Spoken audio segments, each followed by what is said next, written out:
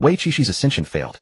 A single purple-black lightning bolt directly obliterated all her cultivation. She couldn't understand. When her senior brothers ascended, they only had a small white lightning bolt. Why did hers turn into a purple-black one? Even if ascension failed, she could just start over. But when she opened her eyes, damn it, someone had pulled her out. And from what these people were saying, she was no longer in her original world. Noble consort Xianfei, look at the little princess. She's so adorable. The emperor will surely be pleased. The little princess is the first princess of the Yuan kingdom. Noble consort Xianfei. Yuan kingdom. Why does this sound so familiar? Isn't this a novel she'd heard of? The eldest princess rules the world, the names of the supporting characters, and the country. Just a coincidence of names. Or did she really transmigrate into this book? Find a good family and send her out of the palace. If the emperor asks, say, I gave birth to a stillborn. Noble consort Xianfei's cold voice rang out, making Wei Qixi's entire body tremble. Damn, this familiar plot. So she really had transmigrated into a book. Others transmigrate into a book and become either the female lead or a supporting female character. But the role she transmigrated into, a complete cannon fodder. Abandoned by her birth mother at birth, then barely surviving outside until the emperor recognized her during a trip and brought her back to the palace, becoming the female lead stepping stone, dying gloriously. Wei Qixi. This damn transmigration, this damn life. Noble consort Xianfei. The midwife fell to her knees in fear, her face pale. Oh heavens, she had heard the palace secret. Would she be silenced? The noble consort's tone was indifferent. Get up, bring her to me. Let me have a look.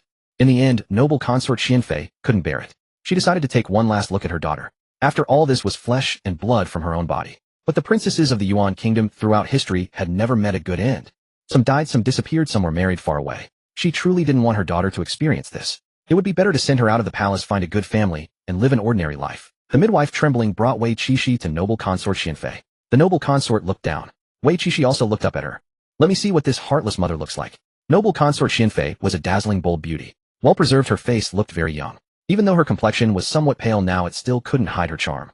Noble consort Xianfei looked at her, tears streaming uncontrollably. She tucked a gold lock into the baby's swaddling cloth. Feeling the weight of the gold lock, Wei Qixi smiled at her brilliantly. Noble consort Xianfei cried even harder. Damn, the weight of this gold lock. You really are my birth mother. My mother is so beautiful and generous. Will love you, love you. Noble consort Xianfei's body stiffened slightly, and she was a bit stunned. She looked up. The midwife and the two maids behind her had normal expressions, as if they hadn't heard anything. They naturally wouldn't dare call her mother.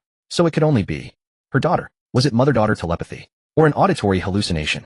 Noble consort Xianfei looked down at the baby in her arms. Perhaps because she had taken good care during pregnancy, the little one wasn't wrinkled like other newborns. Her skin was very fair, and her big eyes stared at her unblinkingly. Oh, beauty overload. My mother is truly beautiful. A beauty like this, even if she did something wrong, would be forgiven, right? Whoa. Even though you're going to abandon me, I still call you mother. You are truly beautiful. So, can you add another gold lock since I'm smiling so hard? Noble consort Xianfei. One sentence could be an auditory hallucination. But what about so many sentences? Noble consort Xianfei suddenly remembered that when she was pregnant she had gone to pray and met a monk who said that this child of hers was extraordinary. At that time she only thought it meant she would give birth to the future crown prince. But now it seems that was not the meaning at all. Could that monk have known long ago that her daughter would be so special? Noble consort Xianfei was momentarily lost. Oh, Mother's Day's look is also beautiful. Mother, you kill me. Noble consort Xianfei. This daughter doesn't seem too bright. If she's sent out she might not survive, even more right. Noble consort Xianfei became even more worried. Forget it, I'll keep her by my side. Noble consort Xianfei rubbed her tired brow. Although she might not be able to protect her well if she sent her out. She was so silly people might dislike her, and then others wouldn't protect her with all their heart. Sigh. The noble consort felt a headache coming on. She and the emperor weren't so stupid, so how was their daughter so? Innocent. Huh, why am I staying? Is this wrong? Wei Qixi's was completely confused. Shouldn't she be sent away? Why did she keep her? Because the book didn't write much about this part, she didn't know what the noble consort was thinking. But she only knew that in the next plot noble consort Xianfei would soon be in danger. Sigh. Although I'm happy that such a generous and beautiful mother kept me, mother, we are both short-lived people. Noble consort Defei will soon send someone. She will have a straw doll with father's name buried under the peach tree outside your room. Later she will bring father here claiming to have lost something and needing to search. Woohoo. Her mother would be done for. She'd probably be done for too. Without her mother, could noble consort Defei tolerate her? It would be better to leave the palace. But now she was just a baby, hadn't even started chi training. How could she survive? Noble consort Xianfei's face changed drastically. She and noble consort Defei had married the emperor around the same time, and they had been competing openly and secretly. Recently she had been busy with childbirth, so she couldn't attend to everything. She didn't expect that noble consort Defei would find an opening. Noble consort Xianfei narrowed her eyes dangerously. Wei Qixi's was still thinking about her own matters and didn't notice. The noble consort ordered the wet nurse to take Wei Qixi's to feed her first. She called out for Chuanxiang, wanting to give her some instructions when she heard her daughter's voice from not far away. Mom, even the king of hell can't stop this. This maid is the problem, mother. She's the one who buried it. The maid named Xiaoxiang is the good one. Noble consort Xianfei's fingertips trembled slightly, and she felt a shock and lingering fear in her heart. She couldn't believe that Chuanxiang was actually one of noble consort Defei's people. Chuanxiang had grown up with her. The noble consort bit her lip and didn't speak. Chuanxiang curtsied. Your Highness, you called for me. Is there something? Are you worried about the little princess? The noble consort's tone was indifferent. Go and watch. Make sure the wet nurse feeds her carefully. This is the emperor's first princess. No mistakes can be made. Yes. Chuanxiang responded and left. She wondered in her heart why the noble consort had wanted to send the little princess away at first, but now had changed her mind. The midwife and Chuanxiang had left. Only Xiaoxiang remained in the room accompanying the noble consort. The noble consort called out to her. Xiaoxiang immediately stepped forward and curtsied. Your Highness, I am here. Xiaoxiang, go and check if there is something buried under the peach tree outside my room. After a pause, the noble consort said, send everyone in the courtyard away, then search. Yes. Xiaoxiang immediately went to do it. The noble consort lay down staring at the bed curtain. She didn't know how she felt. She hoped not. After all, she and Chuanxiang had many years of friendship. Your Highness. Xiaoxiang stumbled and fell to her knees with a thud and held up the object in her hand for the noble consort to see. Your Highness, this. I really didn't know. The noble consort turned her head to look. It was indeed a straw doll with needles stuck in it, and the emperor's name written on it. Huh. The noble consort suddenly let out a cold laugh. Noble consort Defei, such a good move. Chuanxiang, you have disappointed me after all. Go and dispose of it. Do not alarm anyone. After a pause, the noble consort's gaze was sharp. Especially Chuanxiang. Do not let her know. Yes.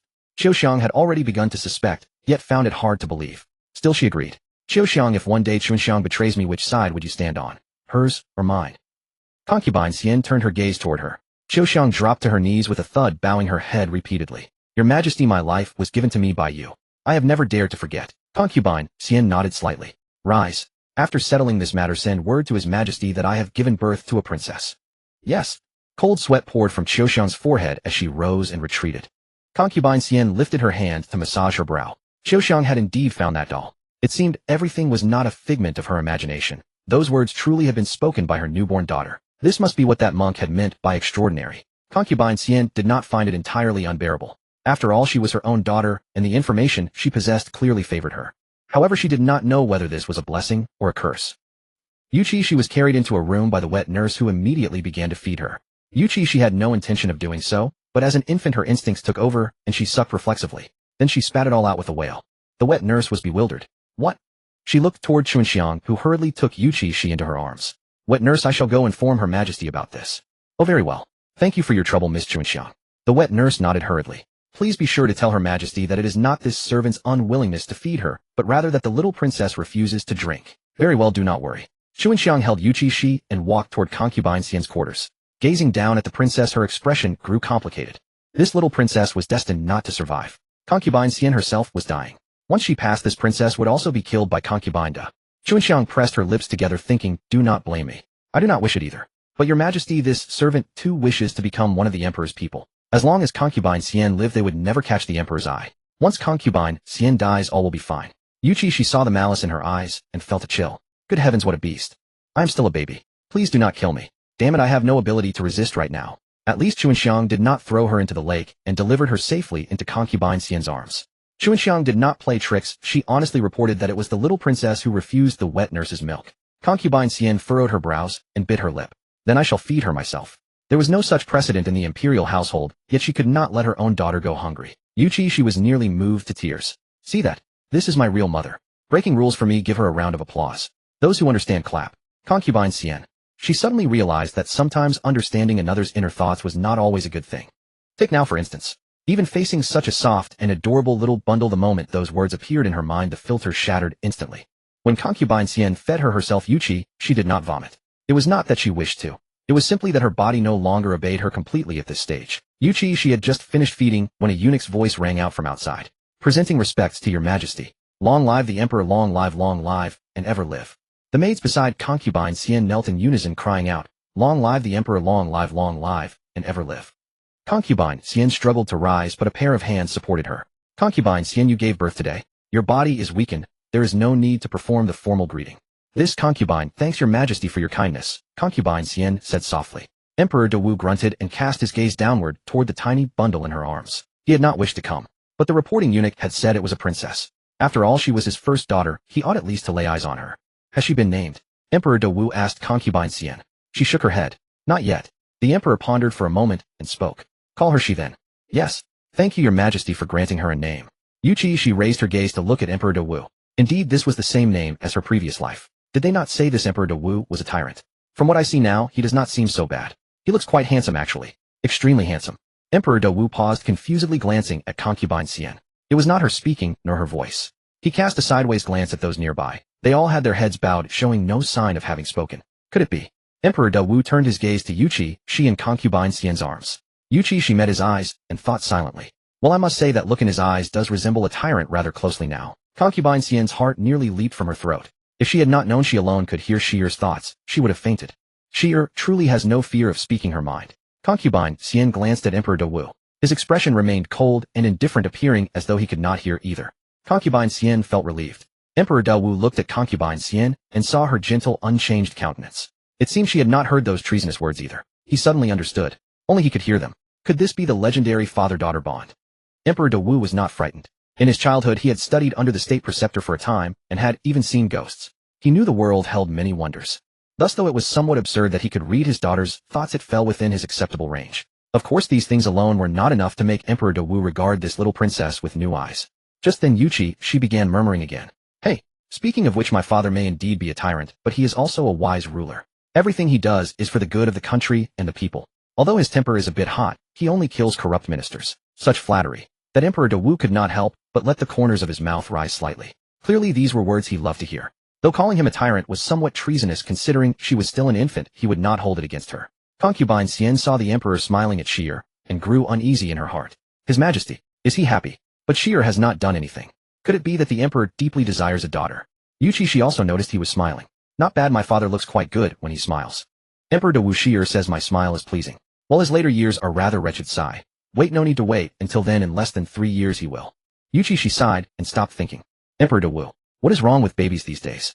Why speak in halves? Less than 3 years until what? Speak it out. Speak it out. Otherwise how can this emperor sleep? Emperor De Wu stared at her for a long while. Yuchi Xi yawned. Alright, I know I'm very cute. Father, stop staring, I'm going to sleep. No sooner had this thought settled than Yuchi Xi fell into a deep slumber. There was no helping it. She was merely an infant. When she needed to sleep, she slept. This was physiological, and she could not resist it. Emperor De Wu. Tonight would surely be a sleepless one. The emperor did not stay long, bestowed some gifts, and then hurried away. He had many memorials to review. As soon as Yuchi Xi woke up, Xiao Xiang lifted her little feet to change her diaper. A mere piece of cloth. Yuchi Xi. How embarrassing. Is this what it feels like to be attended to? Good sister, I don't wish to impose, but that hairpin is truly precious to me. Yuchi Xi. Huh. Who is this person? I just hate that I'm a baby now. With this little body, I can't even watch the excitement. Consort Xian and Emperor De Wu. Well, this little ancestor has awakened. My lady the little princess is awake. Xiao Xiang, having changed Yuchi Xi's diaper, immediately picked her up and handed her to Consort Xian. Wow. Xiao Xiang, you are my goddess. How did you know I can't be separated from my mother? That's right, a newborn should stay with her mother all the time. Consort Xian and Emperor De Wu both looked at Xiao Xiang. Consort Xian. Xiao Xiang is Shi'er's goddess, so what about me, her real mother? But Shi'er said she can't leave me, hee. Emperor De Wu. A mere maidservant can be a princess's goddess. And why is it that she can't leave her mother? Why can't she be unable to leave her father? Under the gaze of the two, Xiao Xiang trembled, quickly stuffed Yuchi Xi into Consort Xian's arms, and immediately retreated to stand aside.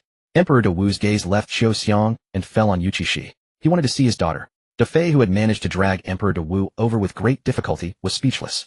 His Majesty's eyes are practically glued to that seductress Consort Xian. That seductress just gave birth. What's so attractive about her? Look at that face, as white as if she's about to die any second. De Fei's handkerchief was nearly twisted to shreds. She had just heard from Chun Xiang that the emperor himself came to see that seductress, bestowed a name upon the little princess, and also gave many generous gifts. How could De Fei tolerate this? She had to quickly drag his Majesty over to show him the good thing she had planted. Good sister, how about letting me search? If I really can't find it, I'll be able to give up, won't I? De Fei smiled sweetly and spoke again. Your Majesty, look at me. Yuchi Xi suddenly became excited. Oh, the snake spirit has come. You're not here to look for a hairpin at all. You're here to take my mother's life. My poor mother. Consort Xian. Wait, don't start mourning yet. Mother hasn't died. Emperor De Wu. Snake spirit. Emperor De Wu glanced at De Fei. She was wearing a seductive makeup and her waist was very slender. Originally, Emperor De Wu had loved her waist that could be held in one hand. But now she really looked like a snake that had turned into a spirit. Emperor De Wu. He would never be able to look at De Fei directly again. De Fei saw Emperor De Wu glance at her, and then look away, seemingly with some disdain. De Fei nearly choked on her anger. In the past when he loved me, he couldn't bear to take his eyes off me. Now he's tired of me, isn't he? Consort Xian withdrew her thoughts and smiled weakly. Elder sister has lost something. It should be that this younger sister searches with you, but now I am really unwell. I can only trouble you to search on your own. No matter. Seeing her agree, Defei breathed a sigh of relief and said with a smile, "It is I who have disturbed you, younger sister." Defei gave a wink to the old woman beside her. The old woman led the maids to search. Not finding anything inside, they went outside and dug all around the peach tree, but still didn't find what she had told Chun Xiang to hide. Could it be that Chun Xiang had betrayed her? How could that be? She had given Chun Xiang many benefits. Defei was bewildered, not knowing where she had gone wrong. Chun Xiang had clearly said she had hidden it well. Could that little wench have lied to her? "My lady, it's not there." The old woman returned with the maids. The smile on Defei's face could barely hold. "It seems it is indeed not here. I have disturbed you, younger sister." Emperor Dewu glanced at her coldly. "Since you know you've disturbed, why don't you quickly return to your Chongqing palace?" Defei. She didn't know how she had angered his majesty. "Yes, your concubine shall take leave." Defei glanced at Emperor Dewu with a pitiful look, turned around and left. Yuchi Xi had watched a good show. Oh, she just left like that. I thought she had other tricks up her sleeve. How disappointing. Not exciting. Consort Xian and Emperor Dewu. Yuchi Xi glanced at Emperor Dewu, puzzled. Why hasn't my dad left yet? Isn't he the most diligent emperor? But no matter how diligent, it's useless. In less than 3 years he will. Sigh. Emperor Dewu. He didn't speak, waiting for her to continue. Otherwise, why would he have accompanied Defei here? It was all to hear his daughter's inner thoughts. But in the end she stops halfway. Emperor Dewu's heart felt like a cat's claw scratching back and forth, making him itch with curiosity. He wished he could directly ask, "Tell me quickly what is going on. What will happen in less than 3 years? But he couldn't. If she knew he could hear her thoughts, she might never say anything in her mind again. Dewu waited for a long time, but when she said nothing more he felt disappointed, but had to leave. He stood up and Consort Xian immediately said, "Farewell, your majesty." Emperor Dewu. Why is she so eager to have him leave? Emperor Dewu looked at Yuchi Xi unwillingly, but Yuchi, she only had eyes for her beautiful mother. Boo-hoo, my mother is so beautiful. I'll definitely be no slouch either. Mother, when will you make me another gold lock? I really don't mind having too many of these. Consort Xian. Emperor Dewu. Just ask me, I'll make one for you. Your mother has no money left. Emperor Dewu's thought was correct. Consort Xian's money was only enough to make this one gold lock. The rest was to be kept for managing affairs in the palace. She hadn't expected her daughter to like gold locks so much. Consort Xian lowered her eyes. It seemed she would have to write to her father, plead poverty, and have him send some money, so she could make another gold lock for her daughter. Emperor Dewu never heard the news he wanted. He walked to the door, then suddenly stopped, turned sideways, and said, "Starting tomorrow, I will come to take Shira to court." After saying that, he ignored Consort Xian's shock and strode away. Consort Xian. Has His Majesty lost his mind? Yuchi Xi. Is her father out of his mind? No, according to the plot it shouldn't be like this. Why has everything gone off the rails since she arrived? No, it's the characterizations that are broken. Her mother shouldn't be like this, and her father shouldn't be like this either. But going to court is more fun than lying here sleeping. Yuchi Xi thought going to court seemed not bad either. Consort Xian, however, was worried. His Majesty didn't even hold Shira for long. Why suddenly wants to take her to court? His Majesty. Is it that he likes Shira, or does he want to use her as a target? Is this favor or poison? Xiao Xiang, however, was much more optimistic than Consort Xian. My lady, in this servant's opinion, His Majesty truly likes our princess. Even the princes have never been taken to court by His Majesty. Silly Xiao Xiang, that's exactly why my mother is worried. My mother is afraid that father will spoil me to death. But mother, you really don't need to worry. My father is still quite upright. Though he can be ruthless at times, that's only toward his enemies. After all, I am his own flesh and blood. According to the original story, after she grew up, she was taken to the palace. Emperor didn't mistreat her. Instead, he gave her what a princess deserved. However, she foolishly threw herself at the protagonist to deliver experience points, and then she got killed. Consort Xian listened to these inner thoughts, and for a moment her emotions were mixed. Her Shira was far too clever. She mused that after a while she would take Shira to pay homage to the Buddha.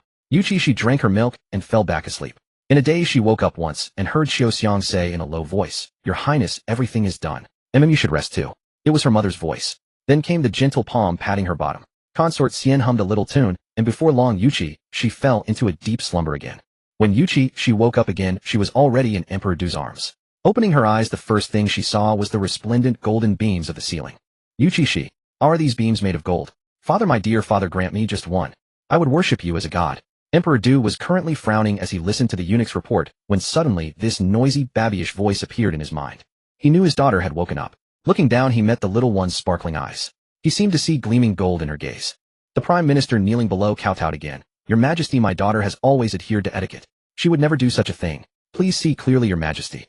Yuchi Xi. Huh? Who is this person? His daughter. Who? What happened? Emperor Du looked at her rolling eyes and found it amusing. He turned to the Prime Minister. "Prime Minister Su, do you mean that I am blind and foolish?" Consort Du said yesterday that she lost something, but it turned out not to be a hairpin at all. It was a straw doll with my name on it, Prime Minister. You haven't seen that straw doll? It was covered in needles. This thing was found under Consort De's pillow, and you say she wouldn't do such a thing. That means you think I am wrong. Prime Minister Su prostrated himself trembling. Your Majesty, this is a grave injustice. My daughter's feelings for you are as true as the heavens and earth. Yuchi Xi clicked her tongue inwardly. Heaven and earth say, we dare not vouch for that. That thing was originally meant by Consort De to harm my mother. Now she is reaping what she sowed.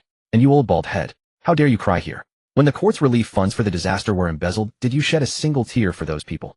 Now you feel wronged. Where are those people to voice their grievances?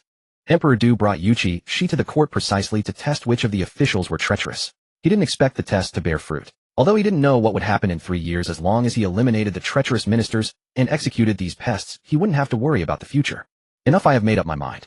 Emperor Du dared not keep such a consort by his side. After all, a woman who would use him to frame others could never be sincere. Hearing this, Prime Minister Su's eyes rolled back, and he fainted. Emperor Du sneered coldly. Guards, escort the Prime Minister out of the palace. Don't let him die in the throne hall. I find it inauspicious. Yuchi Xi, how domineering, my father. You're so handsome. Yes, make him scram. Emperor Du suddenly heard this thought, and his heart felt warm. He had heard that daughters were like a warm cotton-padded jacket, but he never believed it before since he had no daughters. His sons were mischievous when young and grew up to fear him. But this little daughter understood him well and shared his values. She pleased him greatly. Father, quickly investigate the disaster relief funds from back then. This is a golden opportunity. Yuchi Xi silently clenched her little fists, wishing she could grow up immediately to witness that scoundrel's execution.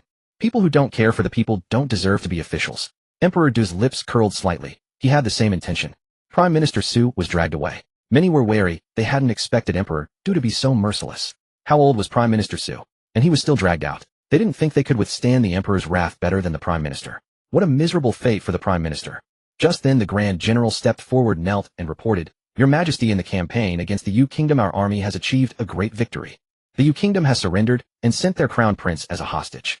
The hostage has arrived and awaits Your Majesty's arrangement. The Grand General's words lifted the spirits of the ministers. Excellent. What a triumph. Yuchi Xi gasped. Warning. Warning. The male lead is here, my father. He is the chosen one of this world. Yuchi Xi gasped. Warning. Warning. The male lead is here, my father. He is the chosen one of this world. You must treat him well, otherwise when he later attacks our Yuan Kingdom, he won't show mercy. Father, you must not think of killing him. You cannot kill him. Not only that, but it will also increase his resentment toward our Yuan Kingdom.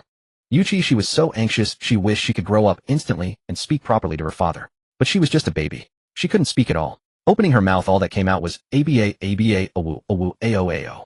Not a single correct word. Yuchi Xi being reborn as a baby is so exhausting. Emperor Du furrowed his brows. Humph. The chosen one. Wasn't he the chosen one? That hostage prince. Unkillable. Emperor Du squinted. Suddenly he spoke. Then lock the hostage up first. Unkillable. Not sure. Let's try killing him once. Emperor Du didn't want to raise a tiger. Such a character should be nipped in the bud. He had built his empire with his own hands. He didn't want it destroyed years later. Yuchi Xi's eyes widened in disbelief. But surprisingly, she found it fitting for the tyrant's character. In the novel's plot, that was indeed the case. The tyrant imprisoned the hostage, though not harshly, but restricted his freedom. Some princes even bullied the hostage for fun. So in the end, the hostage and the heroine destroyed this Yuan Kingdom. Alas, what could she do? She was still too small to change anything. She had to find a way to cultivate. If that day came, at least she could ensure her escape. Oh no, she had to take her beautiful mother along. The one who gave her the gold lock was a good person. As for this tyrant, I will see. However, she could not even meditate at present. She would have to wait until she learned to sit upright before she could begin cultivating by absorbing spiritual energy. In the brief moment that Yuchi Xi's attention wavered, Emperor Dawu had already commanded the eunuch to declare the end of court. After court adjourned, Emperor Dawu carried Yuchi Xi to the imperial study. The Grand General followed quietly in Emperor Dawu's footsteps, clearly having further matters to discuss. Upon entering the imperial study, Emperor Dawu ordered the eunuchs and all other attendants to withdraw. He cast a glance at the Grand General. Minister Yin, is there still something you wish to discuss? Yin Boizhong swept his robes and knelt. Your Majesty, although the Yu Kingdom has been subdued with so many of its common people, what does Your Majesty intend to do with them? Emperor Dawu looked down at him. What are your thoughts on these people, Minister Yin? Upon hearing this, Yin Boizhong broke into a cold sweat. He could not read his emperor's intentions. Was this a genuine inquiry, or was this a test? Steeling himself, Yin Boizhong spoke. From my humble perspective, the common folk bear no guilt in this matter, and they have expressed willingness to submit. Perhaps we should grant them a reprieve. Let them continue residing in their own cities. That approach coincidentally aligned with Emperor Dawu's own thinking. Yet Yin Boizhong rarely spent time at court, having spent most of his days away fighting wars. Consequently, he knew little of this emperor's true nature, having only heard rumors that he was a tyrant. He feared that what he had just said might make the emperor suspect his loyalty. After all, a person in that position was given to suspicion and distrust. Seeing that Emperor Dawu remained silent, Yin Boizhong spoke again. This humble servant volunteers to relinquish his armor and return to his homeland. This time the Yu kingdom has been conquered. Our Yuan dynasty is now militarily formidable, and neighboring states dare not readily invade. This was precisely the moment when he was no longer needed. He understood clearly in turbulent times one relied upon generals, but in an age of peace a general who led armies on foreign campaigns would become a thorn in the emperor's side. Since antiquity, everyone had known well how beloved a general was by the people. Therefore a general could not thrive in peacetime. At the very least a general who was both militarily adept and popular with the common folk could not exist in prosperity. Emperor Dawu, who had only wished to wait and see whether his daughter would speak. Why was he suddenly asking to retire from military service? Emperor Dawu was somewhat bewildered. Yet his face remained frozen with that deathly cold expression. There was no helping it. He had grown accustomed to using such an expression as his shield. Yuchi Xi, look how frightened the Grand General has become. The Grand General saw my father say nothing for so long, and assumed my father resented his popularity among the people, didn't he? Wake up, Grand General. The emperor before you is not like those lazy, incompetent rulers of the past. He is remarkably astute. He would never envy you, at least not yet. But this Grand General's reasoning is also correct. Since antiquity, which of those whose merits overshadowed their sovereign enjoyed a long life? Speaking of which, according to the normal course of events, if this General Yin wishes to retire, my father indeed would not detain him. After all, even a tyrant values his reputation. If one wishes to leave, there is no reason to force them to stay. Emperor Dawu's expression grew complicated. He never imagined that a newborn infant understood him so profoundly. But father, please must retain this General Yin. He is truly irreplaceable. Primarily because of his loyalty. If he were by your side in the future, you would not have faced such circumstances. Yuchi Xi sighed. Emperor Dawu had just drawn a breath only to see her fall silent again. He would surely suffocate from holding his breath. Emperor Dawu's expression darkened further. Yin Boizhong timidly glanced up at the emperor, his anxiety deepening. This. The emperor seemed deeply displeased. Could it be that the emperor could not tolerate those common people at all? Yin Boizhong could only smile bitterly. Even if he retired, would that bring the emperor peace of mind? You are still in your prime. What need is there to lay down your armor or return to your homeland? Emperor Dawu cleared his throat. Though he strove to soften his voice, it was not in his nature. The words that emerged remained as cold and unyielding as ever. The emperor, who had intended to prove to his daughter that he was not a tyrant. Very well. Yin Boizhong felt a chill run through him. Was the emperor perhaps seeking his life? Was he destined to lose his life here today? Just as he was thinking this, he heard the emperor speak again. Those commoners were entirely innocent. Am I truly such a cruel and merciless person? After a pause, Emperor Dawu continued. There is much criticism of me within the court, yet I ask you directly. Am I truly a tyrant? Has a single righteous person fallen beneath my sword? Emperor Dawu was addressing him, yet in his heart, he was thinking, sure, have you heard this? You must know your father is not a tyrant. Yin Boizhong pondered carefully, and realized that the people the emperor had executed were indeed not virtuous officials. As for how those common people are to be settled, I am certain you already have an idea in mind. I trust no one else with this matter. It shall be left to you. Given your extraordinary meritorious service, I shall bestow rewards upon you. I appoint you Grand General of Military Might, and grant you the fiefdom of Changyuan City. As for additional honors, await my imperial edict at your residence.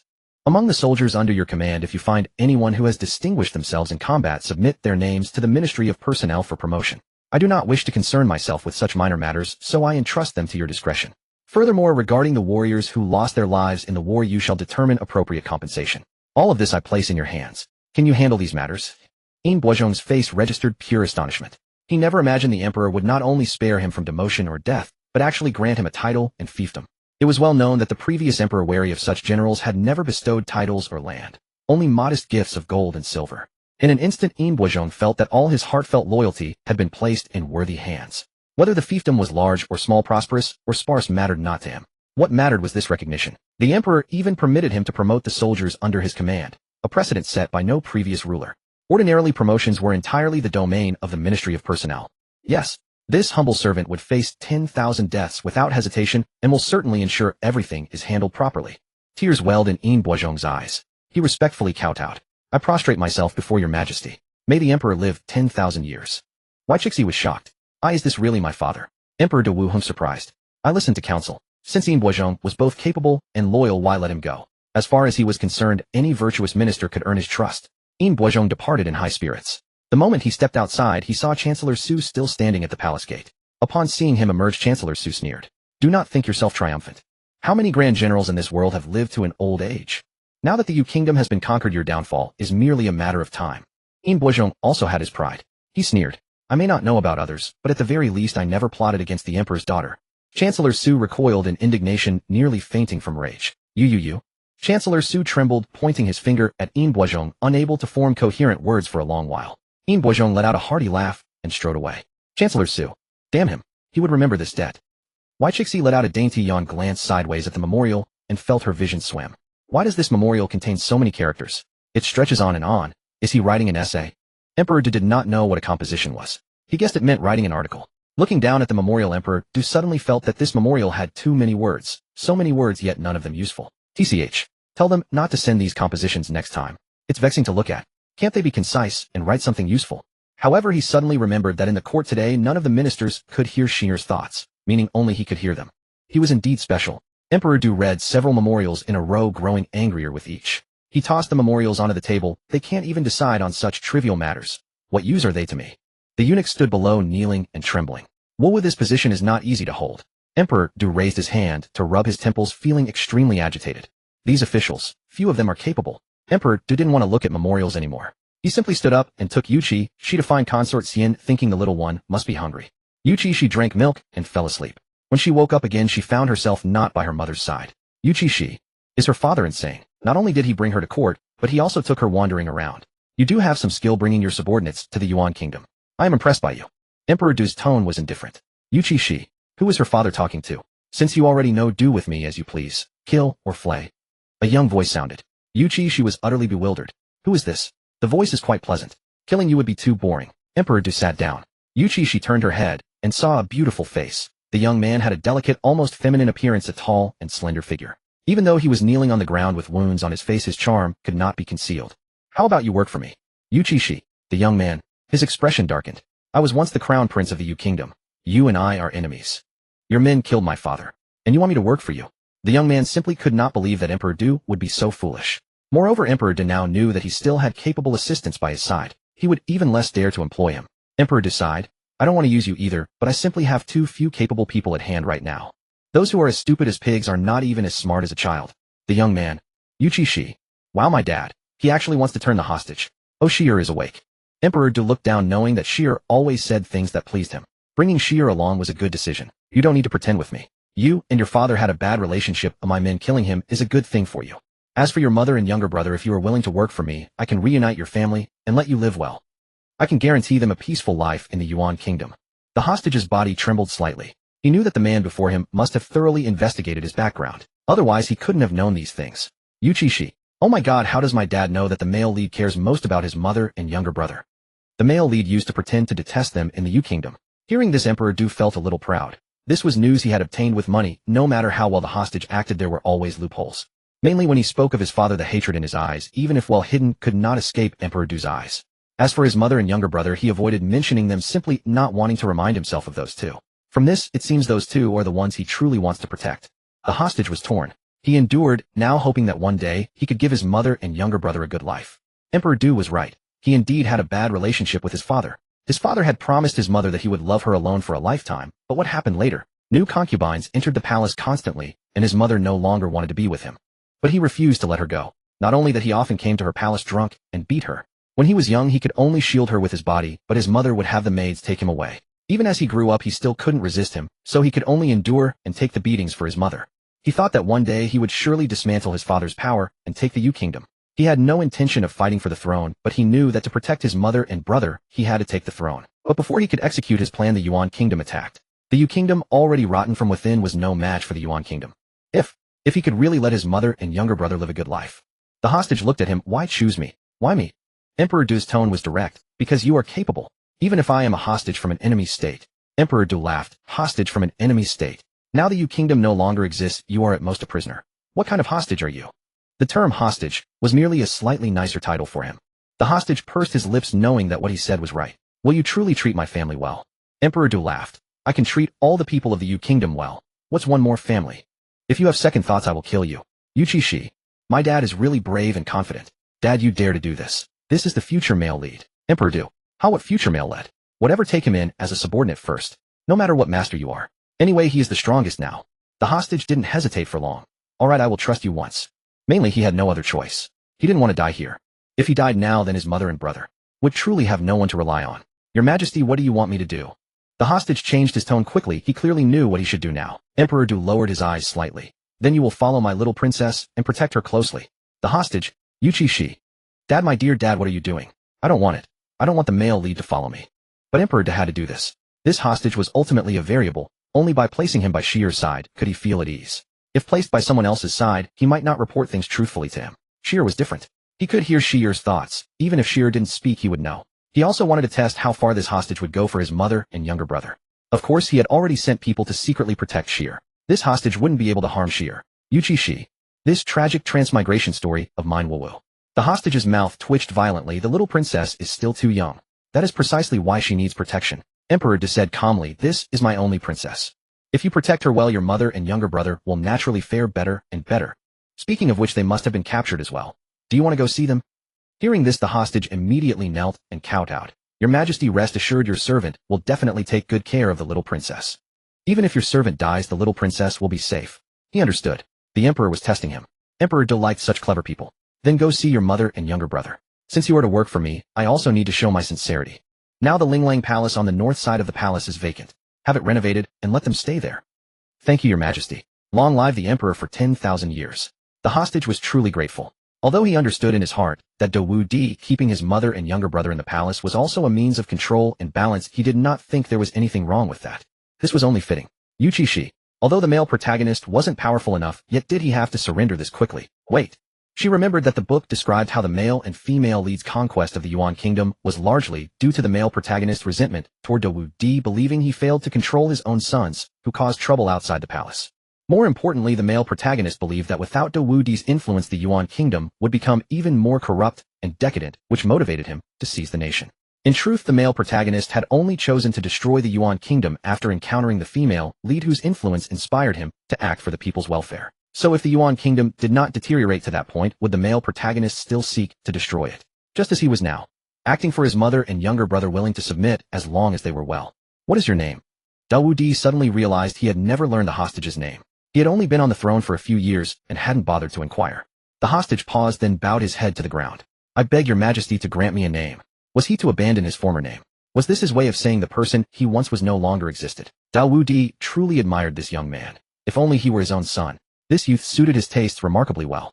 Yuchi Xi. Gosh, male lead, have you fallen from grace? You're not even dreaming of world domination anymore. You're actually willing to serve as a subject.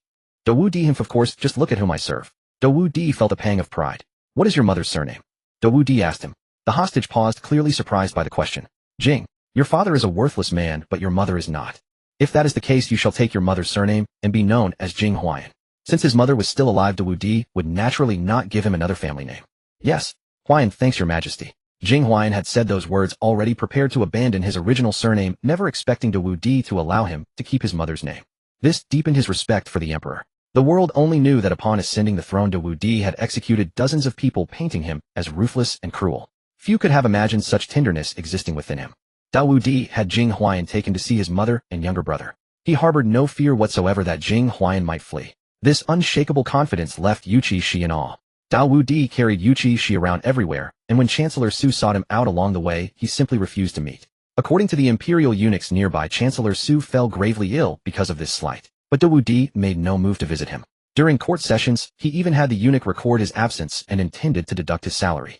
That single maneuver cured Chancellor Su's illness entirely. He stopped mentioning his daughter's grievance altogether. Concubine Xian sat in her precious chair, heard about this matter, and sneered repeatedly. If he dares to plead for his daughter again, I fear his official position won't survive either. After all, as a chancellor, he was merely testing the emperor's limits. Now seeing the emperor's stance, he wouldn't dare try again, fearing he might face consequences himself. Xiaoxiang looked bewildered, not quite understanding. She lowered her head and remained silent. Concubine Xian glanced at her, her tone considerably gentler now. Have you delivered the letter I gave you to the Yi residence?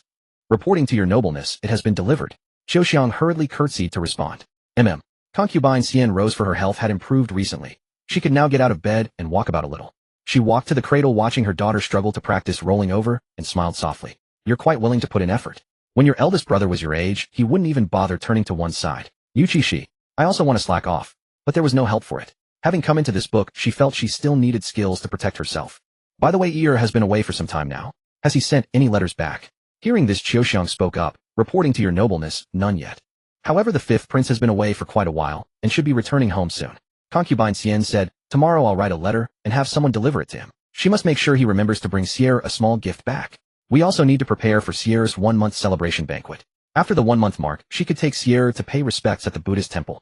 Sierra still couldn't be exposed to wind now, and her own body hadn't fully recovered yet. Yuchi Xi. 1-month celebration banquet. Good grief, this plot does not exist in the original novel. After all, according to the original plot, she would no longer be in the palace by now, and her mother would have passed away. Yuchi Xi felt somewhat agitated, wondering what would happen at this 1-month celebration. Concubine Xian instructed Xiaoxiang, at the 1-month celebration banquet, there will be many people with various intentions. You must keep a close eye on the princess. Pausing for a moment, Concubine Xian suddenly thought of Jing Huayan. He was the guard assigned by His Majesty to protect Sierra, reportedly a hostage from the Yu Kingdom. Alas, she didn't know what His Majesty was thinking, but she had heard his abilities were quite impressive. With these thoughts in mind, Concubine Xian spoke up, "Is Huayan here?"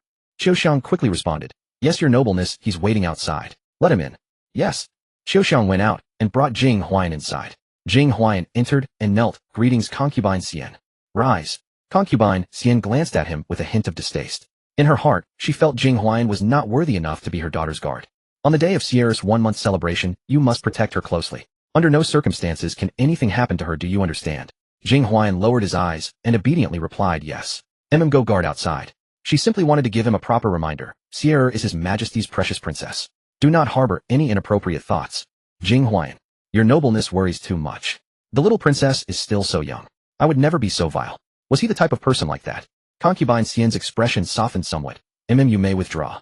Jing Huayan obediently responded and left. Yuchi Xi. This future male protagonist. Would he hold a grudge against her mother? Yuchi Xi sighed. What should she do when her parents are too skilled at courting death? There was nothing else to do. She could only protect them more when she grew up.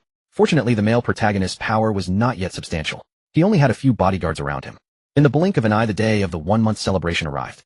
Yuchi Xi was forced to change into a festive red outfit. She could now roll over. Yuchi Xi was quite satisfied. Every day, she practiced rolling over constantly, then practiced sitting up.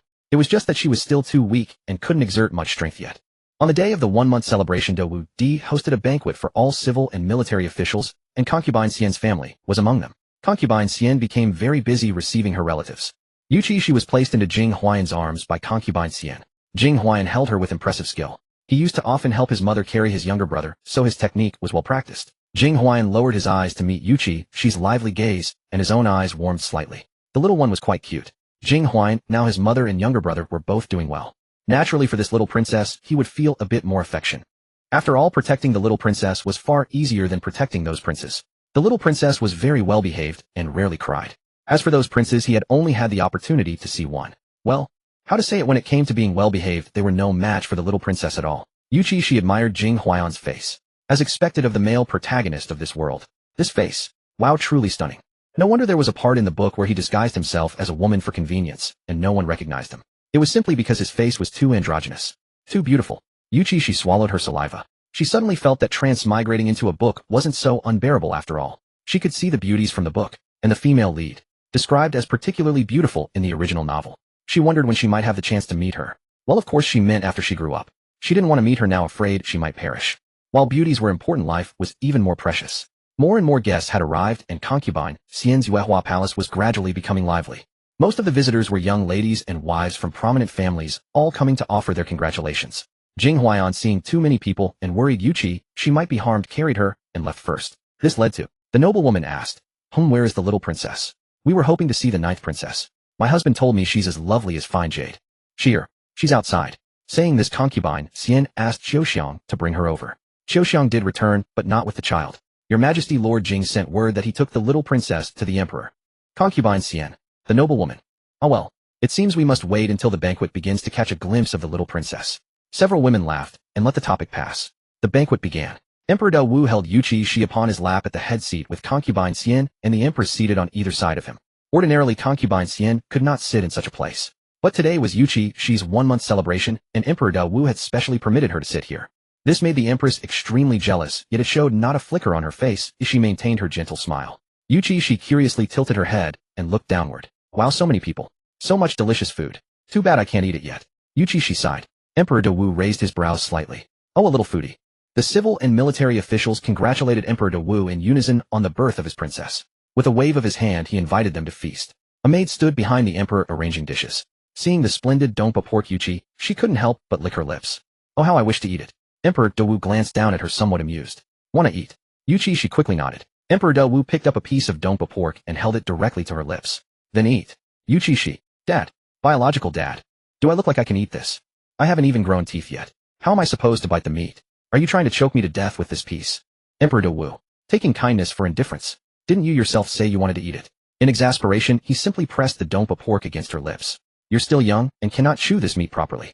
Then just lick it and taste the flavor. Yuchi Xi, are you even human? You tyrant. You only want me to lick it. This is clearly making me see it, but not eat it. Well, my life is so bitter. Emperor De Wu. She doesn't understand. Children's thoughts are so hard to fathom. You yourself said you couldn't eat it, and you also said you wanted to eat it. I devised a way for you to at least lick it, yet you remain dissatisfied. A girl's mind, you cannot guess it. In a fit of pique, Emperor De Wu stuffed the entire piece of dompa pork into his mouth and bit down angrily. Yuchi Xi. Is this what a tyrant looks like? Eating a piece of pork as if it were human flesh. Emperor De Wu. Shut up. Do you want me to vomit it out? Concubine Xian seated nearby struggled to contain her laughter. If there hadn't been so many people present, she truly would have slapped the table and laughed out loud. Ha ha ha, her shear really knows how to speak. Although those words were rather disrespectful, she inexplicably felt quite satisfied. It was a pity she couldn't let His Majesty hear them. He would surely be enraged. Ha ha. Oh no, she couldn't let the Emperor hear. What if in a rage he executed shear? Concubine Xian felt extremely fortunate that only she could hear shear's inner thoughts. She had noticed just now that not a single official or minister could hear anything, nor could the Empress beside the Emperor. Now she could feel somewhat at ease. At least within the palace, only she could hear. After the banquet concluded, Emperor De Wu intended to take Yuchi Xi away. Concubine Xian quickly smiled and took her. Your Majesty, allow me to carry shear to meet some people. Remembering that the Yi family had also come today, Emperor De Wu nodded and agreed. Concubine Xian immediately carried Yuchi Xi away as if afraid that a moment's delay would cost her the chance to hold her daughter. Yuchi Xi felt a touch of excitement as well, for Concubine Xian had passed away early and the book contained little description of the Yi family. Only later did the text mention that if Concubine Xian had lived, she certainly would not have allowed Consort Da to run rampant for so long. They even called Concubine Xian a master of palace intrigue. Yuchi Xi snorted. How innocent was her mother. To call her a palace intrigue expert. Author, don't you feel guilty? My mother was clearly a gentle and beautiful woman, albeit sometimes a bit ruthless. But speaking of which, could Consort Da's misfortune have anything to do with my mother? But my mother shouldn't know about it. Then who was truly behind Consort Da's downfall? Regardless, it was done well. Wait, Yuchi Xi suddenly remembered a serious issue. Where was Chuanxiang? She hadn't seen Chuanxiang for quite some time. Had this person simply vanished? The key point was that her mother hadn't mentioned Chuanxiang at all. Before Yuchi Xi could dwell on it further, Concubine Xian had already carried her before Madame Yi, whose face was filled with a gentle smile. Oh, this is sheer. Truly so cute and lovely. Madame Yi took Yuchi Xi into her arms and doted on her, calling her darling over and over. She looks just like you, Madame Yi said to Concubine Xian. Yuchi Xi. Wonderful. It seemed her looks would truly be quite decent in the future. Though we have just met, grandmother has little to offer you. As she spoke, Madame Yi fastened a gold bracelet onto Yuchi Xi with one hand. Yuchi Xi. Oh, this is far too generous, grandmother. I love the color gold. Hearing her inner thoughts, Concubine Xian's smile deepened. Mother, let me take shear to find father so he may see her as well. Ah, very well. Go quickly. Madame Yi did not object. Although she was reluctant to part with her granddaughter, she understood that the master was eagerly awaiting shear's arrival. Concubine Xian carried Yuchi Xi to Master Yi, whose face instantly blossomed with a broad smile. Oh, my precious shear has come. So adorable. Resembles me. Yuchi Xi glanced at her grandfather's face and felt a slight trepidation within. Grandfather. Truly unnecessary was it? Come, grandfather has nothing special to give you either. But I heard from your mother that you like gold lockets, so I had one crafted for you. As he spoke, Master Yi pressed a heavy gold locket into Yuchi Xi's hands. Sensing its weight, Yuchi Xi raised a brilliant smile. Grandfather, you are truly my dearest grandfather. In that moment, how she wished she could be like her grandfather. Wealthy. Xianfei said, as long as Shear is happy. It seems she made the right choice by writing to her parents in advance about Shear's fondness for gold. Xianfei then carried Yuchi Xi to visit her brother. After a round of greetings with relatives, Yuchi Xi was holding many gold ornaments in her arms. She grinned from ear to ear. Even though the ornaments were heavy, she clutched them tightly, refusing to let anyone carry them for her. Come on, this is money. Xianfei playfully tapped her forehead with a finger. Such a little money grubber. I wonder who she takes after. She and the Emperor had never placed much importance on money. The main reason was that both she and the Emperor were not short of money. Although Xianfei didn't have spare silver to make a gold lock, she had enough. You just don't understand. With money comes confidence. These gold ornaments are too heavy. Let mother keep them for you, okay? Yuchi Xi. There it is. The legendary mom and dad will keep your New Year's money for you, and it'll disappear after a while. Why, I don't want that. It'll disappear after a while. Xianfei. Am I that kind of person? Xianfei said softly. Mother has made a sandalwood box for you. I'll keep them in there, okay? Yuchi Xi hesitated for a moment, then let go of her little hands. There was no choice. The ornaments were really too heavy. Now she also felt a bit of pain in her stomach, because they had been pressing on her stomach. Xianfei wrapped them up and handed them to Qiu Xiang, telling her to take them back. Xianfei was about to carry Yuchi Xi to Lady Ye's side when a scream rang out. As Xianfei turned her head, a figure swiftly approached her. Her arms were empty. Shear was gone. Xianfei's eyes widened and she screamed, "Stop the assassin! The assassin has kidnapped the little princess." The crowd erupted in chaos, noise rising incessantly. The assassin, agile and swift, took advantage of the confusion to make off with Yuchi Xi. Yuchi Xi. Which idiot hired this assassin? And to strike at her full moon banquet. What a nuisance. Yuchi Xi thought for a moment, then opened her mouth. Wah wah, she cried so loudly that the assassin couldn't blend into the crowd, even if he wanted to. Soon the people around scattered, revealing the assassin's figure. Assassin. Didn't that person say the little princess was the most obedient and well-behaved? Damn it. You call this obedient? The moment he was exposed, Jing Huayan charged with his sword. The assassin, holding Yuchi Xi with one hand, fought back with the other, and surprisingly held his own. Yuchi Xi. Hug, my brains are being shaken out. Can't you put me down before fighting? The assassin feigned a move to escape, but was surrounded by the arriving Imperial guards. He immediately pressed his blade against Yuchi Xi's neck. Don't come any closer. If you do, I'll kill her right now. Yuchi Xi. Assassin, big brother, spare my life. I'm just a baby. How can you bring yourself to do this? Emperor Du arrived and heard Yuchi Xi wailing. The assassin immediately addressed him. Your Majesty, this is your most beloved little princess. You wouldn't want anything to happen to her, would you? Now write an edict and abdicate voluntarily.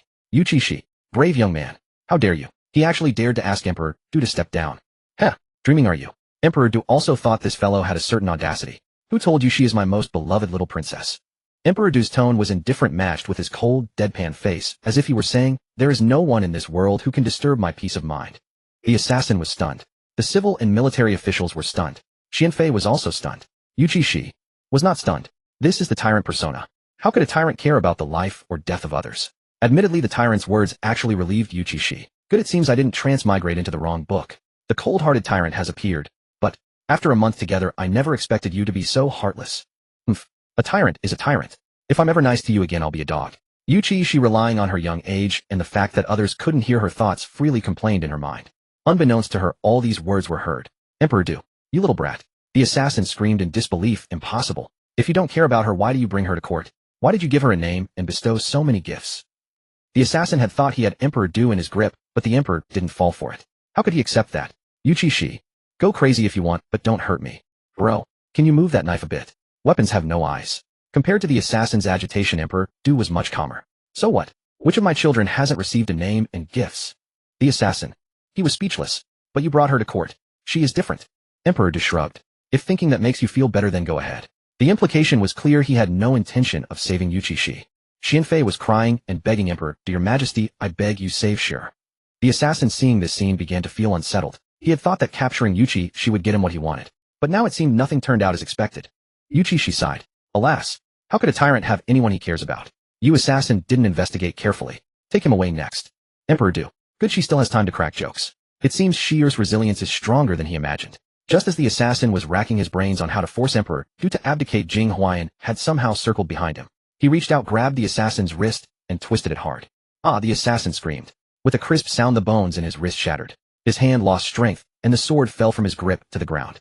Jing Huayan didn't give him a chance to react. He kicked the assassin's knee, and the assassin cried out. With his other hand, he flung Yuchi Xi away. Jing Huayan seemed to have anticipated this move. He leaped up, caught Yuchi Xi, and held her securely in his arms. Yuchi Xi. Saved. Jing Huayan also breathed a sigh of relief. If anything happened to Yuchi Xi, he would be in big trouble. He would have to go protect those princes. Just thinking about it gave him a headache. Jing Huayan looked at the assassin as if he were his mortal enemy. It's you. You almost made me have to personally protect those little brats. Jing Huayan's gaze was cold and fierce. He flicked his sleeve, and a hidden weapon flew out, pinning the assassin's calf to the ground. The assassin had no way to escape. He tried to swallow poison to kill himself, but the Imperial guards immediately rushed over, clamped his mouth, and pulled the poison packet out from his mouth. The assassin's face was filled with despair. Just then an arrow shot out from the shadows. It was clearly aimed to kill the assassin. Jing Huayan raised his foot and kicked a small pebble. The pebble struck the arrow, causing it to deviate from its original path and embed into the ground nearby. Huh. Naive. The male lead wants to keep a witness alive. How could you cannon fodder possibly eliminate him? Emperor Du was bewildered. What protagonist? What cannon fodder? Where is there any cannon fodder? He swept his gaze around, but indeed saw no cannon fodder, for no cannons were placed here. Emperor Du ordered the assassin to be taken away. Subject him to severe torture. I shall see who dares to be so audacious. Emperor Du scanned the crowd, and many lowered their eyes. They knelt in unison. Please calm your Majesty's anger. Emperor Du snorted coldly and took Yuchi Xi from Jing Huayan's arms. Yuchi Xi glared at him. Didn't you say you didn't care about me? Why are you holding me now? Emperor Du felt a bit guilty and helpless under her glare. I was acting. Can't you see that? Emperor Du knew that the more indifferent he appeared, the more hesitant the assassin would be to strike immediately. He carried Yuchi Xi away, and the ministers dispersed, leaving with their children and wives. Consort Xian wiped her tears, helped up by a maid, and quickly followed. She had deliberately knelt to beg the emperor earlier. She was cooperating with the emperor's act. She knew that perhaps the emperor did not care deeply for Xi, but he would not be completely indifferent, for Xi was his child. The emperor always cherished his own children. Emperor Du carried her to the imperial study, and Consort Xian followed. Your Majesty, I wish to take Xi to pay homage to the Buddha tomorrow. Given what happened today, Consort Xian felt uneasy. Emperor Du met her worried gaze and nodded. All right, have Huan accompany you. Thank you, Your Majesty. Consort Xian quickly knelt in gratitude. Emperor Du did not keep Yuchi Xi for long. The little one held grudges, and within the span of half a cup of tea, she had already cursed him many times in her heart. Early the next morning, Consort Xian carried Yuchi Xi accompanied only by the maid Xiaoxiang and Jing Huayan. They quietly left the palace and headed to Qing'an Temple. This trip was a secret one, and with the assassin incident no one came to harm Yuchi Xi for the time being. They soon arrived at Qing'an Temple. At the temple gate a monk was already waiting. Consort Xian lifted the carriage curtain and was startled. Is that Master Wuchen? Why is Master Wuchen at the gate? Could he be waiting for us? Consort Xian recalled the last time she met Master Wuchen when he said that her child would be extraordinary. Could it be that Master Wuchen had foreseen their arrival? Still, given his level of cultivation, it was not surprising. As soon as the carriage stopped, Consort Xian quickly alighted with Yuchi Xi and bowed gracefully before Master Wuchen. Master Wuchen silently stepped aside. Consort Xian, there is no need for such formality. Consort Xian was very excited. Master Wuchen, did you know that Xi is a girl? Did you know of her uniqueness? In front of Yuchi Xi, Consort Xian could not ask directly. Master Wuchen seemed to understand her questions. He smiled. Ba Consort Xian, may I have a word in private? Consort Xian immediately handed Yuchi Xi to Jing Huayan. She now trusted Jing Huayan deeply, knowing he possessed true abilities. Jing Huayan remained silent and took Yuchi Xi. Consort Xian followed Master Wuchen away. Xiaoxiang was left behind. She said to Jing Huayan, Master Jing, the lady often visits this temple, and they have reserved a guest room for her. Shall we go there now? Jing Huayan nodded slightly. The two left one after another. Meanwhile, Consort Xian followed Master Wuchen to a secluded backyard. Consort Xian quickly spoke. Master Wuchen, I discovered that I can hear Shi'er's thoughts. Master Wuchen smiled faintly, seemingly unsurprised. Consort Xian, do you believe in past lives? Master Wuchen did not answer her directly, but asked instead. Consort Xian was taken aback. Honestly, I used to not believe it, but after giving birth to Shi, I've come to believe somewhat. Shi often says strange things, and sometimes I even wonder if she is reborn. She seems to know a little about the future. Or does she have the ability to see the future? Compared to Consort Xian's haste, Master Wuchen was much calmer. Everything in the world is governed by fate. Since she has come to you, she is destined to be with you. As for where she came from, does it truly matter? Consort Xian gradually calmed down. What Master Wuchen says is right. No matter who Shi once was, I only know that she is my daughter now. This will never change in this lifetime. I will take good care of her. Master Wuchen smiled gently. That is enough. Plant good causes and you will reap good fruits. Whether she turns out good or evil sometimes lies in your thoughts. If the parents are good, the children will naturally be good. And vice versa. You and the emperor are her teachers by example.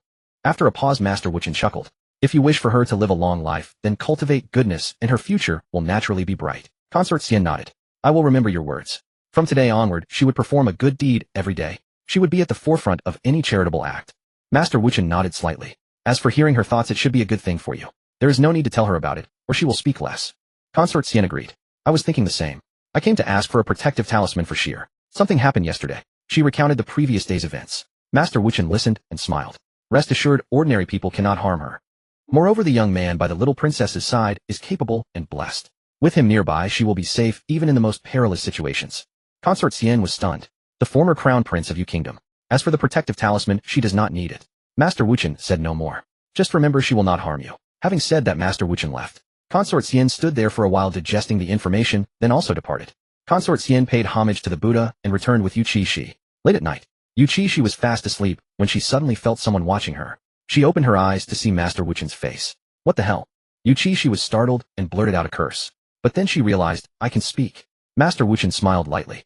I used a small trick, it won't last long. Yuchi Xi said, Oh, you're Master Wuchen we met during the day. Do you need something? Master Wuchen met her gaze and said with certainty, You are not from this world. Yuchi Xi narrowed her eyes dangerously. So, are you going to burn me as a monster? You flatter me. Master Wuchen chuckled. Do I seem like such a person? I merely wish to have a word with you. Yuchi Xi frowned. What do you want to talk about? Before that, I have a few questions to ask. Yuchi Xi, you sure have a lot of questions. Alright, go ahead.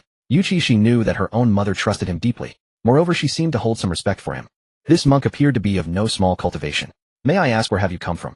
Master Wuchen was able to discern that she was from another world through stargazing and divination. If he were truly asked where she came from, he actually had no idea. Yuchi Xi. My era is completely different from this one. I came from several thousand years in the future. Not exactly. Perhaps the world I once lived in is a parallel world to your present one. Yuchi, she didn't know how to explain.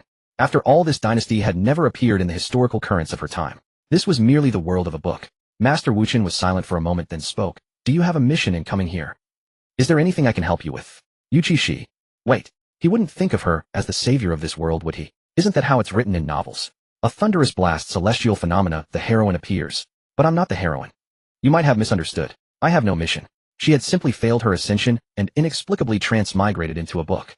Master Wuchen did not think so. He believed in the conclusions from his astrological observations. Thus he assumed she simply did not want to speak. Or perhaps she could not say. Master Wuchen gave a mysterious smile and offered her an I understand expression. Yuchi Xi. Wait, what do you understand? Do you really understand? Yuchi, she felt a headache coming on, but opening her mouth, she didn't know how to explain. Should she say she transmigrated into a book? Who would believe that? One more question, do you know the future? Yuchi Xi. I suppose. Yes, she knew the future plot, so that should count, right? Probably. Yuchi, she wasn't very sure. I see that you have an extraordinary bone structure. Were you a practitioner of the mystical arts before? Yuchi Xi. I failed my ascension and was reduced to ashes by lightning, and you can still tell. Is this what they call cheating? Yuchi, she nodded. I know a little. She had initially followed her master in fortune-telling, then together, they exorcised ghosts, and later her master led her into immortal cultivation. At that time her master had said in a very Chinibyu manner, let's meet at the summit. He had pointed at the sky. Now look at them. They truly met at the summit. They had really ascended. She had died, but that was another form of going to heaven. A soul ascending. Do you know how to draw talismans? Master Wuchen's eyes lit up. Yuchi, she nodded. But I can't draw now, though I'm too young. The talismans I draw now are too weak. If she could return to her former peak and channel spiritual energy into the talismans, their power would be far greater. Master Wuchen didn't mind. He took out a book, flipped to a page, and thrust it in front of Yuchi Xi. This talisman. This is the talisman. I've studied it for a long time, but I still don't know how to make the first stroke. Please instruct me. Yuchi Xi. I'm just a baby. What am I supposed to instruct? Wait. This talisman looks familiar. Yuchi Xi took a look. Isn't this just an ordinary rain-seeking talisman? What's so difficult about it? She could draw it with her eyes closed. But, seeing Master Wuchen like this, he clearly couldn't draw it. She'd better not say something so annoying. Master Wuchen excitedly grabbed her little hand. Milady, please instruct me. Yuchi Xi.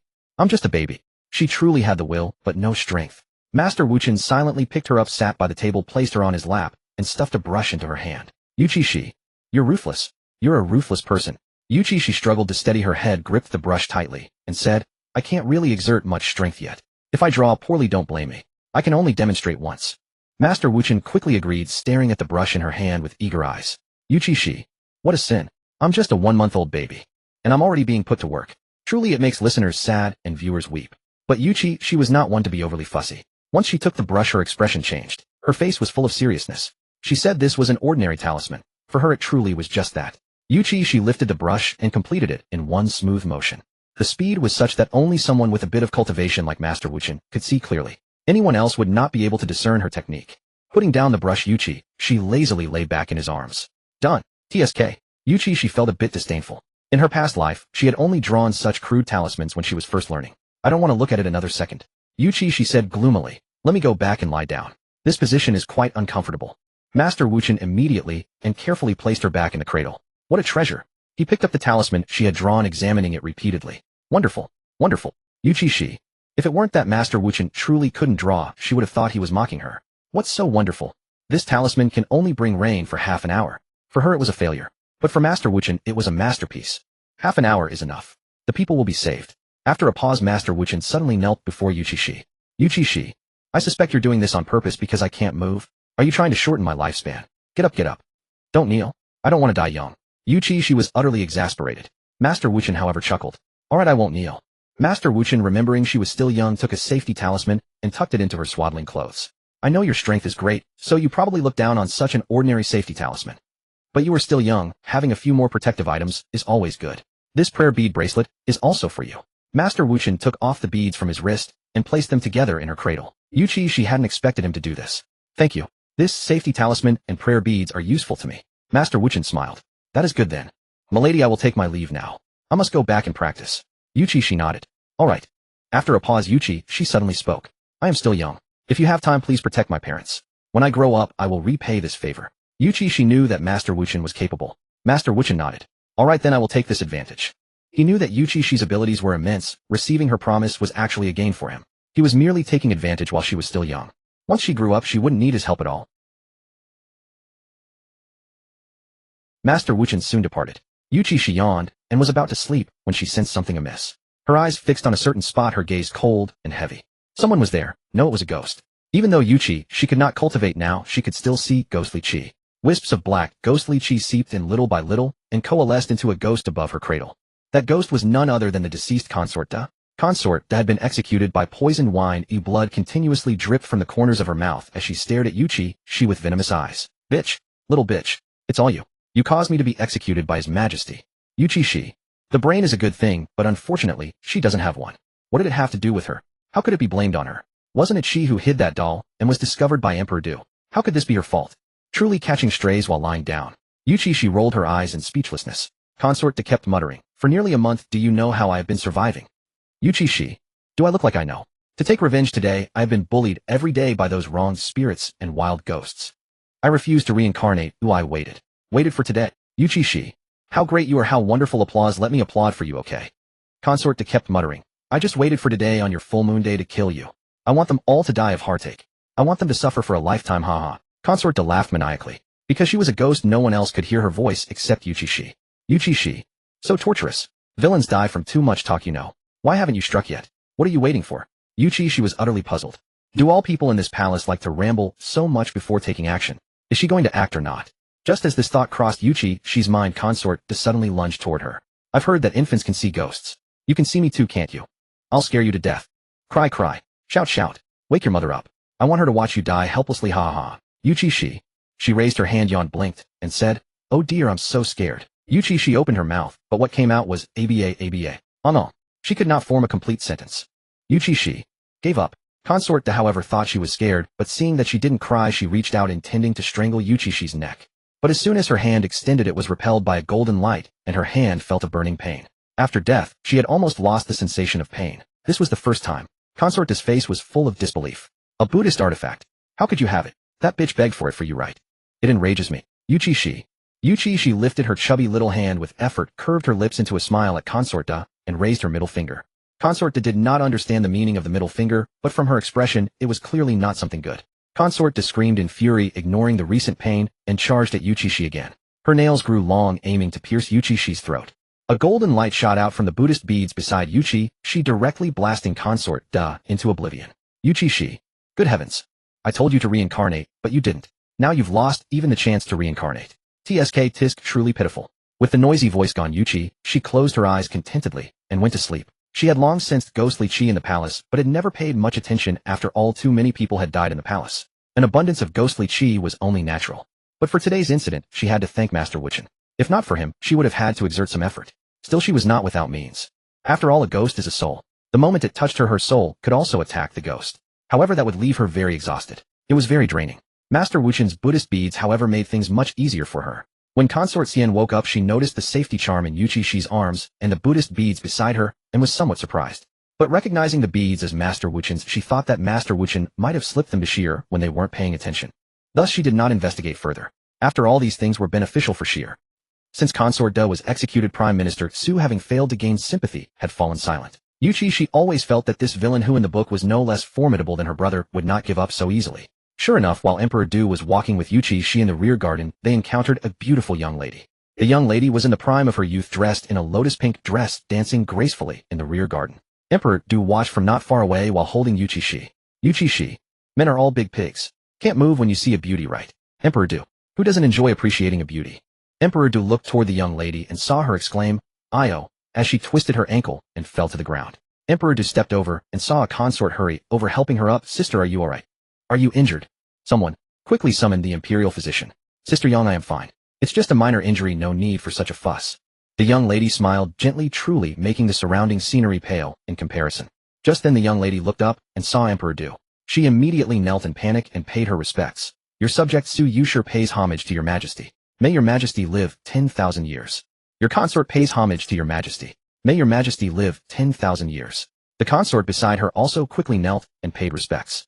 Emperor Du glanced at her indifferently. Rise. His harem was large, he could not remember those of low rank. Yuchi Xi understood from his expression. Can't remember who she is, right? Jerk. Married so many wives, can't even remember their names. Emperor Du. Ahem. Can he be blamed? He had so many matters to handle every day. How could he have time to remember everyone's names? But this Su Yushi, is she Prime Minister Su's daughter? This Prime Minister Su is something he wants to send his daughter into the palace again. Probably his daughter has scouted this spot many times. Just now she knew my father was coming, so she deliberately fell right. Tisk. Usually for such deliberate acts the emperor would choose to turn a blind eye. After all, a beauty throwing herself into his arms. How could he not be happy? At times like this my father must be thinking I am so charming. Taha. Emperor Du. You've said everything of what's left for me to say. Hearing you say this, if I can't tell she did it deliberately it would make me look stupid. But Sheer was right about one thing. He would not refuse. These consorts after all were leverage sent by ministers into his hands. He had not vented his anger on Prime Minister Su over consort does matter only because there was no one to replace him yet. Once there was, replacing him would be only a matter of time. Now Prime Minister Su still dared to send his daughter into the palace. For him this was also a good thing. By then he could frame his daughter with a crime and uproot Prime Minister Su completely. Yes. The concubines and Su Yushi rose to their feet. Su Yushi stole a glance at Emperor Da Wu, her cheeks flushed with shyness. The emperor gave them a casual look, then turned and left. Su Yushi waited until they were far gone before letting out a sigh. What a pity. I do not possess Sister Yang's beauty. His Majesty will surely never take an interest in me. Concubine Yang smiled gently. Sister, why diminish yourself so? You are strikingly beautiful and dance with such grace. His Majesty will surely remember you. She paused, then added with a smile. I truly hope you enter the palace soon to keep me company. Su Yushi pressed her lips together and smiled. I hope so as well. Su Yushi did not linger long in the palace and departed shortly after. The maid beside Concubine Yang frowned. Your Highness, it is obvious the Lady Su wishes to enter the palace. Why do you aid her? Concubine Yang lowered her eyes. You do not understand. Su Yushi is backed by Prime Minister Su. Entering the palace is merely a matter of time. If I do her a favor, now she will remember it later. Perhaps she might even promote me. The influence of Concubine Yang's family paled in comparison to that of Prime Minister Su. The maid understood. This humble one is foolish. It is of no consequence. How could the emperor possibly notice her among so many concubines? But if she allied herself with Su Yushi, the Su family would certainly steer Su Yushi toward the position of one of the four consorts. Meanwhile, Master Wu Chun had practiced tirelessly for many days based on his memories, and at last managed to draw a complete rain-summoning talisman. He gathered the talismans and hurried toward Ani City, having long received word that the region had suffered prolonged drought. If rain did not come soon, the people's labor for the entire year would be wasted. At the same time, in the imperial court, the Minister of Revenue stepped forward and bowed. Your Majesty, the Governor of Ani City has sent word not a single drop of rain has fallen for months. The drought has taken its toll, and the crops are nearly destroyed. The Governor pleads for imperial assistance. Your Majesty, please make a decision. Emperor Da Wu rested his hand on the arm of the dragon, throne tapping lightly. Ani City goes months without rain every year. Did not the former emperor allocate funds to build a water dam in past years? He had been a prince then and knew of the matter. So the funds were dispersed, yet nothing was accomplished. The emperor's brows darkened. Sweat bead on the Minister of Revenue's forehead, and he dropped to his knees. Your Majesty, I personally ensured the disaster relief funds and dam construction money were delivered. As for whether someone embezzled along the way, that he did not know. Emperor Da Wu sneered. Oh, and if they were delivered, why is the dam still unfinished? Why do the people continue to suffer? How many years has this dragged on? If I had sent a dog to handle it, the task would be done by now. Instead, every one of you is worse than a dog. The ministers had grievances, but dared not speak. Could they really compete with a dog? Could they bring a dog before the throne and demand it handle the affair? Only madmen would do such a thing. They could only endure the scolding in silence. Your Majesty, please calm yourself. The ministers all knelt in unison. Emperor Da Wu was nearly driven to apoplexy. Calm myself. Every time trouble arises, you tell me to calm myself. Tell me, how am I supposed to calm myself? You cannot even handle such a minor matter. What good are you at all? You complete wastes. I provide you with salaries and sustenance, and all you come to tell me is to calm down. The more he fumed, the more he wanted to seize them and shake them senseless. If you cannot perform your duties, resign and step down.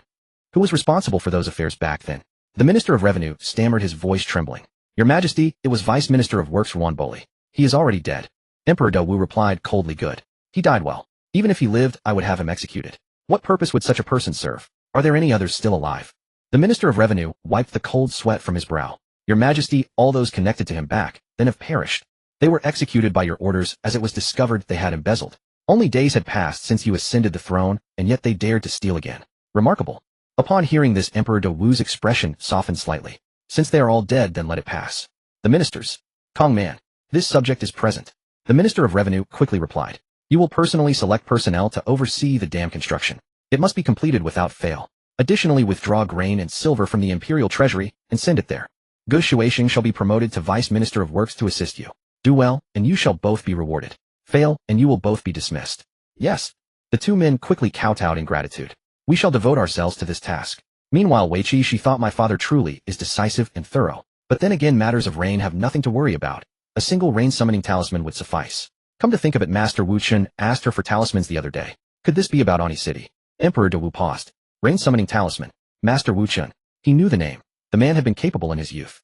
But if Master Wu Chun was seeking talismans from Sheer, did she know how to draw them? The emperor looked down at her small hands and sighed softly. If only you could grow up sooner. Then perhaps you could draw talismans. But such tiny hands now, certainly not capable of it. The courtiers below. What did the emperor mean by that? Was he implying the little princess should grow up quickly to inherit the throne? Surely not. Yet given the emperor's unpredictable nature, nothing surprised them anymore. A complex silence settled over the ministers. Yuchi Xi indeed. I wish to grow up sooner as well. After the audience concluded, Emperor De Wu took Yuchi Xi to the study, as was his custom. He held her in one arm and wrote with the other. Yuchi Xi watched his bold, unrestrained calligraphy and admired silently. Truly my father. His handwriting is magnificent. The emperor felt pleased and wrote a few strokes more. Normally his notes on memorials were terse, scram, nonsense, use your head, pig brain. But praised by his daughter, he found himself writing much more. For instance, you certainly know how to spout nonsense. If your brain is useless, feed it to pigs. Find a dog to be your sworn brother. It would teach you more than I ever could. The more he wrote, the more fluent his scolding became. Yuchi Xi. Good heavens. No wonder he is called a tyrant. That temper of his knows no bounds. Emperor De hadn't been working for long when a eunuch came to report, the empress has arrived. Emperor Du set down his brush, let her in. Yes. Not long after the eunuch left, the empress walked in smiling, carrying a food box. I thought your majesty must have forgotten to eat again. So, I had the imperial kitchen prepare some light dishes. The weather has been getting hotter and hotter, so I thought your majesty's appetite might not be very good. Before she finished speaking, the empress had already taken out all the dishes from the food box and arranged them on the table with a smile. Emperor De stood up. Seeing her virtuous and considerate demeanor, he felt as though he had been transported back to the days when he was still living in the prince's mansion. She was always so knowledgeable and graceful back then. Yuchi Xi glanced at the food and clicked her tongue. Oh, my huge scum father must be completely moved. Thinking, wow, she used to accompany me like this for meals back then, so virtuous and knowledgeable. I just don't understand, what are you all getting moved over? The food was made by imperial chefs. The one who carried it all the way was also a palace maid. She just picked it up when entering and then put it on the table. Look at how moved you all are. Emperor Du.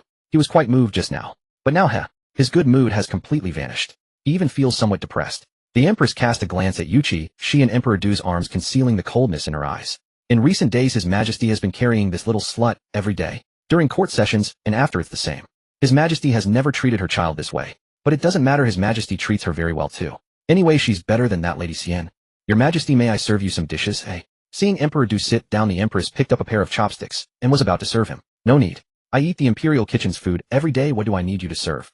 Emperor Du spoke in a cold and indifferent tone. It's late, your majesty should return to your palace to rest early.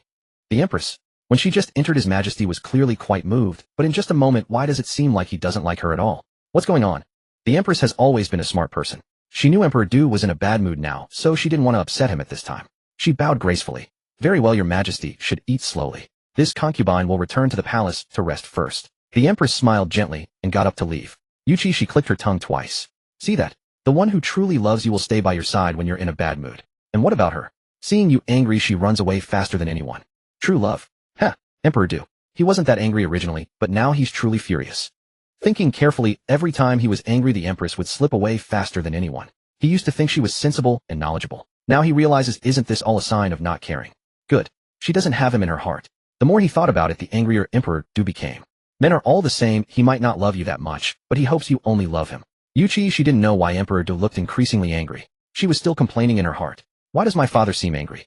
Could he have discovered that the empress doesn't love him that much? That's so normal. Father, you like so many people yourself, so what's wrong if the empress likes a couple more? Emperor Du, feeling a bit of green over his head. He would sooner be angered to death by Sheer. Open your eyes. They're all here for your power and status. Otherwise, try asking them to cut ties completely with their maternal families. See if they still pay attention to you. But it's okay, father. Although you don't have love, you have power, money. If you're willing to give me all your money, I can love you, and can even say I love you every day on behalf of them. Emperor Du. What is this girl talking nonsense about? She's getting more and more inappropriate. Emperor Du bowed his head to eat. For the first time, he felt that being able to hear her inner thoughts was sometimes not a good thing. Now he couldn't even deceive himself. Tragically, he would be selecting concubines in a while. Emperor Du thought that next time, he absolutely must not bring Sheer along. Otherwise, he might not dare to take any of them.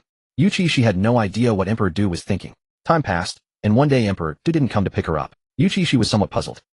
Where's my father? Is he not coming today? If he doesn't come, I suddenly feel a bit unaccustomed. Listening to her inner thoughts, Lady Xian remembered that today was the day for selecting concubines. His Majesty definitely wouldn't bring Shir along. Xiaoxiang also ran in at this moment. Your Majesty, today is the day for selecting concubines. The Emperor sent someone to say that he won't be bringing the little princess over today. Yuchi Xi. Damn it, I really want to watch the concubine selection. Lady Xian was caught between laughter and tears. Her Shir truly had thoughts different from others. Lady Xian said to Xiaoxiang, I'll take Shir today then. She had been quite idle during this period. Without having to take care of the baby, she just ate, drank, and slept every day. Her whole body had become lazy. Today she had the rare opportunity to take Shir out, and she could take her to stroll in the Imperial Garden. Lady Xian held Yuchi Xi with Jing Huaiyan and Xiaoxiang following behind. The group went to the Imperial Garden to admire flowers. Yuchi Xi yawned. She didn't really like watching flowers. She preferred gossip. So boring. I don't want to watch flowers. I want to go watch the selection woo-woo. Lady Xian. Alright. The daughter doesn't like it. Lady Xian planned to secretly take her to the selection venue to have a look. On the way, a eunuch ran over hurriedly. Young Master Jing, the Emperor has called for you. Please come quickly. Jing Huaiyan glanced at him. No. The Emperor said, I only need to be responsible for the little princess's safety. I don't need to do anything else. He didn't want to do extra work. Not at all. Besides, he wasn't wrong about this. Emperor Du had said he only needed to protect the little princess personally. The eunuch's face was full of panic. But your Majesty is in trouble. Then you should find the imperial physician, not come to me. I can't treat illnesses. The eunuch. You really won't budge no matter what. Having no choice, the eunuch's eyes darkened and he attacked Jing Huaiyan directly. Jing Huaiyan reacted quickly, and soon they were fighting. The servants carrying the palanquin were terrified. In the panic, someone ran away and the palanquin crashed to the ground. Lady Xian held Yuchi Xi tightly in her arms, protecting her.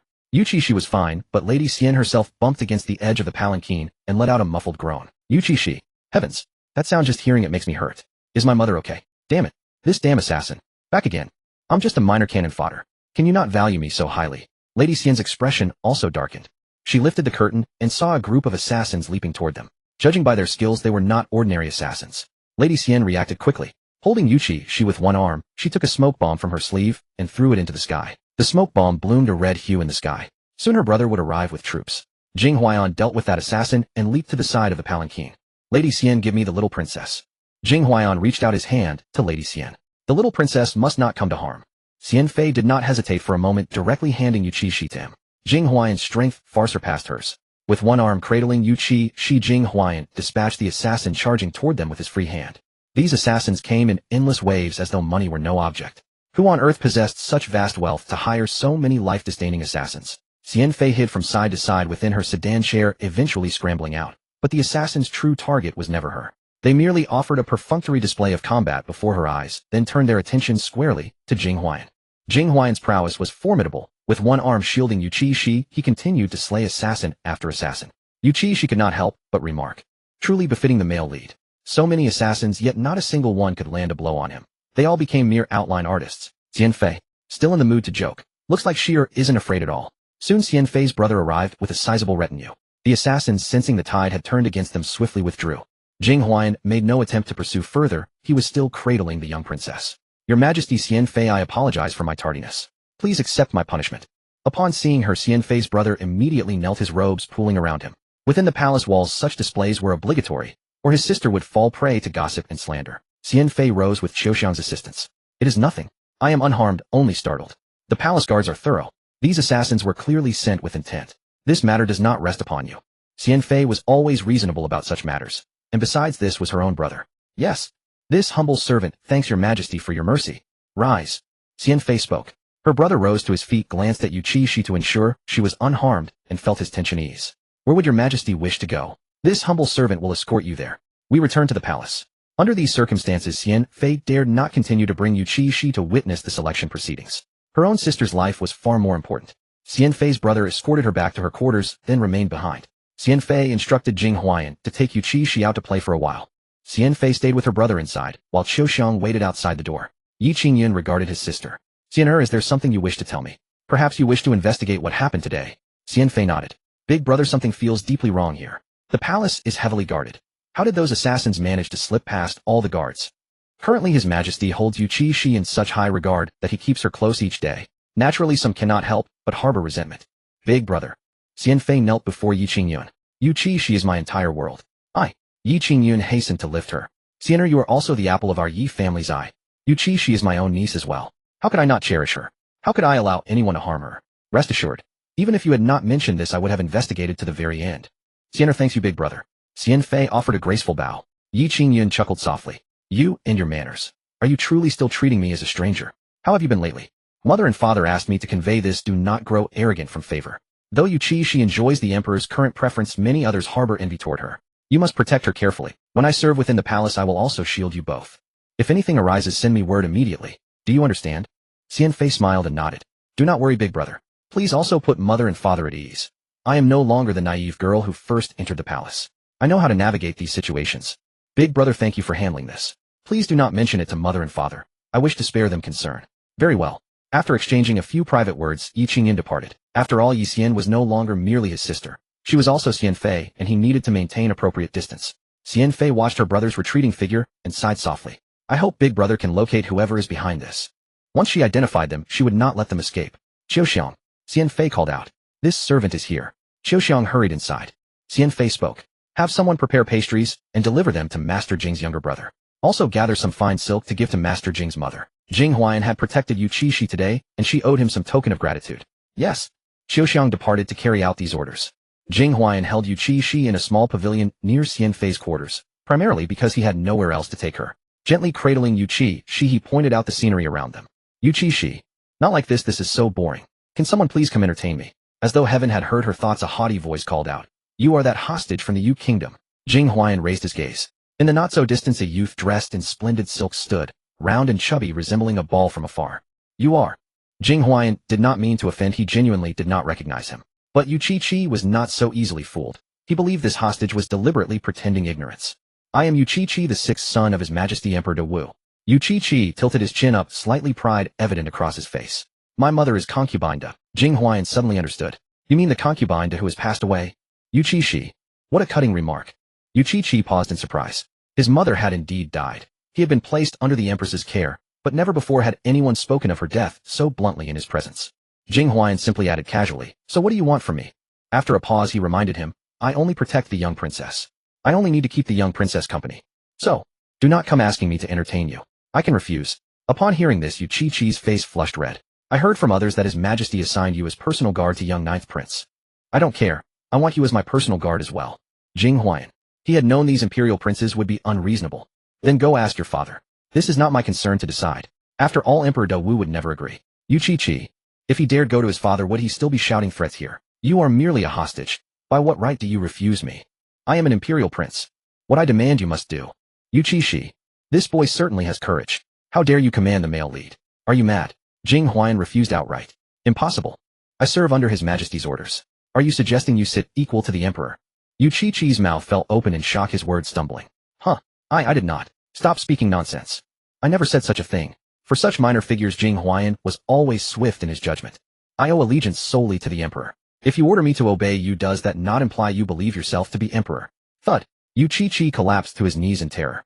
Yuchi Xi. Display some spine, man, get up. How humiliating. You're talking nonsense. I didn't mean that. Yuchi Xi knelt there stammering as he spoke, then scrambled to his feet and fled. As for causing trouble for Jing Huayan, he had long forgotten about that. Run. Otherwise, if the emperor heard of this, how terrible would it be? Jing Huayan clicked his tongue in annoyance. This kid is too easy to scare. Wei Qi Shi. I didn't expect you to be this kind of male lead. Emperor Du had just finished selecting his consorts when he heard about the assassination attempt on Wei Qi Shi. He immediately set aside his current affairs and went to see her.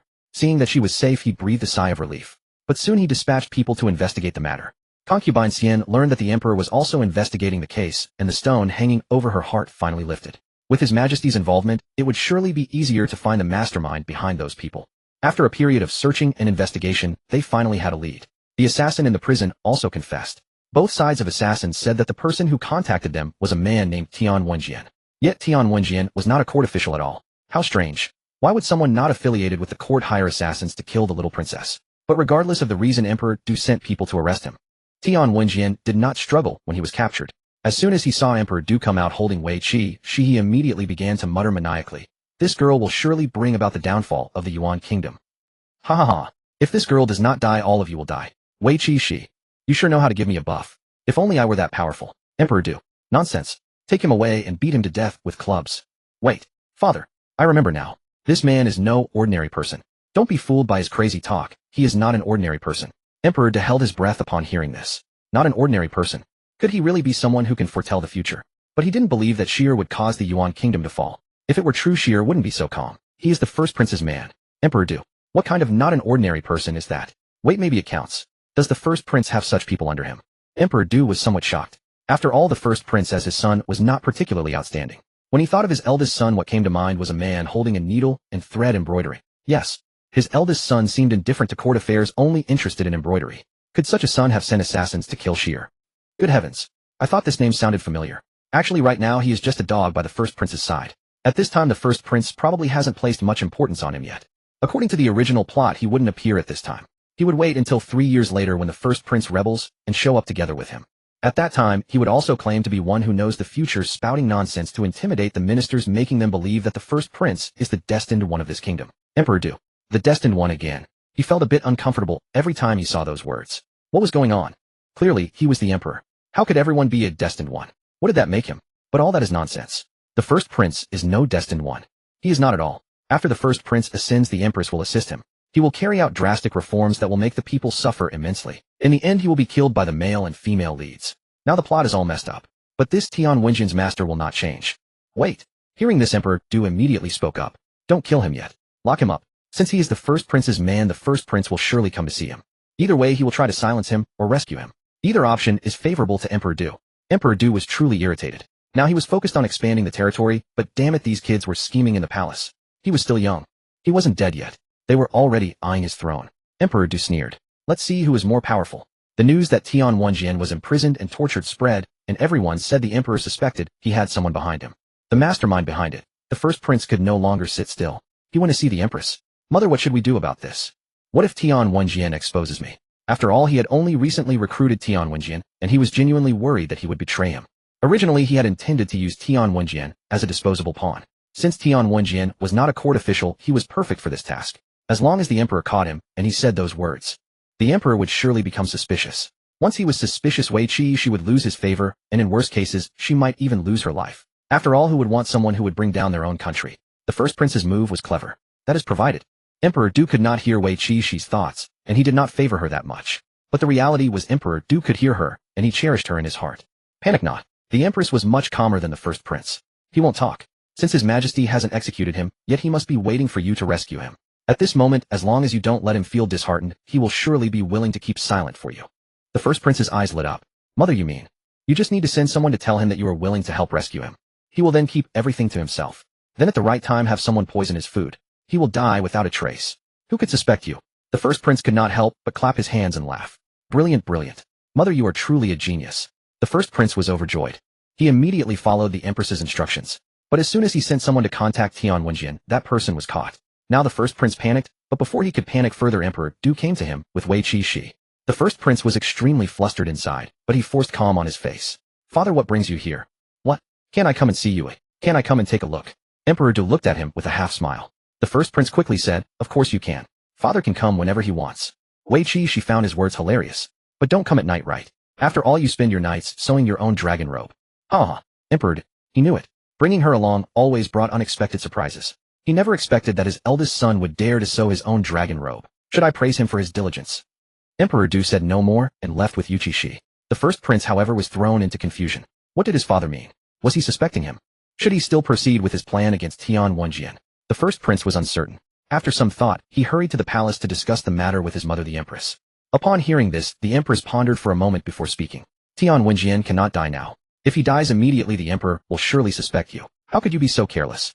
How did you let the emperor capture that man? Is that man tight-lipped? The first prince quickly replied, this matter is of great importance. The one I sent was my trusted confidant. He will certainly not betray me. The empress nodded. Good. Then do not take any action for now. Some people, when they need to be abandoned, must be abandoned. The first prince gritted his teeth and nodded firmly. I understand. By the way, the empress reminded him, you must have heard about the matter in Ani City. You should send some of your own people there. This is an excellent opportunity for promotion. The emperor places great importance on this. If handled well, promotion will be easy. The first prince agreed.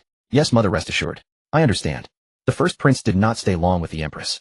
However, every move they made was observed by Emperor Du's men, who reported back to him immediately. At that moment, Emperor Du was practicing calligraphy. He had recently realized that rather than reading memorials and angering himself, it was better to practice calligraphy. When he did, Xi would praise him and his mood would lighten. All right, you may withdraw. Emperor Du finished writing the last character and spoke to the reporting shadow guard. Yes. The shadow guard retreated. Yuchi Xi held, and Emperor Du's arm squirmed. This damn weather is so hot. This swaddling layer upon layer is so uncomfortable. Emperor Du touched her red little head. Hot. Yuchi Xi quickly nodded. Oh my dear father, you finally noticed I'm hot. Emperor Du. As if I'm blind. He helped her untie the swaddling, and Yuchi Xi flipped over onto her stomach, crawling forward with effort. I want to get rid of these burdens. Too hot. Emperor Du. He gave her a hand, placing her on the ground. Yuchi Xi lay on her stomach, trying hard to sit up. Emperor Du sat beside her watching. He saw her fall flat on her face again and again, yet each time, she stubbornly pushed herself up with her hands. Emperor Du found it quite amusing. Yuchi Xi. Why are you just standing there watching me fall? Emperor Du burst out laughing. Yuchi Xi. What are you laughing at? You were like this when you were little? After practicing until she was exhausted, Yuchi Xi lay on the ground playing dead. Emperor Du picked her up and took her to Consort Xian for feeding. He also dined with Consort Xian. After the meal, Emperor Du left first. Yuchi Xi was truly exhausted today and fell asleep soon after. Meanwhile, at the first prince's residence after dinner, the first prince went to his concubine for a roll in the bed, then returned to his study. The first prince dismissed the servants, opened a hidden compartment in his study, and took out an unfinished dragon robe he had hidden there. He then retrieved a sewing kit and continued embroidering the dragon robe. This was his secret. He could have commissioned a dragon robe, but that would have been too risky. Since he knew how to embroider, why not make the dragon robe himself? With this thought, the first prince began making the dragon robe himself. He only dared to embroider in the dead of night after dismissing the servants. He had kept this matter well hidden, believing that by the time he finished the embroidery and succeeded in his usurpation, his father and the others would never find out.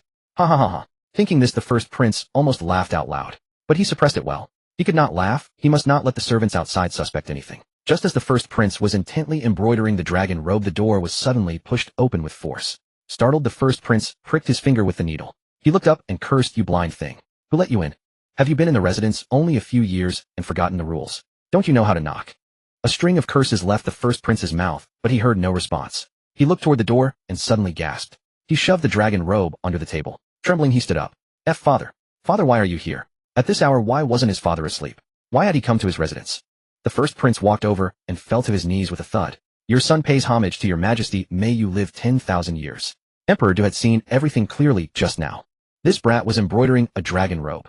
Huh. Exactly as Shir had said. Emperor Du sneered. What? Your residence is off limits to me. Didn't you say today that I could come any time? The first prince. I didn't think you would come at this hour. Cold sweat beaded on his forehead as he quickly kowtowed. Father, calm your anger. Your son did not mean that. Your son is blessed that you came.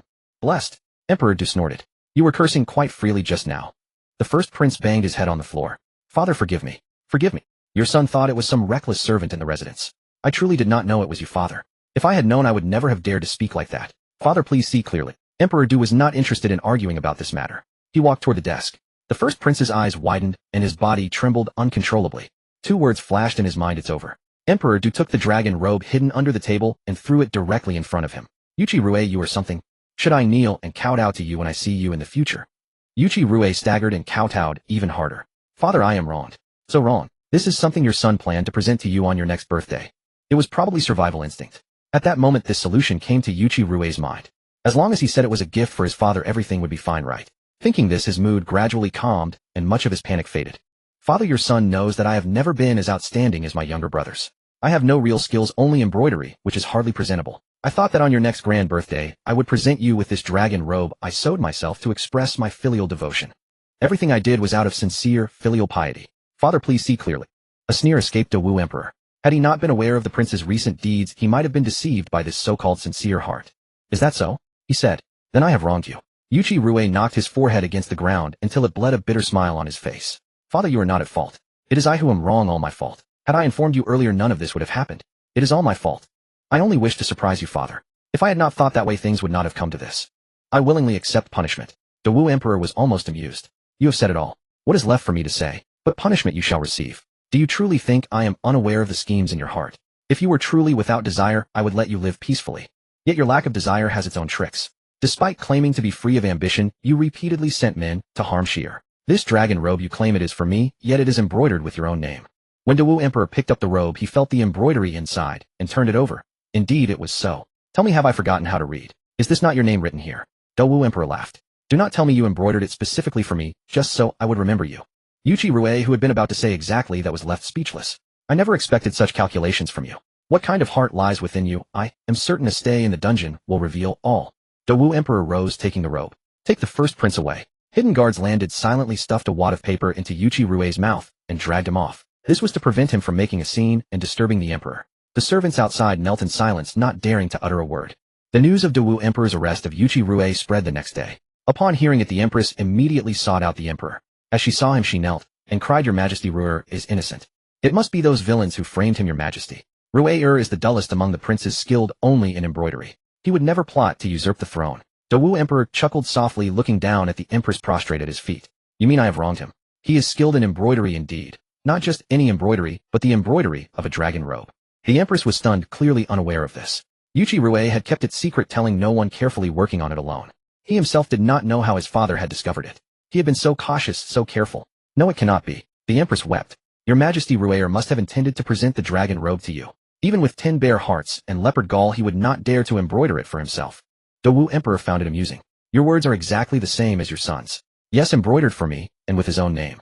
Dawu Emperor clicked his tongue. "Oh, Empress, this is the son you have raised." The empress knocked her forehead repeatedly. "Your Majesty, please calm your anger. Ruer must have been misled by treacherous men. I beg Your Majesty, since he has not yet committed a grave error, spare him this once. I will ensure he is properly disciplined in the future." Dawu Emperor sneered. "Not yet committed a grave error? When can I punish him then? When he has driven me from the throne? Would he even listen to me then? Oh, Empress, you have truly disappointed me. Guards, take the empress away. Without my command, she is not to step out of Fengyi Palace." Immediately guards rushed in and dragged the empress away. The empress, no longer concerned with dignity, wept and wailed. "Your Majesty, Ruer has his reasons. He has been framed." Dawu Emperor thought, "Damn it, every one of you has your reasons, and I must understand you all. Who will understand me?" He felt a wave of irritation. At that moment he wished Shir were here. She could speak a few words that pleased him. Knowing the empress would come to make a scene, he had not fetched Shir today lest she be disturbed and bear a grudge against Shir. After all, Yuchi Rui already harbored such resentment toward Shir. Meanwhile, in the dungeon below, Tian Wenjian, having received Yuchi Rui's promise, bit his lips hard despite the torture, uttering not a single sound, unwilling to betray him. He believed that as long as he did not confess, he would be freed. Still refusing to confess. Hearing the voice, the jailer stopped his whip and knelt. "Your servant pays respects to Consort Xian." Consort Xian strode and picked up the whip from the table and said, "Leave. I will handle this." The jailer nodded quickly. "Yes." Once the jailer left, Consort Xian lashed Tian Wenjian fiercely. "How dare you spout such nonsense about my Shir destroying this nation? Ridiculous. I advise you to name your master and spare yourself further pain." She struck again with the whip. How dare he send assassins after her Shir? Time and again, Consort Xian wished she could tear the man to pieces. But she knew the real target was the mastermind behind him. In fact, she already had a suspicion. Yesterday, the emperor had arrested the first prince. The matter was likely his doing. With this thought, Consort Xian sneered. "Do you think that by clenching your teeth and staying silent, no one will know who your master is? Let me guess. It is the first prince, is it not?" Tian Wenjian's body trembled, and he forced himself not to lift his head. He feared Consort Xian would see the shock in his eyes. How did she know? Had the first prince been caught? Or was she bluffing? Consort Xian watched him closely, not a single movement escaped her eyes. "So it is. Are you waiting for the first prince to rescue you? He cannot even save himself now. You are in the dungeon, unaware that yesterday the emperor arrested and imprisoned him. It is a pity he is not locked up here with you. You could keep each other company." Tian Wenjian tried to calm himself. "I do not understand what Consort Xian is saying." Consort Xian sneered. "You do not understand? Then wait and see if he comes to save you." She paused, murmuring, "If I were the first prince to prevent you from revealing his identity, I would first contact you, promising to rescue you. In that case, you would not confess to survive. Then by other means he would quietly dispose of you." Speaking of which, Consort Xian called the jailer. "I heard the dungeon cook has been replaced." "Yes, Your Highness. The previous cook, for some reason on the path he walked every day 2 nights ago, he strayed and fell into a well. A new one has been hired." Consort Xian glanced at the trembling Tian Wenjian and scoffed. "If he still refuses to confess, use the branding iron. Those with strong will may endure the whip, but the iron is a different matter." "Yes." The jailer quickly complied. Consort Xian left. The jailer looked at Tian Wenjian. "Your master above has abandoned you, yet you still suffer here. If I were you, I'd confess him early to spare yourself some pain, wouldn't I, eh?" Consort Xian didn't lie to you. The Grand Prince has been arrested by His Majesty. I heard he was secretly sewing a dragon robe in his own mansion. Tisk, this Grand Prince is finished this time." The jailer muttered a few words, feeling a pang of sorrow. For small fry like them, life was nothing in the eyes of the nobles. He also felt a bit of pity for Tian Wenjian, the abandoned pawn, which was why he spoke a few more words. Tian Wenjian bit his lip, the scales in his heart beginning to tip. But he wanted to wait a little longer. He wouldn't just take Consort Xian's word for it. After all, Consort Xian hated him. What if she was bluffing? Yet after enduring several days of torture, he still received no word from the Grand Prince. In the end, unable to bear it any longer, he confessed. When Emperor Du saw his confession, he directly ordered the Grand Prince to be executed by poison. The Empress sent someone to tell Emperor Du that she would hang herself. Emperor Du said coldly, "Let her hang. If she can't manage alone, send someone to help her." How dare she challenge him at a time like this? She really thought too highly of herself. Upon receiving Emperor Du's reply, the Empress was despondent, but dared not die. Nor did she dare say or do anything more. After all, she still had a son. She could not die yet. She could not fall yet. The Empress's family did not come to help. No one's pleas would make a difference. Emperor Du resolutely ordered the Grand Prince's execution. Yuchi Xi, truly a tyrant. From this perspective, the events 3 years later would not occur. Oh no, not necessarily. After all, the Empress still had another son. Emperor Du sent investigators and found many weapons and private soldiers in the Grand Prince's secret residence. Consequently, the Empress and her family had to keep a low profile. Each of them tried not to appear before the Emperor, fearing that his wrath would lead to their execution. Emperor Du wished to do so, but the talent available at present was too scarce. He furrowed his brow and summoned the Minister of Rights. Your servant pays homage to your majesty. May your majesty live 10,000 years. The Minister of Rights bowed, tremblingly worried that any misstep might cost him his life. Recently, officials had been saying that Emperor Du was brutal. Even his own son was killed without hesitation. He never gave anyone a chance to make amends. What they did not know was that Emperor Du had given the Grand Prince many chances, but his crimes were too numerous. Emperor Du truly had no choice. Moreover, the Grand Prince's offense was not mere error. He had truly attempted to usurp the throne. Which emperor would allow such a thing? Rise. Emperor Du said in a calm tone. I summoned you to discuss the imperial examinations. The Minister of Rights stood up. Does your majesty wish to hold the examinations? Yes. It is almost time anyway. This year let us advance the date. You may arrange the details. Emperor Du wanted to quickly recruit some talented individuals. This time ensure that those with connections do not appear before me. He paused and sneered. If those incompetent cronies push out the truly talented, I will not hesitate to bathe the palace in blood. After all, the final palace examination will be held here.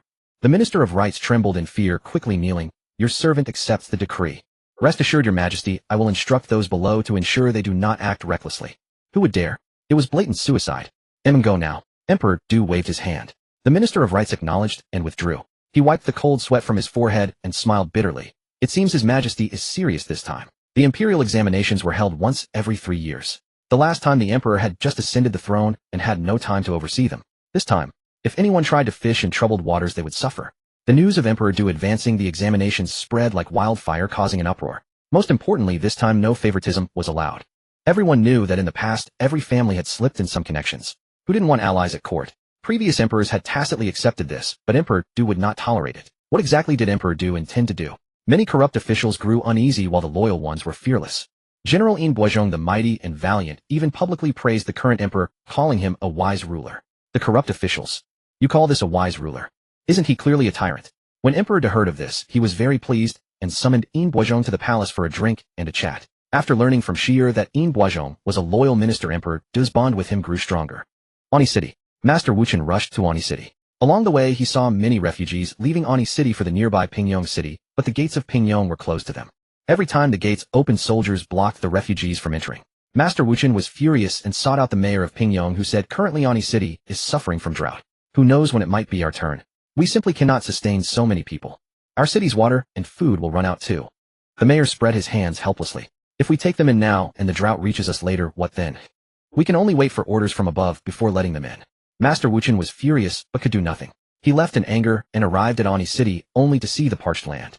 The drought was far worse than he had imagined. The further Master Wuchen went, the heavier his heart grew. It had only been a month since he received the news, yet it had become so severe. Along the way, he saw many emaciated people, their eyes devoid of hope, mechanically walking while murmuring, water, water. When they saw Master Wuchen, many rushed toward him. Do you have water? Any food?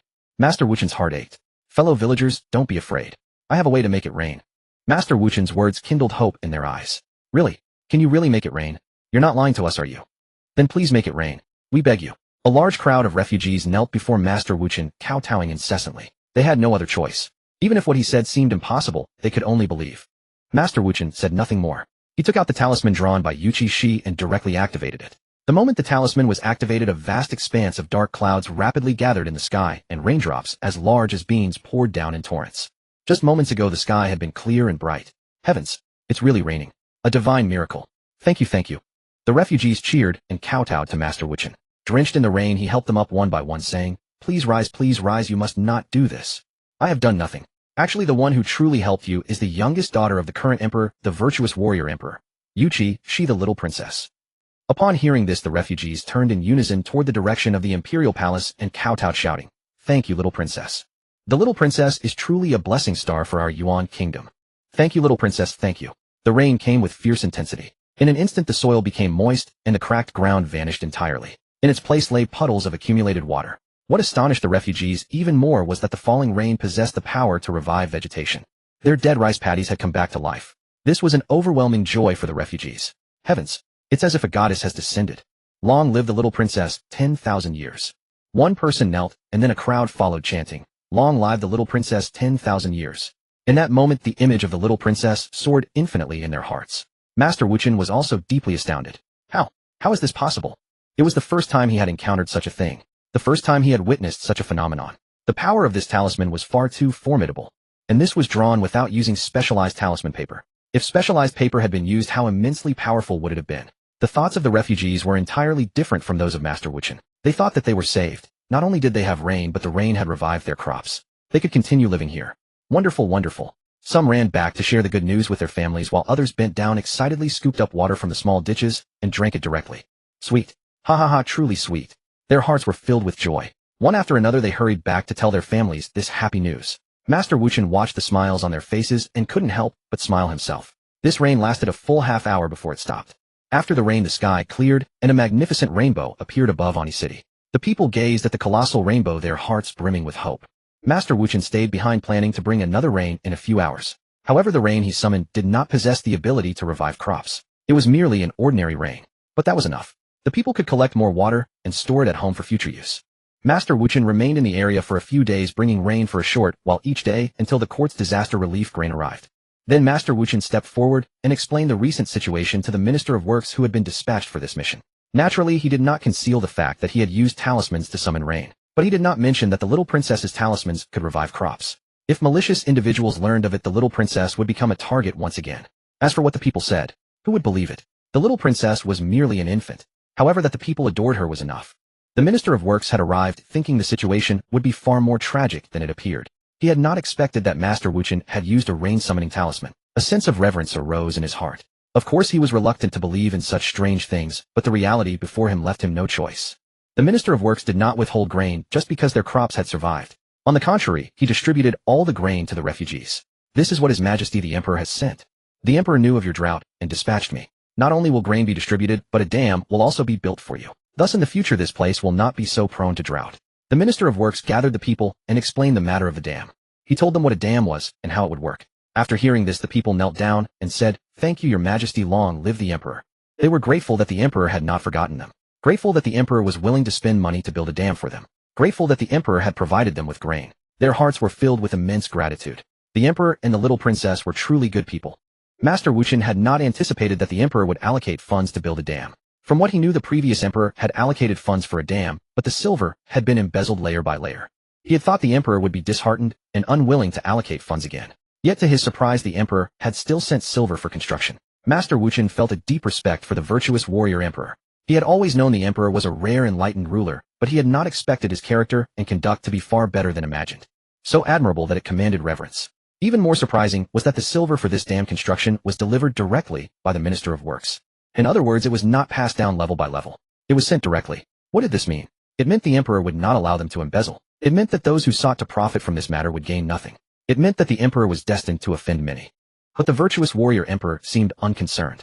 His sole purpose was to build the dam. And as he had intended with the funds in place, the dam was completed swiftly. In just 1 month, news arrived that it was finished. The virtuous warrior Emperor looked at the memorial and sneered. When the previous Emperor sent people to build a dam, it took 3 whole years and still wasn't completed. Yet now it is finished in 1 month. The Emperor found it laughable. None of the ministers below dared to utter a word. Each of them held their breath. I thought you were all useless, but it seems you do have some capability after all. The Minister of Works has done an excellent job here. Yin Boizhong stepped forward and said, the Minister of Works has been efficient and decisive in this matter. He is a model for us all. I shall certainly learn from his spirit and strive to be more efficient in my own tasks. The other ministers thought, you can be efficient, but must you announce it in the court? Yuchi Xi held in the virtuous warrior Emperor's arms, covered her little mouth, and giggled. Yin Boizhong is truly a loyal minister. Only he dares to speak up at this moment, but by stepping forward at this juncture, he will incur the resentment of others, especially those who are at odds with him. However, the Minister of Works really did well this time. Unexpectedly, he completed it in 1 month. His efficiency is quite impressive. Indeed, when funds are sufficient, the results are outstanding. Emperor Du concurred. Ushier's thoughts aligned perfectly with his own. With Yin Boizhong taking the lead, the other officials had no choice but to follow suit and intensify their efforts. Otherwise, the contrast with Yin Boizhong would be too stark. The imperial examinations had recently commenced, and this time, they were conducted with absolute fairness and transparency, granting many scholars from humble backgrounds a genuine opportunity. The palace examination was imminent and numerous scholars had arrived in the capital. Within the city at a modest roadside and many impoverished scholars gathered to purchase water. The weather was scorching hot, and those with a bit of money bought a pot of cool tea, while those with scant funds ordered a pot of plain water. 3 scholars huddled together chatting animatedly. Brother Dai, you said you come from Yonglong City. My home is in Yangshin City, not far from yours. In a way, we are fellow townsmen. Dai Changdong smiled faintly and nodded. Yes. So we can be considered compatriots. And me too. The young man beside him laughed. My home isn't in Yinqing. If you think about it, our hometowns form a straight line. All on the same straight line. Dai Changdong and Lu Yezhou exchanged glances and chuckled. It seems fate has truly brought us together. Du Tianli joined in the laughter. The 3 drank plain water, chatting about everything under the sun until the conversation turned to the palace examination. Lu Yezhou spoke with a grin. I wonder what rank we'll achieve. But I've heard that in past dynasties the top scholar always became the emperor's son-in-law. However, our Yuan kingdom currently has no princess of marriageable age. His Majesty has only one princess, the 9th princess, who was just born recently. It seems unlikely that she will be betrothed to the top scholar. Du Tianli sighed regretfully. I rather fancied the idea of becoming a prince consort. No choice but to dream. Lu Yezhou turned to Dai Changdong. Brother Dai, what about you? Dai Changdong shook his head with a wry smile. I don't wish to be a prince consort.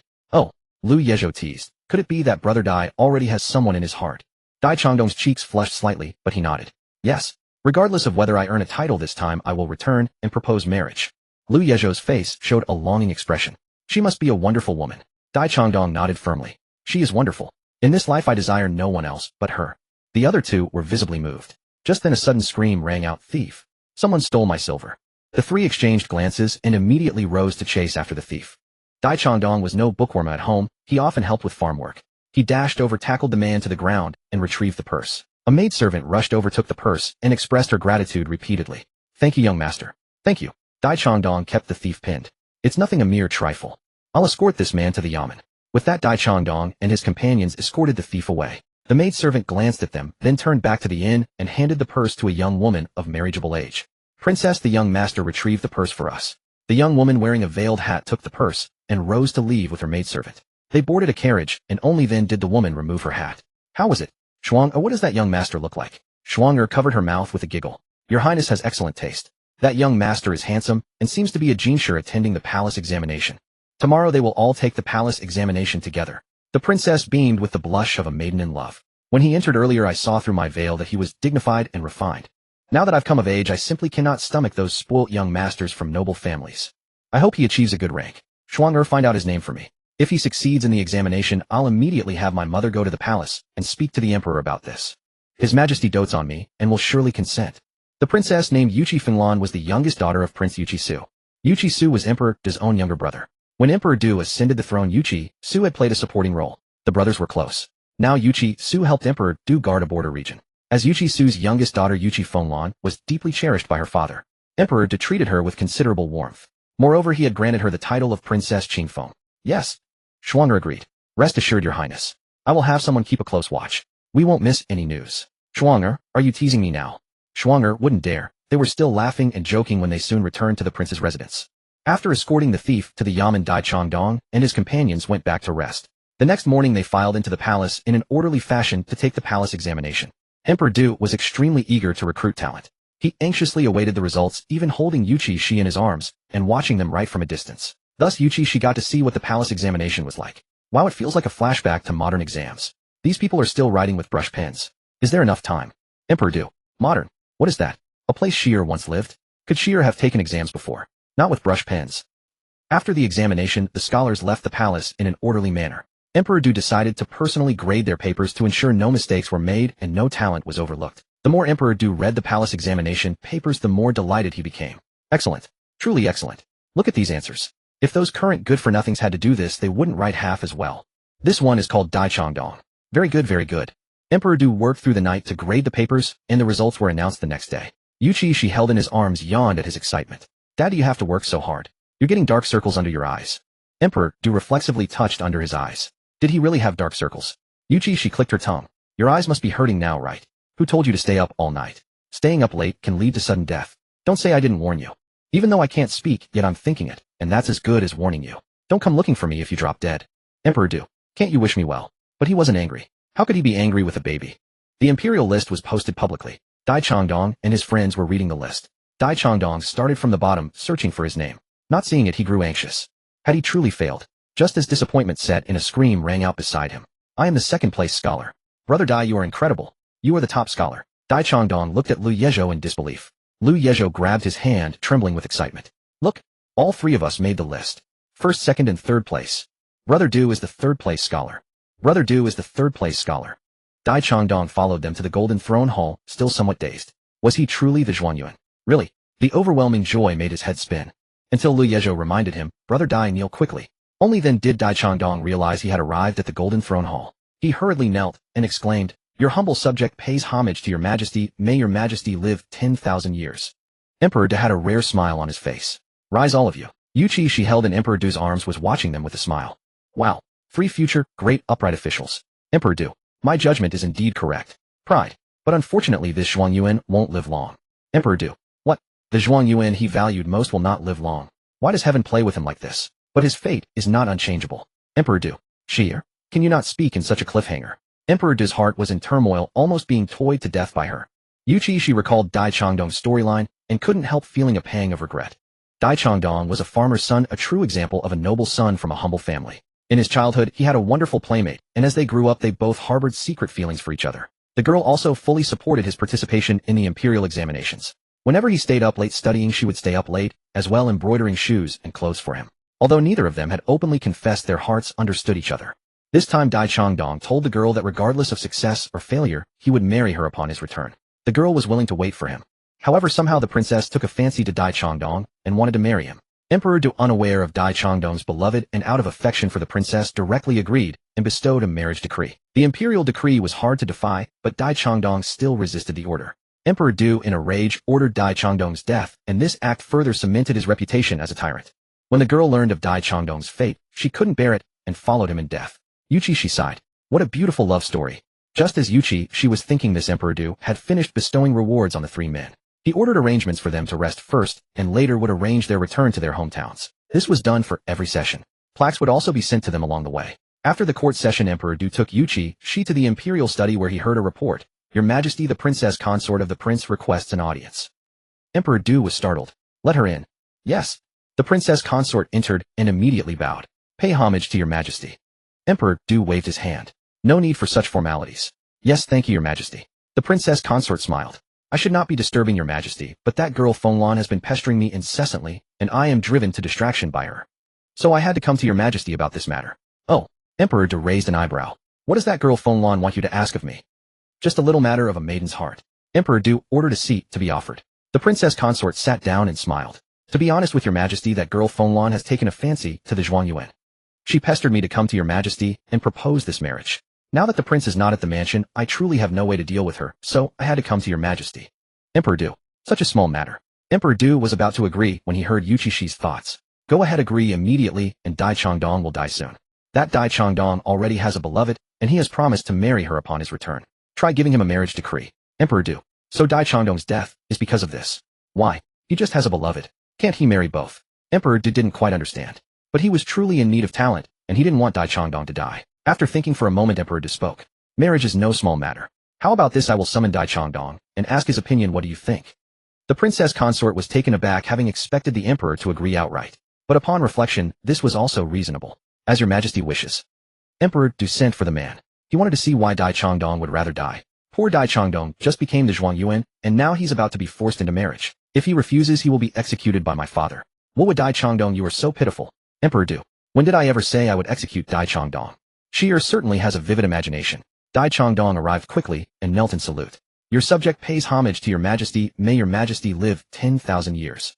Dai Changdong had been appointed as a compiler of the Hanlin Academy that day. He was now a 6th rank official. Hence he referred to himself as your subject. Rise. Take a seat. Dai Changdong sat down, flattered and bewildered, and looked at Emperor Du with confusion. He wondered what the emperor wanted of him. It's like this: the prince's daughter, the Qingfeng princess, has taken a fancy to you and wishes to marry you. What do you think? Emperor Du spoke directly without any buffer.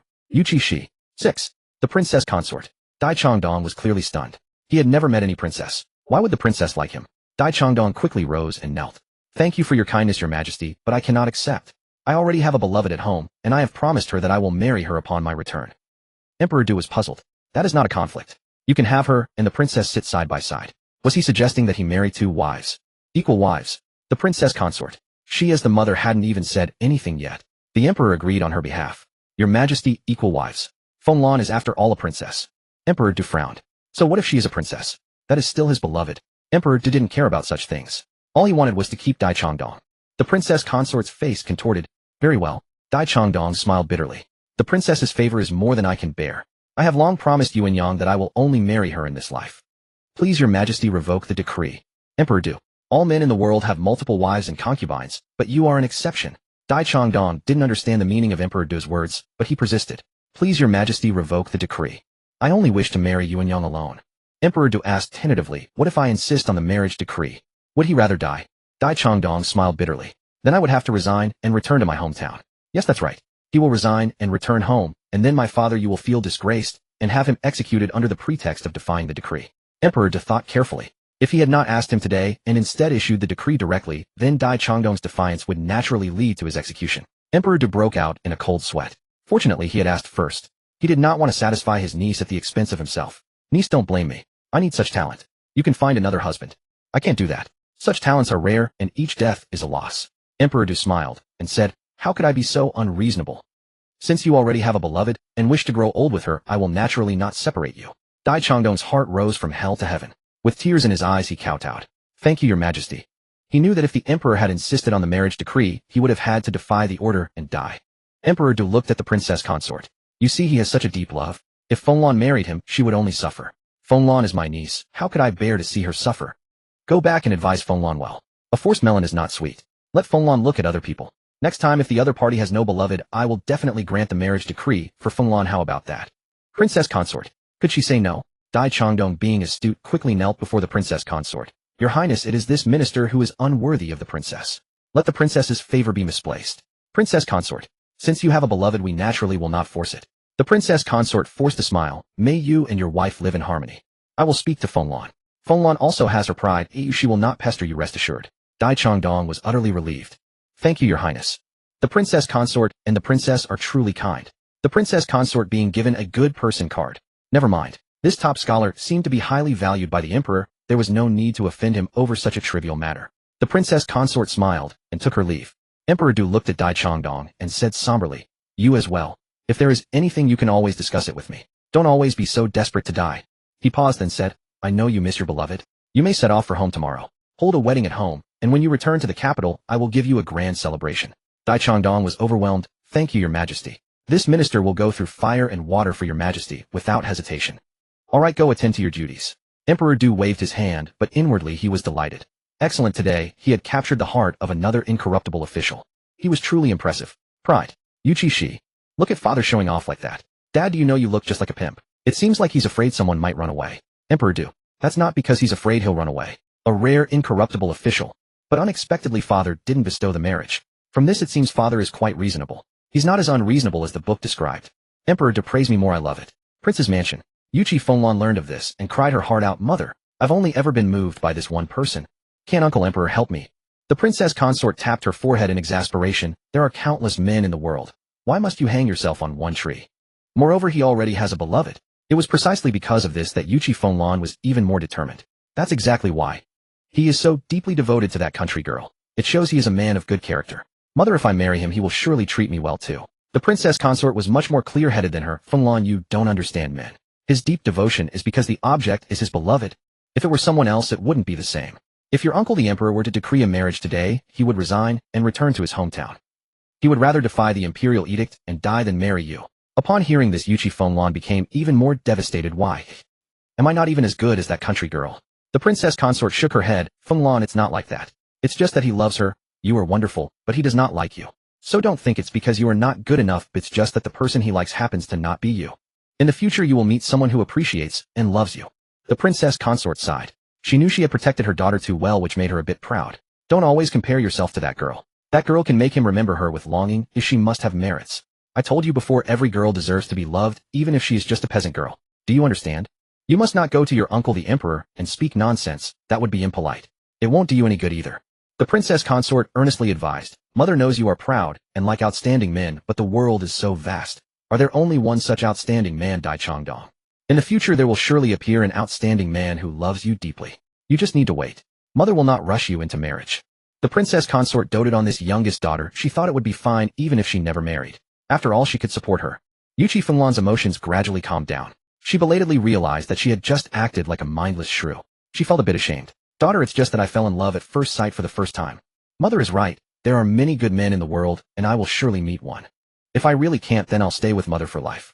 Good. The princess consort patted her and gently coaxed her. The next day, Dai Changdong set out early in the morning, rushing back to see his Yuanyang. And Yuchi, she finally met her own brother, the fifth Prince Yuchi Duani. As soon as Yuchi Duani returned, he ran to Consort Xian's palace. Mother, where is my sister? Where is my sister? Yuchi Duani wore a sapphire blue brocade robe and a headband with a sapphire jewel set in the center. Cheer is with His Majesty. As soon as Consort Xian finished speaking, Yuchi Duani said, then I'll go find father. He turned on his heel and ran toward the imperial study. Consort Xian came out, but couldn't see his figure anymore. That boy. The imperial study. Yuchi Xi had finally learned to sit up.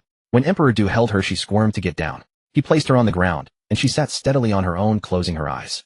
Emperor Du, Cheer, what are you doing? Emperor Du curiously poked her little cheek. The little one's cheek was soft and bouncy, utterly adorable. Yuchi Xi glared at him in annoyance.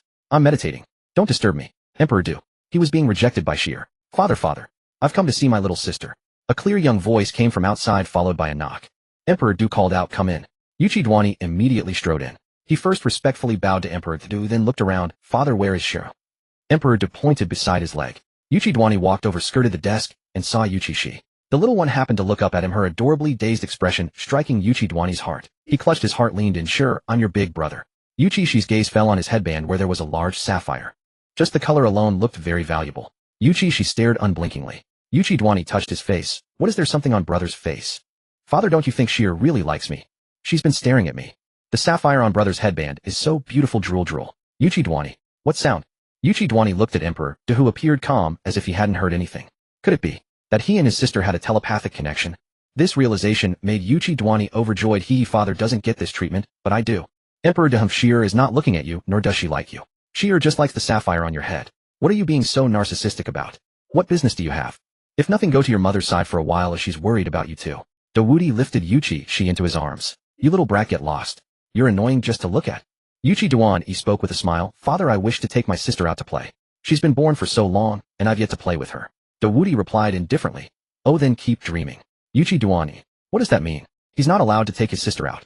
Yuchi Duani fell silent for a moment, then said, Father, aren't you the one who hates babysitting the most?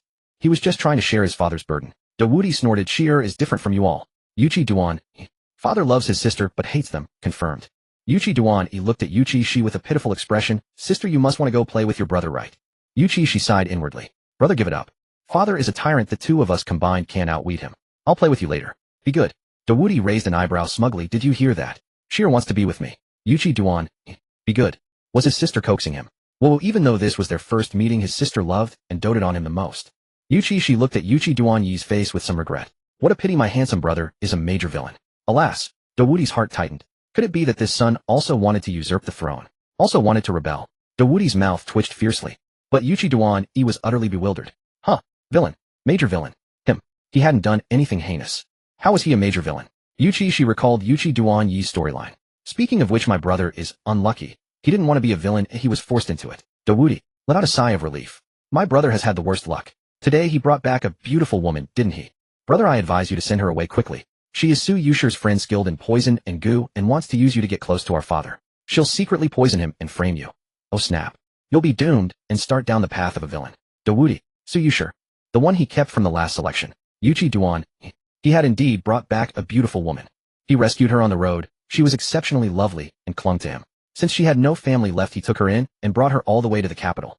The two had grown close during the journey. He had indeed planned to ask his father to grant them a marriage. But then, his sister told him this beauty was a venomous scorpion. How could he still want her? Yuchi Duani was dazed. Was his sister telling the truth? Alas, my poor brother, be careful. Her goo worms are in a small box of hers. Yuchi Duani, who had been wavering. Alright, confirmed. The beauty did have a box which she treasured and never let him see. Something unusual must be afoot. That box likely contained the goo worms. Yuchi Duani spoke. Father, I take my leave. I'll go see mother first. Granted permission, Yuchi Duani hurried away. Dawudi, too tragic. His son was too tragic. Wait. Wasn't he the most tragic one? Damn it. Why was it always aimed at him? Couldn't he just quietly expand the empire? Dawudi had originally planned to summon Su Yushi tonight, but now he abandoned that thought.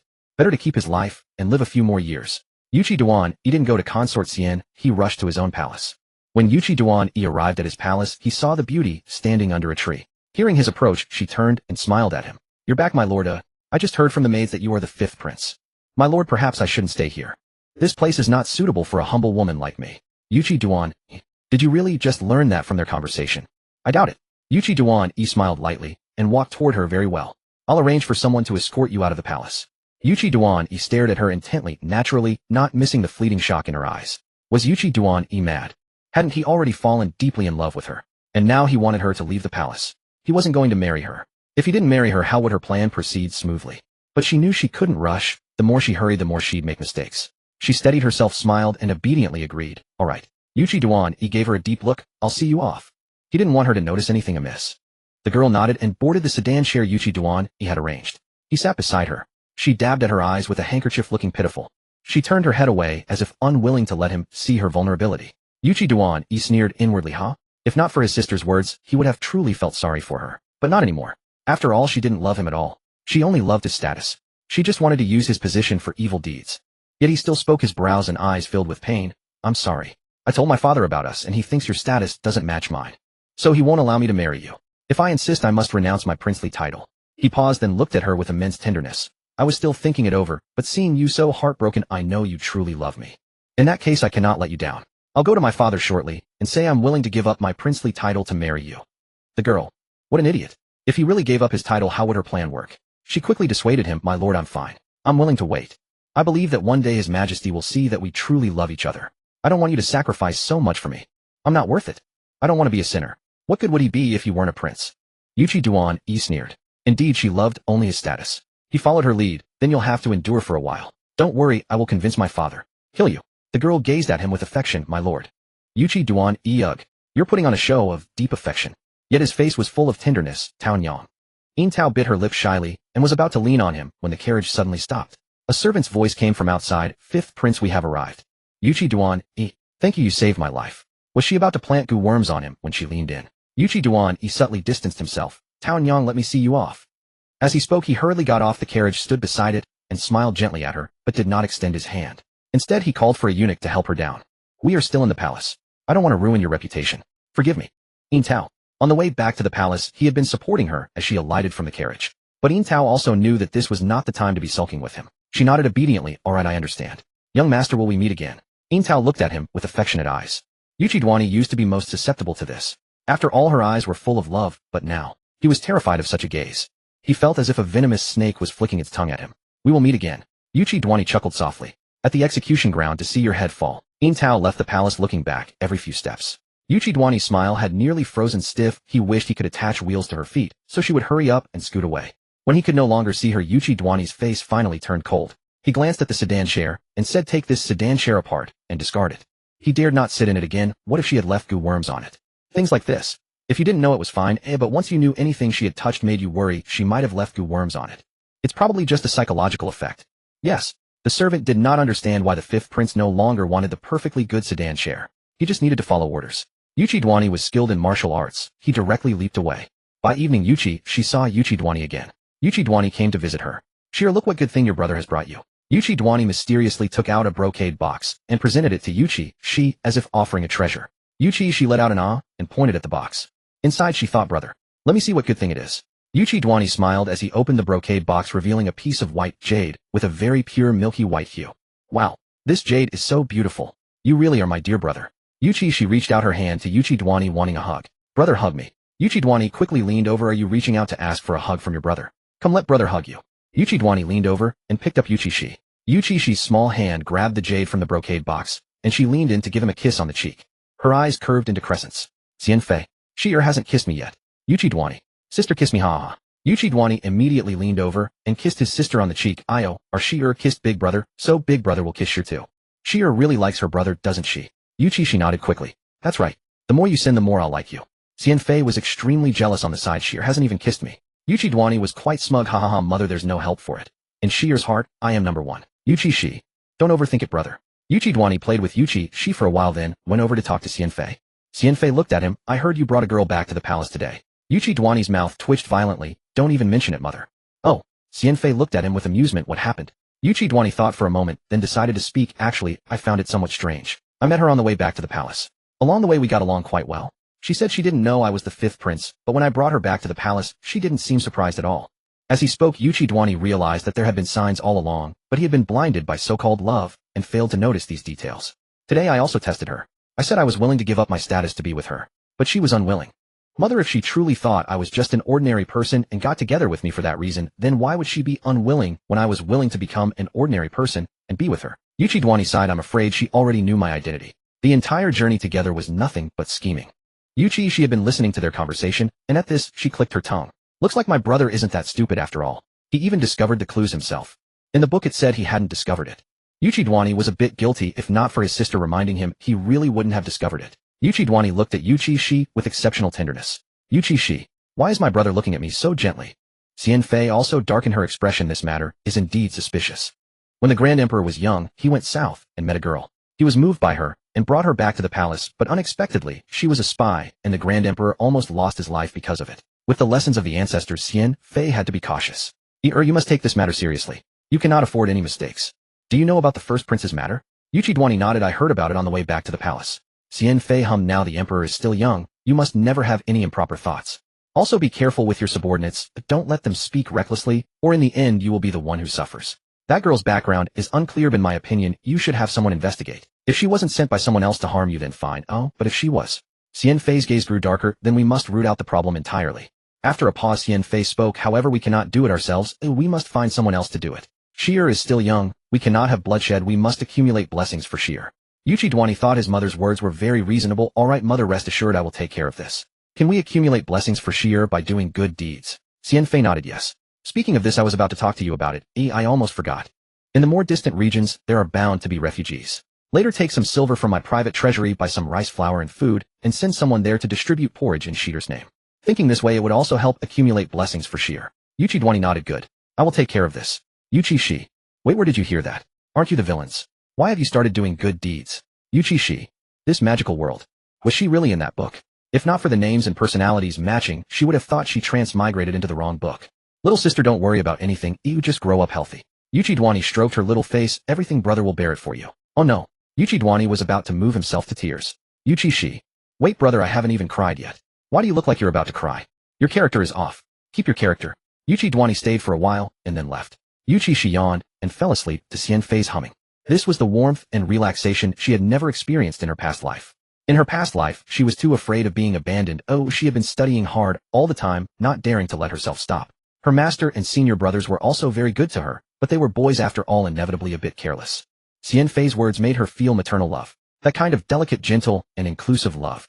Yuchi Xi suddenly felt that coming to the world of the book was not so bad after all. Once concubine, Xian had fallen asleep. Yuchi, she opened her eyes, turned over, sat upright, closed her eyes, and began to meditate. This was her daily cultivation practice. Since she could now sit up naturally, she should begin her cultivation. She did not wish to truly perish upon growing up. Moreover, she had found someone in this world whom she wanted to protect. No matter what kind of villains her relatives had been in the book, they were her family now, and so she would shield them. Their affection for her was genuine. When concubine Xian was about to awaken Yuchi, she would open her eyes, lie back down, and feign sleep. Day after day this became her routine. During this time, Yuchi Duani also investigated Yin Tao's true identity. Yin Tao was not her real name. Her true name was Miao Tao, a prospective sacred maiden of the Miao tribe. She and Su Yushir were close friends who frequently exchanged letters. Recently, Miao Tao had been secretly meeting with Su Yushir outside the palace. Yuchi Duani sneered. It seemed they truly intended to use him as their instrument. Yuchi Duani did not expose Miao Tao immediately. Instead, he left the palace to visit her, offered words of comfort, and presented her with numerous valuable gifts. He raised the matter as if casually. Nyang Tao, I have heard that recently someone intends to send beauties to my father the emperor. You must be careful outside the palace. When I am not present, do not open the door for anyone. Yuchi Duani gazed at her with evident concern. With your beauty, I truly fear they may set their sights upon you. Miao Tao rolled her eyes inwardly, but her face wore a charming smile. Very well, young master, need not worry. I shall be cautious. I will not let anyone but young master touch me. Yuchi Duani nodded. I am sorry for the hardship you have endured during this time. Should you need anything, do not hesitate to tell me. Very well. Yuchi Duani cast a reluctant glance at her. Father the emperor has been watching me closely lately, so I cannot stay here too long. Tao Nyang, I shall come to see you again. Good. Miao Tao nodded with a smile. I am not wrong. I will wait for you. Yuchi Duan departed, turning back 3 times with each step. The moment he left, the smile vanished from Miao Tao's face. She rubbed her face in frustration. How tedious. When on earth will this man marry me? And I still wish to help you, sure. Miao Tao glanced at the silks and gems he had brought, letting out a cold snort. Fool. Does he really believe I hold such deep affection for him? But this was for the best. As soon as Yuchi Duan departed, he went directly to Emperor Du to recount his plan. Since he required the Emperor's cooperation, he had no choice but to reveal it. Emperor Du, you want me to lie beside her? Indeed, Father Emperor. In this way we can sow discord between those 2 women. My people witnessed Miao Tao and Su Yushi meeting in secret at night. They must be plotting something. Father Emperor Miao Tao is a prospective sacred maiden of the Miao tribe, and Su Yushi's elder sister was executed by your orders. Then might we not suspect that Su Yushi summoned Miao Tao to ambush you? Yuchi Duan poured out all his suspicions and findings from his investigations to Emperor Du. Father Emperor, this is an opportunity. A chance to apprehend Su Yushi and deal a blow to the Su family. If we do not strike now, we shall lose the initiative. Father Emperor, you need only lie beside her. There is nothing else required of you. Yuchi Duan believed his father would have no fear of Miao Tao's goo worms. Emperor Du, you have planned everything meticulously. You want me to lie with that Miao sacred maiden, but what if she uses her goo worms against me? Emperor Du had no intention of risking his own life. Impossible. I shall not go. If you wish it done, go yourself. Since we have evidence, simply execute her. Why go to such trouble? Yuchi Duan sighed. This son also wishes to execute her directly, but mother has said this will not do. Mother worries that our bloodshed will exert a bad influence on our younger sister. Mother instructed me to have her eliminated through another's hand. Emperor Du, woman's sentimentality. Enough. Tell me which day. Yuchi Duan, how can you be so stubborn in speech? Yet you are still making compromises for your younger sister. After lengthy discussions, Yuchi Duan and Emperor Du finally finalized their arrangements. Within days, Emperor Du selected Su Yushi's tablet for the night. When Emperor Du arrived at Su Yushi's courtyard, she had already bathed and was waiting at the entrance. The Emperor took her hand and dismissed the attending maidens. Your Majesty. Su Yushi traced circles on Emperor Du's chest with her finger. The Emperor held her hand and regarded her with a serious expression. I hear you know how to play chess. Come play a few games with me. Su Yushi. Emperor Du selected her for the night, only to ask her to play chess. Su Yushi's lips twitched, but she obediently brought forth the chessboard and sat opposite him. Su Yushi glanced anxiously at Emperor Du. Having learned that he had chosen her tonight, she had taken special medicine to ensure conception. If she could bear a prince. Later, once she controlled Emperor Du through Tao Nyang's goo poison, her child could become crown prince. After ascending the throne, the Yuan kingdom would belong to her Su family. However, Emperor Du leisurely played chess with her. Su Yushi grew restless and claimed thirst, saying she would fetch water. She poured 2 cups and approached the Emperor, then deliberately stumbled, spilling the water onto him as she pressed against his body. Your Majesty, this concubine. This concubine did not mean to. Su Yushi quickly reached out to wipe the water from him, intentionally provoking him. Emperor Du, this woman is truly voracious. In the past, he might have appreciated such fervor. But now, knowing she sought to harm him, any romantic thoughts had completely vanished. It is of no consequence. I shall handle it myself. Emperor Du gently pushed her away. Your Majesty. Su Yushi looked at him with wounded innocence, but the next moment her vision went dark and she fainted. Emperor Du knew the intoxicating incense had taken effect. It was finally working. He breathed a sigh of relief. She had fallen to the ground, but he made no move to help her up. Instead, he walked toward the outer chamber and blew out the candle. He remained seated on the stool without moving. Before long, someone stealthily opened the door and slipped inside. You sure you summoned me, yet you did not light the lamp? Miao Tao had come only after receiving a letter from Su Yushi following the messenger into the palace. Fearing discovery, Su Yushi always sent different people to escort her into the palace each time. This time, seeing the letter was indeed in Su Yushi's own handwriting, Miao Tao had harbored no suspicions and followed along. She called out, but received no response. Frowning, she was about to speak when she suddenly detected a peculiar fragrance. Her eyes widened in disbelief, and in the next instant she collapsed to the ground. Before losing consciousness, her thought was, it is over, I have been played. The door was pushed open and Yuchi Duan entered with guards, ordering them to carry Miao Tao to the bed. He himself dared not touch her, fearing the presence of goo worms. Emperor Du, see that? This is what a son does. He's afraid himself, yet he wants his father to do it. Emperor Du cast him a disdainful glance, then rose and went to lie down on the bed. He lay down fully clothed, wearing a soft armor underneath. Don't ask, just know he was afraid of the goo worms. Yuchi Duan ordered the servants to carry Su Yushi to the side chamber. Emperor Du had someone strip Miao Tao of her clothes, making sure she carried no goo worms on her, before he finally breathed a sigh of relief. Yet he still dared not let his guard down, only removing his own garments when she was nearly awake. But he still kept his undergarments on. Su Yushi was left wearing only a belly band. When Su Yushi woke up and found herself in the side chamber, she sensed something was wrong. She rushed to the main chamber and nearly fainted at the sight. Miao Tao. Su Yushi could hardly believe her eyes. Why was Miao Tao here? Why was she in her bedchamber? And why was she herself in the side chamber? What's all this noise? Emperor Du pretended to have just woken up, opened his eyes, and sat up. Su Yushi, why aren't you in bed? After speaking, Emperor Du glanced at the person beside him and erupted in fury. Fine, Su Yushi. You refuse to serve me and instead send another woman here. Good, you are truly ruthless. Miao Tao was jolted awake by Emperor Du's roar. She opened her eyes utterly bewildered, and as her gaze gradually focused, she realized she was lying on the bed. Beside her lay a strange man. Miao Tao let out a scream. She tumbled off the bed in a panic. Seeing herself completely unclothed, she nearly fainted. Emperor Du, however, breathed a sigh of relief. Thankfully, she didn't fling a goo worm at him, or else he would have been the one screaming. Miao Tao looked at Emperor Du, then at herself, her face filled with despair. Yushi, why are you here? That's what I should be asking you. Su Yushi felt utterly betrayed. Why are you in my bedchamber? Miao Tao murmured, didn't you send a letter and have someone fetch me? You said you needed me for something. Before she could finish, Su Yushi slapped her across the face. Shut up. I never said such a thing. Why are you slandering me? Miao Tao was stunned by the slap. You know I admire the emperor, so why would you treat me like this? Su Yushi wept softly. She knew she couldn't pretend she didn't know Miao Tao now, so she had to let Miao Tao take the blame. She had no idea why Miao Tao was here either. But she herself must not be implicated. Otherwise, how could she carry out her plans later? Emperor Du watched the drama unfold. Miao Tao covered her face, hastily explaining, I didn't know he was. Enough. Su Yushi said, her face full of disappointment. Miao Tao, leave. I never want to see you again. But Emperor Du spoke up at that moment, who allowed her to leave. Su Yushi's body stiffened, and she quickly knelt to beg for mercy. Your Majesty, Miao Tao was just momentarily bewitched. Please don't blame her. Your concubine is willing to be punished in her place. Miao Tao was utterly confused. She didn't even know what she had done. Emperor Du let out a cold laugh. Since you are now my woman, you shall remain in the palace. From today onward you are consort Miao Zhao. Since you are sister's consort, Miao Zhao will reside next to you. Emperor Du rose and dressed himself. This matter is settled. With that, Emperor Du strode away. Flee quickly before she comes to her senses. Otherwise she might fling a goo worm at him. Miao Tao was filled with disbelief. She had lost her chastity. Su Yushi felt a trace of resentment. Miao Tao had said she was willing to help without expecting anything in return. Now hadn't she wormed her way into the emperor's presence? Su Yushi sneered inwardly, but her face showed a gentle smile. Taonyang, does it hurt? I'm sorry, I didn't mean to hit you earlier. I was just afraid the emperor would punish you, so I thought if I struck you first he wouldn't. But I never expected him to make you a consort. Still, this is a good thing. We can see each other every day now. Miao Tao was somewhat bewildered. A good thing? Good in what way? She had lost her purity. Was that a good thing? A strange feeling stirred in her heart, but when she looked at Su Yushi's gentle face, she couldn't find any fault. All she could say was, Yushi, believe me, I truly never intended to become Emperor Du's concubine. I really did receive a letter from you.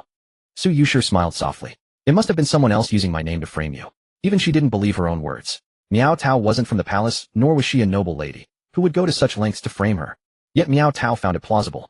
Yushi, then we must both be careful. Taonyang, I'm sorry, it's all my fault for involving you. Su Yushi wiped her tears. I remember you had someone you loved. Miao Tao's heart ached. Yes. She had planned that if she married Yuchi Duan, she would claim illness to avoid consummation. After all, Yuchi Duan, he loved her so much he would agree. If that failed, she could always use a poison or spell to render him impotent. But she never imagined that before she could marry Yuchi Duan, something like this would happen. Taonyang, don't worry. I won't tell anyone about this. Once you've helped me accomplish what I need, I'll find a way to send you out of the palace. Then you can be with your beloved. After a pause, Su Yushi said softly, I'll have a maid prepare a herbal decoction for you later. Drink it, and you won't become pregnant. You don't want to bear Emperor Du's child, do you? I understand how you feel. Miao Tao nodded lightly. All right. She truly did not wish to bear Emperor Du's child, but why did hearing Su Yushi say it that way make her feel a pang of discomfort? In the end, under Su Yushi's watchful gaze, Miao Tao drank the contraceptive broth. Su Yushi would never allow Miao Tao to bear a prince before her. Over the following days, the two often chatted together, plotting against Emperor Du. But Su Yushi couldn't always stay in her bedchamber. Sometimes she had to visit other consorts. Today, as it happened, she was away. Miao Tao was alone in the bedchamber. Bored, she decided to take a stroll. Since that day, Emperor Du had never called for her again, which came as a relief. Don't you dare breathe a word of this to anyone. A maid lowered her voice, but Miao Tao passing by overheard. Another maid asked, Good sister, please tell me. What is it about? Miao Tao initially didn't want to eavesdrop, but just as she was about to step away, she heard the first maid say, It's about consort Miao Zhao. You don't know this, but consort Miao Zhao was actually summoned here by Our Lady. The person sent to fetch consort Miao Zhao was also Our Lady's agent. Why? Why would Our Lady do that? Why would Our Lady create an enemy for herself? You wouldn't know this. Actually, this Zhao Miao Tao is His Majesty's close friend. Even after entering the palace, she will still help Our Lady. And didn't Our Lady give her the contraceptive decoction last time? Our Lady won't let her bear a prince. But why would Our Lady do that? Aren't she and Zhao Miao Tao friends? Our Lady lacks allies. Don't you know how long Our Lady has been in the palace? The Empress is still watching with a tiger's eye. Our Lady must be careful now. Zhao Miao Tao is so beautiful, it's only a matter of time before she gains the Emperor's favor. With her help, Our Lady. Their voices gradually faded away.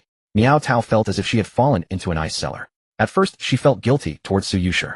After all, Emperor Du was Su Yushi's husband. Although she was set up by others, she had indeed slept with her friend's husband. But she never expected that all of this was orchestrated by her friend herself. How could Miao Tao accept this? She had even agreed to a fake marriage with Yuchi Xi for Su Yushi's sake. Wasn't that enough? Did she think this wasn't enough? Miao Tao's whole body turned cold. She didn't remember how she managed to return. She sat at the table for a long time until Su Yushi's maid came to summon her for a meal. Only then did she rise and follow. Su Yushi was already waiting for her. Seeing her pale face, she asked, "Taonyang, are you feeling unwell?" Miao Tao forced a smile. "The weather is too hot. I might be suffering from heat stroke." Su Yushi looked worried. "Then I'll have them bring some ice from my quarters to you later." Miao Tao softly murmured in acknowledgement. After the meal, Miao Tao excused herself, citing discomfort. Su Yushi told her to take care of her health. After some thought, Miao Tao decided to go back and confront her. She raised her hand to knock, but heard Su Yushi's voice from inside. "I wonder what's wrong with Miao Tao today. How annoying. At this critical moment, nothing must go wrong. My lady, why not just drive her away? I still have use for her. She knows goo poison and is skilled in goo insects. She's beneficial to me." Su Yushi was chatting with her personal maid, but now she seems to be harboring other thoughts. Keep a close watch on her in the usual days. See if she's been in contact with anyone else. "Yes," the maid replied. "Oh, and especially make sure she doesn't give birth to a prince." After a pause, Su Yushi sneered. "A ruined body, and she still dreams of returning to her beloved and living happily ever after. Once I no longer need her." Su Yushi didn't finish, but Miao Tao understood. Her body stiffened, and she backed away in disbelief before hastily leaving. She hadn't expected. It really was all Su Yushi's doing, and she had pretended to be a victim. Was it all to make Miao Tao feel guilty and work even harder for her? Hatred surged in Miao Tao's eyes. Hearing it from others, she still didn't believe it, but hearing it from Su Yushi's own mouth. Could anyone have forced her to say that? Su Yushi, I treated you like a sister, yet you schemed against me like this. You said you wanted to avenge your sister, so I traveled thousands of miles to help you, and this is how you repay me." Miao Tao was furious. At the same time, she made a decision. She would no longer help Su Yushi, she would deal with Su Yushi herself. Using her goo arts, Miao Tao caused Su Yushi to openly confront the empress and be punished by her. Miao Tao also sowed discord between Su Yushi and the other consorts. She wanted Su Yushi to have no one to rely on but her. Then she would deliver the final blow. Yuchi Xi had been watching the drama in the harem these days. Tsk. This Miao Tao was truly formidable. Her goo arts were also amazing. Yuchi Xi often visited Xian Fei to talk about Miao Tao's recent affairs, mainly for Yuchi Xi to hear. Yuchi Xi only regretted being too young to snack on melon seeds. Otherwise, she would have definitely eaten some melon seeds to show respect for this drama. Wow. Fight. Palace intrigue, so thrilling. It's a pity I can't see it. Yuchi Xi also found it regrettable. If his sister weren't so young, he would have taken her to watch directly. It was too exciting. A few days later, it was discovered that Su Yushi had hidden a straw doll with Emperor Du's name written on it, covered in needles. The doll was found by the Empress. "Emperor Du, can't you palace fights change the routine? Every time it's me being stabbed, right? Can't you stab someone else?" Little did Emperor Du know Miao Tao had investigated for some time. She wanted Su Yushi to die in the same way her sister had died. When Su Yushi was brought before Emperor Du, she didn't understand how such a thing could have appeared in her room. She wept like a pear blossom in the rain. "Your Majesty, I am wronged. Your Majesty, that truly isn't mine. I don't know who put it in my room. I am wronged." "Emperor Du, you are not wronged at all. You've long wanted my life. The evidence is conclusive, and you still quibble." Emperor Du ordered coldly, "Take her away." "Yes." Immediately, guards stepped forward, stuffed a cloth into her mouth, and dragged her off. The Empress watched on the side, feeling a surge of satisfaction. "Let you come dance before me. Now you've danced your own life away, haven't you?" When Prime Minister Su learned of Su Yushi's situation, he didn't even come to plead for mercy. With such a matter again, how could he beg for leniency? The night before Su Yushi's execution, Miao Tao went to see her. Seeing her, Su Yushi's eyes were filled with hope. "Taonyang, you will save me, won't you?" "Yes, you have goo insects. You can save me. Taonyang, save me." Miao Tao sneered. "Su Yushi, do you think I will save you? Do you know how the doll in your room came to be?" Su Yushi's eyes widened in disbelief. "Could it be you? Why, Miao Tao, I treated you like a sister, and you schemed against me like this. Why, Miao Tao laughed loudly. "You treated me like a sister. I think you used me as a knife. Su Yushi, you know the reason well." With that, Miao Tao laughed and left. "Enjoy the beheading platform tomorrow." The next day, Miao Tao and Su Yushi arrived at the beheading platform together. Miao Tao. She never expected that after leaving the dungeon she would be caught. The Empress had found evidence proving that she had been in contact with Su Yushi before entering the palace, and the two had conspired against the Emperor. The Empress had uncovered all their correspondence. Now Miao Tao was beyond any defense. Su Yushi laughed until tears came out. "Miao Tao, do you think that after I die you can live? You and I are grasshoppers tied to the same rope. If I die you won't live either." Miao Tao finally understood. "You schemed against me. You schemed against me first." Su Yushi sneered. "If you hadn't schemed against me, those letters would never have been discovered." She had left a backup plan. Miao Tao was no longer the naive girl she used to be. "I'm afraid this was your contingency all along." Even if I had helped you, you would have used these things against me in the end. At that time, she only needed to change the recipient of the letters to someone else, and it would be enough to cause Miao Tao great trouble. Not so naive anymore. Su Yushi hadn't expected her to suddenly wise up. But even if you know you still have to die. Miao Tao chuckled. What are you so proud of? Aren't you going to die too? Stop arguing, stop arguing. Yuchi Duani strolled out, leisurely speaking with a smile. Upon seeing Yuchi Duani, Miao Tao's expression instantly became a myriad of emotions. You know everything. Miao Tao had been worried about encountering Yuchi Duani, so she had been avoiding his palace in the imperial compound. She feared that if Yuchi Duani discovered her and killed her in a fit of rage, she would be unable to deal with Su Yushi. Yes, I do. Yuchi Duani ordered the guards to roll up her sleeve and wipe the cinnabar mole on her arm, revealing the bright red. Miao Tao's face was filled with shock. How is this possible? It was Yue. Miao Tao stared at Yuchi Duani in disbelief. She had always thought she was toying with him, but it turned out she was the fool. She had even considered Yuchi Duani an idiot. In the end, he had outmaneuvered her. Yes, Yuchi Duani said, stepping back, discreetly distancing himself from her. Yuchi Duani glanced at the official above, who immediately declared, execute. The executioner pressed her under the blade and delivered the stroke without delay. Not a single unnecessary word was spoken. Yuchi Duani didn't want to give her a chance to react. What if she still had some kind of poison insect on her? But he wouldn't call out the execution himself. Oh, after all, he had to accumulate blessings for his younger sister. Blood splattered onto Su Yushi's face, and only then did she realize the terror. She cried out, I want to see my father. Where's my father? I am the Prime Minister's daughter. How dare you? Yuchi Duani glanced at her expressionlessly, then turned and left. The official above immediately ordered execute. Yes, someone immediately pressed her onto the block and delivered the execution. Yuchi Duani left the scene. Su Yushi was naive. At this point, how could Prime Minister Su still care about her life? In Prime Minister Su's eyes, a daughter who could no longer benefit the family was merely a discarded pawn. Yuchi Duani went to find Yuchi Xi, but didn't mention the matter. He thought it best to keep such bloody affairs from his sister. Recently, Prime Minister Su dared not show his face, constantly claiming illness. But even illness could not exempt him from responsibility. Emperor Du issued an imperial decree directly stripping him of his official position. The eunuch who delivered the decree reported that upon hearing it, Prime Minister Su spat out blood and fainted. Emperor Du sneered upon hearing this. He paid it no mind. Time passed swiftly. The top scholar and his companions returned. Dai Changdong brought his wife with him. They had already held a wedding ceremony in the village, but he still brought her to see Emperor Du. Emperor Du was overjoyed to see them. Holding Yuchi Xi in his arms, he smiled broadly. Excellent, excellent. Rise. Yes.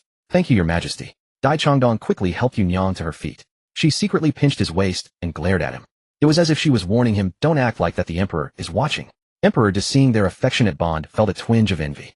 Dai Changdong was truly more fortunate than he. Though his harem appeared full, genuine affection was scarce. Emperor Du withdrew his thoughts and spoke. Previously I said that when you returned with your wife, I would host a grand wedding for you. That promise still stands. Choose an auspicious day, and I will cover all expenses. Yunyang quickly knelt. Your Majesty, we have already held a wedding in the village. Please reconsider. Dai Changdong hurriedly knelt beside her. Your Majesty, my wife merely feels it would be wasteful. She means no offense. Please forgive her. After all, rejecting the Emperor's goodwill was no small matter. Yunyang realized her mistake. Your Majesty, I have no intention of disrespect. Yuchi Xi sighed. Father, look at you. You frightened them. But Yunyang didn't lie. She is a kind-hearted person and truly meant no offense. She simply thought it was too extravagant. If you used that money for national construction, she would have gladly accepted. Emperor Du had been slightly annoyed. After all, no one likes being directly refused. Moreover, he genuinely wanted to host a dignified wedding for them. But hearing Yuchi Xi's words, he understood why she felt that way. After all, Yunyang came from a place where waste was not encouraged. Emperor Du's expression softened. Very well, then I'll entrust the money to you. You decide what to do with it. Whether it's distributing porridge to the poor or building roads in your village, it's your choice. Dai Changdong breathed a sigh of relief, amazed that the Emperor hadn't been angered. That was truly rare. He had prepared himself for a beating. Yes, thank you, Your Majesty. Dai Changdong quickly kowed out, and Yunyang followed suit. Thank you, Your Majesty. Emperor Du waved his hand. Enough, you must be tired from your journey. Return to your residence and rest. Dai Changdong now had a mansion in the capital. Yes. Dai Changdong helped Yunyang up, preparing to leave. Yunyang hesitated, then mustered the courage to speak. I made a small trinket for the little princess. May I present it? Dai Changdong was startled and quickly pulled Yunyang down to kneel. Your Majesty, my wife is very fond of children. When she heard that the little princess is young, she made a small gift. Please forgive her. Emperor Du thought, am I really that terrifying? Tisk, father, look how you've scared them. But I am curious about what trinket she made. I haven't played with many toys yet. Yuchi Xi looked forward to it, even craning her neck slightly. Emperor Du chuckled and gently pinched her cheek. Bring it here. Dai Changdong was bewildered. The Emperor actually agreed. Yunyang was delighted and quickly placed the trinket onto the tray presented by the eunuch. The eunuch brought the tray to Emperor Du, who took a small rattle and handed it to Yuchi Xi. She began playing with it. Though it looks childish, it's quite fun. Seeing that Yuchi Xi liked it, Emperor Du bestowed gifts upon Yunyang. When Dai Changdong led Yunyang out, he was still dazed. He felt they had been dancing on the emperor's nerves today. But surprisingly, the emperor not only didn't punish them, but also gave them many gifts. Yunyang looked at Dai Changdong in confusion. Husband, what's wrong? Did I do something wrong? Yunyang sighed. I wanted to give the little princess the trinket privately, but the emperor dotes on her so much that I couldn't see her alone. So I thought I'd take this opportunity to present it to her. Didn't you tell me earlier that the little princess brought rain to Ani City? Dai Changdong had heard this news from people near Ani City on his way back. I thought since the little princess is so kind, I wanted to do something for her. She paused and lowered her head. I'm sorry I didn't consider the consequences and nearly implicated you. I'll change next time. Dai Changdong chuckled. It's fine. I love you for this straightforward nature of yours. Yunyang, you don't need to change. If the emperor blames me today, I will bear it. I promised you that I would cherish you in the future. I will keep my word. Dai Changdong took her hand, his face full of tenderness. If the emperor truly cannot tolerate you and insists on punishing me, I will accept it. If this capital city cannot accommodate us, we can go back. I only wish to be an ordinary couple with you. I don't want you to sacrifice or change anything for me.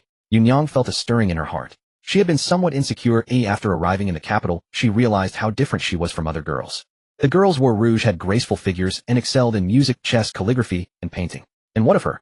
She had barely touched rouge back in her hometown. She had to struggle to make a living. Her hands were covered in calluses. She could chop wood, cook, and sew, but she knew nothing of music, chess, calligraphy, or painting. Nor did she understand the intricacies of officialdom. She even felt she was no longer worthy of Dai Changdong. Dai Lang. Yunyang, you must never say that you are not worthy of me. Without Yunyang, there would be no Dai Changdong today. If you say such things again, it will truly break my heart. Yunyang smiled gently. Alright, I won't say it anymore. But Dai Lang, I want to learn something. She didn't want to become a caged bird after coming here. Alright, you can learn whatever you want. Dai Changdong only wanted her to be happy. They exchanged smiles and walked away hand in hand. From afar, many palace maids witnessed this and felt a pang of envy. If only we could find such a good man. Not asking for the talent of the top scholar, just his temperament and kindness. Yuchi Xi had a new toy and played with it joyfully. Yunyang had dexterous hands. The little trinkets she made were different from others. For instance, the rattle drum had one side of wood and one side of iron. When shaken well, it could even produce a melody. Yuchi Xi played with it every day for a while. The 8th Prince Yuchi Feng hid in the shadows watching Yuchi Xi play, his heart itching. He threw a tantrum to the eunuch beside him. Did you see that? That's the one. I want it. Go buy me one. The eunuch thought you just move your lips, but I might break my legs and still not be able to buy it. 8th Prince, it's not that this servant won't buy it for you, but it's truly not available for purchase. The eunuch sighed. This servant has inquired. It was a gift from the top scholar's wife to the little princess. Yuchi Feng's face was full of grievance. Why does she give it only to little Nine and not to me? I don't care, go ask for one for me. The eunuch thought this. This servant dare not. Perhaps you could ask Consort Liang to speak on your behalf. If Consort Liang speaks, it will surely be more effective than this servant. Yuchi Feng thought it reasonable and immediately turned to run toward his mother's palace. Yuchi Xi glanced at the spot where Yuchi Feng had been hiding, clicked her tongue, and paused, the little hand shaking the rattle drum. Little brat. You want it, don't you? I just won't give it to you. Ha, I'll even shake it in front of you, taunting you. Making you die of envy.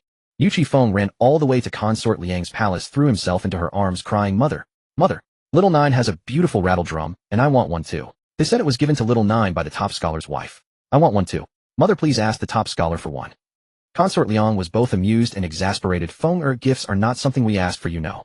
That thing is rare and likely difficult to make. Be good, alright. Yuchi Feng plopped down on the ground, kicking his legs. I don't want to be good. I don't. I just want little Nine's rattle drum. Consort Liang was at her wit's end. Alright, stop crying. Mother will go see if she can run into the top scholar later. If she does, she'll steal her face and ask for one for you. Yuchi Feng immediately broke into a smile. Great. Thank you, Mother. Consort Liang was utterly helpless.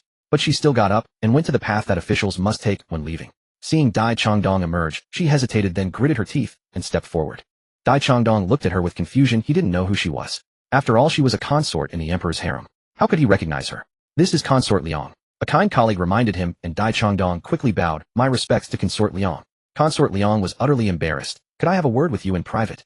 Dai Changdong nodded, and they walked to a side area, yet still within sight of others. After all, a consort could not meet with a strange man in a place unseen by others. It's like this. My son recently saw the little princess's rattle drum and took a great liking to it. Upon inquiring, I learned it was made by your wife. Do you think I could buy one from your wife?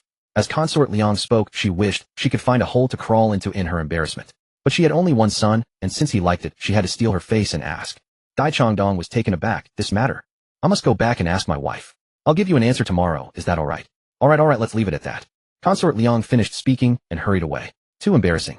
Dai Changdong scratched his head. Lu Yezhou approached. What's the matter? Did you offend Consort Liang? Nonsense. Dai Changdong shot him a glare. It's like this. He explained Consort Liang's intention. Lu Yezhou was speechless. This actually works. I think it does. Just let your wife make it. Maybe she can even start a trend among the princes and princesses boosting sales. That way your wife will have something to do and you won't have to worry about her overthinking. Didn't you say your wife always wanted to start her own business? Isn't this just the opportunity? Lu Yezhou grew more convinced as he spoke.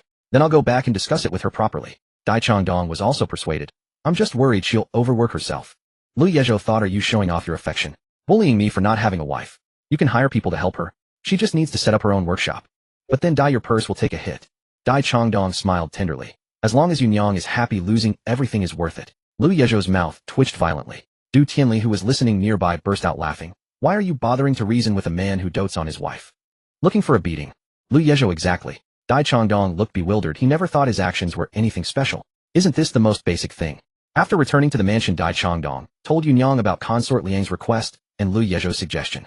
Yunyang's eyes lit up after hearing it. I think it's feasible. I was just worrying about having nothing to do. Let's do this. When orders are few, I'll make them myself, first passing the time every day. Mainly once she had her own source of income, she wouldn't feel like she was marrying above her station. All right. Dai Changdong was naturally willing. Though she didn't mention setting up a workshop, he secretly went to look at shops in his spare time and settled one. Dai Changdong replied to Consort Liang, agreeing to make it. Consort Liang was willing to pay a high price. This won't shortchange you. 10 taels of silver for one. Dai Changdong was shocked. Consort Liang, it doesn't need to be that much. We plan to mass produce these in the future. It's necessary. Before you start mass production, mine is a rare item. The main thing is my son's happiness. Consort Liang directly had a palace maid press the 10 taels of silver into his hand. I await your good news. After speaking, noble consort, Liang hurriedly left. She was not merely motivated by the value of the item, more importantly, she hoped to forge a connection with Dai Changdong. Dai Changdong was highly regarded by the emperor. Dai Changdong. Upon returning home, Dai Changdong told Yunyang about the matter. Yunyang also felt the amount of silver was too substantial to accept. In my opinion, you should accept it. Lu Yezhou, who had come to share a meal, swallowed his food and spoke up. Since it comes from noble consort Liang, simply keep it safe. Noble consort Liang is certainly not someone who cannot spare 10 taels of silver. More importantly, for people at their station, what is 10 taels of silver? If you refuse, they might think you disdain the amount and grow offended. They could actually become angry. It was undeniable that Lu Yezhou saw things more clearly. Just accept it. 10 taels of silver is a considerable sum for you, but merely a trifle to them. This. Yunyang and Dai Changdong exchanged glances and ultimately decided to accept it.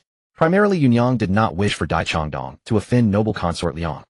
During this period, Yuchi Xi's cultivation had proven effective. She was now able to use the spiritual energy she had cultivated to aid herself in crawling. And at this time, Yuchi Xi was only 4 months old. Now that she could crawl, Yuchi Xi no longer wished to be carried. She would crawl around everywhere each day.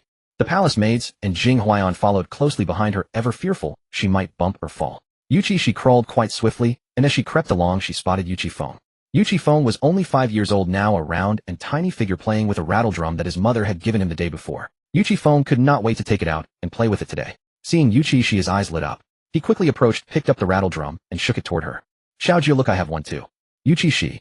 You little brat. Coming to show off in front of me. Aunt. Yuchi Xi opened her mouth and let out an ah. I know you have one, I have one too. I have been playing with mine far longer than you. Stop showing off. Xiaojia, haven't you taken yours out to play, eh? Then would you like to play with mine? I can lend it to you for a while.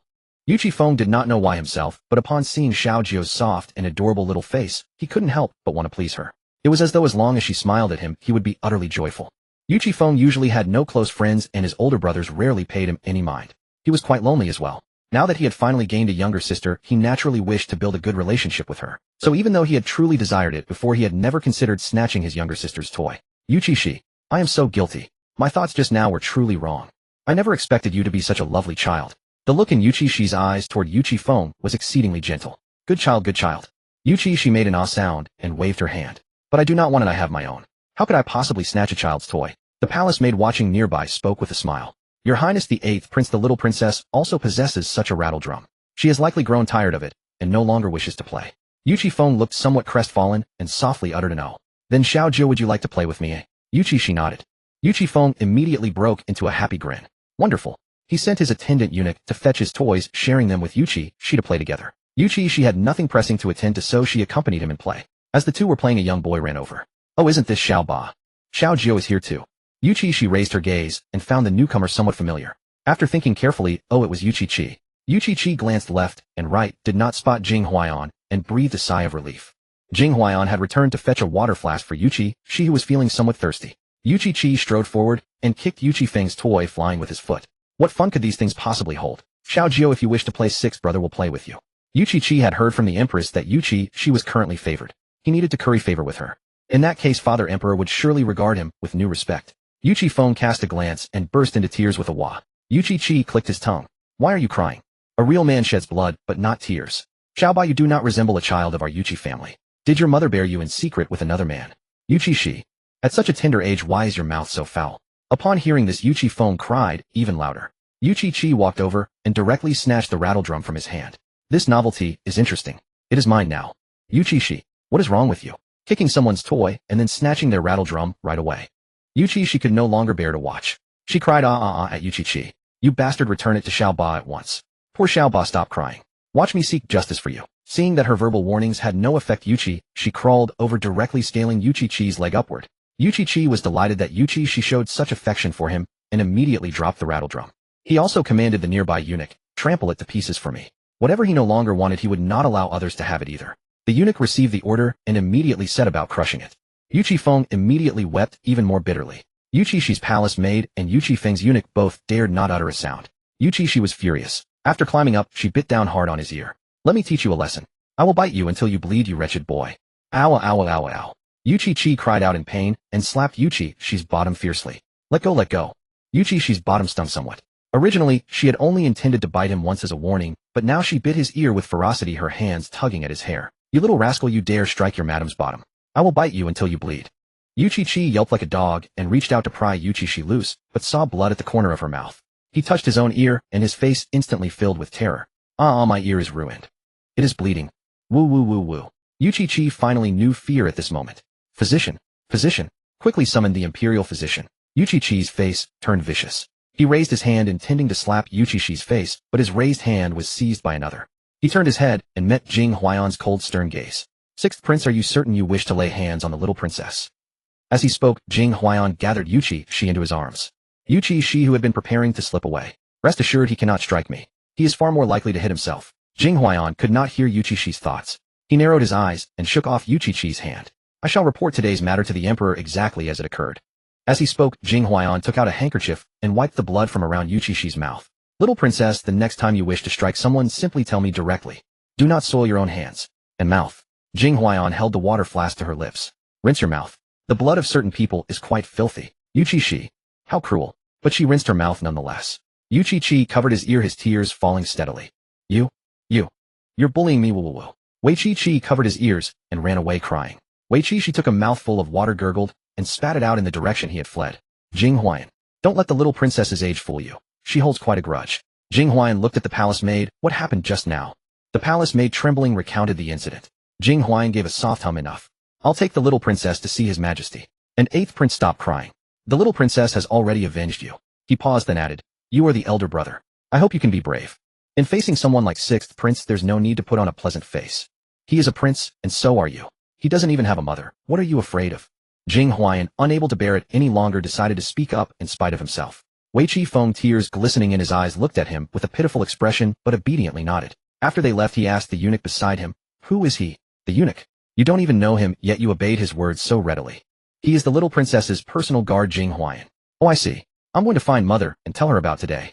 Yuchi Feng glanced at his crushed rattle, almost on the verge of tears again, but recalling Jing Huayan's words, he held back. He picked up the fragments one by one. Mother bought this for me. Having gathered the pieces, he asked the eunuch to carry his other toys and went to find Consort Liang. After hearing his account, Consort Liang was nearly furious to death.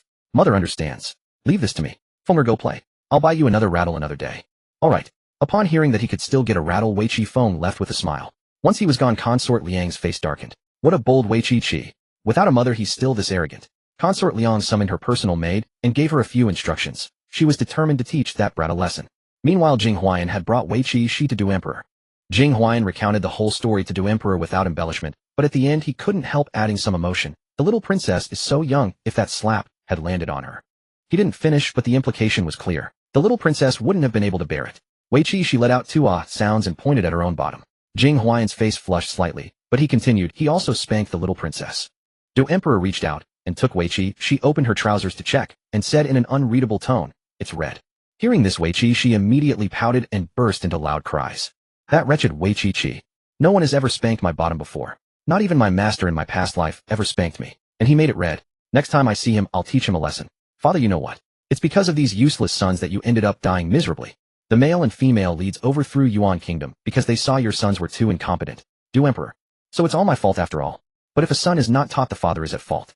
Du Emperor had no intention of shirking responsibility. Summon that brat Yuchi Xi to me. The eunuch immediately went to carry out the order. Before long, Yuchi Xi was brought in. He knelt respectfully. Your son pays respects to imperial father.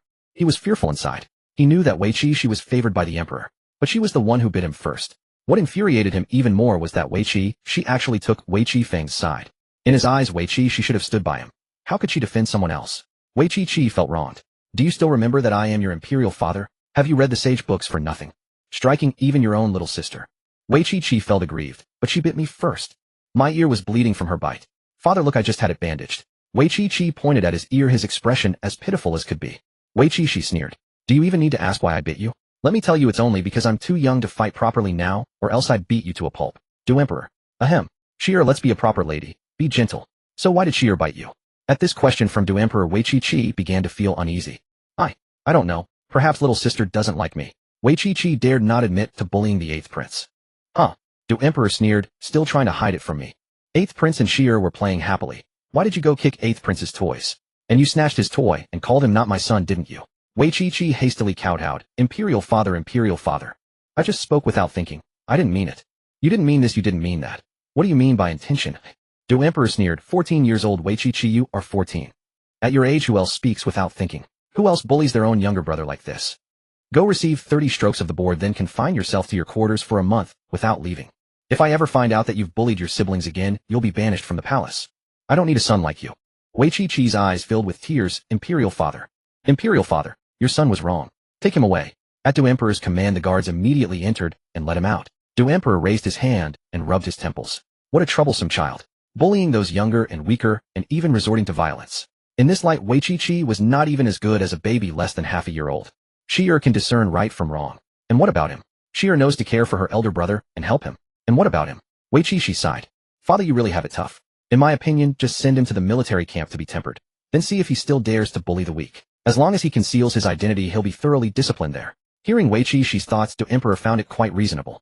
He might as well send him to the military camp to be hardened. After all, he had never suffered any hardship. Let him taste some suffering. Then we'll see if he still has the energy to bully others. After receiving 30 strokes, Yuchi Xi harbored deep resentment toward Yuchi Xi, always feeling that if not for her, the emperor wouldn't have punished him. He hadn't bullied the 8th prince for the first time. Why was this the time he got hit? He wanted to find an opportunity to teach Yuchi Xi a lesson, but after a month of house arrest, the emperor's men sent him to the military camp with orders to discipline him without regard to his status. At first, no one dared to force him to train because he was a prince. Until Grand General Yin Buozhong arrived. Learning that he had bullied the little princess that very day, Yin put him through all kinds of training. Yuchi Xi refused to comply and was immediately subjected to military discipline. In the end, Yuchi Xi returned, crying, his legs trembling. The next morning, he was called up early to continue training. Yuchi Xi was utterly tearless. He no longer had a mother, and the empress wouldn't truly care for him. Yin Buozhong certainly wouldn't show him any mercy. That little princess was such an adorable child. How could anyone harm her? So he deserved to be harshly trained. Yin Buozhong was very fond of the little princess. Every time they met, the little princess smiled at him so sweetly, which filled him with joy. Yuchi Xi had originally felt that being tormented by Yin Buozhong was already unfortunate enough. Until one day, while walking on the road, he was splashed all over with waste by a soldier carrying a pole of excrement, and only then did he realize that even worse misfortunes awaited him.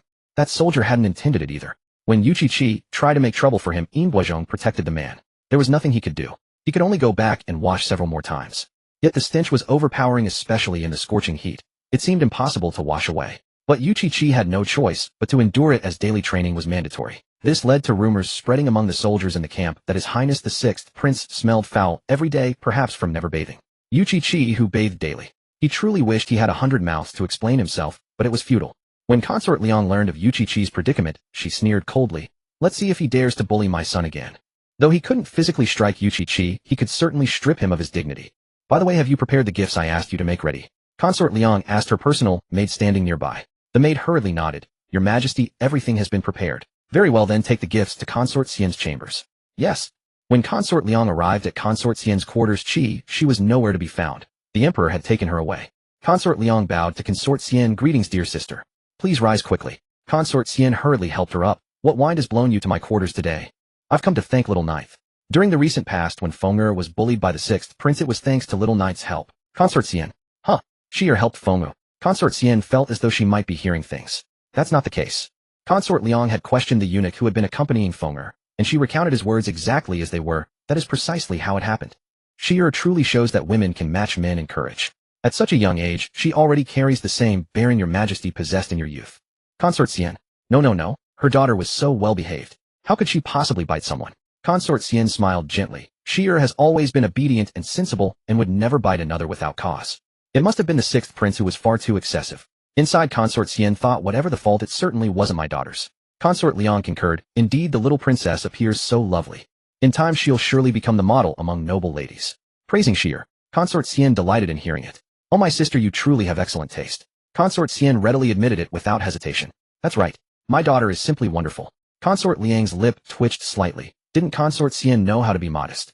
Yet because Xi had helped Feng, genuine gratitude warmed her heart. Those flattering words flowed freely and effortlessly. Consort Xian nearly summoned someone to transcribe their exchange and preserve it in the official records. She wanted future generations to witness just how remarkable her daughter was. After praising until her throat grew parched, Consort Liang paused for water and prepared to leave, but glanced up to find Consort Xian's face, plainly asking why she had stopped. Keep complimenting. I enjoy hearing it. Consort Liang's features contorted. Sister, I've primarily come today to present gifts. I still have matters to attend to, so I must take my leave first. This won't do. She'd run out of words entirely. She'd need to read more books on compliments and ensure she praised her sister to satisfaction next time.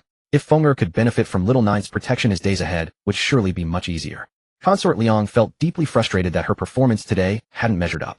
Consort Xian escorted her to the door where the two exchanged warm pleasantries before Consort Liang departed. Once inside, Consort Xian reclined on her daybed with a satisfied smile. I've suddenly realized Consort Liang truly has excellent judgment. The thought crossed her mind that they could cultivate this friendship further. The personal maid nearby thought to herself that Consort Liang had been praising the little princess for nearly half an hour straight. She agreed that the consort truly had good taste, at least when it came to flattery, which surpassed her own capabilities. It had been some time since Yuchi Xi last saw her older brother. Just as she was wondering where he had gone, Duan appeared, and without hesitation took her directly out of the palace. Of course, he had left word for their mother beforehand. Carried in Duan Yi's arms as he employed his lightness skill, the wind rushed past her face, and she contentedly half closed her eyes. She felt no fear whatsoever. After all, she had once ridden a flying sword herself. Duan glanced at her and smiled. You're quite fearless. She smugly thought to herself, of course not.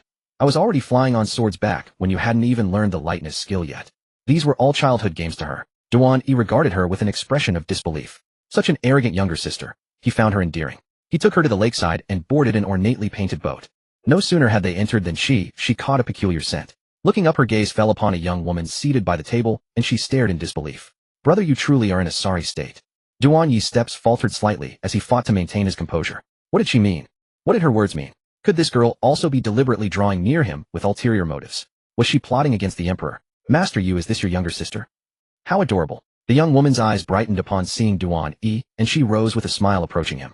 Her name was Meng Yan, and she claimed to have come to the capital seeking relatives. She was talented, and Duan Yi had met her by chance. There had been no instant romance, but rather a gradual appreciation after spending time together. However, following the incident with Miao Tao, he decided to exercise caution and bring her before his sister first, hoping she might detect something he had overlooked. Naturally, he hoped this young woman was sincere. Yet his sister's earlier remark suggested otherwise. Yes. Duan Yi offered a faint smile. Yu Gongzi was merely the pseudonym he used. She regarded Meng Yan with a sigh. Pathetic, my brother is truly in a wretched state. I really don't understand, brother. Why can't you simply accept someone the emperor has chosen for you? Even if she doesn't love you, she could still serve as your ally, could she not? At least those arrangements involve mutual benefit. But look at who you've chosen instead. I truly pity your situation. Do you not know that your romantic fate is destined to be fraught with hardship? She had long read his face and knew his love life would prove exceptionally difficult throughout this lifetime. Of course, it was not entirely beyond alteration. If he accumulated sufficient merit, perhaps his destiny could be shifted. Duan Yi, my dear sister, could you simply tell me directly? This cryptic way of speaking made it so difficult for him to fathom. He genuinely couldn't understand what motive Meng Yan could possibly have. Was she not merely an orphan who had come to the capital searching for relatives? Master Yu, is something wrong. Do sit down first. Meng Yan invited him to take a seat by the table. Duan Yi smiled and carried Yuchi over. Meng Yan reached out wanting to hold Yuchi. Master Yu, may I hold her? Yuchi. Duan Yi smiled. My younger sister is shy around strangers. I'm afraid that won't work. This woman had something up her sleeve. How could he possibly hand his sister over to her? Yuchi Xi, how am I shy? But she really cannot hold me. If she touches me, she's done for. After all, she's a ghost, and I'm a Taoist priest. Yuchi. Duan Yi's body went rigid, his pupils contracting. What? She's a ghost. Yuchi. Duan Yi's mouth twitched violently, and he quietly stepped back from Meng Yan. My sister is very afraid of strangers. Now he truly knew he had to hold on to his sister tightly. He would never hand his sister over to anyone. His sister was now his only antidote, his only shield. Without his sister he would die. He would die. Yuchi Xi really couldn't fathom what sin he had committed in his past life. The first girl he had fallen for wanted to use him to kill his father. The second girl he liked wasn't even human anymore. She was a ghost. Yuchi Xi, heaven above, please have mercy on me and stop picking on me. Meng Yan paused, a flicker of disappointment crossing her heart, but she withdrew her hand anyway. All right then, I won't hold her. Lord, you shall we set sail now? Yuchi Xi sprang to his feet, his expression tense with urgency. Oh no. I was only hoping you would meet my sister and give your blessing. But I forgot. This is the time my mother usually feeds her. Miss Ming, I'm sorry, but I must return home first. I'll come see you as soon as I'm free. Meng Yan parted her lips slightly. Huh, you brought your sister along secretly. Then hurry and take her back. Meng Yan was overwhelmed with emotion. I never expected Lord you to go to such lengths for my sake. I truly didn't expect Lord you to do this for me. Meeting a man like him in this life is more than enough for Meng Yan. Yuchi Xi, don't go getting touched.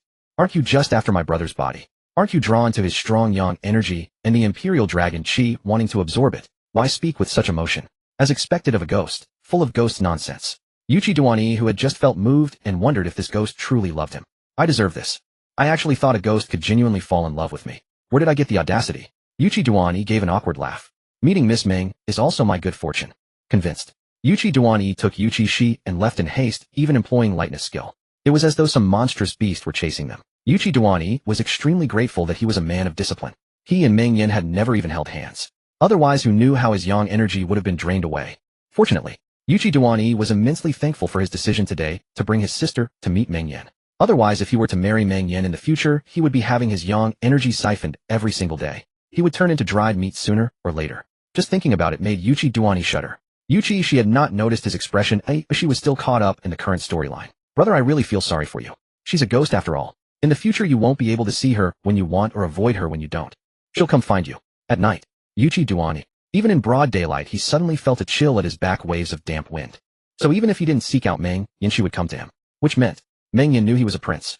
Oh right, Sheer had mentioned she knew. That was precisely why she had deliberately drawn near him. Yuchi Xi began to feel afraid. No, he had to sleep with his sister. Meng Yan was afraid of Sheer. Yuchi Xi went back and told his mother about wanting to sleep with his sister. Concubine Xian immediately rejected the idea. That won't do. Sheer is still young and needs to nurse at night. Wait until Sheer is weaned, then you can sleep with her. Yuchi Xi. Mother, why not take this opportunity to wean our sister? Concubine Xian. Say that again. Your sister is only 4 months old, and you want her to wean, eh? Concubine Xian rushed aside, drawing her flexible whip. She swung it toward Yuchi Xi. Want to see if I'll beat you? Yuchi Xi quickly jumped aside to dodge. Mother, wait. Calm down, calm down. I was wrong, I was just joking. Mother, I'll go now. Yuchi Xi took off running. If he hadn't run, his mother would have really beaten him. Yuchi Xi. My own brother is so shameless. Concubine Xian put down her whip, still somewhat angry. He's already 16 and still causing such trouble. And I haven't seen him take a wife either. The attending maid soothed gently. Your Highness, perhaps the 1/5 Prince admires hasn't appeared yet. Yuchi Xi quickly responded in her mind. Exactly so. My brother's destined one wouldn't come now. What's coming now are all demons and monsters. That Miao Tao is from the Miao region, and this Meng Yan is a ghost. It's a pity I can't properly draw talismans on my own right now. If Master Wu Chen were here, he could assist me a bit. The main problem is that she currently has no brush or yellow paper. She could just grab any paper and draw on it for now, though the effect wouldn't be as good as using yellow paper. If Master Wu Chen still didn't come looking for her in a couple days, she would just find some paper herself and draw talismans for her brother. Either way, whatever she gave her brother would treasure it. Concubine Xian. What? Huh. Her son had encountered a ghost. She can't draw talismans yet. Master Wu Chen can. Concubine Xian steadied herself and instructed her personal maid, send word to Master Wu Chen. I need to see him. Concubine Xian decided to seek Master Wu Chen's help after all. That was her own son. She couldn't truly watch him die. The personal maid quickly acknowledged and withdrew. That night Yuchi Xi silently approached Yuchi Xi and handed her a small gold ingot. Sister, I'm sorry. I shouldn't have said those words about weaning you today. Brother was really too scared, boohoo. This is a gift from brother to make amends. Yuchi Xi. Oh my good brother, why be so polite? Such an outsider. Yuchi Xi thought this, but quickly grabbed the small gold ingot and tucked it into her pocket. Mine. It was hers now. In truth, she didn't care at all about weaning. As long as she had something to eat, she wouldn't starve. She didn't mind weaning either. In fact, she found nursing embarrassing every day. Who would have thought? Her brother was so generous. Yuchi Xi saw her accept the gold ingot and breathed a slight sigh of relief. Since you've accepted it, I'll take that as you forgiving me, sister. While speaking, Yuchi Xi had already quietly slipped away, leaping onto the rooftop. He had decided he would sleep here tonight. Otherwise he might die. It was safer to stay closer to his sister. His mother wouldn't let him sleep with his sister, but sleeping on the rooftop beside her should be fine, right? His sister would sleep, and he wouldn't. Yuchi Xi could sense her brother had not left. She raised her gaze and glanced toward the rooftop. Good heavens, has my brother not left yet? Yuchi Duani. Could she have truly discovered him? But he pretended not to notice, resolutely refusing to leave his sister's side. Yuchi Xi took out a gold ingot, examined it, and happily took a few bites. Real gold. Although she had no teeth, she simply knew it was real. Yuchi Xi hid it beneath herself. There was no way around it. Her current robes had no pockets. For consecutive days Yuchi Duan, he went nowhere, simply staying guard by Yuchi Xi's side. Consort Xian looked at him with exasperation. Look at you. You are already of age, yet you spend each day circling your younger sister. What for? You should go court several noble young ladies. Take them on lake boat rides and tea tastings. Yuchi Duan, he covered his ears. Can't hear you, mother is preaching again. Consort Xian could only shake her head in helplessness. Very well, stop hovering before me. I find it irritating. Begone. Yuchi Duan, he scooped up Yuchi Xi. Right away I shall take my sister and go. Consort Xian. I said begone. I did not say take Sierra with you. Yuchi Duan, he did not even turn around. I enjoy keeping my sister company. Jing Huaiyan hurriedly followed behind. The fifth prince's misfortune could be tolerated, but the little princess must not come to any harm. Yuchi Xi gave her brother an exasperated glance as he escorted her out of the palace. As soon as they reached the marketplace, Yuchi Duan, he looked at Yuchi Xi. Sierra, look, what would you like? Brother will buy it for you. Yuchi Xi gazed at the dazzling array of merchandise and swallowed hard. Brother, since you put it that way, I shall not hold back. Yuchi Xi extended her hand and pointed. Yuchi Duan, he followed her finger's direction and found himself facing a jewelry shop. Yuchi Duan, he chuckled. Our Sierra truly has a fondness for such adornments. No matter, brother will buy them for you. With that, Yuchi Duan, he carried Yuchi Xi inside. Yuchi Xi surveyed the shop's jewelry, excitement welling within her as she began pointing at various items. This one, no. Take everything else. Yuchi Duan, hey, what? His smile froze on his face. He glanced over the prices of those trinkets, quickly calculated the total in his mind, and then measured it against his own savings. Fortunately, he could afford it. Yuchi Duan Yi's eyes darted around as he decided to tease his sister a little longer. Shopkeeper, please wrap up all the hairpins and jewelry my sister just pointed to. Yuchi Xi. Wait, brother, that's not what I meant. I said those ones no, the rest yes. For the first time in her life, Yuchi Xi genuinely wished she could speak. She grew anxious and let out impatient cries. Seeing the moment had gone far enough, Yuchi Duan, he intended to stop teasing her. But before he could, Jing Huaiyan, who had remained silent, spoke up. Perhaps she does not want those particular pieces and wishes for everything else instead. He paused, then looked at Yuchi Xi. Is that what you mean? He was only guessing, not entirely certain. Yuchi Xi immediately nodded with great enthusiasm. As expected of the protagonist, you are far smarter than my foolish brother. Yuchi Duan Yi's expression darkened slightly. I know. I was merely teasing my sister. Yuchi Duan, he turned to the shopkeeper. My sister did not want those particular ones. I want everything else wrapped up. The shopkeeper, who had nearly finished packaging, stared blankly. Playing with me here. He thought to himself, tell you what. If not for the volume of your purchase, I would have scolded you soundly. Yuchi Duan, he glanced at the shopkeeper. I intended to tease my sister, yet inadvertently caused you trouble. Here is one tael of silver as compensation for your inconvenience. The shopkeeper's face immediately broke into a wide grin. He hastily accepted the silver. Oh, kind sir, you are too generous. It is no trouble at all, no hardship whatsoever. Should such matters arise again, please do call upon your humble shop. He was thoroughly delighted. The nearby assistant. Master, you truly are a master of changing faces. Yuchi Duan, he smiled. Then, as though remembering something, he said to Jing Huaiyan. Actually, there was no need for you to explain on my behalf. I understand my sister well enough. So do not presume only you understand my sister. I am the one who understands her best. Jing Huaiyan. Oh, Jing Huaiyan did not care much. He had only spoken because he had noticed the little princess's anxious state. The shopkeeper and his assistants packaged everything at top speed. After tallying the silver, Yuchi Duan, he simply handed over a banknote to settle the bill. Please trouble the shopkeeper to arrange a carriage to deliver these adornments to the specified location. The shopkeeper waved his hand. Oh, no trouble at all, no trouble at all. Customers like this were rare. Troubled? Hardly. He would not complain even if they came every day. After purchasing the jewelry, Yuchi Duan, he led Yuchi Xi outside. As they strolled along, Yuchi Xi had Yuchi Duan buy her quite a few snacks. However, most of it she could only lick and taste. The remainder naturally fell to Yuchi Duan. He could not finish it all either, so most was packed to take back. Much of what Yuchi Xi had not even licked was given to Jing Huaiyan, who decided to bring it back for his younger brothers. Meanwhile, Master Wuchen had also arrived at the palace to visit Consort Xian. He rarely came to the palace nowadays. Normally matters concerning Consort Xian would be brought to him. But this time he wished to see whether the little princess was present, so he came on his own accord. Master Wuchen offered a Buddhist bow to Consort Xian. Amitba, your consortship summoned me. Might I ask the reason? As soon as he finished speaking, Master Wuchen glanced left and right, but failed to spot Yuchi Xi's expression tinged with subtle disappointment. The little princess was not here. Master Wuchen, Sierra is not here. Consort Xian understood immediately what he was searching for. Master Wuchen smiled.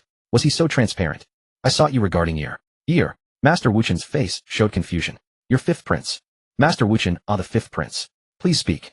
He gestured for her to continue. Consort Xian dismissed her maidservants before continuing. I have noticed that Yi seems to have been plagued by a female specter. I wonder if Master Wuchen knows a remedy. Master Wuchen was somewhat surprised. A female specter? Have you seen her? Not directly. Consort Xian felt somewhat embarrassed. It was Sierra who told me. Master Wuchen understood. Since the little princess spoke of it, it must surely exist. I know how to handle it. Upon the little princess's return, send word, and I shall come at once. Ah, very well. Consort Xian nodded hurriedly. After seeing Master Wuchen off, Consort Xian finally breathed a sigh of relief. As long as Master Wuchen had a solution. Yuchi Duan played with Yuchi Xi until darkness fell before returning only to be scolded soundly by Consort Xian. Does Sierra not need a nurse? Look at how thin you have made her. Yuchi Duan. Sister's mouth has never ceased its activity. Who would starve? Her surely not. Yuchi Xi, having no teeth, could not eat harder foods. However, she could consume all liquid foods. Other infants at her age were unable to do so. Yuchi Xi was different. Having cultivated for a short time, she could use a trace of spiritual power. With the aid of this meager spiritual power, she had no need to worry about food. She simply indulged herself. Held by Qiuxiang Yuchi, she watched her brother being beaten from the side, her eyes curved in laughter. Brother is getting beaten. Mother, hear my defense. I didn't starve Sheer, oh, I gave her plenty of food. Upon hearing Yuchi Duani's words, Xian Fei was furious. You dare to feed Sheer any random things. Yuchi Duani, you scoundrel. Just watch me beat you today. If Sheer gets diarrhea, no matter how late, I'll drag you out of bed and give you a thrashing. Yuchi Duani. Mother, that's really not necessary. Yuchi Duani quickly ran away. Xian Fei gritted her teeth in anger. That brat, he only knows how to run. One day I will give him a good beating. Qiuxiang curved her brows and eyes on the side. How could the empress bear to? Xian Fei picked up Yuchi Xi to nurse her, but Yuchi Xi refused to eat. Mother, I really can't eat anymore. I'm so full. Hearing this, Xian Fei stopped feeding. Don't you want to eat? Yuchi Xi quickly nodded. Xian Fei dotingly tapped her forehead and asked Qiuxiang to prepare some food. I'll send a message to Master Wuchen. Yes. Qiuxiang went down. Xian Fei had been waiting for them and had not yet eaten. As soon as the meal was served, she began to eat. But before she had eaten 2 mouthfuls, Emperor Dawu arrived. As soon as he came, he took Yuchi Xi from Xian Fei's arms. Sheer, why didn't you come to play with Father today? Father, you're so boring. Was it that brat Yuchi Duani who took you out? Xian Fei smiled. Yes, Duani adores Sheer. He had been longing for a younger sister, and now that Sheer is born, he naturally dotes on her. Emperor Dawu snorted. Then Sheer is still my first little princess. Tomorrow Sheer must accompany me. Tell Duani not to take Sheer out tomorrow. Xian Fei smiled and replied, yes. Your Majesty, have you eaten? Emperor Dawu looked at the table full of dishes and indeed felt a bit hungry. Not yet. Then would your Majesty stay and dine together? Xian Fei looked at Emperor Dawu. He nodded, and she immediately ordered a maid to bring a set of utensils. The two ate together in silence. After the meal, Emperor Dawu stood up to leave. Xian Fei hurriedly rose, took Yuchi Xi from his arms and bowed. Farewell, your Majesty. Emperor Dawu. Was Xian Fei so eager to see him leave? He grunted and walked away. Why did he feel unwelcome?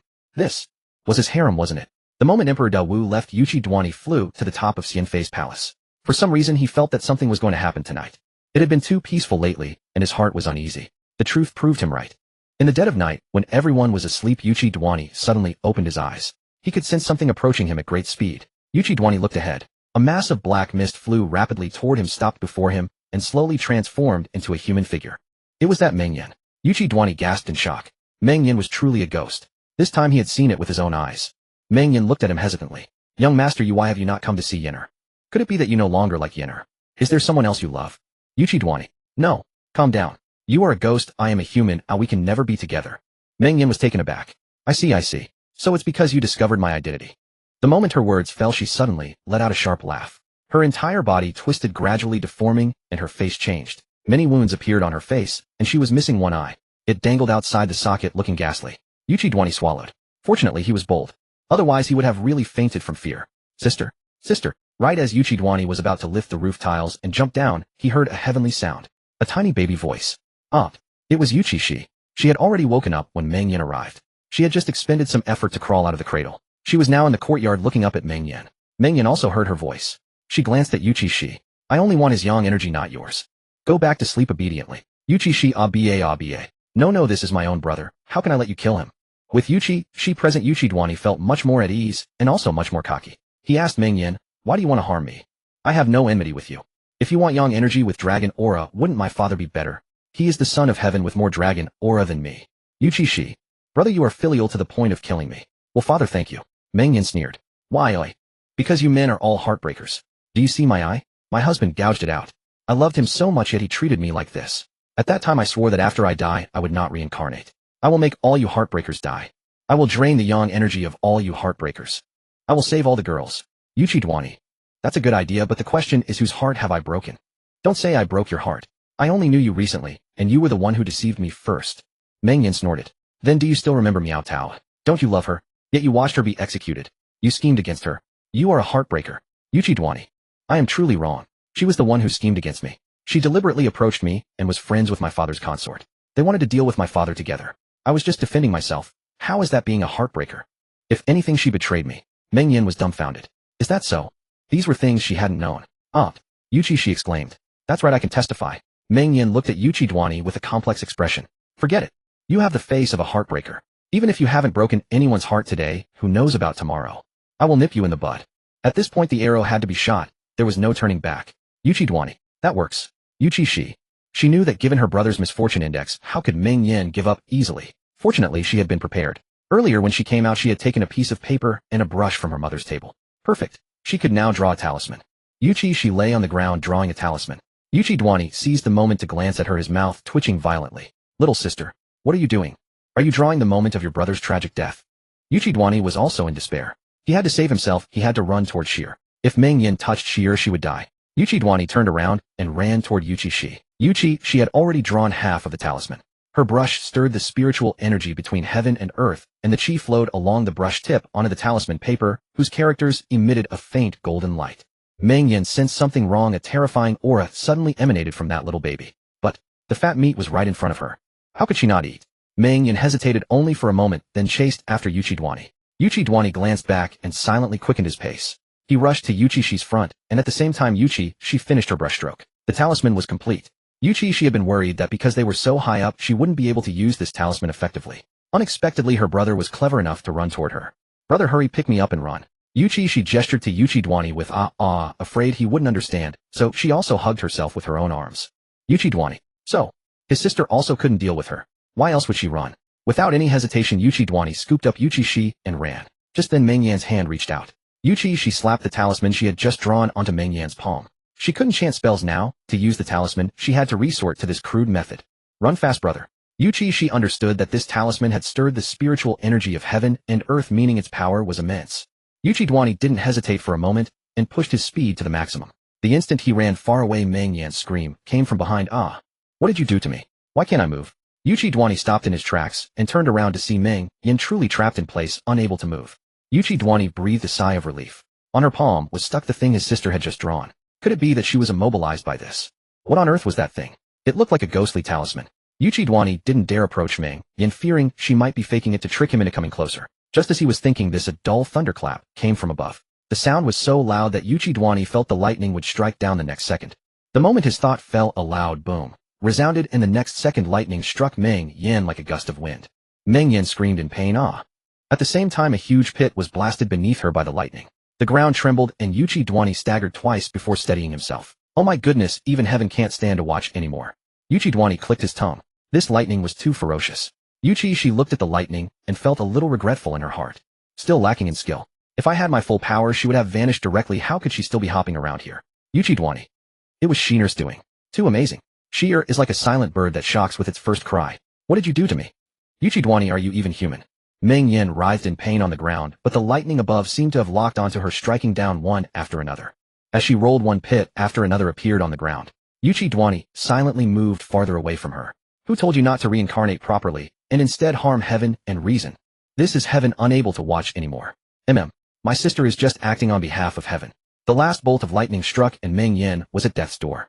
The talisman on her palm slowly dissipated, and in the moment of dissipation, it also took her away. Seeing Meng Yan no more, Yuchi Xi quickly looked up and asked Heaven, is Meng Yan gone? Is she dead? She won't come to pester me anymore, will she? He didn't want his sister to know that he could hear her thoughts, otherwise he wouldn't be able to hear them in the future. So he had to pretend to ask Heaven. Yuchi Xi rolled her eyes. Brother, you're asking the wrong person. Ask me. That's right, I've already sent her to the underworld. She won't come to you anymore. Rest assured you are safe now. Yuchi Xi breathed a sigh of relief, his face full of ease. Heaven, since you don't speak, I'll take it that she won't come anymore. Yuchi Xi. Since you insist on recognizing me as Heaven, that's not impossible. Yuchi Xi looked at the potholes on the ground and clicked his tongue. This is terrible, those servants will be busy to death. Oh, Xianfei's dangerous voice came. Digging holes in my courtyard, fun, isn't it? Yuchi Xi. Yuchi X's body stiffened. He looked up and saw his mother walking out from inside holding a soft whip staring at him with a smile that wasn't a smile. Making such a big racket in the middle of the night, do you want to die? And you brought Sheer out too. Yuchi Xi hurriedly explained, no mother. There was a ghost. A female ghost was pestering me, and just now heaven was punishing the female ghost. It really wasn't me. Sheer can testify. Yuchi Xi looked down and saw that Yuchi Xi had closed her eyes at some point, breathing steadily with an expression of don't ask me, I don't know anything. Yuchi Xi, sister, don't let brother bear this alone. Brother can't handle mother's wrath. Mother. Yuchi X's mouth twitched violently. Xianfei sneered, Jing Huayan, bring Sheer over. Yes. Jing Huayan appeared from nowhere. Yuchi Xi. No brother. Where were you just now? Jing Huayan had actually been watching from the shadows. Since the little princess was not in danger, he didn't act. Of course, he also saw that the little princess had acted. The little princess was different from ordinary children. But Jing Huayan didn't intend to say anything more. What did it have to do with him? He only needed to ensure her safety. Jing Huayan took Yuchi Xi from Yuchi X's arms. He had just turned to leave when the sound of a whip cutting through the air came from behind, accompanied by Yuchi X's howling mother. It really wasn't me. It really wasn't me. I'm wronged. You're wronged. Not even a dog would be wronged more than you. Ow. Mother, don't whip my butt. I'm such a big person now. Yuchi Xi cried out in despair. Sister is still here. Sheer is asleep, meaning no need to spare your dignity. Yuchi Xi. Run. Yuchi Xi secretly opened her eyes to take a look, clicked her tongue. Too tragic, brother, you are really too tragic. Will your sister mourns for you for 2 seconds. Jing Huayan glanced at Yuchi. She then looked up at the sky, pretending not to see her wake up. Xianfei, tired from the beating, twisted Yuchi X's ear and pushed him toward the potholes. You fill in these potholes. Yuchi Xi said pitifully, mother. Xianfei sneered and flicked the whip. Yuchi Xi immediately changed his expression. Sure, mother. Rest assured, I will definitely fill these potholes well, so that you can't tell they were ever here. Concubine Xian finally hummed with satisfaction. The servants beside her had already transported the soil over, and Yuchi Xi hurried, overtook the shovel, and began shoveling dirt into the pit. Mother, look, I'm working. I'll fill it. I'll fill it, okay. Concubine Xian glanced at him, handed the soft whip to Qiu Xiang, walked over, picked up Yuchi Xi, and said to the servants and maids beside her, nothing happened in my palace today, do you understand? The servants and maids knelt on the ground. Yes, your majesty, we understand. Concubine Xian glanced at Jing Huayan. You follow me inside. Yes. Jing Huayan followed Concubine Xian inside. Concubine Xian placed Yuchi Xi in the cradle, covered her stomach with a soft cloth, and picked up a round fan from beside her to fan her. Concubine Xian instructed Qiu Xiang to wait outside. Jing Huayan knelt on one knee, remaining silent. Concubine Xian glanced at him. With your intelligence, you should understand why I called you in. Jing Huayan lowered his eyes. Yes, please rest assured, Concubine Xian. I saw nothing today. Concubine Xian spoke calmly. Your younger brother has reached the age to enter the academy, has he not? Tomorrow I will petition his majesty to let your brother enter the Guozi Jian. Jing Huayan suddenly raised his eyes and looked at Concubine Xian. Concubine Xian's tone was indifferent. You are Princess Xi's personal guard, so naturally I will not mistreat your family. As long as you take good care of Princess Xi and ensure her safety, there is no problem with allowing your brother to enter the court in the future. Even if he does not wish to enter the court, I can help him find a position outside the palace. In any case, he will not be neglected. How smart was Jing Huayan? Concubine Xian's intention was to win him over to make him serve Yuchi Xi in the future and bind him to her fate. Jing Huayan lowered his eyes. Yes, thank you, Concubine Xian. If anyone wishes to harm the little princess, they must step over my corpse first. He knew very clearly what he should do now to protect his mother and younger brother. Being bound to the little princess was not a bad thing after all. Concubine Xian's brows curved slightly. You are a smart person. I like speaking with smart people. That's all. You may go rest now. Yes. Jing Huayan withdrew. Yuchi Xi was simply amazed by her mother's abilities. Her mother was truly a master of palace intrigue. Only by bringing Jing Huayan into her camp could she truly believe he would not betray her. Really, why did the author have to kill off her mother? Was it because she worried her mother was too clever, creating more obstacles for the male and female leads? Concubine Xian never trusted others' verbal promises. Such promises were only effective when things were good between you, and utterly worthless when they turned sour. Yuchi Xi, as expected of a martial artist, repaired the pit quickly. Of course, some servants secretly helped him. Yuchi Xi was generally kind to others, so these servants were willing to assist him. Once everything was done, Yuchi Xi obediently went to see Concubine Xian. Concubine Xian glanced at him and felt infuriated. Yuchi Xi smiled and approached, massaging her shoulders. Mother, I was wrong. Concubine Xian huffed, and Yuchi Xi immediately said, I shouldn't have mentioned the ghost or that thunder incident. He thought about it later and understood. In the rear palace, it was not good for either him or Xi heir to stand out too much. The matters of ghosts and heavenly thunder could not be spoken of. Concubine Xian sighed. You should behave properly. In the future, Xi heir will need you to protect her. As for this matter, I leave it to you. Make sure all the servants and maids are properly arranged. Previously, such trivial matters naturally did not require Yuchi Xi's involvement. Concubine Xian also wanted to teach him a lesson. If your father asks, just say you were being mischievous and dug a hole in my courtyard. As for the thunder incident, simply claim you know nothing. In any case, not many people saw it. As for the rest, I will handle it. Yuchi Xi immediately replied, very well, mother. I will follow your words. He also realized he had spoken incorrectly. Yuchi Xi did not linger long at concubine Xian's place. He went out to arrange for the servants and maids. Soon his father would also be awake. Concubine Xian narrowed her eyes, fearing that some people might become restless. As the sun gradually rose, Master Wuchen learned of concubine Xian's summons and immediately came to the palace. He had returned to the capital the previous day, visited concubine Xian, and then rested. He slept deeply unaware that the person Xiao had sent had arrived. The disciples at the temple, seeing him asleep, did not disturb him, thinking it was not an urgent matter. Now, upon waking early and learning of this, he knew something was amiss. But he could hardly blame the disciples. After all, they had only wanted him to rest well. He had no choice but to hurry to the imperial palace. He had slipped in secretly, for the formal procedures to enter the palace were too cumbersome, and he did not know when he would get another chance to see the little princess. Upon seeing him, concubine Xian told him about the previous day's events. Master Wuchen, could Xi Er's condition be harmful to her health? Master Wuchen glanced at Yuchi Xi and saw her rosy complexion showing no signs of illness. She was fast asleep at this moment. Please rest assured, concubine Xian.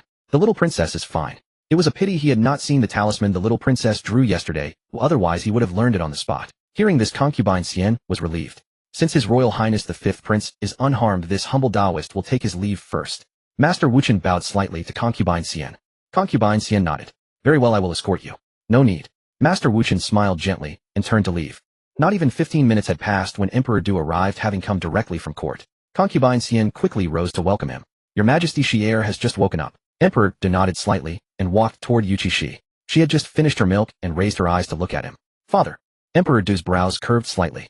Xi Er. He picked up Yuchi Xi. That thunder last night. It did not frighten you, did it?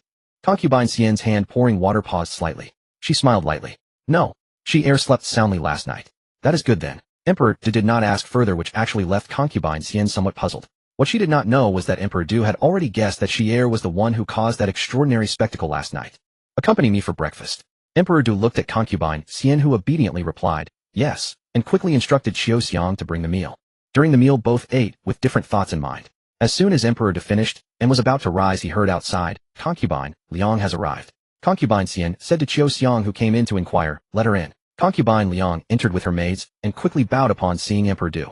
This concubine greets your majesty. Concubine Liang. Rise. Emperor Du was rather curious. When had concubine Liang become so close to concubine Xian? With all the thunder last night, this concubine was worried the little princess might be frightened. I happened to obtain a ginseng root and immediately brought it here. Concubine Liang gestured for her maid to step forward and opened the box in her hands for concubine Xian to see. Yuchi Xi also curiously raised her neck to look over. Ginseng. I wonder if the ginseng here differs from that in modern times. The box was lined with a layer of red soft silk on which lay a ginseng root with a red silk thread tied around it. Consort Liang smiled and said, this is a century-old ginseng. I was afraid it might run away, so I tied it with a red string. Emperor Du nodded slightly. You are thoughtful. Help Xi Er accept it, as Xi Er seems to like it. Emperor Du looked at Consort Xian, who immediately instructed Xiao to take it. Thank you, sister. Fortunately, Consort Liang was not here to kick her when she was down. Consort Xian breathed a sigh of relief. Oh, we're all family, why be so polite? Consort Liang waved her hand carelessly. Her family was in the medicinal herb business. This was nothing to her. Just as they were talking, the eunuch's announcement came from outside. Her Majesty the Empress has arrived. Consort Liang was startled. The Empress? Consort Xian narrowed her eyes. Let Her Majesty the Empress come in. As soon as the Empress entered, she bowed to Emperor Du. Greetings, Your Majesty. I went to the imperial study, but you were not there, so I guessed you might be here. Consort Xian and Consort Liang also quickly bowed. Greetings, Your Majesty the Empress. The Empress waved her hand. We are all sisters and no need for such formalities. Yes. The two straightened up. Emperor Du asked her, what is it that you seek me for? The Empress smiled and said, last night thunder rolled and boomed, it terrified me. As soon as I woke up, I saw the lightning striking toward Consort Xian's place. I was worried something might have happened to her, so I went to the imperial study to invite you, but I didn't expect you to arrive even earlier than I did.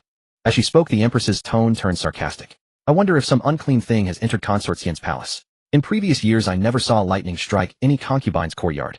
4 months ago, there was a heavy rain with thunder and lightning, but nothing like this happened. I am only worried that this might be an ominous omen. That's why, now that I see Consort Xian is fine, the heavy stone hanging over my heart has finally fallen. Consort Xian. Yuchi Xi rolled her eyes directly. You might as well just say I'm unlucky. And 4 months ago, isn't that just a veiled insult saying I'm bad luck? You might as well say that since I was born, no happy events have occurred in the palace. Why don't you say that since my birth, the magpies on your roof beam haven't had chicks for months? So it's all my fault. Yuchi Xi became even more sarcastic. Emperor Du almost couldn't hold back his laughter. Consort Xian also struggled to suppress her smile. Shi'er's such a sharp tongue. Good, from now on no need to worry about Shi'er being taken advantage of. Consort Liang, however, could not tolerate the Empress's sarcasm. Oh, Consort Xian's bedchamber wasn't found to have any unclean thing last night, nor before nor just now. But after the Empress arrived it suddenly appeared. If only a bolt of lightning would come now, it would surely strike that unclean thing away. Don't you think so? Your Majesty the Empress. What nonsense, daring to speak of the little princess like that. The Empress's face turned pale and green. She gritted her teeth and said, Consort Liang, you've never been one to quarrel. Why have you changed your temperament today after coming to Consort Xian's place? Consort Liang giggled. I've always been this way. Never been one to quarrel. It sounds as if Her Majesty knows me very well. You have only seen me a few times throughout the year, Your Majesty. The Empress. This person is impervious to reason. Consort Liang, are you sure you want to speak to me like this? Consort Liang nodded. Does Her Majesty have a hearing problem? I've said so much and you still haven't heard. Sure. Did she need to be sure? She had already said it. The Empress nearly fainted from anger. Just then a loud crash suddenly came from outside. Consort Liang exclaimed, I've been here so long and haven't been struck by lightning. How come as soon as the Empress arrives there's thunder outside? Oh, Consort Liang smiled meaningfully. I understand now. It's because Your Majesty is that unclean thing. The Empress. Your Majesty. Emperor Du was enjoying the show when suddenly called upon. He was taken aback, then cleared his throat. Moi. What do you call me for? The Empress has always been kind and virtuous and capable of handling matters. Such a trivial thing. Do you really need me to handle it for you? The Empress's mouth twitched violently. No need. I just wanted to inform Your Majesty that Binner should be returning soon. I will take my leave to my palace. Emperor Du grunted. If you want to leave, just take your leave. Do you need me to see you out? The Empress. The Empress looked at Emperor Du with aggrieved eyes, took out a handkerchief to wipe the non-existent tears from the corners of her eyes, and left covering her face. Tisk. Consort Liang clicked her tongue and spat in the direction she left. What a piece of work, daring to falsely accuse the little princess. Emperor Du. I never expected Consort Liang to be such a character. I was mistaken about you before. Consort Liang stiffened upon hearing this, then covered her mouth and giggled. Oh my, what is Your Majesty talking about? How come I don't understand? Consort Liang blinked innocently. Your Majesty, I hear the treasury is tight. My father recently sent me a sum of silver. I will give Your Majesty 100,000 taels of silver later. Consider it a hush payment for Your Majesty. Emperor Du instantly understood her intention. Emperor Du. Fine.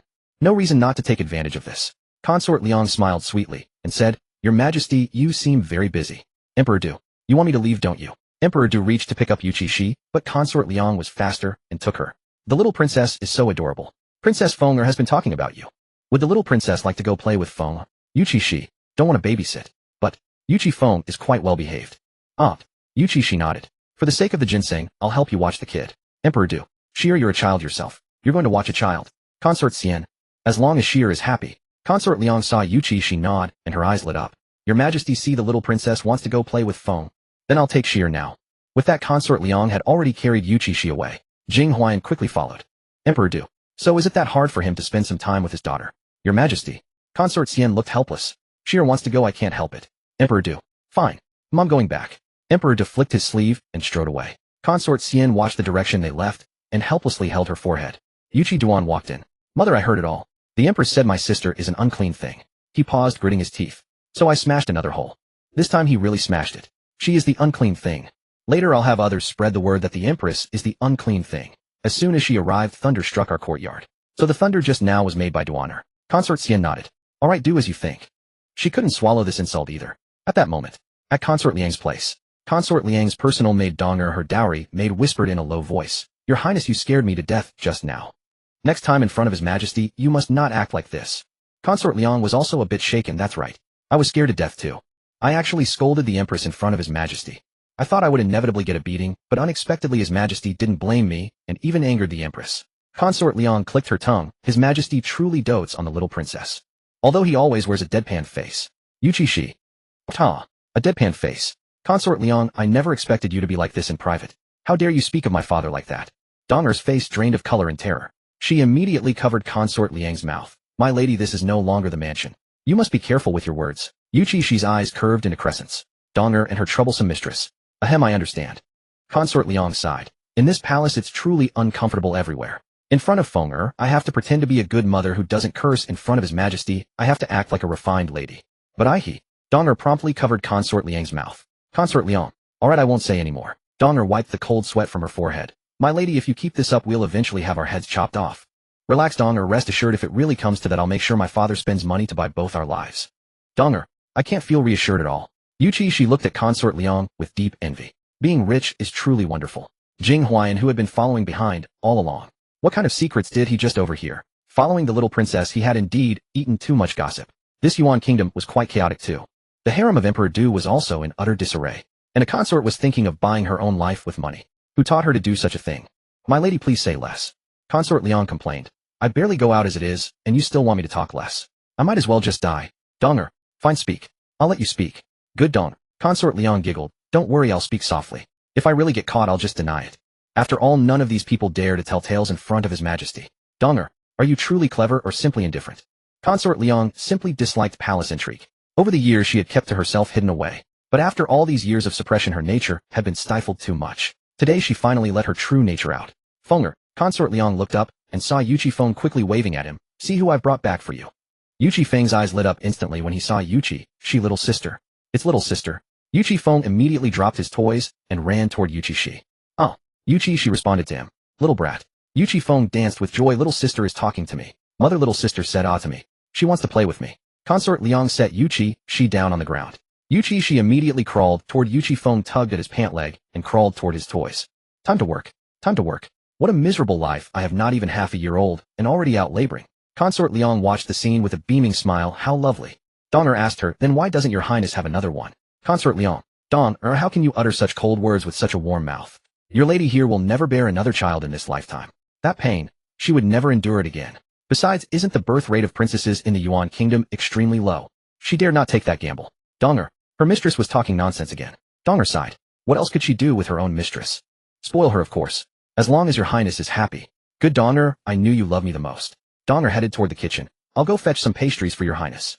All right. Consort Liang looked at Yuchi Xi and Yuchi Feng, murmuring, if only Xi'er were my daughter, how wonderful that would be. Wait, maybe it's not impossible. After all, they are both His Majesty's children. His Majesty's children are her children too. Consort Liang's gaze toward Yuchi Xi grew deeply affectionate. Decision made. She would raise Xi'er as her own daughter. Xi'er was the only princess of this generation in the Yuan kingdom. Jing Huayan, who overheard nearby, twitched the corner of his mouth. This was the first time he had heard of a consort in the harem wanting to be the mother of another consort's child. This was truly an eye-opener for him. Yuchi Xi played with Yuchi Feng for a long time. Yuchi Feng hesitated, then finally whispered to Yuchi Xi, little sister, can you take me to play with father? Father hasn't come to see me in so long. I miss father so much. Yuchi Xi, how am I supposed to take you there? Crawl over. Yuchi Xi hesitated, and instantly tears welled up in Yuchi Feng's eyes. Yuchi Xi, I wonder who he takes after. His parents aren't crybabies. Could it be? Opposites attract. Yuchi Xi nodded and let out an ah. Stop crying, I'll take you, all right. Seeing her agree, Yuchi Feng immediately broke into a smile. Yuchi Xi looked at Jing Huayan and gestured wildly. After she finished, Jing Huayan spoke. Does the little princess wish to go see His Majesty? Yuchi Xi nodded. Jing Huayan bent down to pick her up, brushing the dust off her skirt. Actually, I heard what the 8th prince said just now. I am a martial artist with exceptional hearing. Yuchi Xi, then why didn't you say so earlier? I wasted all that gesturing for nothing. Yuchi Xi angrily reached out her chubby little hand and pinched his cheek. Humph. Jing Huayan was stunned for a moment, then replied, honestly, it doesn't hurt. Yuchi Xi, if this makes the little princess happier, please continue. Yuchi Xi, shut up. Let's go. Yuchi Xi pointed ahead.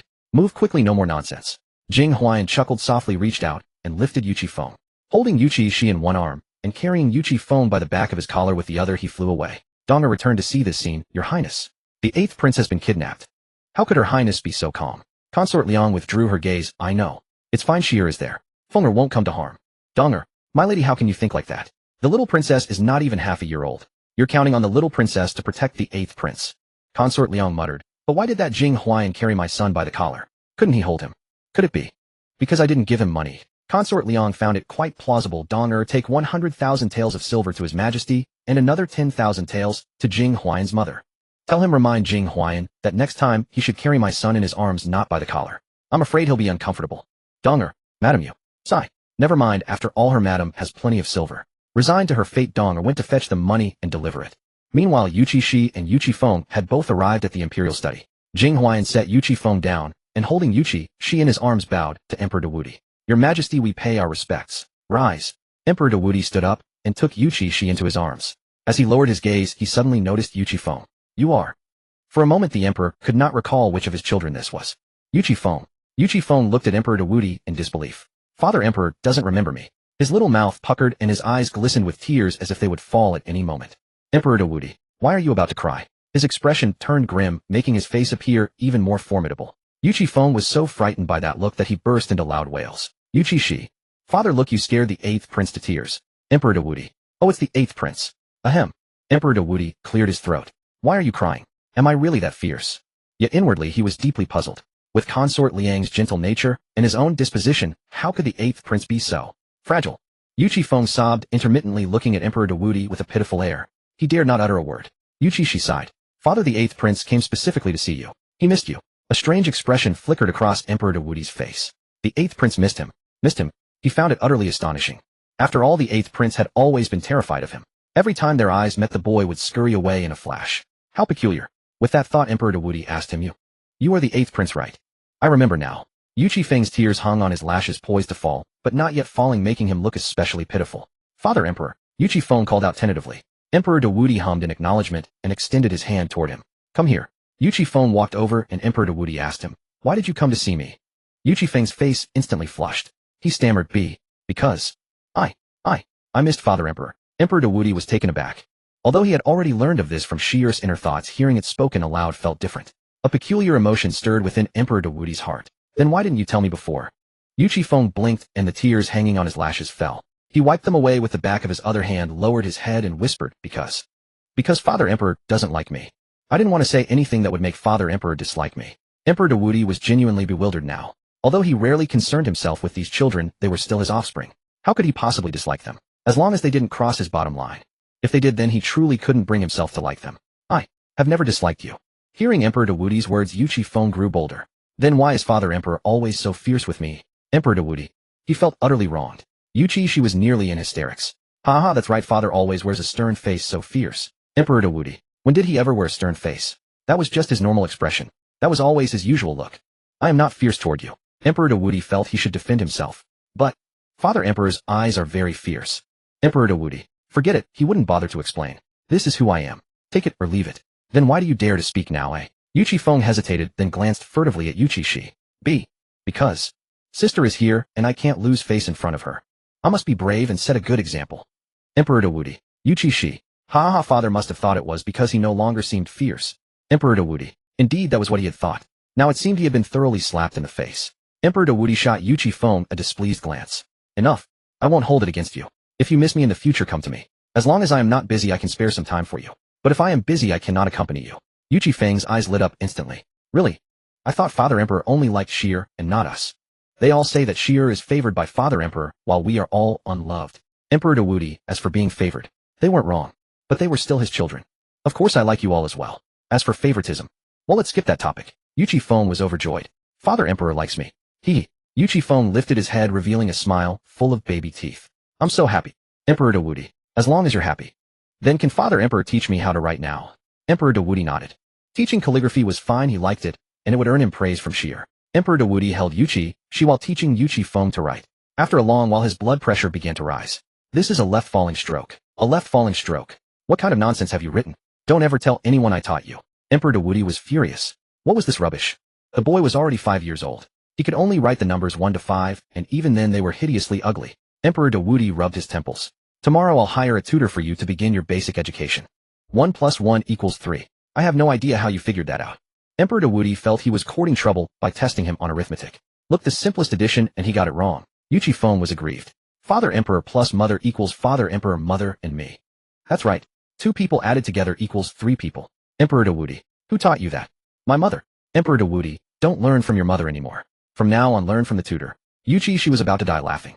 Indeed, even a tyrant would collapse when helping a child with homework. Emperor Dawudi ordered Jing Huayan to send Yuchi Feng back. He was in a fit of rage now. Just looking at the boy irritated him. Jing Huayan received the order and escorted Yuchi Feng back. When Consort Liang saw him return, she exclaimed, Wow, Feng, you stayed in the imperial study for so long. I thought you wouldn't last half a quarter of an hour, but you actually stayed for half an hour. Yuchi Feng. Mother, was that a compliment? Yuchi Feng proudly raised his little face. Mother, today Father Emperor wasn't scary at all. Father Emperor even taught me how to write. Oh, Consort Liang's interest was piqued. Tell me quickly what happened. Yuchi Feng recounted the events and at the end added, It's just that I don't know why, but I couldn't write well, and Father Emperor got angry. And about addition 1 + 1 = 3, but Father Emperor said it's 2. He made me count on my fingers, and when I did it really was 2. But didn't Mother say that 1 + 1 = 3?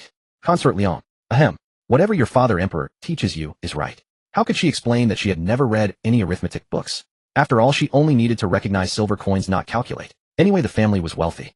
Sometimes she would give money to others, and even if she was cheated, she did not mind. After all, she did not need to earn money. Spending was enough. Besides, the household already had an accountant. That was how Consort Liang reasoned. If she learned arithmetic, the household wouldn't need an accountant anymore. Wouldn't that mean he'd lose his job? She felt she could not do such a thing. She couldn't let the accountant lose his job. The man had a family to feed. So she simply chose not to learn. Well, it was absolutely not because she found it too tedious and didn't want to study. She merely hoped the mansion would have an extra accountant on staff. What sin had she committed? None at all. Then did mother teach you wrong? Wei Qifeng's eyes widened in shock. Consort Liang nodded gravely. Yes, what I taught you was incorrect. From tomorrow on you'll study properly under your tutor, Wei Qifeng. He had always believed that 1 + 1 = 3. His mother then revealed that her own understanding had been wrong all along. Wei Qifeng stood completely bewildered. There, dear. Mother also struggled with mathematics. If you find it truly insurmountable, we'll simply arrange for an accountant instead. Wei Qifeng. Is that even permissible? Your Majesty really is unreasonable, scolding you over something like this. Wait here, mother will bring additional silver to His Majesty tomorrow. Perhaps he'll scold you a bit less. Wei Qifeng. That's actually brilliant. Mother, can you use money to convince Father Emperor to stop scolding me altogether? Consort Liang stroked her son's head, gently speaking with weighty sincerity. My child, mother wishes to teach you an important lesson today. One must never be overly greedy. To receive even a few fewer scoldings would be remarkable enough. Not be scolded at all. That's impossible. When His Majesty grows angry, he must find some outlet for his frustrations. If His Majesty suppresses his anger and suffers some harm, you'll have no father at all. Dong standing nearby. Her mistress truly dares to say anything. Thankfully, she had already dismissed the other servants long ago. Otherwise, if these words were to leak out, 9 lives would not be enough for them to die by. However, mother could also bribe several civil officials to approach His Majesty when he's angry and take some of the scolding on your behalf. The more Consort Liang contemplated this, the more feasible it seemed. Dong quickly fetch some silver notes for me. I'll deliver them to His Majesty shortly. Dong your ladyship. Sigh. Never mind. Her mistress's mind had already grown somewhat unhinged. She couldn't strip away all of her joy. If spending silver brought her happiness, then let her spend. Wei Qifeng nodded with partial understanding. He had grasped the principle. Money made everything possible. Emperor Du had been writing for some time, and after receiving Shita's praise, noticing how late it had become, he escorted her back and joined concubine Xian for dinner. After dinner, concubine Xian made no attempt to urge the emperor to depart. Instead, she poured him a cup of tea. A sudden realization struck Emperor Du. Such unprovoked kindness could only conceal ill intent. Does concubine Xian have something to discuss with this emperor? Concubine Xian's eyes curved into a smile. Indeed, nothing escapes your Majesty's notice. It is this way. Your Majesty, this concubine has been considering that Jing Huayan's younger brother has reached the age for formal education. He currently serves as Shier's guard, and this concubine wishes to ensure he is not overlooked. This concubine was thinking of arranging for his brother to enter the Imperial Academy for his studies. May this concubine ask your Majesty's opinion? Pausing briefly, concubine Xian smiled and gently poked Wei Qi's small hand. Shier shares this thought as well, does she not? Wei Qi quickly made an ah sound and nodded earnestly. Concubine Xian's lip twitched slightly. Shier, there's no need to bang your head against walls. Your mother's heart would ache. Emperor Du. How sour. Your mother can do no wrong, is that it? What about your father? But upon reflection, Emperor Du found the arrangement reasonable. Then it shall be done as proposed. Upon seeing the emperor's approval, concubine Xian breathed a sigh of relief. As you wish, thank you, your Majesty. The emperor watched her with amusement. For matters concerning Shier's well-being you shall decide for yourself henceforth. This emperor would never mistreat Shier. Those who treat Shier well will likewise receive this emperor's favor. A smile graced concubine Xian's lips. Yes, this concubine shall remember your words. Amen. Emperor Du rose and departed with numerous memorials awaiting his attention.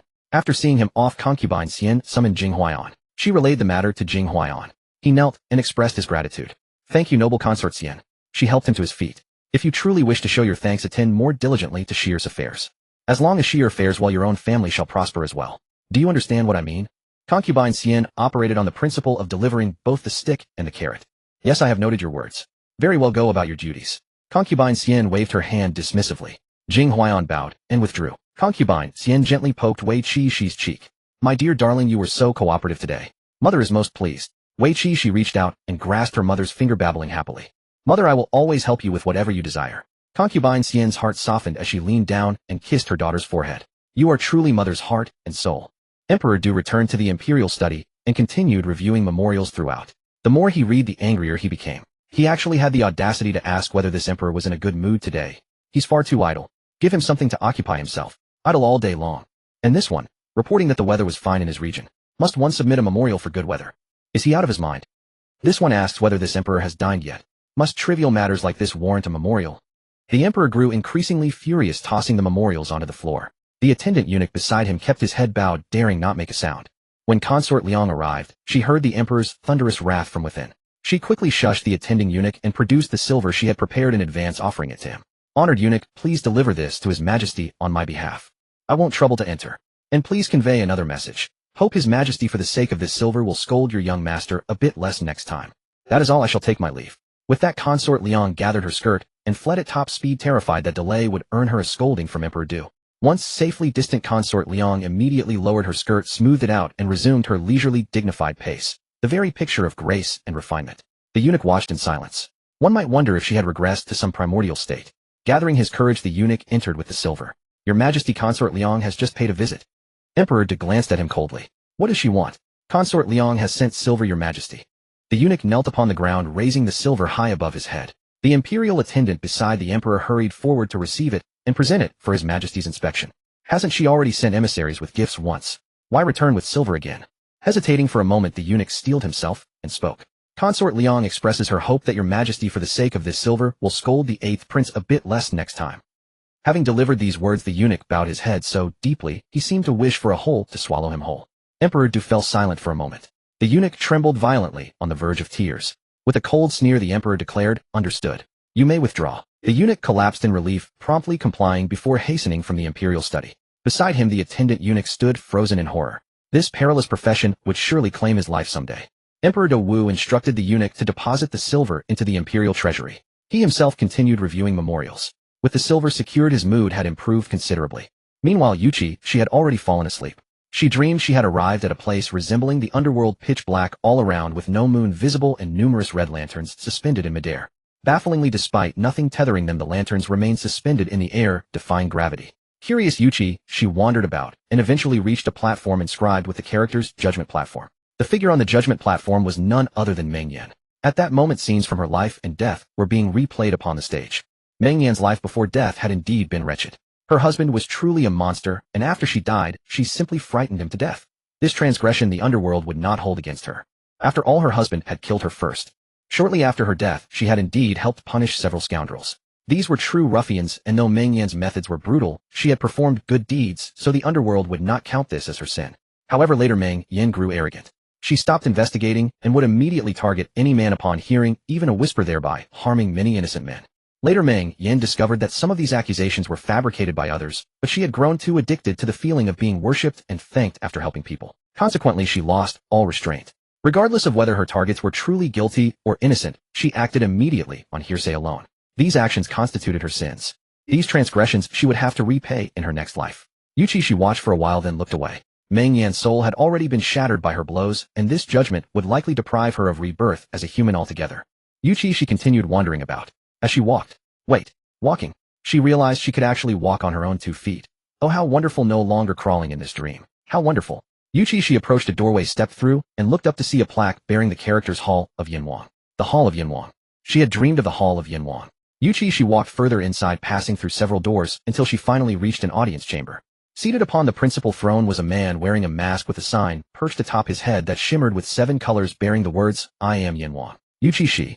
Flanking him stood 2 men. One in white robes, the other in black, both wearing tall hats with flickering rainbow screens strapped to them. The screens read, I am black impermanence, white impermanence, I crash against the Great Wall for Yinwang. Yuchi Xi. This underworld in her dream was surprisingly fashionable.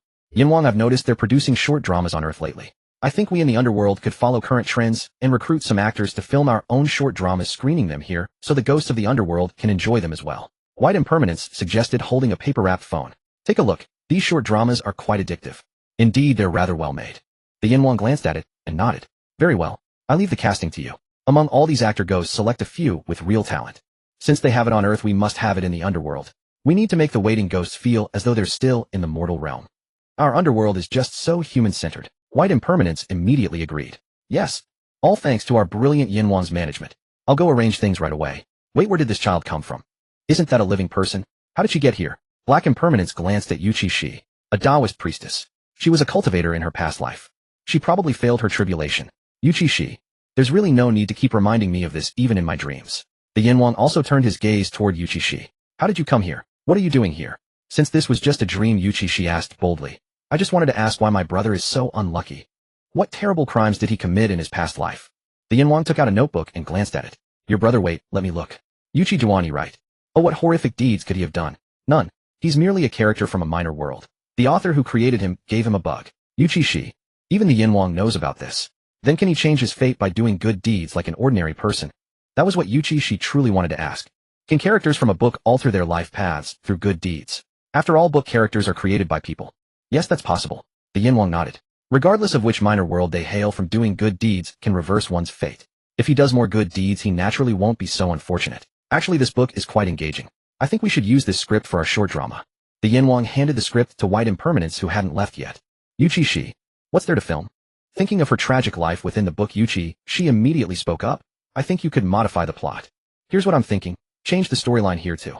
Yuchi Xi began discussing with them. The more they discussed, the more engaged they became. The Yinhuang leaned in, growing increasingly convinced of its viability, and had White Impermanence take notes. Delighted, the Yinhuang presented Yuchi Xi with a bottle of water. Yuchi Xi reached for the bottle to drink, but the Yinhuang hastily stopped her. Wait, that's Mengpa water. Yuchi Xi quickly shut her mouth and capped the bottle. What?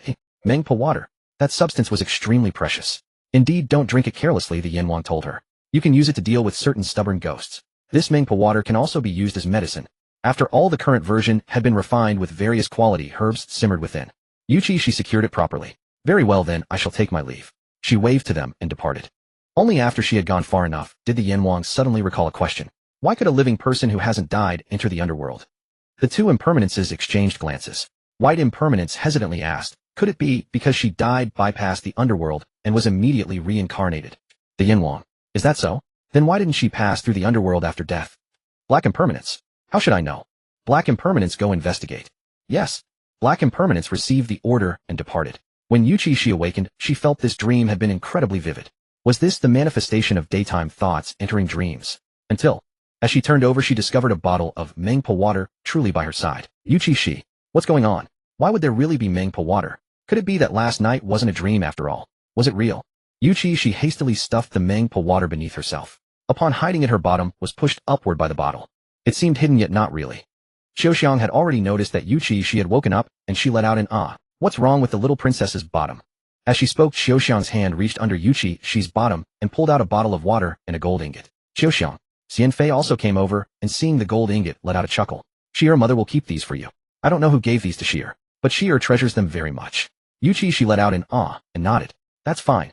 This way she wouldn't have to be so uncomfortable. She still trusted her mother very much. Xianfei placed these things into Shi'er's own sandalwood box. They were locked together. Emperor Du sent someone to tell Jing Huayan to carry Yuchi Xi over. When Yuchi Xi arrived, Emperor Du was pointing at some people's noses and scolding, don't present such memorials to me anymore.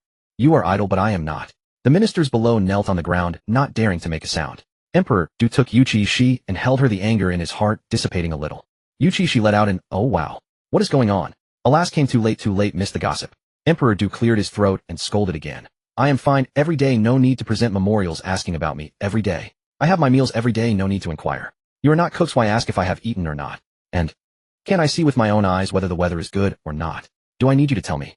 Emperor Du grumbled and repeated the scolding all over again. The ministers below. Why is His Majesty scolding again? Didn't he say these words just now? Yuchi Xi. Good heavens, they are really idle. Father, put them to work. Enslave them. Don't let them rest. Each one is so idle, why don't they pay attention to the refugees and expanding the territory? Emperor Du couldn't help but want to nod. That's right. Shi'er hit the nail on the head. They are so idle, so free, why don't they pay attention to the refugees? Why don't they work for the people? I support you not to have you ask me this nonsense. If you can't find things to do yourselves in the future, then get out. Replace you. After a round of furious scolding, Emperor Du's mood improved a lot. Having vented his anger, Emperor Du glanced at the eunuch, who immediately stepped forward and said, those with matters to report step forward, if not, court is dismissed. Dai Changdong stepped forward, knelt down, and said, Your Majesty, I have a matter to report. Oh, my beloved Minister Dai, speak freely. Dai Changdong began. I have recently heard that a locust plague has occurred in Xiujin Township. The grain losses are severe. I request permission to go and investigate, and beg Your Majesty's approval. Xiujin Township. Emperor Du pondered for a moment and nodded. All right, then go and have a look. Immediately someone nearby stepped forward and said, Your Majesty, you cannot.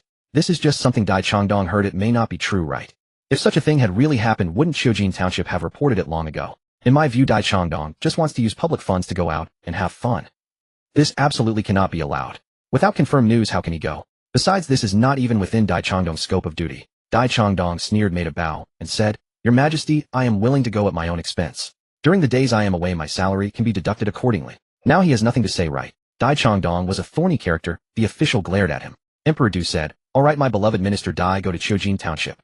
This matter is settled. Use the court's money. Ooh, I am not so lacking in silver that I can't afford this." Whoopoo, this approach of my beloved Minister Dai is very good. When a problem is discovered, one must go and check if there is indeed a problem. If there is, solve it. If not, then it is heaven's protection. It concerns the lives of the people. It is only human nature for my beloved Minister Dai to be cautious. This is worthy of your emulation. Upon hearing this, Whoopoo bowed and said, "Yes, I understand." What else could he say at this point? The emperor had already approved Dai Changdong's approach. However, if Dai Changdong wanted to go, that was fine, but he would have to see if he had the life to arrive and the life to return. Yuchi Xi glanced at Whoopoo and frowned. This Whoopoo sounds very familiar. Oh, that's the villain. Father, this person is really bad. He loves to stir up trouble. The key is he is a villain at heart. I also remember this matter. It seems he is involved in this locust plague, and he knows about it. And he deliberately suppressed this matter. Oh no, if Dai Changdong goes, he might not even make it there, or might not return. Yuchi Xi sighed. Father, your capable assistant is about to be lost. Emperor Du furrowed his brows. Whoopoo was actually involved. Then he was even more determined to let Dai Changdong go. Not only would he let him go, but he would also ensure he went safely and returned safely. He also wanted to see what Dai Changdong could achieve.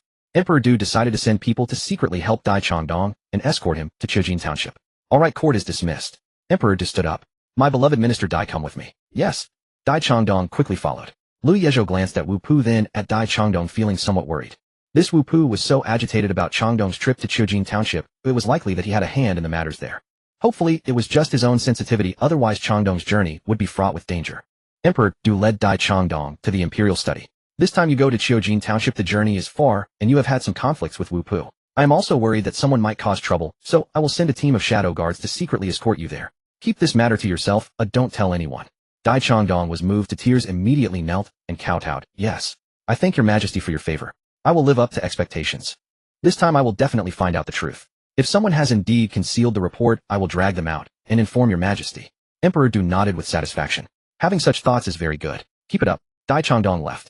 After he was gone, Yuchi Xi was still somewhat worried. Dai Changdong was a rare, honest official and could be a help to her parents. She privately hoped nothing would happen to him. After thinking for a moment, Yuchi Xi suddenly burst into loud crying. Emperor Du was startled. What's wrong? Yuchi Xi cried loudly. Father, quickly. I've been possessed. Hurry and call Master Wuchen. Yuchi Xi deliberately made a convulsing motion. Emperor Du. Quite an act. Emperor Du looked at her with amusement, but with a solemn face he played along. Quickly send someone to find Master Wuchen. I sure. Seems to be possessed.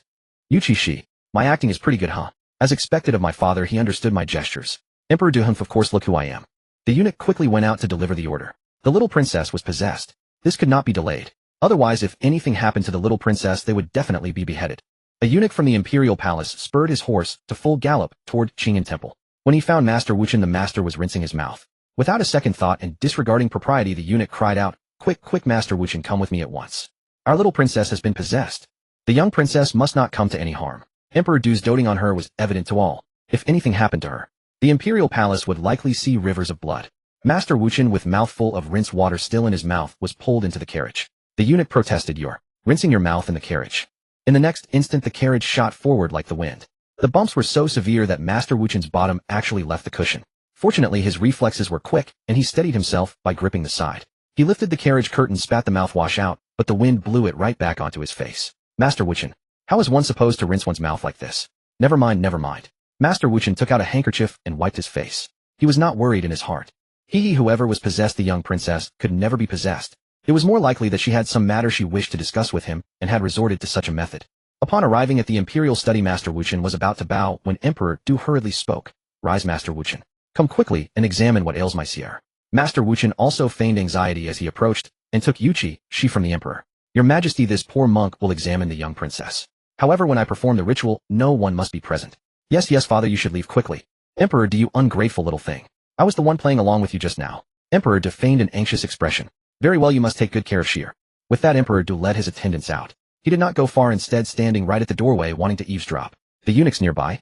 How sad, how sad. The emperor truly loves the young princess dearly.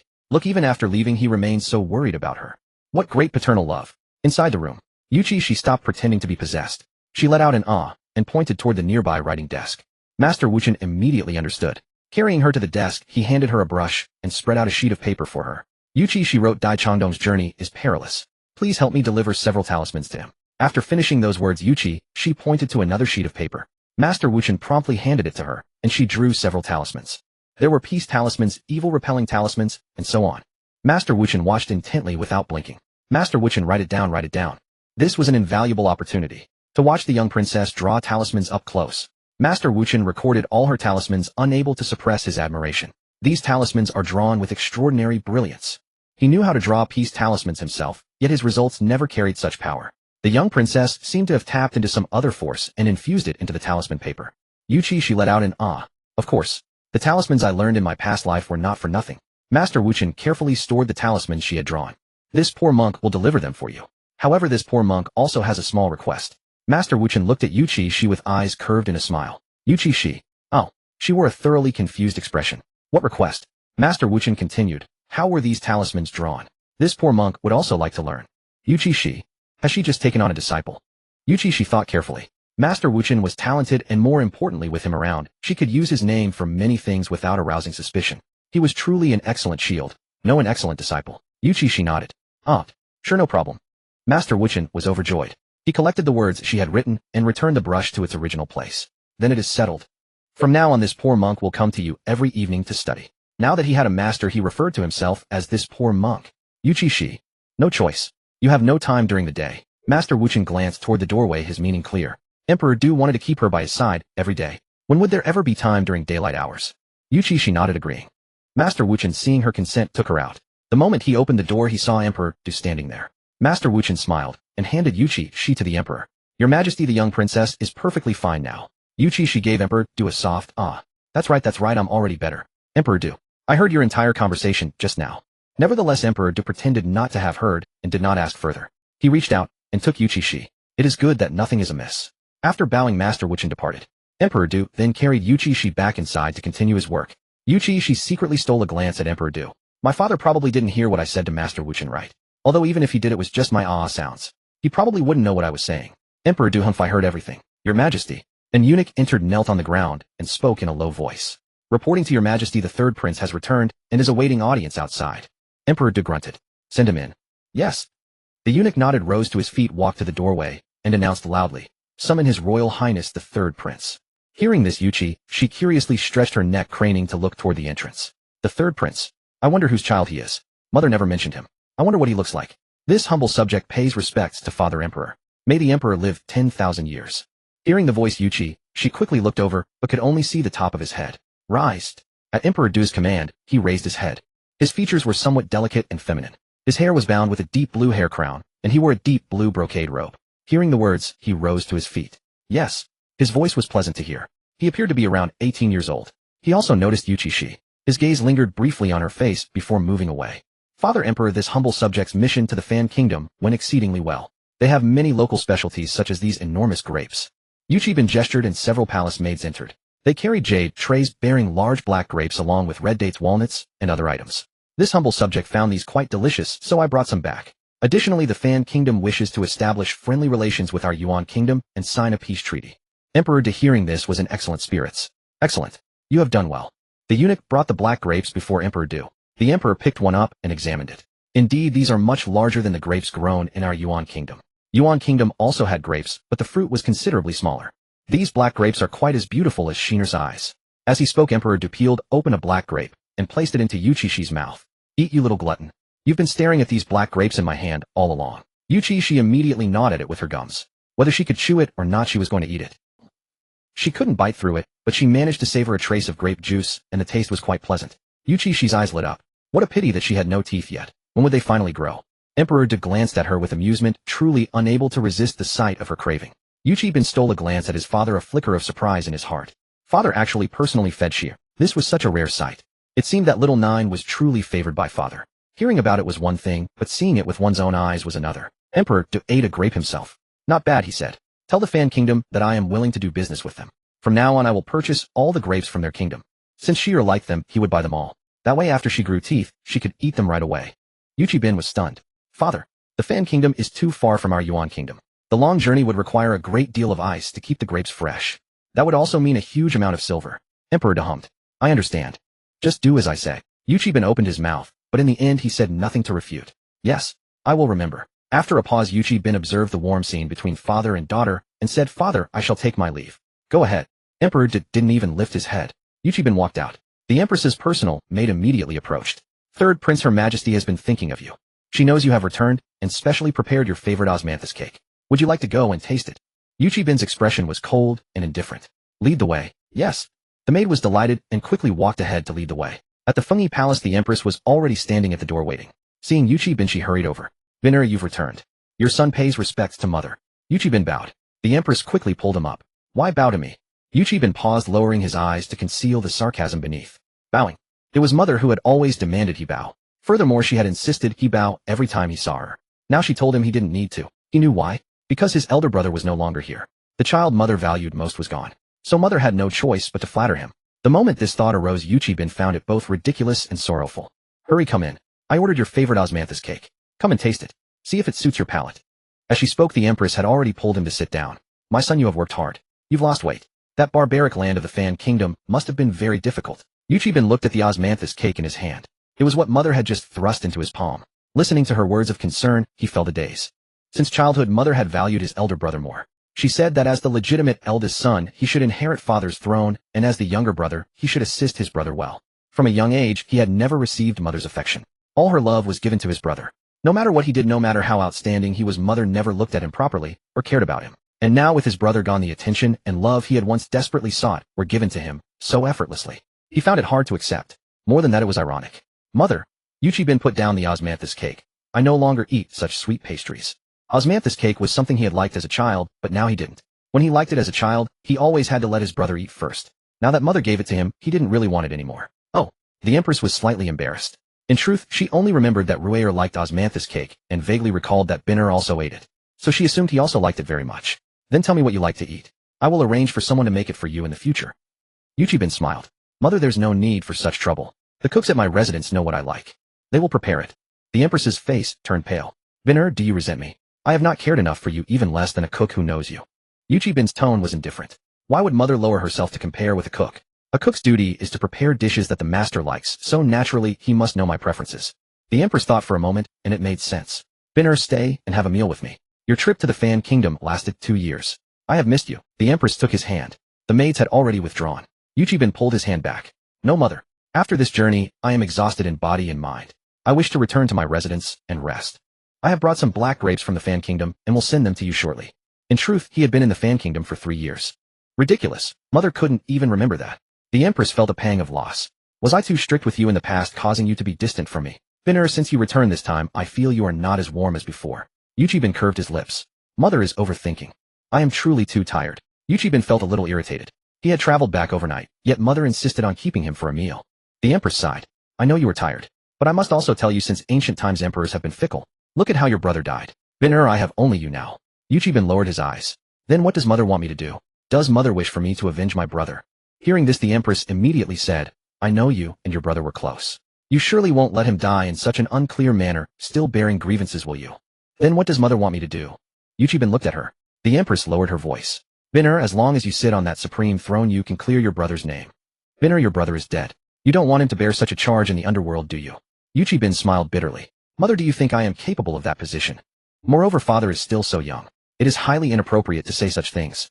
I have heard about brother's matter. He was the one who did wrong first, secretly sewing a dragon robe." Slap. The Empress slapped him directly. "Yuchi Bin, I have raised you in vain. Look at what you are saying. What fault did your brother have? Who doesn't want to be emperor? Besides, he sewed the dragon robe for your father." Yuchi Bin's head was turned to the side and a handprint instantly appeared on his face. "Mother, the robe had his own name embroidered on it. Father is not a fool. In this matter, father has made his own judgment." The Empress listened to his words, her face full of disappointment. "I thought you would be willing to clear your brother's name, but I never expected that you would think your brother was wrong. Your brother was so good to you when he was alive. You are simply an ungrateful wolf. You are as detestable as your father." Yuchi Bin didn't want to waste his breath. "If thinking this way makes you feel better, then go ahead. Your son takes his leave." Yuchi Bin stopped right there. "Did I say you could leave?" The Empress's face turned livid with rage. Yuchi Bin paused his steps. "Your son is exhausted." With these words, he left without looking back. The Empress was so furious she nearly fell backwards, steadying herself against the table. Fine, fine. Yuchi Bin, you have some nerve. Since ancient times, filial piety is the foremost virtue. If you are not filial to your mother, how do you expect to compete with your brothers? Without me, how will you ever surpass them?" The Empress's face twisted with rage. She took a deep breath to calm the fury within her. She exhaled a turbid breath, but inwardly thought, Yuchi Bin, you will come back begging for my help sooner or later. Yuchi Bin strode quickly out of the palace. Once outside, he felt a wave of relief. After reaching adulthood, he had his own residence outside the palace. His father had bestowed upon him the title of Prince Bin. At the Prince Bin's mansion. As soon as Yuchi Bin returned, the household bustled into action. He finally had a warm meal, and after dining he lay down to rest.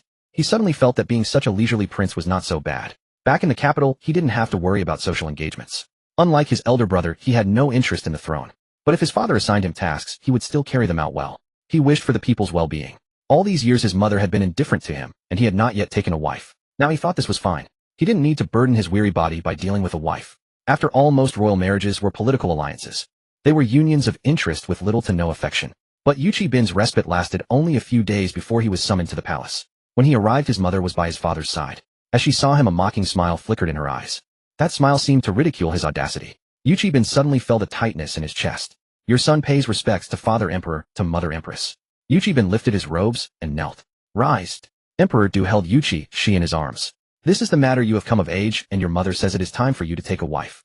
In recent days some ministers have sent portraits. Come take a look. Is there any that pleases you? A bitter smile curled at the corner of Yuchi Bin's lips. What was coming had finally arrived. As a member of the royal family, he knew well that he could not escape this. Yuchi Xi looked at his pale face and sighed inwardly. I never expected the third prince to be the empress's son. His temperament is nothing like hers. In the original text, there was little description of Yuchi Bin. According to the plot, Yuchi Rue did not die after overthrowing Emperor. He could not tolerate his younger brother and had him killed. Yuchi Bin's life was merely a few brief lines in the original book. Truly a lamentable fate. Now that Yuchi Rue was dead, the plot had shifted. But would he still marry a woman he did not love? The original book seemed to mention that after his death, a girl died for love. What was her name? Yuchi Xi could not quite recall, but if she heard the name she might remember. This matter your son leaves entirely to Father Emperor's decision. After all, he had no one he loved. Emperor Du, are you marrying, or am I? You want me to choose for you? I find choosing consorts for myself troublesome enough. And now I have to choose for you. Emperor Du said in a deep voice, marriage is a major affair. Choose for yourself. Don't expect me to do it for you. I don't wanna. The Empress quickly interjected. Your Majesty, let me choose for Binner. I think the daughter of Grand Tutor Lu Xuening would be a fine choice. Yuchi Xi. I think you just fancy her status. Too bad she already has a childhood sweetheart and is betrothed. Emperor Du. No, choose another. The Empress was displeased. Why not? The daughter of a Grand Tutor is worthy of Binner. Emperor Du's eyes darkened. I said no, and that's final. How could he break up a loving couple now that he knew? The Empress suppressed her displeasure and said meekly, very well, I'll pick someone else. How about Zhong Wanfeng, the daughter of Grand Preceptor Zhong? The Empress only considered daughters of first-rank officials. She believed only such women were worthy of her son and could aid him. Oh, Zhong Wanfeng. That name rings a bell. I heard she beats her husband in the future. I wonder how many lashes my third brother can withstand from her. Emperor Du. That won't do. He didn't want to send his son to his death. This one won't work either. Rumors say she is rather fierce. Not suitable for Binner. The Empress. Are you calling an innocent maiden fierce? Look at yourself. The Empress was furious. Is His Majesty doing this on purpose? He simply doesn't want Binner to marry a capable wife. A woman being a little fierce, what's the harm? Between husband and wife, that's not called fierceness. It's called cultivating affection. It's called adjustment. Your Majesty, I think Binner should not be afraid. How fierce can a woman be? The Empress was dismissive. Binner, what do you say? Yuchi Bin lowered his eyes. Your son obeys Father Emperor's arrangements. Emperor Du simply took the album himself and began flipping through it, listening to Shiner's thoughts to see which one was suitable. Yuchi Xi immediately straightened up to look. Each page had a maiden's portrait with her name and her father's official position. As Yuchi Xi looked, she indeed spotted a familiar name. Wen Cixi. That name sounds familiar. This is the one destined for third brother. The one who died for love. Wen Cixi. Emperor Du glanced down. The maiden was beautiful. In my opinion, let it be this one. Wen Cixi, daughter of the chief minister of the Court of Judicial Review. The Empress nearly choked. Your Majesty, Binner is a prince. How can a prince's consort be the daughter of a fourth-rank official? At the very least, she should be the daughter of a first-rank official. Emperor Du raised an eyebrow. Are you teaching me how to rule? The Empress was silent for a moment. That is not what I meant. I only wonder if her status is too low. Yuchi Bin spoke up at the right moment. Mother, I think Father Emperor has chosen well. The daughter of a fourth-rank official was unlikely to be overly ambitious, was she? He did not want a wife who was too driven by gain. He felt he could never satisfy such a wife. After all, he had no desire to contend for power. The Empress was nearly driven mad by him. What could a fourth-rank official's daughter do for him? Since Binner has no objection, it is settled. Emperor Du directly drafted the imperial decree of betrothal. Once the decree was issued, there was no turning back. The Empress rubbed her temples. Your Majesty, I feel unwell. I shall return to my palace to rest. She needed to calm down, or she might not be able to keep up her act before His Majesty. Yuchi Bin, you fool. Go ahead. Emperor Du's tone was indifferent. The Empress left quickly. Yuchi Bin also took his leave. As soon as he stepped out, the empress who had been waiting outside slapped him. Yuchi Bin, are you deliberately trying to anger me? A flush instantly spread across Yuchi Bin's face. He thought to himself, this is already the second time, mother. Once is enough, but twice. Well, not 3 times. His expression remained calm. I believed your majesty knew that the emperor's decree cannot be altered. The empress naturally knew. Yet something grumbled inside her chest. After all, she couldn't very well trouble his majesty, could she? So wasn't it only natural to take out her frustrations on Yuchi Bin? You always pick on the soft persimmon. Did I not tell you to marry Zhong Wanfeng? Why did you not obey? Yuchi Bin replied in a flat tone. The emperor said there are rumors that she is vicious and cruel. Those are mere rumors. Just rumors. The empress wore an expression of utter exasperation and regret. What a noble birth Zhong Wanfeng holds. Even if she were to strike you, what of it? You could simply endure it, and it would pass. Besides, it is always the woman who follows her husband. If she strikes you, you should strike back. You are truly hopeless. Do you think your father truly heard any rumors? He simply does not love you. He does not wish for you to marry such a fine wife. Yuchi Bin found communicating with her exhausting. The emperor has spoken, and I, your subject, simply believe as he commands. Since mother also knows the emperor does not value me, why should I speak words that would only anger him? If you truly desired to marry her, how would he ever refuse? The empress stubbornly held to her own beliefs. Yuchi Bin tiredly pressed his fingers against his brow. Mother, I have no interest in whatever you have to say. With that, Yuchi Bin turned and walked away. But the empress called after his retreating figure. As my son, do you truly believe you can escape simply because you do not wish to? This son is also the emperor's child. Yuchi Bin said coolly, and thereafter paid her no further mind. The empress ground her teeth in fury. She could not understand why her son, who had always obeyed her so faithfully, had suddenly become so disobedient. He had only been away from the imperial palace for a few years at most. No matter. She would employ her own methods to achieve the desired result. The empress drafted a guest list inviting the noble ladies to a flower viewing banquet. By the time the rice had been thoroughly cooked, she would see for herself whether Yuchi Bin would marry or not. Meanwhile, Yuchi Xi had been remarkably busy lately, practicing standing up, coaxing the virtuous emperor into good spirits, and teaching disciples. Her rest time had been cut in half. Fortunately, she was now engaged in cultivation, otherwise she truly might have worked herself to death one day. Master Wuchen, having finished teaching the new talisman, smiled, and said, for the coming month I shall no longer visit. You have also grown weary during this time. Master Wuchen certainly did not wish for her to tire herself to death. Yuchi Xi nodded in agreement. Good. Just the right amount of time to rest. Master Wuchen arrived quietly and departed just as silently. Over the course of this month, he took the opportunity to repeatedly consolidate the talismans he had newly learned. 3 days later, the empress hosted a flower viewing banquet. The noble ladies all arrived, and the consorts of various palaces were also invited. When Consort Xian arrived with Yuchi Xi, Consort Liang immediately came over. Sister, I anticipated you would bring Sheer, so I brought Fenger as well. They can play together nicely. Fenger has been longing for his younger sister these past few days. Consort Xian smiled and looked at Yuchi Xi. Sheer, would you like to go play with Fenger? Yuchi Xi immediately nodded. It was too noisy here. It would be better to follow the little one to play. Yuchi Feng, standing nearby, his eyes brightened. Little sister, I'll play with you. Yuchi Xi, I'm the one taking you to play, okay? Consort Xian set Yuchi Xi down on the ground, and she crawled over to play with Yuchi Feng. Consort Liang held Consort Xian's hand and began praising Yuchi Xi. We have only been apart for a few days, yet the little princess has grown taller and even gained some weight. She is truly adorable. Alas, I am truly envious of you, sister, for having such a lovely daughter. Hearing Consort Liang praise Sheer, Consort Xian felt warmly pleased in her heart and began chatting with her. Many of the noble ladies noticed Yuchi Xi and secretly cast numerous glances in her direction. The little princess is so cute. No wonder she is so favored by the emperor. If I had such a daughter, I would dote on her as well. The little princess is so well behaved. Yuchi Xi, hearing all those praises ringing in her ears, felt quite embarrassed. Oh my, you flatter me. It must be thanks to my parents' excellent genes. Hello, little princess. A shadow fell before Yuchi Xi's eyes. Yuchi Xi raised her gaze and saw a girl in a crimson skirt standing before her, smiling warmly. Yuchi Xi, who is this beauty? Noticing Yuchi Xi's completely baffled expression, the girl let out a hearty laugh. This humble one is Zhong Wanfeng, paying respects to your highness the princess. May the little princess live 10,000 years. Zhong Wanfeng bowed to Yuchi Xi. Yuchi Xi, Zhong Wanfeng, the person from the book who was described as fierce and brutal, someone who would whip people at the slightest provocation. She did not appear to have such a vicious countenance at all. Yuchi Xi, did I transmigrate into the wrong book, or is there some other reason? Why does it feel as though the personalities of certain characters in the book have all changed? The little princess is so adorable. May I touch your cheek? No sooner had Zhong Wanfeng finished speaking than her hand was already reaching out to pinch Yuchi Xi's face. So chubby, so soft, wonderful to the touch. Yuchi Xi's face darkened. Truly very vicious. Someone help me. There is someone bullying a child here. Since it is my first time meeting the little princess, this humble one has nothing valuable to offer as a gift, so I present this golden hairpin to you. It is crafted from pure gold. Yuchi Xi, my long-lost half-sister from another father. Consort Xian, who had been about to rise, and asked Zhong Wanfeng to stop. Very well. As long as Sheer is happy, Consort Xian then continued her conversation with Consort Liang. Yuchi Xi took the golden hairpin, her eyes curving into joyful arcs. It was gold. Zhong Wanfeng laughed heartily. I heard the little princess has a fondness for gold, and it seems true indeed. As it happens, this humble one likes it as well. Zhong Wanfeng lifted her hand and gently pinched her cheek. Let us play together again, next time, little princess. Next time I shall take you horseback riding. Meanwhile, Yuchi Feng, whose sister had been taken away, was tearing up with teary eyes. Zhong Wanfeng glanced at him and clicked her tongue. Such a crybaby, not nearly as cute as the little princess. With that, she rose and walked away. Yuchi Feng, had he just been despised? He had definitely been despised, hadn't he? Yuchi Xi clutched the golden hairpin tightly and crawled over to Consort Xian, handing it to her. Aunt, Mother, I have nowhere to put it. Please help me keep it safe. Would you like Mother to keep it for you? Consort Xian asked knowingly. Yuchi Xi nodded. Aunt, yes. Consort Xian reached out and took it. Very well, Mother will keep it for you. Now go play with Feng for a while. Brother Feng is about to cry, you know. Consort Xian patted Yuchi Xi's little head.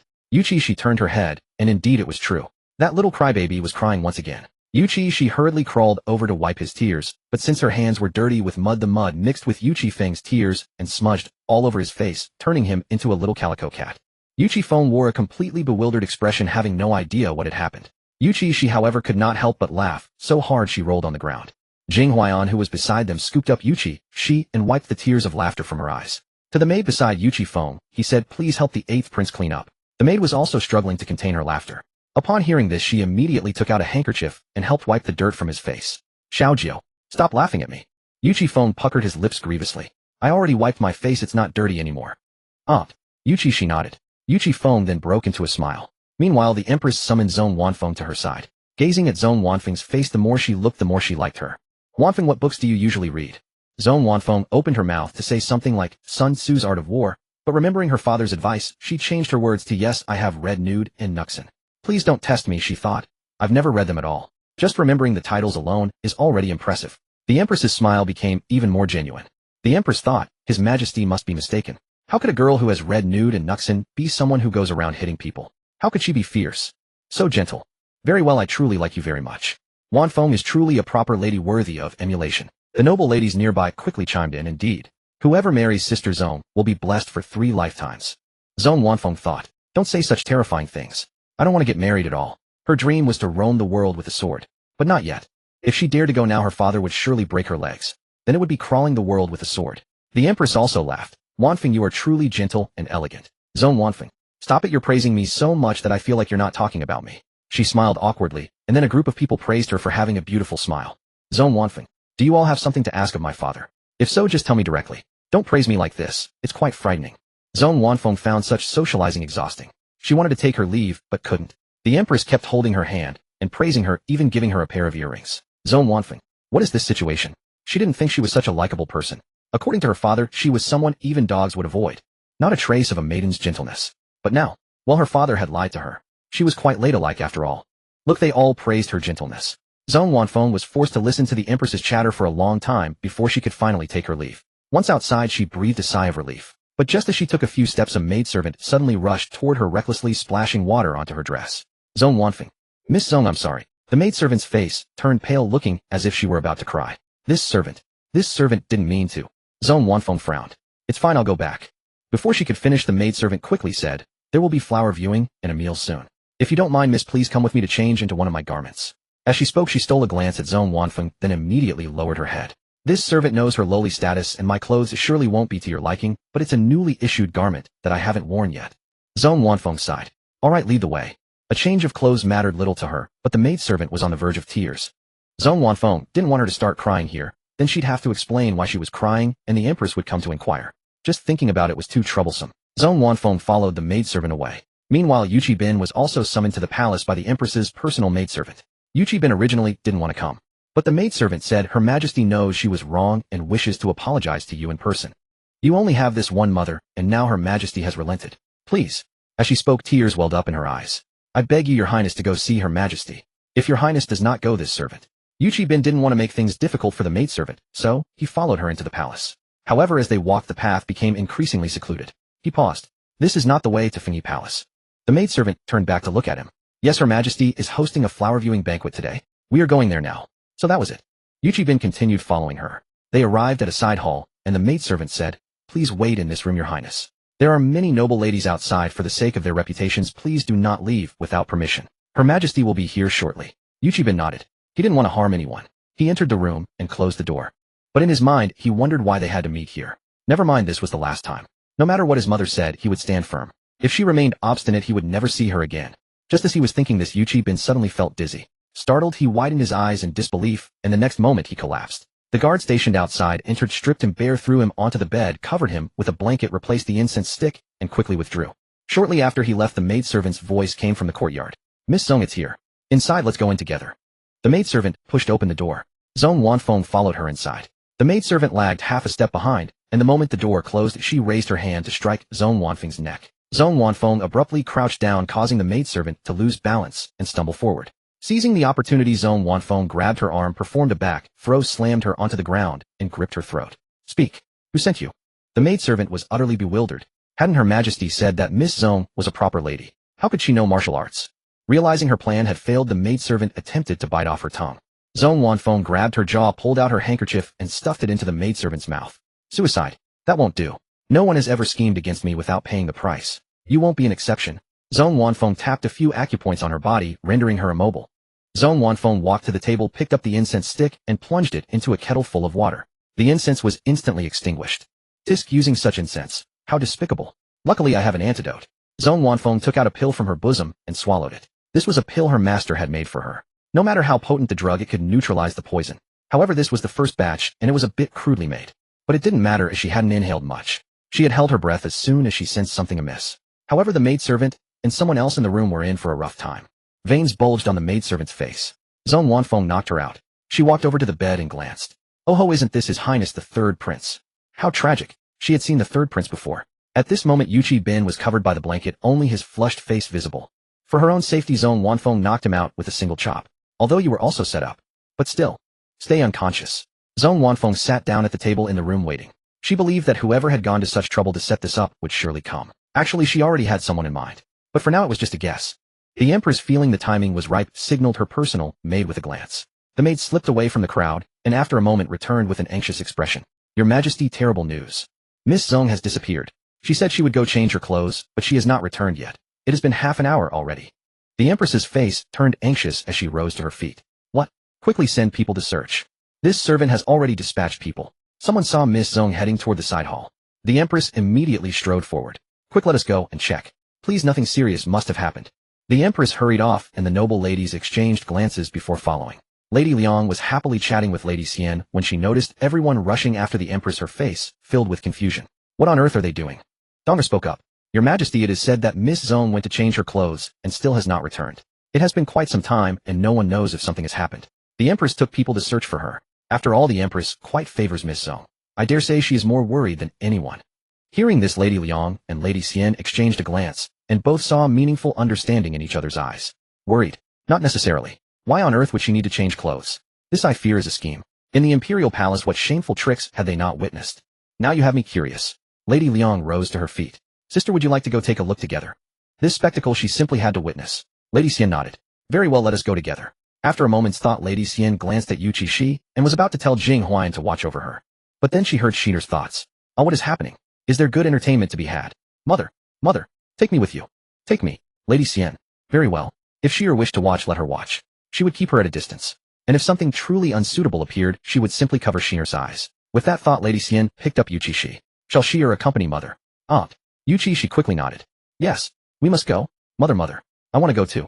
Yuchi Feng eagerly reached out, wanting Lady Liang to pick him up. Lady Liang glanced at him with distaste. With hands full of dirt, she had no intention of holding him. If you wish to go, follow behind us. You are old enough to walk on your own. Donger hurried to explain.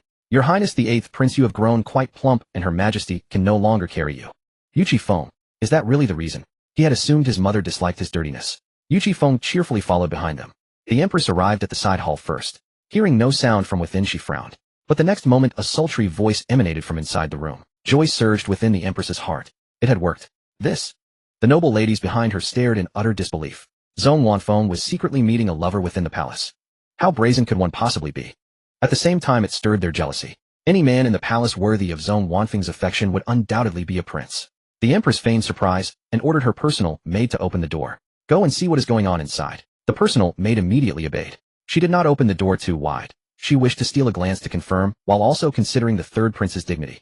First frighten them, give them time to dress. But the moment she pushed the door open slightly, it was thrown wide from the inside with great force. The maid stumbled forward, collapsing. The person ahead of her took a step back and did not catch her. The maid's face struck the ground, her expression twisted in pain. How lively. Such a crowd. Zhong Wanfeng chuckled softly, raising her gaze to the empress. I wonder why your majesty has brought so many people here. What business brings you it? As expected, it was the empress. Zhong Wanfeng lowered her eyes, a flicker of mockery flashing within them. She understood perfectly why the empress had done this, none other than for her family's power and influence. The empress noticed that she was still wearing her original clothes, not a single strand of hair disheveled. She was momentarily stunned. The noble ladies behind her were equally astonished. In other words, the voice moments ago had not belonged to Zhong Wanfeng. Then who had it been? The maid lay sprawled on the ground before Zhong Wanfeng dare not lift her head. Oh my, what is all this commotion? Lady Liang could not help but speak. Why are you all blocking the entrance? Did not the empress come looking for Miss Zhong? And has she not found her? The empress quickly adjusted her expression. I feared something had happened to you. As long as you are unharmed, that is all that matters. What harm could possibly come to me? If it were not for the reckless maid beside your majesty who spilled water upon me, I would not have come here. I assumed that maid had acted by accident. Yet unexpectedly, I found the third prince here as well. Your majesty, tell me, was this an accident? Why would the third prince appear in such a place? The empress's eyes darted evasively. I do not know why he is here either. Has he done anything to you? If he has, I will not pardon him. Even at such a moment, the empress still wished to bind herself to the third prince. Did she truly believe her temper was so meek? She had held back earlier only out of respect for the empress's position, giving her a chance. But it appeared no such courtesy was needed. Do whatever he wished. He would need the capability first. Zhong Wanfeng directly drew a whip from her waist, lashing out sharply toward the empress. The empress screamed. Having no martial arts skill whatsoever, she quickly yanked a nearby maid in front of her as a shield. The maid was whipped until her skin split and flesh tore. The empress nearly fainted from fright. Zhong Wanfeng, what are you doing? Have you lost your mind? The empress stared at her in utter disbelief. How dared she? Zhong Wanfeng sneered. I already gave your majesty a chance. No one has ever schemed against me in such a manner. Not even my father's concubine would dare meddle with my marriage. Your majesty's ambitions are quite vast. Would you like my Zhong clan to assist the third prince? This was something everyone privately understood, yet no one dared to speak it aloud. Zhong Wanfeng feared nothing. She spoke it directly. The empress's face cycled through shades of green and white. I know you harbor grievances, but this is no excuse for your madness. Besides, it was not I who spilled the water. Was it not your tacit approval? Zhong Wanfeng scoffed. Do not treat everyone as fools. Zhong Wanfeng struck again. This time, no one stepped forward to shield the empress. The fabric on the empress's arm was torn, revealing red welts upon her skin. The empress could not believe Zhong Wanfeng had actually dared to strike her. She threw herself at Zhong Wanfeng like a madwoman. You vile woman, I will kill you. You dare strike me. In front of so many people as well. Zhong Wanfeng tilted her head. And why should I not? The emperor has decreed that even the son of heaven is subject to the same laws as commoners. You are no emperor, yet you commit such despicable acts. Why may I not strike you? I strike precisely because of you. Zhong Wanfeng whipped again. I not only intend to strike you, but I shall also petition the emperor. A woman like you is utterly unworthy of the position of empress. The empress nearly died of rage, her arm burning with pain. She pointed at Zhong Wanner with her trembling finger, stuttering. You repeatedly before managing to gasp out, such lawlessness. Such lawlessness. You low-born wretch, how dare you strike me? Zhong Wanner lashed out with her whip, coiling it around the empress's finger before yanking it back. The empress screamed in agony. Zhong Wanner sneered coldly. Lawlessness. I'd say the lawless one is you. This Yuan kingdom now belongs to the Qi family, not your Shi clan. The empress's face cycled through shades of green and white. Qi Shi almost couldn't resist applauding enthusiastically. Sister is so awesome. Sister Zhong is my god. Plain concubine Xian paused, then frowned. Didn't she say earlier that I was her god? Why has the title suddenly transferred to Zhong Wanner? Plain concubine Xian glanced at Zhong Wanner. Fine, she admitted the girl was indeed a child favored by heaven. But she herself was Shiner's first and foremost idol. Plain concubine Xian would never yield this claim. The noble ladies nearby couldn't help but steal glances at Zhong Wanner. They had long heard of her fiery temper, but never expected it to be so volatile. A single spark could set her ablaze. If it had been any of them, they would have slunk away long ago rather than suffer even a slight injustice. Who would stay behind waiting for the empress to arrive? Qi Bin overheard the commotion outside. Upon waking, he saw the empress's personal maid lying motionless on the ground. Her mouth was stuffed with a cloth, producing only muffled whimpers. Her eyes were glazed and unfocused, as though she had no idea where she was or what had happened. Qi Bin also sensed something was deeply wrong. Summoning his strength, he pushed himself upright and felt a chilling breeze against his skin. Looking down, he realized he was completely naked. Qi Bin hastily dressed himself, his legs nearly buckling several times. Only by sheer force of will did he keep from collapsing to the floor. Once fully attired, Qi Bin stepped outside and saw a young woman confronting the empress. Upon seeing him emerge, the empress's face lit up. Binner, why are you here? Had you been coerced by that wretched Zhong Wanner? Zone Wanner found this utterly laughable. Save your pretense. You knew your son was here all along. Qi Bin's expression turned cold. Mother, watch your words. Such remarks damage Lady Zong's reputation. No harm came between Lady Zong and myself. After a pause, Qi Bin continued. It was your personal maid who sought me out saying you had matters to discuss. That is why I came. But I lost consciousness the moment I entered. Mother, how shall you explain this? Qi Bin fixed her with an unwavering gaze. He already knew the truth. He simply wished to hear her respond. The Empress faltered, her eyes darting uncertainly. How would you know such things? Disappointment clouded Qi Bin's features. Mother, enough. Do not lie any longer. This was all your design, was it not? Enraged, the Empress retorted. You dare slander your own mother? Qi Bin merely regarded her coolly. I shall report this to Father the Emperor. Swallowing his inner turmoil, Qi Bin bowed deeply to Zone Wanner. Lady Zong, this wrongdoing was mine mother's. I pledge to request His Majesty grant you justice. Zone Wanner regarded him with renewed respect. So even a crooked bamboo may yield a fine shoot. Very well. She tossed him a pill. Take this. It will counteract the effects. Without hesitation, Qi Bin swallowed it whole. Thank you. The Empress, however, seized upon this as proof of guilt. See, you must have drugged my son. How else would you possess an antidote? Zone Wanner grew weary of her babbling and lashed out with her whip. If your mouth cannot keep clean, I shall wash it with this. The Empress shrieked in pain. Just then a voice called out, what all this noise about? Emperor Du had come seeking Sheer, but found a crowd gathered instead. The instant the Empress heard the Emperor's voice, she threw herself to the ground. Before she could speak, a thud echoed behind her. Zone Wanner's voice rang out pitiful and aggrieved. Your Majesty, please grant this humble one justice. Thud, thud, thud. Zone Wanner knelt and prostrated herself, striking 3 resounding blows before Emperor Du. Even the Empress was momentarily stunned. Wasn't she so bold just moments ago? She was the one who had been struck. Why was she the one playing the victim now? Emperor Du frowned. What has occurred here? He took Sheer from plain concubine Xian's arms. Inside her mind, Sheer eagerly volunteered, Father. Father, I know what happened. The Empress schemed to force Sister Zong and third brother into a committed situation. But Sister Zong saw through it. Not only that, but she exposed the Empress before everyone. When the Empress refused to confess, Sister Zong dealt her a fitting lesson. Father, you arrived too late to witness the drama. Emperor Du. In truth, he had been watching the spectacle from outside. The performance was nearly concluded, so he had entered. Qi Bin stepped forward, lifted his robes, and knelt, recounting the entire sequence of events without the slightest attempt to shield the Empress. Her face cycled through pallor and flush. Regret overwhelmed her. She had raised this son in vain. For whom had she plotted? Was it not for him? And how did he repay her? Not only did he show no gratitude, he turned against her. I understand the matter fully, the Emperor declared. Zone Wanner, you too are a victim here. I shall ensure justice is served for you. You are correct.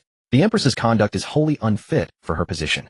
Guards. The Empress, driven by selfish desire, conspired against the daughter of a senior court minister. Her behavior disgraces the feminine virtue required of an empress and makes her unfit to hold the central palace. From this day forward, surrender the Phoenix Seal and retire to Lungsu Palace. Shi Baoquan failed to teach his daughter properly. His noble title is hereby stripped. Lungsu Palace. That was the cold palace, the imperial prison for fallen consort. The Empress stared at Emperor Du in utter disbelief, then broke down weeping. Your Majesty, this concubine acknowledges her wrongdoing. Your Majesty, my father has devoted his life to the Yuan kingdom. You cannot strip him of his title. You simply cannot. Without his rank, what would the Shi family become? Everyone would trample upon them. And she herself, once exiled to Lungsu Palace, she would have nothing left at all. Your Majesty. Forgetting all decorum, the Empress lunged forward and threw herself at the Emperor's feet, knocking her head repeatedly against the ground.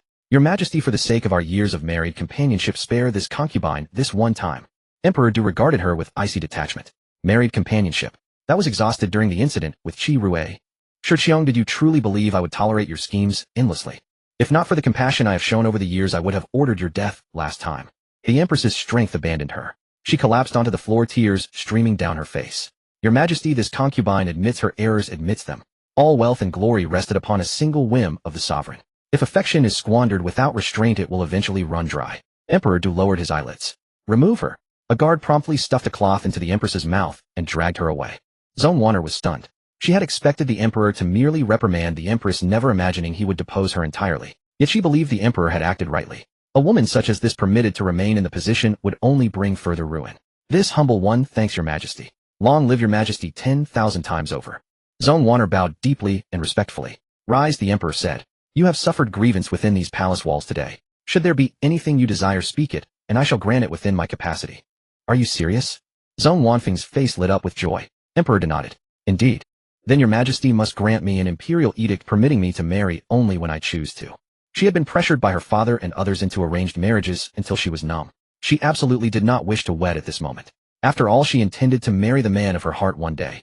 How could she possibly marry someone without so much as experiencing the taste of genuine affection? Emperor De paused, somewhat surprised by her request. Is that all? I shall draft the edict for you presently. Zhong Wanfeng asked with a smile. May I receive the edict before returning to the mansion? Emperor De, you're that reluctant to marry. So be it. Emperor De turned on his heel. Follow me. Yes. Zhong Wanfeng hurried after him with eager steps. Emperor De had taken Yuchi Xi away with him. Only when they had departed did the women kneeling on the ground help one another rise. Their faces were painted with astonishment. They had never expected that today's flower-viewing outing would yield such sensational gossip. The empress had been deposed. Would this mean a new empress would be chosen? A fierce fire burned in their eyes. That fire was none other than curiosity. Who would become the next empress? As for the deposed one, what concern was that to them? They had all witnessed the former empress compelling a palace maid to block the whips on her behalf. This empress was certainly no easy woman to deal with. Yuchi Bin glanced toward the direction they had departed, then strode away himself. After taking the pill, he clearly felt his body grow considerably more comfortable. As for the palace maid in the room, no one paid her any mind. This poison had no antidote, it would prove fatal. Consort Liang had enjoyed the spectacle enormously, clicking her tongue. Shi Qiong always boasted about being the daughter of the Yongchang Marquis, terrorizing everyone. And now poof. She's lost her very position as empress. She truly deserves it. Donger, Madame's tongue is something that really ought to be sealed shut, or at least kept under strict control. Consort Xian smiled faintly. She has always been like this, believing your majesty would never act against her family. How foolish. Which emperor would tolerate someone coveting his throne? I only speak these words to you, sister. Consort Liang took Consort Xian's hand. Consort Xian understood immediately. You need not worry, dear sister. What was said here today? The heavens know, the earth knows you, and I know. Dong are wonderful. I simply do not exist. And so let her serve as an inconspicuous backdrop. Consort Liang sighed with relief. Sister, is there any medicinal herb you desire? I have them at home. I can steal some from our estate and deliver them to you. Consort Xian. She hadn't realized Consort Liang was quite so straightforward. Having always remained secluded in her quarters, she had assumed her to be reserved and introverted. Now she saw how outgoing she truly was. Sister. Yuchi Feng was on the verge of tears. Mother. My younger sister has been taken away by father. Wah. Consort Liang shot him a disgusted glance. Donger, take Fenger to wash. Stop crying. Who asked you to weep? Your father naturally favors Sheer over you. But do not blame your father either. She is simply cuter than you after all. Yuchi Feng. Mother drove one dagger into my heart after another. Yuchi Feng burst into even louder wails. Consort Liang covered her ears and grabbed Consort Xian, hurrying away. Sister, let us go quickly. When the child is not crying, he is adorable. He wants the stars and the moon, and I half want to fetch them for him. But the moment he begins to wail, I genuinely long to grab a stick and give him a thorough spanking. Consort Xian. That description was remarkably apt. Ear had evoked precisely the same feelings in her when she was young. Donger sighed. Madame always left her to clean up the messes. She had truly borne so much. Donger quickly coaxed him. Your Royal Highness the 8th Prince, just consider. His Majesty favors the 9th Princess, and the 9th Princess favors you. Round it all off, and it amounts to His Majesty favoring you as well. Yuchi Feng's eyelashes still clung with tears. He was somewhat uncertain. Is that truly how it is? Indeed. Donger's expression was utterly serious. The 8th Prince was easily fooled at present, but one should hurry, for soon he would be too clever to deceive. Yuchi Feng's tears turned to laughter. Sister Donger, you are absolutely right. Donger, he as long as you are pleased. The Imperial Study. Emperor De handed the drafted edict to Zhong Wanfeng, who embraced it, as though it were a priceless treasure, refusing to let go even for a moment. Thank you, Your Majesty. Your Majesty is so enlightened. Some officials outside claim you are cruel and tyrannical. They have truly poor judgment. You are far from cruel. You are remarkably reasonable. Emperor De grunted and waved his hand dismissively. Go, do not disturb me while I am with Sheer. Zhong Wanfeng understood his meaning and withdrew, clutching the edict close to her chest. No sooner had she exited the palace gates than she headed straight for the Grand Tutor's mansion. Grand Tutor Zhong was already waiting at the entrance. Upon seeing her return, his eyebrows bristled with fury. Unfilial daughter. How dare you strike the Empress Dowager? Are you wishing for your old father's life to be shortened? Zhong Wanfeng dodged her grandfather's grasping hand and darted toward the residence at top speed. Can you blame me? She was the one scheming against me. As Empress, she showed not an ounce of dignity becoming her position. If I did not know martial arts, I would currently be rolling about in bed with the 3rd Prince in the palace. Your face would have been utterly ruined. Father, I was actually doing you a favor. Besides, she is no longer Empress. His Majesty has deposed her. His Majesty is remarkably sensible. Grand Tutor Zhong chased behind her. Stop right there. Doing me a favor. How can you talk so shamelessly? His Royal Highness the 3rd Prince is quite suitable. Marrying him would not be a bad match for you. With your temper, you should thank the heavens if you can even marry the 3rd Prince. Zhong Wanfeng stopped in her tracks, turned around, planted her hands on her hips, and glared angrily at her grandfather. You are pedantic. Pedantic. Father, did you read all those books by stuffing them up your backside? The 3rd Prince is excellent, and I am by no means inferior.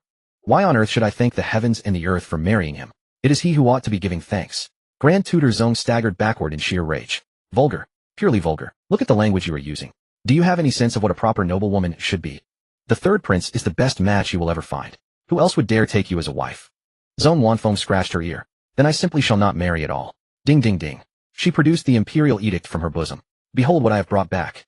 Grand Tutor Zhong collapsed onto the ground in fright. You even dared to steal an imperial edict? We are finished. The entire Zhong family is ruined. Zhong Wanfeng's face darkened. Although I did once palm the ancestral tablet from the Zhong family shrine, when I first visited it, I was far too young at the time. I am grown now. I would never do such a thing. This is the edict His Majesty granted me. Grand Tutor Zhong wore an expression of deep tragedy. Is His Majesty planning to exile our entire Zhong family? Wait. If that is the case, do not read it aloud yet. Put it away first. Zhong Wanfeng obediently stowed it away. Grand Tutor Zhong rose to his feet and wiped the cold sweat from his brow. Allow me to hide some gold and silver first, lest the exile journey prove too arduous. Zhong Wanfeng. She pulled out the edict once more and Grand Tutor Zhong dropped to his knees again with a thud. To behold the edict is as to behold the emperor in person. Quick, put it away. Zhong Wanfeng chuckled. Is that so? Her trailing syllable rose with a hint of mockery. Grand Tutor Zhong instantly felt a most ominous premonition. Zhong Wanfeng then put away the imperial edict. Grand Tutor Zhong quickly stood up, but as soon as he straightened his back, Zhong Wanfeng flashed a mischievous grin and spread the edict open again. Grand Tutor Zhong. He had no choice but to kneel once more. She opened it, he knelt, she closed it, he rose. Zhong Wanfeng kept opening and closing the imperial edict, leaving Grand Tutor Zhong neither fully kneeling nor immediately able to stand. After several rounds, fine beads of sweat had broken out on his forehead. Grand Tutor Zhong's concubine Sun Yunyu, witnessing this scene, gracefully approached, her face filled with disapproval as she looked at Zhong Wanfeng. Miss, what are you doing? My lord, Sun Yunyu gazed at Grand Tutor Zhong with deep concern. Miss, bullying your father like this. You are truly unfilial. Zhong Wanfeng smiled at her sweetly. Open your dog eyes wide and see what I hold in my hand. Kneel. Sun Yunyu wanted to retort, but when she looked up and saw the imperial edict, her face paled. She hastily knelt down, and since she had been supporting Grand Tutor Zhong, her kneeling caused him to kneel as well. Caught off guard, Grand Tutor Zhong's knees hit the ground heavily, the pain draining the color from his face. Zhong Wanfeng. Enough. You've had your fun long enough. Give your father some face. His concubine is here, don't make him kneel anymore. Zhong Wanfeng's eyes curved. Aunt Sun hasn't played with me yet, how can we say it's enough? If you can't take it, father, then just leave. Grand Tutor Zhong fumed, his beard bristling. How could I be such a person? He turned to Sun Yuanyu. Yunyang, I've arranged to discuss some matters with my colleagues. It's not that I don't want to accompany you, but I'm truly too busy. I have no choice. I'll take my leave now. With that, Grand Tutor Zhong shook off her hand and hurried away. He wasn't the type to flee halfway, but he simply had no choice. He was too busy. Sun Yuanyu's face twisted in fury. She had come to help the master, and he had abandoned her and run away, leaving her to face this she-devil alone. Zhong Wanfeng chuckled. Aren't you worried about my father? Then you can take his place. If you're going to care properly. Don't you agree? Sun Yuanyu. Zhong Wanfeng put away the imperial edict. She stood up, then opened it again. When Sun Yuanyu was firmly kneeling, she closed it. Sun Yuanyu knelt and rose like this for 10 rounds, after which she felt faint. Zhong Wanfeng produced a silver needle. Don't worry, if you faint, I'll wake you up. I guarantee you won't die in the Grand Tutor's mansion. I'll definitely keep you breathing. Sun Yuanyu. She was truly about to be fainted from anger. She sobbed. Miss, I know you resent me for coming between your parents' feelings, but I truly adore your father. I couldn't help myself. All these years I've treated you well enough. Why must you be so harsh with me? Zhong Wanfeng clicked her tongue. Am I targeting you? Didn't I teach my father a lesson? You know you were the interloper, and you know I resent you. Good, then bear it. You know why you never dared to make a move against me all these years. You're afraid of me, aren't you? Did she think she was a fool? Sun Yuanyu. This woman was utterly impervious. Elder sister, Sun Yuanyu's daughters approached with tearful eyes. Before they could beg for mercy, Zhong Wanfeng commanded, perfect timing, I've been waiting for you. Kneel. The half-sisters. When Grand Tutor Zhong's wife passed by, she saw Zhong Wanfeng sitting on a stool cracking sunflower seeds with one hand and opening and closing something with the other.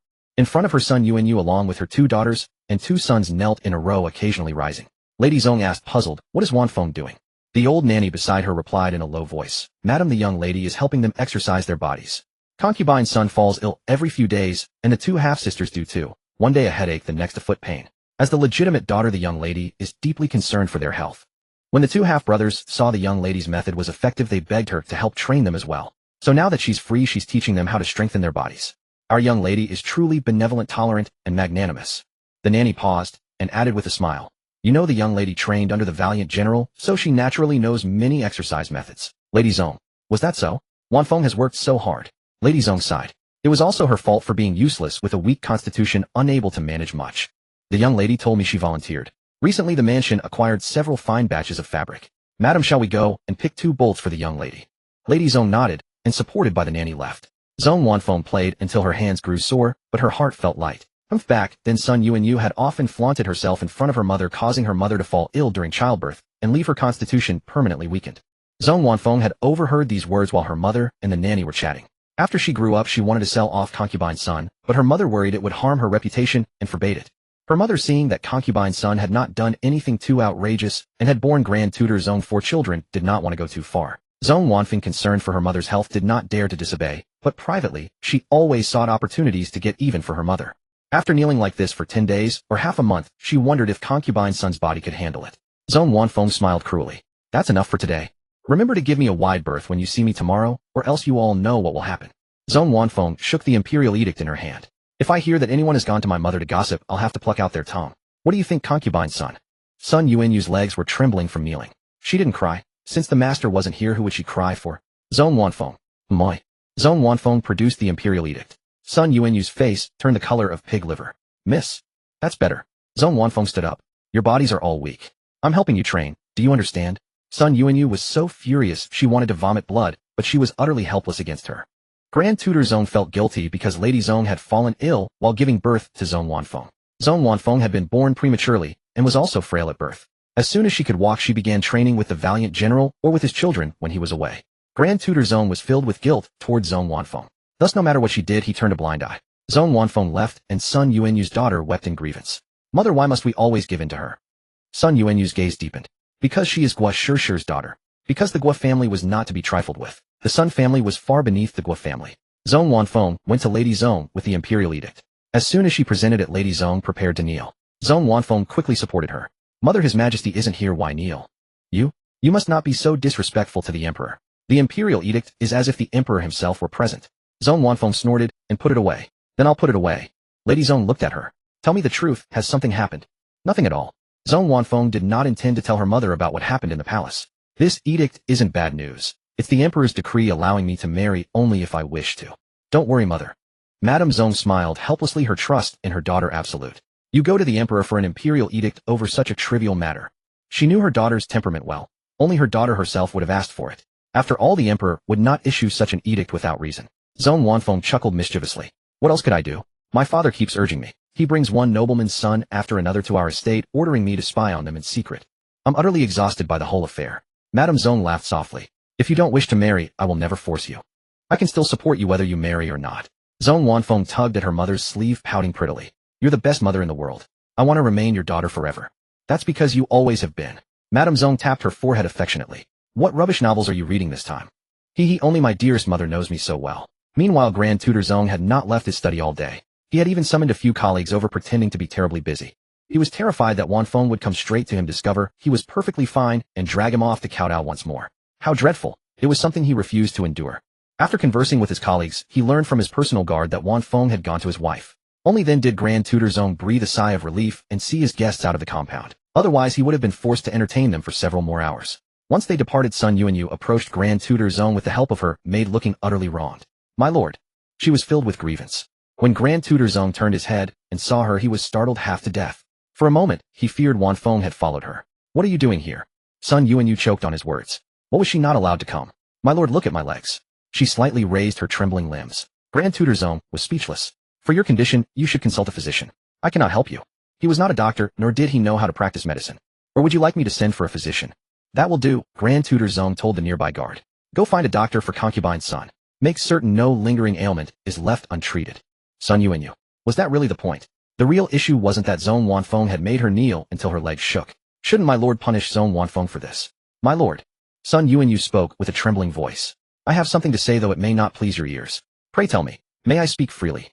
Grand Tutor Zhong replied. If you yourself think it unwelcome, why bring it up at all? Sun Yuanyu's words dissolved into bewildered silence, her thoughts clouded with confusion. What nonsense was this? Grand Tutor Zhong frowned at her side. You know Wanfeng has always been this way. By status she ranks above you. In the future, simply avoid her when you meet. Why provoke her unnecessarily? Sun Yuanyu's tears flowed freely. Normally I keep my distance from the eldest miss. But today, witnessing how she treated you, my lord, I could not bear to stand aside. Grand Tutor Zhong looked at her in confusion. I haven't even reprimanded her myself. Why should you be so distressed? Then you need to change your perspective. Sun Yuanyu was nearly driven mad with fury. So no matter what happened, his legitimate daughter could do no wrong. My lord, spoiling the eldest miss so excessively is unwise. You'll spoil her rotten. I heard she not only spoke disrespectfully to the Empress today, but actually struck her. Hearing this, Grand Tutor Zong recalled the incident. Thank you for reminding me of this. Sun Yuanyu felt a surge of delight. Was her lord finally going to discipline that worthless girl? She had known it. Such a serious offense would surely earn punishment. Grand Tutor Zong hurried toward his study. I must apologize to the Emperor at once. Yes, I need to carry the bamboo rods and beg for punishment. Grand Tutor Zong immediately ordered a servant to fetch some thin branches, returned to his study, removed his outer robes to reveal only his undergarments, strapped the bundles to his back, and hastily mounted his carriage to depart. Sun Yuanyu was utterly bewildered. He wasn't going to punish Zong Wanfeng at all. Instead, he was taking the blame on her behalf. Had his lord gone insane? When Grand Tutor Zong arrived at the palace, Emperor Dawu was still in the imperial study. He entered and knelt down. Your Majesty, this humble servant comes to accept punishment. Today's incident was Wanfeng's fault. She failed to respect the proper hierarchy and struck the Empress. It is my failure in teaching her. I beg your Majesty to punish me. Perhaps if he admitted his guilt quickly enough, there would still be room to overturn the Edict of Exile. Emperor Dawu glanced at him. Rise. What crime have you committed? Today it is your daughter who has been wronged. What a fine daughter you've raised. She has won the affection of my little princess as well. The second remark he had taken as sarcasm, yet the third seemed to be praise. Uncertain of the Emperor's true intentions, Grand Tutor Zong felt apprehensive. Your Majesty, please do not hold Wanfeng accountable. I have already severely punished her upon my return. If your Majesty wishes to exact punishment, let it fall upon me instead. Emperor Dawu fell silent. Was he truly so fearsome? I will not blame her. Your daughter speaks far more tactfully than you do. She clearly takes after her mother, not you. My daughter resembles me. Huh. So what if you have a daughter? Her disposition bears no resemblance to yours. My daughter's character mirrors my own. Grand Tutor Zong ventured cautiously. Then the imperial edict is. Could it potentially be rescinded? That is the edict granting your daughter permission to marry when she wishes. Did you not read it? Grand Tutor Zong stood stunned. Had that little rascal deceived him? This humble servant presumed that your Majesty intended to exile our entire family because of this incident. I dared not look. Emperor Dawu was speechless. He certainly had a vivid imagination. Do not assume things without basis next time. Grand Tutor Zong was so embarrassed he wished to disappear into the earth. Yes, this humble servant understands. Thank you, Majesty, for your grace. Very well, you may withdraw. Emperor Dawu waved his hand dismissively, and Grand Tutor Zong retreated. Yuchi Xi clicked his tongue twice. That Grand Tutor Zong has quite the active imagination. Sighing, he wondered where Dai Changdong had managed to reach by now. As Yuchi Xi pondered this, a shadow guard materialized silently in the study and knelt low. Your Majesty, it appears someone did indeed attack Dai Changdong along the journey. I have apprehended them all and retained a few prisoners for interrogation. Good. Emperor Dawu nodded. Continue guarding Dai Changdong. Yes, your Majesty. Yuchi Xi was surprised. Such swift action. And Wu Pu showed no restraint. Only a few days passed before he made his move. Does he lack patience entirely? After the shadow guard departed, Emperor Dawu picked up his brush and resumed instructing Yuchi Xi in calligraphy. Come now, Shi'er. Your father will continue teaching you to write. Yuchi Xi fell silent internally. He already knew how to write, yet perhaps having his father instruct him would prove useful. Others would not question his literacy. Yuchi Xi applied himself diligently to his studies. Emperor Dawu smirked. Humph. The ungrateful child finally recognizes his father's efforts. That day when Shi'er met Master Wu Chun, he noticed several sheets of paper were missing. These were not the coarse toilet paper guards had shoved into the Empress's mouth, but fine Xian paper, and he kept careful count of every sheet. Master Wu Chun would never have taken it, leaving only one possibility: Shi'er. His intention was to ensure Shi'er had a plausible explanation should anyone question her ability to write. That night, deep into the evening, Yuchi Xi suddenly opened her eyes while in meditation. In the darkness, she could clearly see the crimson blood mist seeping in bit by bit. The blood mist rapidly formed a teleportation array beneath Yuchi Xi's cradle, and in an instant both she and the cradle vanished from sight. Jing Huayan, who had been keeping watch at the doorway, snapped his eyes open in a flash. He felt as though something had flowed past him, but when he opened his eyes to look, there was nothing there. A sense of foreboding gripped him, and he hurried to the window and peered inside. The little princess had vanished. Jing Huayan cursed, "Damn it, which bastard pulled this off?" Jing Huayan immediately went to report the matter to Emperor Dawu. Meanwhile, the cradle fell to the ground with a thud, and someone reached out to steady it. It worked. It really teleported over. Master Taoist, you are truly remarkable. Yuchi Xi lay in the cradle pretending to be asleep. Who is this person? That voice sounds unfamiliar. Yuchi Xi had deliberately followed along, wanting to see who was behind the attack. The man steadying the cradle turned to the Taoist beside him and asked, "Master Taoist, what shall we do next?" The Taoist gave him a dismissive glance, then withdrew a porcelain flask from his voluminous robes. He unscrewed the stopper, and a wisp of smoke drifted out gradually, taking the shape of a ghost. Those around could not see it, but the Taoist endowed with the heavenly eye could. The man beside him asked curiously, "Master Taoist, what is inside this flask? Surely you don't intend to poison her? If Emperor Dawu cares so dearly for this daughter, we could administer a slow-acting poison and slowly torment her to death. Then the emperor himself would be broken with grief." The more he thought about it, the more pleasing the idea became to him. Yuchi Xi thought to herself, truly vicious. Yuchi Xi quietly raised her eyelids and stole a glance. The man was wearing a white hat and his attire did not resemble the clothing of the Yuan kingdom. This is a ghost I have subdued. The Taoist spoke with an air of supreme arrogance, lifting his chin slightly. Wouldn't it be far more amusing to let this ghost enter her body, devour her soul, and replace her? We could then control her body and make her carry out all manner of things we desire. The Taoist let out a sinister laugh. Doesn't Emperor De Wu dote on her enormously? We can exploit his love for her to bring the entire Yuan kingdom under our control. The man's eyes lit up with admiration. Truly worthy of the title Master Taoist. Your mind is far sharper than mine. When we return, I will definitely report this to the king. He will reward you handsomely. The Taoist sniffed disdainfully and said, stand aside. The man promptly stepped back. The Taoist approached Yuchi Xi with the ghost in tow, and Yuchi Xi opened her eyes, smiling directly at him. The Taoist's face did not resemble that of a native Yuan kingdom person. His cheeks were hollowed, his eyes exceptionally deep with a faint blue sheen, and his nose was high and straight. His Taoist robe was black with a high stiff collar. It looked less like traditional Taoist attire and more like the garments of a vampire. The Taoist feigned pity and said, she is indeed beautiful. A pity she was born into royalty. He pointed a finger at her. Go. The ghost beside him did not move. The Taoist. Go. He pointed at Yuchi Xi again and shouted. Yuchi Xi smiled sweetly and cooed, ah, how ridiculous. You think a casually summoned ghost can tear apart my soul? Oh dear, I'm so terrified. Yuchi Xi glanced at the ghost, which was now trembling with fear. When the Taoist issued his third command, it erupted in curses, go your mother's foot. Can't you see she possesses the innate Tao physique? The moment I enter her body, I'll be annihilated. You want me to devour her soul? More like she devour me. The ghost grew increasingly indignant. You promised me a sumptuous dinner, but you clearly intended to use this brat to kill me. What are your true motives? In truth, the Taoist had never subdued this ghost. He had deceived it into coming by promising it a fine body to inhabit in exchange for 3 favors. They had reached such an agreement. Yuchi Xi noticed their disagreement and immediately scrambled down from the cradle, picking up a twig from the ground to write. He wants to harm you. He is a Taoist, and I possess the Tao physique. How could he not have noticed? The ghost. That actually makes perfect sense. The Taoist, realizing the tide had turned, hastily explained. I had no idea she possessed the Tao physique. You must believe me. The man beside him. Who was the Taoist talking to? And why the respectful tone? Was he addressing the baby? Surely not. The Taoist had been so dismissive of her moments ago. The ghost was thoroughly provoked by Yuchi Xi's instigation. You're a Taoist, yet you claim you couldn't recognize the innate Tao physique. What nonsense. Yuchi Xi didn't forget to fan the flames. She wrote, alas, you didn't do many bad things in your past life. If you had reincarnated normally, you would surely have been reborn into a prosperous family. He is a Taoist. He can see the good life awaiting you in your next incarnation, yet he dares to urge you into evil deeds. His intentions are truly despicable. He wants to destroy you. I truly feel sorry for you. The ghost. He wants to destroy me. With a dreadful shriek, it lunged at the Taoist, who was startled and quickly drew his peachwood sword. Yuchi Xi let out an ah, and as the ghost turned its gaze toward her, rapidly wrote, he's even using a peachwood sword against you. He genuinely wants you dead. The ghost. That's right. He knows spirits fear peachwood, yet he brandishes it against me. He wants me dead. Lost all reason, the ghost could not tolerate being deceived so shamelessly by a living human. Man and ghost clashed instantly. The man beside them could only see the Taoist swinging his peachwood sword at empty air. Though he could not perceive the ghost, he could feel the chilling wind swirling all around. The man silently edged farther away from the Taoist. He had no idea what had gone wrong. The Taoist was supposedly taming the ghost, yet now they were fighting each other. Yuchi Xi clapped happily from the sidelines, cheering them on.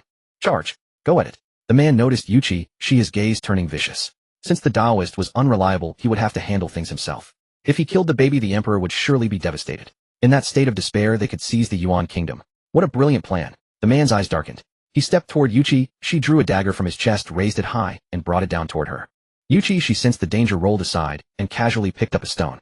Gathering spiritual energy, she struck the man squarely on the knee. He cried out in pain and collapsed instantly. Yuchi Xi quickly crawled toward him, seized his wrist, and applied a precise twisting force. His wrist cracked audibly, and he screamed again as his fingers involuntarily loosened their grip on the dagger. Yuchi Xi picked up the dagger, gathered spiritual energy in her hand, and plunged it directly into his heart. His eyes widened in utter disbelief. Even in his final moments, he could not comprehend how he had been defeated by a mere infant. Yuchi Xi released her grip, crawled to the side, and wiped her fingers with a handkerchief. She would not spare those who sought her life. Meanwhile, the Taoist was too engrossed in combat with the ghost to notice anything else. The ghost fortunately held its own and managed to reach a stalemate against the Taoist. Yuchi Xi watched from the side, occasionally picking up a stone to hit the Taoist. The Taoist's knee was struck, causing his body to lose balance and drop to one knee. In that blink of an eye, the ghost rushed before him and fiercely bit his soul. A naturally formed Tao body is not something everyone possesses.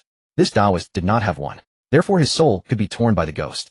The Taoist retreated step by step, enduring the assault on his soul, and took out a brush to quickly draw a teleportation array on the ground. Just as the array was nearly complete, a glimmer of hope flashed in the Taoist's eyes. At that moment, a stone shot like thunder before him, made a sharp turn, and scraped his original array into a mess. The Taoist. He spat out a mouthful of blood and passed out from anger. The ghost stared at him as he fell stunned, then looked at Yuchi Xi. My lord, this. I didn't kill him. He's faking it. Will this affect my life in the next life? Yuchi Xi shook his head and wrote on the ground, rest assured you were just defending yourself. He harmed you first. The underworld has a judgment platform to judge. You will be fine. The ghost was filled with gratitude. Thank you, my lord. Thank you, my lord. From Yuchi Xi's soul, the ghost could tell that this little child was extraordinary. In his past life, he must have been a great power. Yuchi Xi waved his hand and wrote, hurry and reincarnate. Don't let yourself be deceived in the future. The ghost scratched his head. I was greedy before. When he said he could help me resurrect, I was tempted. Now I know resurrection is impossible. Besides, I have a good life in the next life. And in this life I was destined for poverty. I must hurry to reincarnate. Yuchi Xi nodded and wrote, go ahead. The ghost bowed respectfully to Yuchi Xi and left. Yuchi Xi crawled over to the man, and the Taoist ransacked their valuables, weighed the silver pouch in his hand, and smiled with eyes curved like crescent moons. What a fortune, what a fortune.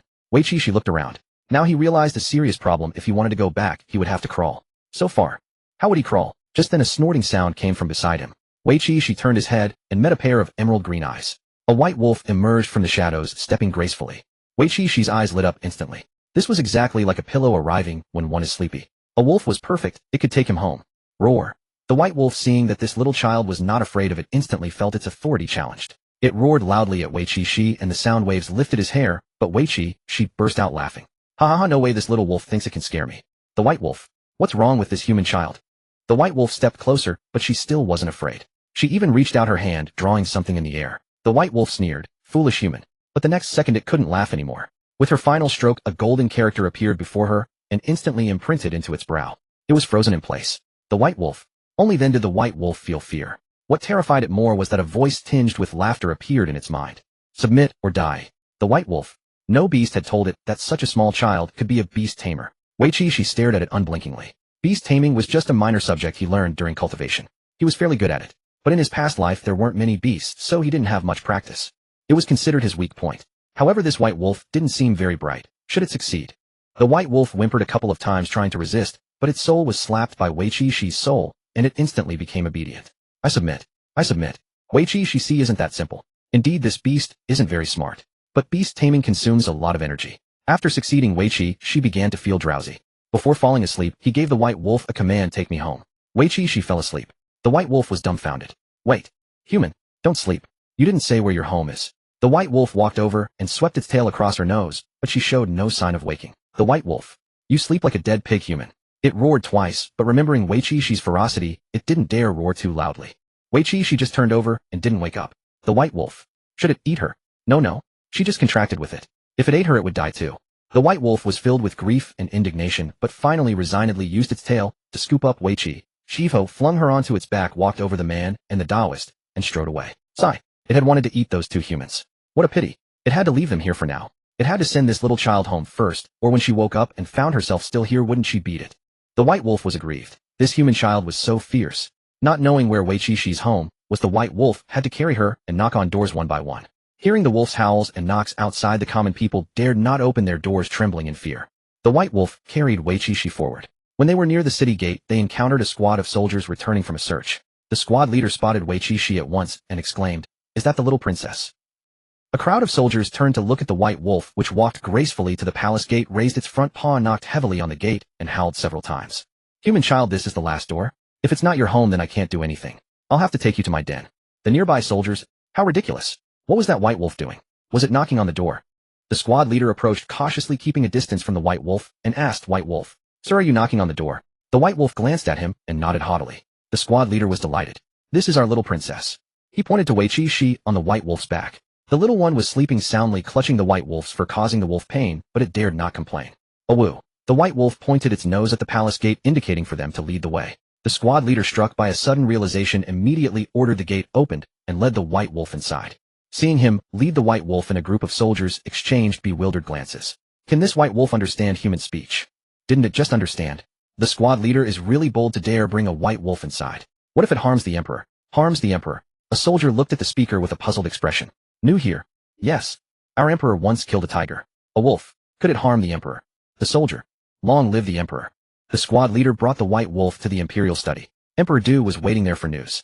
Upon seeing Yuchi Xi return, he stood up abruptly, clearly relieved. He said to the imperial physicians waiting in the study, "Go take the little princess's pulse, see if she's all right." The physicians looked at each other, mustered their courage, and stepped forward. The white wolf roared at them, and they turned pale with fear, retreating several steps. "What are you looking at? The little child is just asleep. Until she wakes up, it won't allow anyone to touch her. What if they are deceiving it and want to harm her?" It had to wait for her to wake up and confirm that this was her home before it could feel at ease. The imperial physicians looked at Emperor Du. "Your Majesty, this Bai Lang won't allow us to approach. We have no choice. It's not that we don't want to treat the little princess. It's that this Bai Lang forbids it." "Blame him." Emperor Du cast a glance at Bai Lang. "Let them examine her."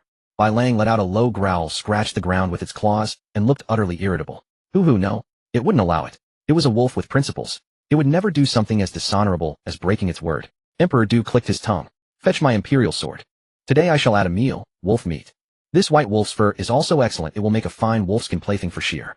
Emperor Du took the sword from the eunuch, drew it from its sheath, and the blade gleamed with cold light under the candle's glow. "Bai Lang, listen. Are these words fit for a human? How can you utter such cruel words with a straight face? Not only do you want to eat me, but you also want to use my fur for a wolfskin toy. Are you even human?" Bai Lang let out an "aou," a tone that curved upward, carrying a hint of ingratiation. Bai Lang used its tail to gently roll Yuchi Xi onto the ground, then leaped with all four paws, duong, quickly hopping to the side and obediently lying down. A wise wolf knows when to yield. Isn't it just letting them take a look at this little human cub? Looking is fine. Though she's perfectly fine, a check wouldn't hurt. Ha. This human is just as fierce as the little cub. They look like they were cut from the same mold. Definitely family, no doubt. Isn't it normal for a father to worry about his child? Normal. It definitely wasn't chickening out. It was merely fulfilling this human's paternal love. It was noble. Besides, with it watching closely, nothing would go wrong. Yes, it would never let any harm come to the little cub. So little cub, don't beat me up when you wake up. The imperial physicians exchanged glances. Does this mean Bai Lang has given permission? Emperor Du raised an eyebrow. "You step forward and take a look." The designated physician. "Why am I always the one to suffer? Next time I must stand farther from His Majesty's hand. Otherwise His Majesty would point at him with a casual flick." The physician tremblingly approached, half closing his eyes, leaving only a slit to peek through. "Woo, Master Bai Lang, please spare my mouth.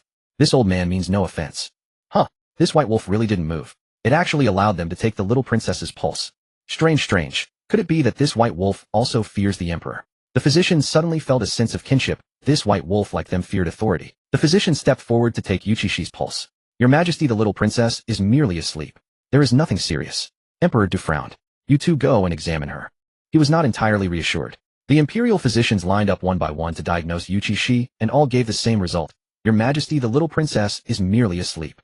When the last physician saw Emperor Du's brows knitted tightly, inspiration struck. "Your Majesty, the little princess is fine, but I can prescribe some calming herbs. Today the little princess must have been frightened." Emperor Du's brow relaxed. Go and prepare the decoction." The physician accepted the order and withdrew. The remaining physicians were also dismissed. Those physicians caught up with the one preparing the decoction. "Physician Gon, the little princess is merely asleep. Why prescribe calming herbs?" Physician Gon stroked his beard and smiled. "Calming herbs, whether taken or not, do no harm to the little princess's body.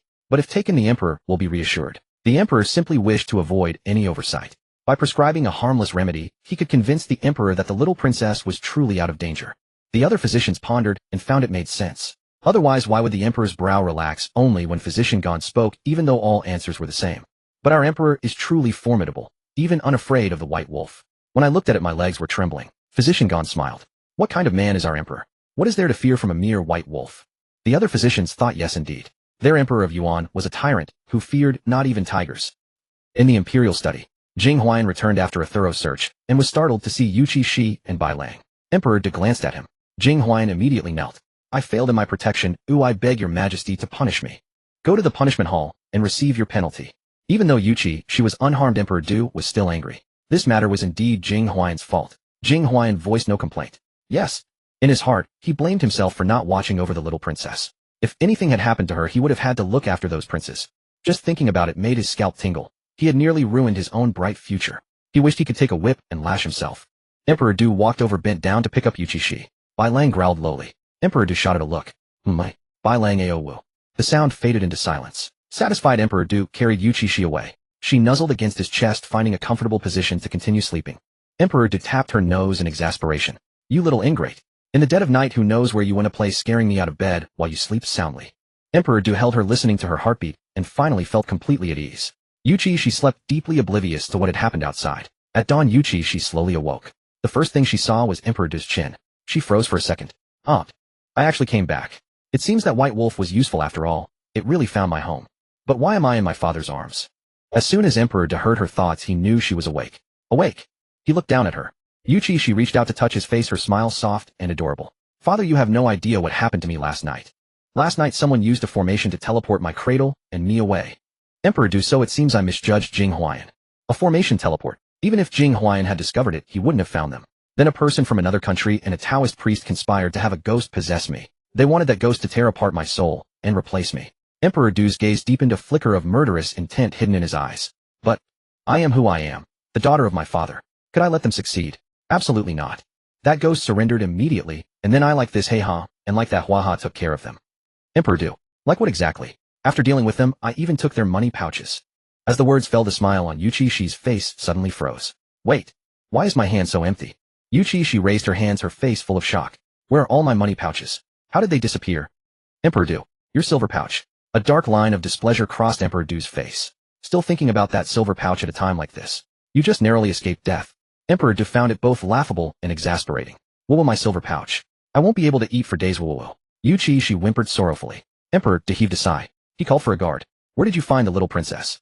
The guard promptly knelt down. Your Majesty, I found the little princess at the city gate. It was this white wolf that carried her back.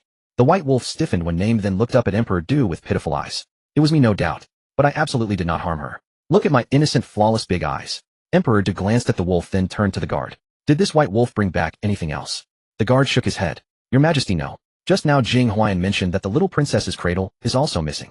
Find a rope. Tie it around the white wolf. Later let the wolf lead the way to find the little princess's cradle. White wolf. Rope. Do you take me for a dog yet? I will never surrender. The white wolf stared defiantly at Emperor Du, but the moment his gaze swept over it, quickly lowered its head, and even let out 2 woofs. What wolf?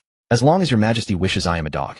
Yuchi Xi. Didn't I contract a white wolf? Why is it barking like a dog? A mutant white wolf. The guard fetched a rope, expecting a struggle, but the white wolf behaved as docilely as a dog, and he tied it up quickly. Emperor Du carried Yuchi Xi to Xian Fei and handed the baby over to her. Knowing that Yuchi Xi had been missing, Xian Fei held her and began to shed golden tears. Yuchi Xi was heartbroken. Mother, don't cry. I'm fine. Let me tell you, I was amazing last night. Yuchi Xi recounted the events of the previous night. Xian Fei's eyes brimmed with tears, uncertain whether she should continue crying. To avoid revealing that she could hear Shina's thoughts, she blinked, forcefully forcing the tears back. Tears streamed down her cheeks.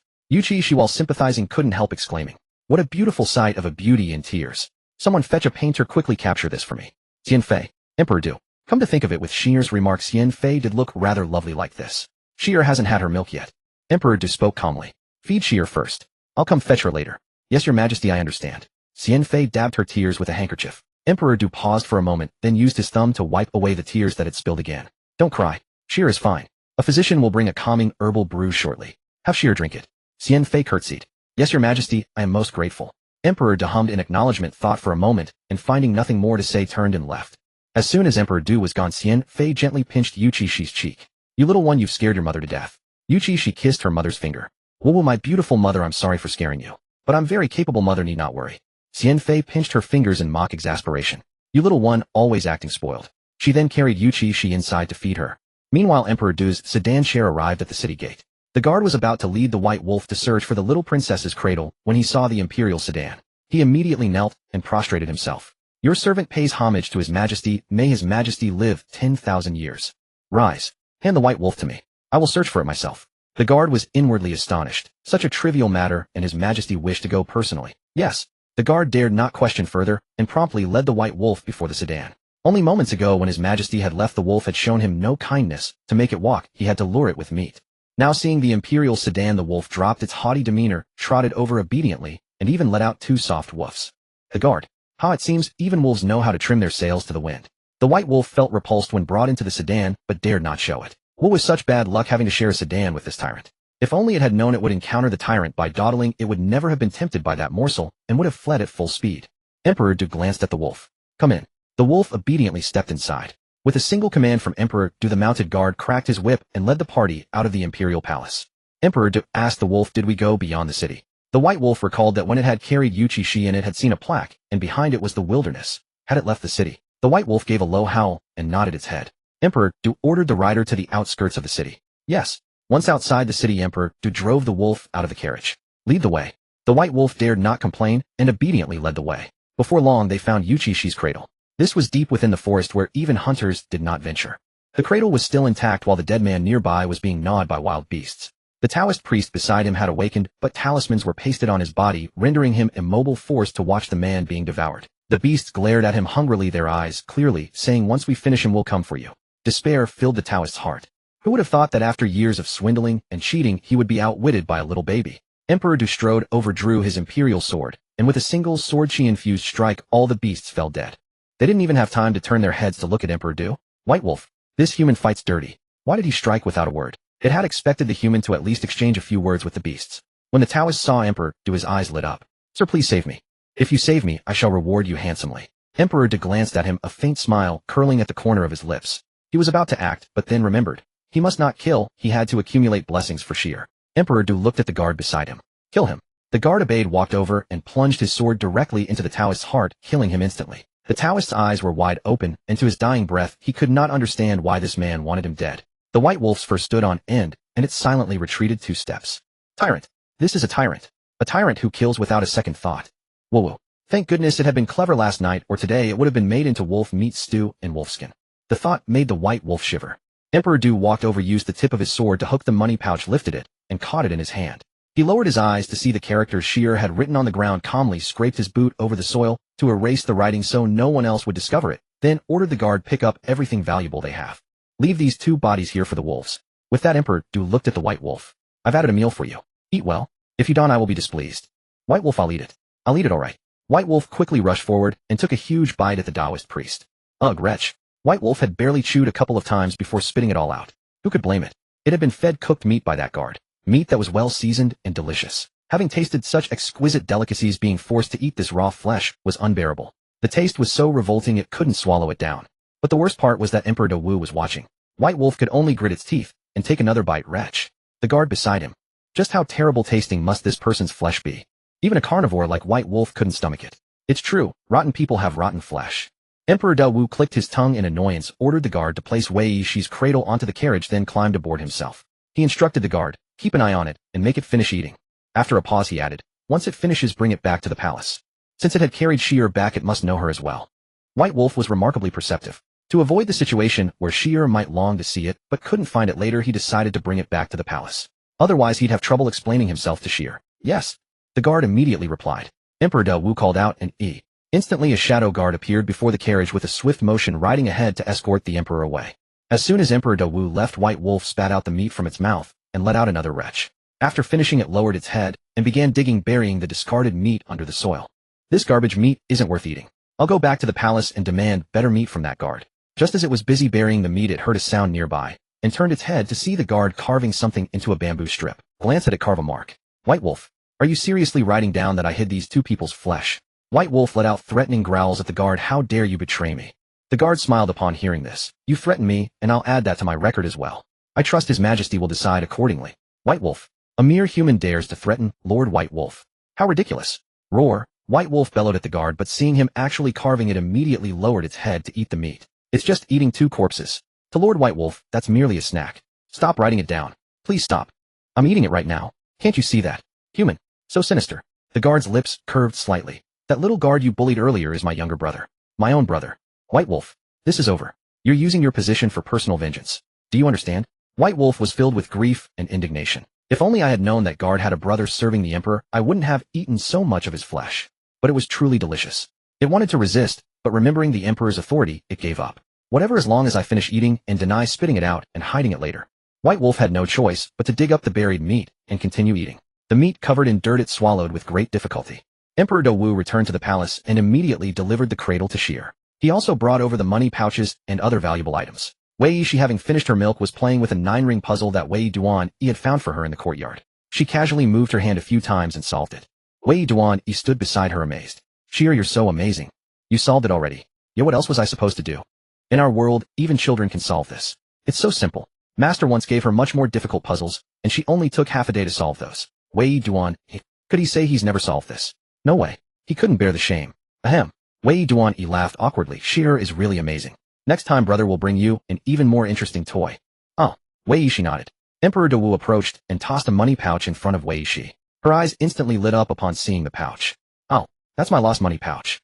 Dad helped me get it back. Oh my dad, you're simply my hero. Emperor Dawu upon hearing this slightly raised his chin. He felt deeply satisfied. Humph. She called me her hero. This was the first time she'd ever said such a thing. He was the first and the only one. Wei Duan standing aside felt somewhat envious. Didn't father just help his sister find a money pouch? He could do that too. Wei Shi grabbed the money pouch and crawled to concubine Xian's side, handing it to her. Here mother. Mother manages the money. After giving it to concubine Xian Wei, she quickly crawled to Emperor Dawu, grabbed his leg, and climbed up fast, wrapping her arms around his neck and planting several kissing sounds on his face. Dad, I like you so much. If Emperor Dawu had a tail, it would be wagging sky high by now. She kissed him. Wei Duan standing aside huffed. Cheer, you're so biased. The toys brother brought you are also rare in our Yuan kingdom. For such rare toys, I don't see you kissing brother. Father merely gave you 2 money pouches, so why did you kiss him? How much silver was actually in those pouches? These were items priceless and unobtainable. Emperor Dawu glanced at him and said, marry a wife soon and stop coming to your sister's side all day to be jealous. Wei Duan, haha, I suddenly remember I have something to attend to. Father, I'll take my leave first. Mary, no way. Those noble ladies all have so many rules, walk so slowly, afraid to do this and afraid to do that. He simply wasn't suited to be a husband to such noble women.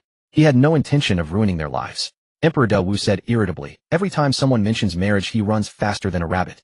Dad, don't blame my brother. His past romantic experiences have been too rough. Sigh. Let my brother do more good deeds to change his fate. Otherwise he'll never be able to marry a good wife. Emperor Dawu. I wonder what sin this lad committed in his past life.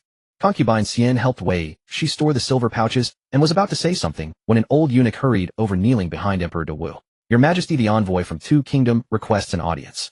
Two Kingdom envoy. It seemed there was indeed such a plot in the book. This envoy came to offer tribute to Emperor Dawu, but the tribute was anything but good. They offered a pearl as tribute.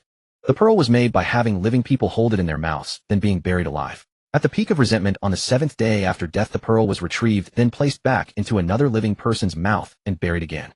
This cycle was repeated 49 times before the pearl was sealed and sent over. Wei Shi felt worried. Dad, be careful. The pearl they offered has an unusually heavy aura of malevolence. Even though you are the son of heaven, this malevolent energy is beyond your ability to suppress. Emperor Dawu raised an eyebrow. A bead infused with dark energy. He wondered how it would compare to his imperial sword, which had been forged for him long ago by a wandering Taoist priest. Emperor Dawu held Yuchi Xi in one arm and carried his imperial sword in the other. I will take Sheer to take a look, he said to Consort Xian. Consort Xian was somewhat worried. Would that dark energy harm Sheer? Mother, please do not worry. I am perfectly fine. Yuchi Xi saw Consort Xian's furrowed brows and knew her mother was anxious about her health. Upon hearing her thoughts, Consort Xian nodded softly. Emperor Dawu carried Yuchi Xi into the Golden Hall. The envoys from Two State had already arrived there, gazing at the resplendent golden splendor of the hall and conversing in their native tongue. This palace is truly magnificent. How before long it will belong to our Two State. Where is Su Jin? Who knows? He claimed he needed to use the latrine in the middle of last night and never returned. Likely off carousing in a woman's arms. They burst into lewd laughter. The Yuan state guards nearby cast them a scornful glance, their brows furrowed. Whatever they were discussing, their tone and expressions suggested nothing wholesome. Silence. The guard captain barked. This is the Yuan State Golden Hall, not a street in your Two State. What manner of noisy ruckus is this? The words had barely fallen when the Two State envoy's translator immediately rendered them into their language. The Two State envoys exchanged glances, offered a strained smile, and fell silent. His Majesty the Emperor approaches. A shrill voice announced. The Two State envoys promptly knelt in unison, crying out, we pay our respects to the Emperor of Yuan State. Long live His Majesty. Long live. 1,000 times long live. Emperor Dawu swept his robes aside and took his seat upon the dragon throne. Rise, he commanded. The Two State envoys stood up together. One envoy stepped forward with the translator following close behind. Your Majesty of Dawu, this precious bead is a gift from our Two State king. We pray the friendship between Two State and Yuan State endures forever. Speaking thus, the Two State envoy raised the brocade box containing the bead with both hands and knelt down. Yuchi Xi cast a curious glance and her eyes widened in shock. These people's attire and appearance were exactly the same as that man who attempted to kill her the night before. Also, they are all in league together. The moment these words left Yuchi Xi's mind, a flicker of killing intent flashed across Emperor Dawu's eyes. He did not bid the man rise, leaving him kneeling. The Two State envoy, hearing no response from Emperor Dawu, felt a sudden flutter of unease. What was happening? Why would the Emperor not let him rise? This precious bead, please accept it, Your Majesty, the Two State envoy called out. Emperor Dawu glanced at the eunuch beside him. The eunuch bowed and retrieved the brocade box, presenting it before the Emperor. The two-state envoy quickly spoke up, "Please your majesty, do not open it now. The moment this bead is opened, blessings will descend. These blessings are a gift from our two-state to your majesty. If opened at this moment, the blessings would be absorbed by us." Upon hearing this, Emperor Dawu paused, then commanded, "Attend." The guards stationed outside rushed in immediately. The two-state envoys blinked in surprise and looked up at the emperor. "What is your majesty's intention?" "Since it is a blessing, then I shall bestow it upon you. Arrest them and place the precious bead in the room where they will be confined. Such wonderful blessings. I naturally wish to treat you, my honored guests, with the utmost hospitality. To preserve the friendship between Yuan state and two-state, don't you agree?" The two-state envoys, "What? Are you mad? This is a blessing." "A blessing? Any ordinary emperor hearing of a blessing would hide away and use it for themselves, would they not? Yet this Emperor Dawu intended to give it to them. Who would want such a thing?" The two-state envoys hastily protested, "This must not be done. This is a gift from the king of two-state to your majesty. How would we dare to absorb it?" Emperor Dawu smiled, though the expression never reached his eyes. "Since it has been presented to me, it is mine. I naturally have the right to decide its fate. Fear not. I shall not let you face punishment from your own king. You will have no opportunity to return. Take them away." The guards immediately stepped forward and seized them. The envoy delegation was stunned. "Your majesty, this is inadvisable. We do not need." Before they could finish, their mouths were stuffed with cloth carrying a foul stench assaulting their nostrils. They nearly vomited, but the cloth blocked their throats, leaving them unable to expel or swallow. Their eyes bulged, breathing grew rapid, and their faces turned a deep reddish purple. The eunuch handed the precious bead to the guard captain, instructing him to handle the matter. "Yuchi Xi ready to make a grand entrance, huh? Why is father not following the script? I was all prepared to play the hero and save him." Emperor Dawu chuckled. He would never gamble with Shier's life. Since he dared to bring her here, he would ensure he brought her back unharmed. Were they not seeking to harm him with the precious bead? Then let them taste its true power themselves. Emperor Dawu spoke sternly, "Summon Marshal Inzong to the palace." "Yes."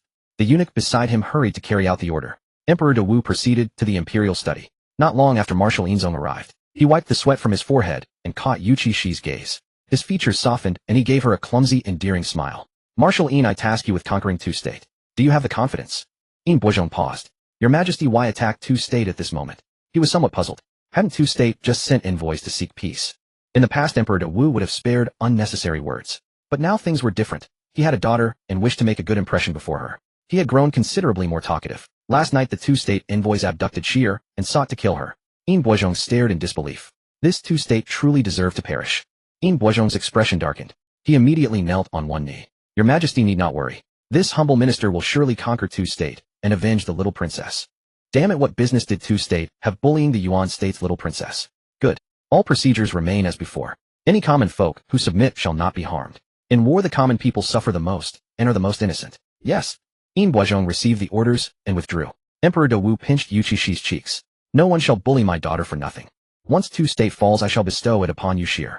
Yuchi Xi, was this really a tyrant? This was her beloved benefactor. "Father Hua, I knew you doted on me the most. You are my ultimate hero." Emperor Dawu excellent. He had leveled up. He was now the ultimate hero in Shier's heart. The emperor felt quite pleased with himself. In Boizhong returned to the military camp burning with rage and relayed the emperor's decree. "Those wretched sons of bitches from two-state dared not face our Yuan state in open battle, so they resorted to such despicable tactics. Our Yuan state has only this one precious princess. We cannot allow her to be bullied with impunity. Conquer two-state. Make their king kowtow and apologize to our little princess. Wow, capture the two-kingdom. Capture the two-kingdom. Capture the two-kingdom." The soldiers raised their spears and shouted. They were all fervent and impassioned. Yuchi Xi stood aside, curling his lips and muttering under his breath, "Just because we were bullied, so what? We're not dead, are we?" The surroundings fell silent. All the soldiers turned their gazes towards Yuchi Xi. Suddenly sensing the absence of noise, he looked up and saw everyone staring at him, including In Boizhong. Yuchi Xi swallowed hard, slowly raised the hand holding his spear, hesitated for a moment, and then shouted reluctantly, "See, capture the two-kingdom." In Boizhong chuckled coldly. "It seems you are quite confident. Very well, for this campaign against the two-kingdom, you will lead the vanguard. Yuchi Xi, I am the crown prince." In Boizhong, "Are you trying to commit high treason? Do you know who my mother is?" In Boizhong sneered, "Your mother? Do you mean the deceased consorta or the former empress who was deposed and confined to the cold palace? When the emperor was young, he could still lead troops in a battle. Why can't the sixth prince do the same? When the emperor was your age, he had already crushed those small states with his army." Yuchi Xi had been in the military camp recently and had no idea what was happening in the palace. The empress was deposed. Yuchi Xi murmured, "No, impossible." Behind the empress stood the Yongchang Marquisate. How could she be deposed just like that? He had been planning to use the empress as a stepping stone to seize the throne himself. Now he was told that the empress had fallen from power. His plan had died before it even began. In Boizhong, indifferent to his thoughts, gave an order and had men drag him up and take him away. It was only then that Yuchi Xi panicked. Let me go. Let me go. I am the sixth prince. If anything happens to me, my father will never let you off. Yin Boizhong smiled with a curl of his lips. Rest assured, your highness. If the emperor knows that the sixth prince has contributed so much to the Yuan kingdom's state and society, he will surely be gratified. Yuchi Xi, who wants to contribute? It's not me anyway. Yin Boizhong signaled the soldiers to gag him with cloth, then led the troops out in a grand procession. On the other side, the imprisoned envoys of the two kingdoms gradually lost their sanity under the influence of the treasure orb. Illusions appeared before their eyes, turning their allies into the people they most despised. They roared and charged, killing each other, pulling hair, slapping faces. When Consort Xian learned of these events, her brow softened slightly. His Majesty still cares about Sheer. That is enough. My lady, our emperor truly dotes on the little princess. Xiaoxiang exclaimed. Who doesn't know that our little princess is favored? Imperial favor can come quickly and leave just as fast. Consort Xian was more rational. Now that Sheer is favored, you must warn the subordinates not to speak recklessly. In daily life, they should be more careful with their words and actions. Xiaoxiang thought it over and agreed. Yes, my lady. Rest assured, I will warn the servants. Just as Consort Xian finished speaking, she heard Consort Liang's voice. Sister, look what I've brought. Her voice arrived before she did. Consort Xian looked up and saw Consort Liang hurrying and holding up her skirt. Donger followed behind, urging, My lady, be careful. Slow down. Ignoring Donger's warnings, Consort Liang ran swiftly. She rushed to Consort Xian's side, sat down, and gestured for Donger to hand her a brocade box. She opened it, revealing a blood coral. I heard Sheer was frightened last night, so I left the palace early this morning to return to my family's mansion. My father happened to be away, so I quickly brought this blood coral he just acquired to calm Sheer's nerves. Aunt, I also brought a Ganoderma lucidum for you, sister.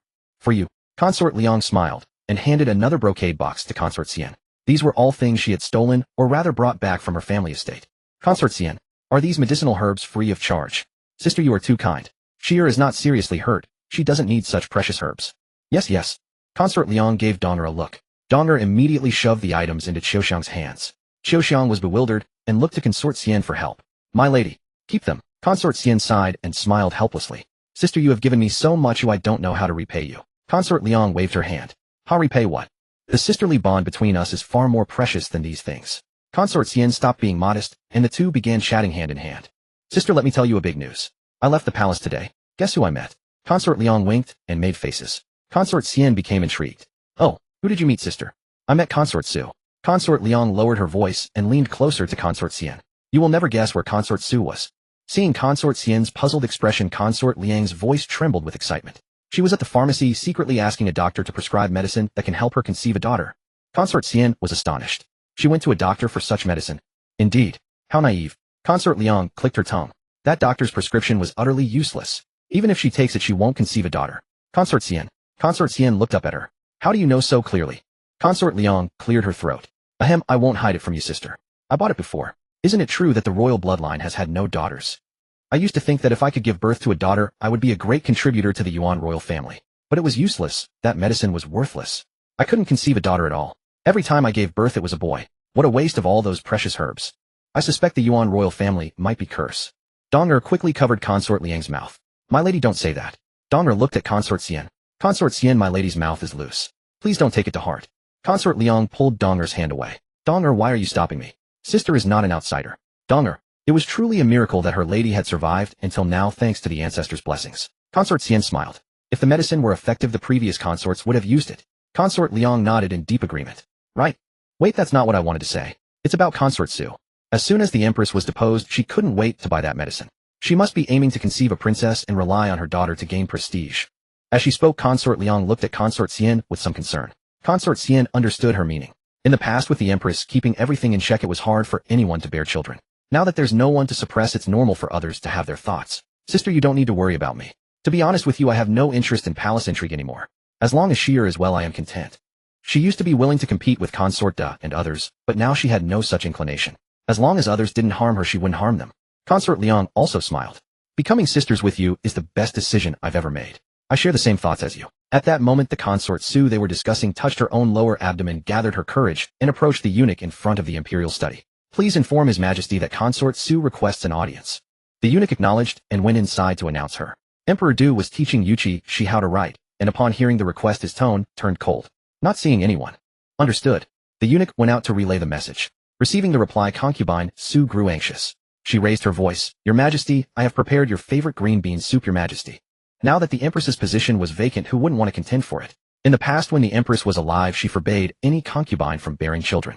Concubine Su had conceived once, but the empress forced her to drink a potion causing a miscarriage. Now that the empress was gone and she was growing older, if she didn't seize the chance to have a child soon, the rest of her life would be nothing but bleakness. Emperor Du showed no intention of letting her in upon hearing this. Yuchi Xi secretly glanced at Emperor Du. Tisk tsk. I must say my father's face is truly handsome. No wonder he has so many wives. Emperor Du Shi'er praised me for being handsome. His expression softened a little. But the number of offspring isn't large even though he has so many wives. But don't blame yourself, father. It's not that you're incapable, it's that the empress was too capable. The children you lost in the past, most of them were disposed of by the empress. How about that? Surprised? Shocked?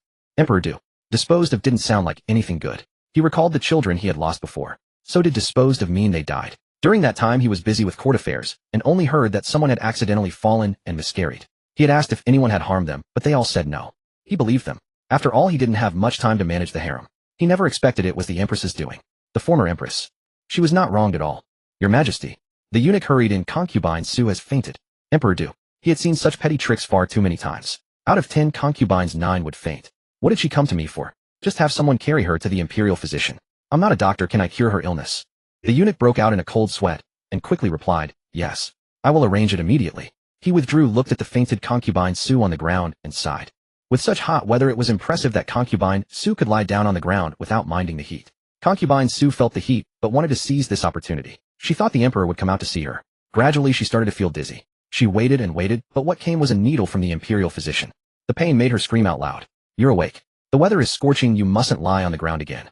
Hearing the physician's words, concubine Su smiled bitterly. If there were another way, would I suffer like this, eh? The physician glanced at her. But lying like this for too long will make you infertile. Concubine Su. You are right, I will change next time. The ground wasn't really worth lying on. The physician sneered him. I can still handle you, unruly patience. When Emperor Du escorted Yuchi Xi back to Consort Xian's palace, Consort Liang had already left. Consort Xian received Shi'er, bowed and asked, would your majesty like to stay for dinner? Emperor Du hummed in agreement and walked inside. Yuchi Xi sighed. Father, why are you walking so fast? Honestly, if it weren't for your face and your status, I doubt you could even get a wife. Wait for me. Walk side by side with my mother. Consort Xian. Silly Shi'er, how could the emperor walk side by side with a consort? Normally the consort should lag a step behind the emperor. Emperor Du, scolded by his daughter. He paused mid-step, glanced at Consort Xian, and said, why are you keeping so far away? I'm not a monster. Come here. Shi'er, your father never told your mother to stay behind. She walked slowly on her own. Yes, it's not your father's fault. Consort Xian was startled, then quickly walked over with Yuchi Xi in her arms. A strange feeling stirred in her heart. Had his majesty changed somehow? Or perhaps. Consort Xian looked down at Yuchi Xi in her arms. Maybe his majesty just wanted to see Shi'er while walking. Consort Xian felt she had guessed correctly. That's right, that's how it should be, like husband and wife. Consort Xian and Emperor Du. A peculiar sensation swept through both of them. Husband and wife. When Consort Xian first married Emperor Du, she had indeed harbored such hopes. But as time passed, the edges of that hope were worn smooth, and she no longer dared to wish for it. The emperor could never be her husband in the true sense. During the meal, both Consort Xian and Emperor Du ate with mixed feelings. After finishing, Emperor Du stood up. I'm returning to the imperial study. Consort Xian was taken aback, then rose and bowed. Yes, farewell, your majesty. Huh? When did his majesty start reporting his whereabouts to her? Hadn't he always just left directly? Emperor Du, Shi'er, see how your father has grown. Yes, Emperor Du was doing this for Yuchi Xi to see. Wow, my father really has improved. He even reports his schedule now. Keep it up, father. Consort Xian. Thankfully his majesty couldn't hear Shiner's thoughts. If he heard such rebellious words, their lives would be at stake. Late at night, after Consort Xian fell asleep, Yuchi Xi secretly crept out. Looking up, she met the eyes of Jing Huayan. Jing Huayan glanced at Yuchi Xi, hesitated, then slowly closed his eyes. Yes, perhaps he should pretend he didn't see anything. Yuchi Xi. Hey, you clearly saw me just now. Why are you closing your eyes? Trying to pretend you didn't see. Yuchi Xi ignored him. Jing Huayan, the male protagonist, was upright and tight-lipped. She wasn't worried he would tell anyone. Yuchi Xi called out in her mind, White Wolf. She waited a moment, and a white shadow flashed over quickly. Jing Huayan, still with his eyes closed, drew his blade, and stood in front of Yuchi Xi to block any harm, while also proving he hadn't seen anything. Yuchi Xi. Actually, you really don't have to do this. Why don't you just open your eyes? Aowu. The white wolf collided with the blade, instantly forming a bump on its forehead. It fell to the ground with a thud, eyes brimming with tears. What had it done wrong? It only wanted to have a close encounter with its master. Why did it have to suffer this? The white wolf glared resentfully at the blade. Yuchi Xi waved at the white wolf. Come here. Hearing Yuchi Xi's, Jing Huayan sneaked a glance through his eyelashes. Seeing that Yuchi Xi was completely unafraid of the white wolf, and that the wolf showed no sign of attack, he sheathed his sword. He had closed his eyes and relied on hearing, thinking someone was throwing a weapon at the little princess. It turned out to be the wolf that had brought the princess back.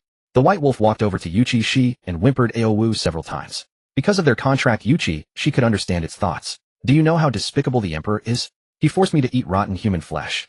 He even had people watch me, made sure I finished every bite. If I missed even a little, they would write it down. Shameless woo, I'm so pitiful. I am the great white wolf after all. Master, I'm so miserable. You have to avenge me. Yuchi Xi stood firmly on her father's side. Father did it for your own good. He wanted to make sure you were fed. He didn't want you to go hungry. The white wolf. I may be naive, but don't fool me. Forget that. Why did you bark like a dog today? Are you really a wolf? The white wolf. How can you still remember that? So many hours have passed. Can't you just forget it? Speaking of which, I haven't given you a name yet. Yuchi, she sat down on the ground, her chubby little hand stroking her chin. How about I call you Doggy? A humble name makes it easier to raise. Mainly because keeping a wolf in the palace might scare my mother. Since you can bark like a dog, I'll just treat you as a dog. Bai Lang, listen, is that human speech? You're indeed the emperor's own flesh and blood. None of you are human. Bai Lang let out a howl, shaking his head vigorously. I don't want it, I don't want it. This name is too ugly. I absolutely disagree. I am a wolf. I, the great Bai Lang, how can I be called Dog Pup? A name with absolutely no intimidation. How can I hold my head up in the wolf pack? And I will never pretend to be a dog. I am a wolf, I am a wolf. Jing Huayan secretly lifted an eyelid to glance. Why was Bai Lang suddenly so agitated? All its fur stood on end, its whole body screaming rejection.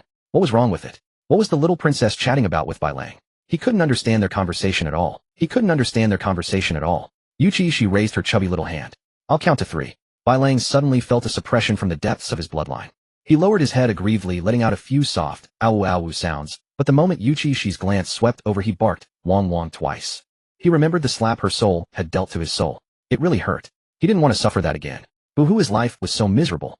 If he had known that night, when he came out to hunt, he would encounter this little she-devil, he would never have come out. He would have stayed obediently sleeping in the wolf den. Now he was full of regret, extremely regretful. That's a good boy. Don't worry, I won't mistreat you.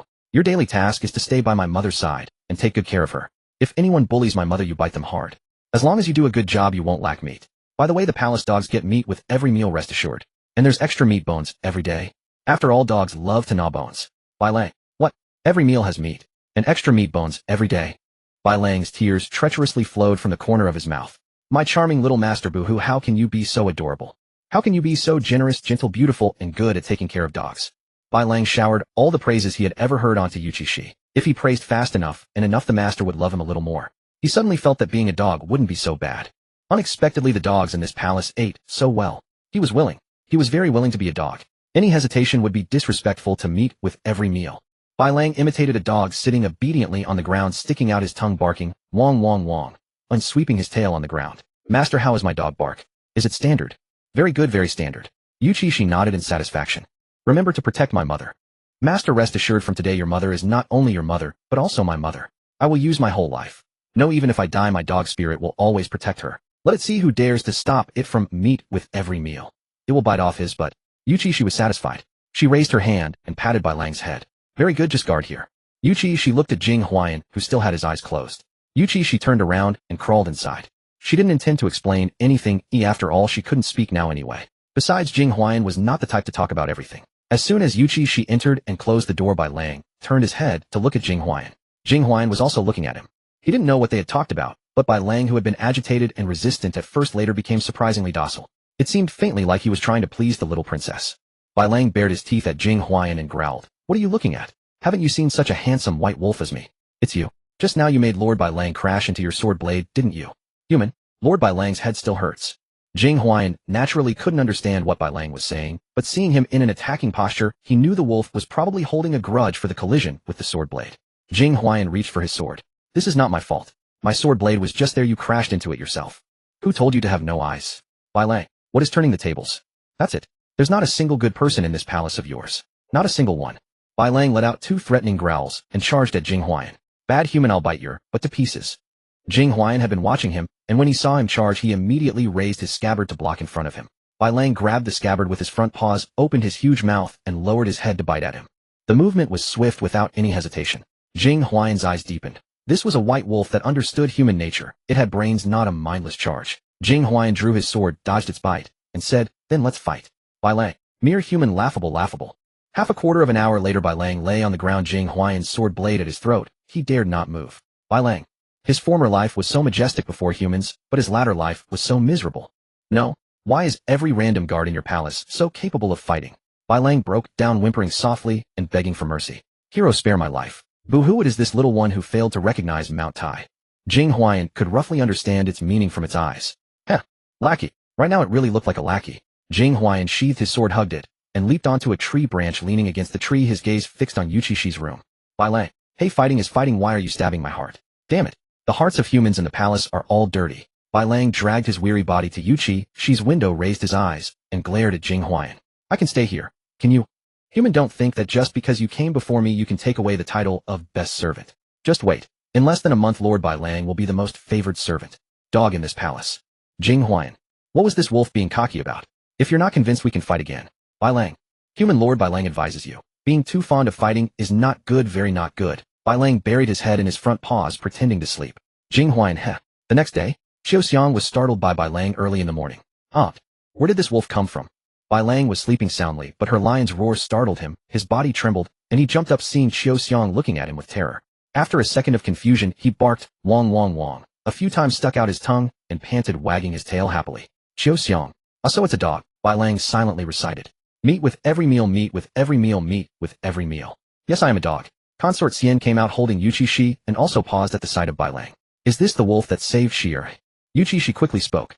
Yes, mother, but it wasn't him who saved me. I contracted with him, but he sent me back. He is very obedient now. I told him to protect mother. Just treat him like a dog, and he won't bite good people. As long as he gets meat with every meal, he is very good. But I also promised him to give him extra meat bones every day. How should I tell mother? So that was the case. Consort Xian understood. Your Highness, this is a dog. According to the palace servants, the white wolf that rescued the little princess was quite majestic. This white dog. Xiao Xiang fell silent. It didn't look particularly imposing. Consort Xian smiled and said, go and find out if it was the one who saved Xi'er. If so, it must be fate with Xi'er, and we shall keep it in the palace. Also declare it to be a dog and raise it as one. Feed it according to a dog standard, meat at every meal. As a token of gratitude for saving Xi'er, give it an extra meat bone each day. Yuchi Xi. My mother shares the same thoughts with me. Consort Xian, little fool, your mother can hear your thoughts. Xiao Xiang asked in confusion, Your Highness, what if it's not the one? Even if it's not, we shall keep it. It's a stroke of fate to come to our palace. Yes. Xiao Xiang acknowledged and withdrew to make inquiries. The white wolf panting. There's meat to eat. There's meat to eat. No need to hunt hard anymore. How wonderful. Jing Huayan, who had been listening nearby, glanced at Yuchi Xi, but didn't tell Consort Xian about the little princess sneaking out last night. His intuition told him to keep silent. Meanwhile, Consort Su, unable to see the emperor, grew increasingly anxious. Disguised as a maidservant, she bribed a guard at the side gate and slipped out of the palace. She headed straight for the medical clinic where she had bought medicine yesterday. Upon arrival, she whispered to the apprentice, I need to see Dr. Du. The apprentice glanced at her and said quietly, Please wait a moment. I'll inform Dr. Du first. Consort Su nodded. The apprentice went in and came out shortly after. Miss, please follow me. The apprentice led the way and Consort Su followed quickly. He brought her to the back courtyard where Dr. Du was already waiting. Consort Su hurried over and sat down opposite him. Dr. Du, I have an urgent matter to discuss. Dr. Du looked at the apprentice. You may go attend to your duties. Yes.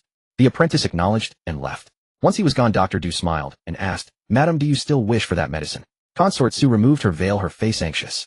Dr. Du, do you have a medicine that if I use it will make my husband utterly infatuated with me, even from a distance? Well, the medicine must bypass everyone else and target only my husband, for he is always surrounded by many guards. Dr. Du, do you even hear what you're saying? This is a medical clinic, not a place for charlatans to perform spells. How could such a medicine exist in this world? It's not a very long distance, just like from where we are now to the bed in that room over there. Consort Su pointed. Dr. Du, that's still not far. This. Dr. Du looked deeply troubled. Madam, in all my years of practice, I have never heard of or seen such a medicine. Consort Su's face instantly fell with disappointment. Madam, if you simply share a bed with your husband, you can conceive a daughter without worry. Consort Su, that's precisely the problem. The problem is she couldn't share a bed with him. Consort Su sighed. Very well. It seemed this clinic didn't have the medicine she wanted. Consort Su put her veil back on and left utterly disappointed. Dr. Du, please go, no need to see you off. What a bizarre patient. In all his years of practice, he had never encountered such a case. After leaving the clinic, Consort Su hadn't walked far before she spotted a Taoist priest setting up a stall by the roadside. She hesitated for a moment, then walked over and sat down. The Taoist immediately straightened up when he saw a customer. Madam, what would you like to have divined? Consort Su, this Taoist is incredible. Others had mistaken her for an unmarried woman given her current attire, but he alone saw through it to know she was already married. This Taoist truly had the gift of divination. Taoist, though you dress young, the way you walk tells me you're no virgin. It's like this. Consort Su leaned closer and whispered, I want to know.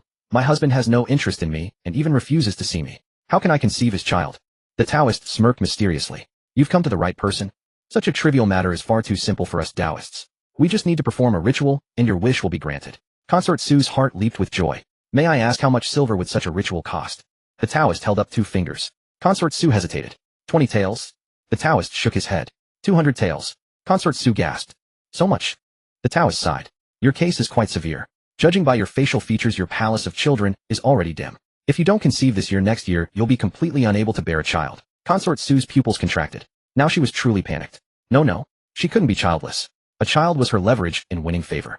Fine. 200 taels. She could sell everything she owned. She didn't believe she couldn't scrape it together. Consort Su narrowed her eyes. But I want you to perform the ritual today. The Taoist smiled. As long as the deposit is paid, there's no problem. Consort Su sneaked the Taoist back into the palace. When the Taoist saw the majestic palace, his heart skipped a beat. He had thought it was just some official's wife seeking favor and a child, not a palace consort. But he quickly calmed down. Great wealth comes from great risk. Though helping a consort do such a thing carried some risk, he could also raise the price. He could charge whatever he wanted. Consort Su secretly brought the Taoist into her chamber. She sent the maids away on errands, then invited the Taoist out and gave him a deposit of 50 taels. The Taoist pocketed the silver, placed an incense burner on the stone table in her courtyard, lit 3 incense sticks, and inserted them. Consort Su's face flushed with excitement. Master, after the ritual, will the emperor come to favor me tonight? Consort Su knew her identity could no longer be hidden, so she stopped pretending. Rest assured, your highness. Once this ritual succeeds, the emperor will surely come to you tonight. Like hell he will. I'll take the money and run. By nightfall I'll be out of the capital. Good luck finding me. The Taoist thought gleefully, and under Consort Su's expectant gaze he pulled out a book, shook his head, and began chanting the words in a convincing manner. His rituals had never worked. He was nothing but a charlatan. Rituals? He didn't know a thing. He just swindled whoever he could, then moved on to another place to cheat more people. Just as he was thinking this, a sudden eerie wind swept through the courtyard. The gale whirled fallen leaves rustling loudly, and the incense seemed on the verge of extinguishing under the gust. The Taoist was dumbfounded. Behind him came Consort Su's terrified scream. Master, my belly. He turned around and saw Consort Su's abdomen suddenly bulging. The swelling happened so fast that in a blink it seemed she was 9 months pregnant. Now the Taoist was truly panicked. Had the ritual actually worked? What curse had he just recited? He had just been mumbling nonsense. Consort Su was even more frightened. She hadn't even been summoned by the emperor, yet so how could her belly be so large? How could she explain this to the emperor? Master, save me. Consort Su wept in terror. What's happening to me? I feel something moving inside my belly. Save me. Taoist, stop crying. I need someone to save me too. This eerie wind hasn't stopped yet. The Taoist stammered. Your Highness, didn't you want a child? Now it's here. My ritual not only succeeded, but it also gave you a free child.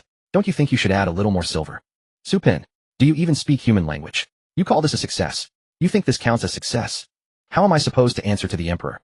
Su Pin was so furious that she staggered backwards several steps, nearly fainting on the spot. Moreover, she couldn't possibly summon the guards to arrest him. After all, they were a lone man and woman, and her belly was swollen. Wouldn't calling the guards only serve to fuel more rumors? Su Pin told herself to stay calm, absolutely must remain calm. Her belly still relied on the Taoist priest for help, though at the very least, she could not afford to offend him now. What would she do if he refused to help further? She took a deep breath and said, since your ritual succeeded, then perform another one to make my belly shrink back. The Taoist priest, aren't you making things difficult for me? I've already succeeded once. That alone was like smoke rising from my ancestors' graves. And you want me to do it again? I'm afraid my ancestors would climb out of their coffins and slap me, saying, one wisp of blue smoke wasn't enough. How many more do you want? What's next? Do you want to burn my ancestral grave too? The Taoist priest looked deeply troubled. That would cost extra. Su Pin's vision dimmed repeatedly, and something inside her belly was kicking furiously. With no other choice, she hastily retrieved another silver pouch and tossed it to the Taoist priest. Here you go. Only then did the Taoist priest pretend to produce his book, flipping it open. Before he could even begin chanting the incantation, his belly suddenly ached. Su Pin let out a scream. The Taoist priest paused, then glanced at her impatiently. Your Majesty, please don't make a fuss. Don't disturb my ritual. Su Pin's face was filled with terror, her hand trembling as she pointed. Why your belly? The Taoist priest. He followed her finger's direction and looked down, seeing his own belly protruding high and round, as large as a football. The Taoist priest let out an even louder scream. He desperately touched his round belly, feeling something alive kicking within, and his entire being was shaken. Su Pin's face turned pale. Did your ritual fail, eh? Why hasn't this wine stopped? Why is your belly growing too? The Taoist priest's face was even whiter than hers with powder. We're done for. He frantically flipped through his book to check what incantation he had recited, and discovered it was a spell to summon ghosts. The Taoist priest felt like fainting. Had he actually summoned a ghost? He had never succeeded before. Why did it work this time?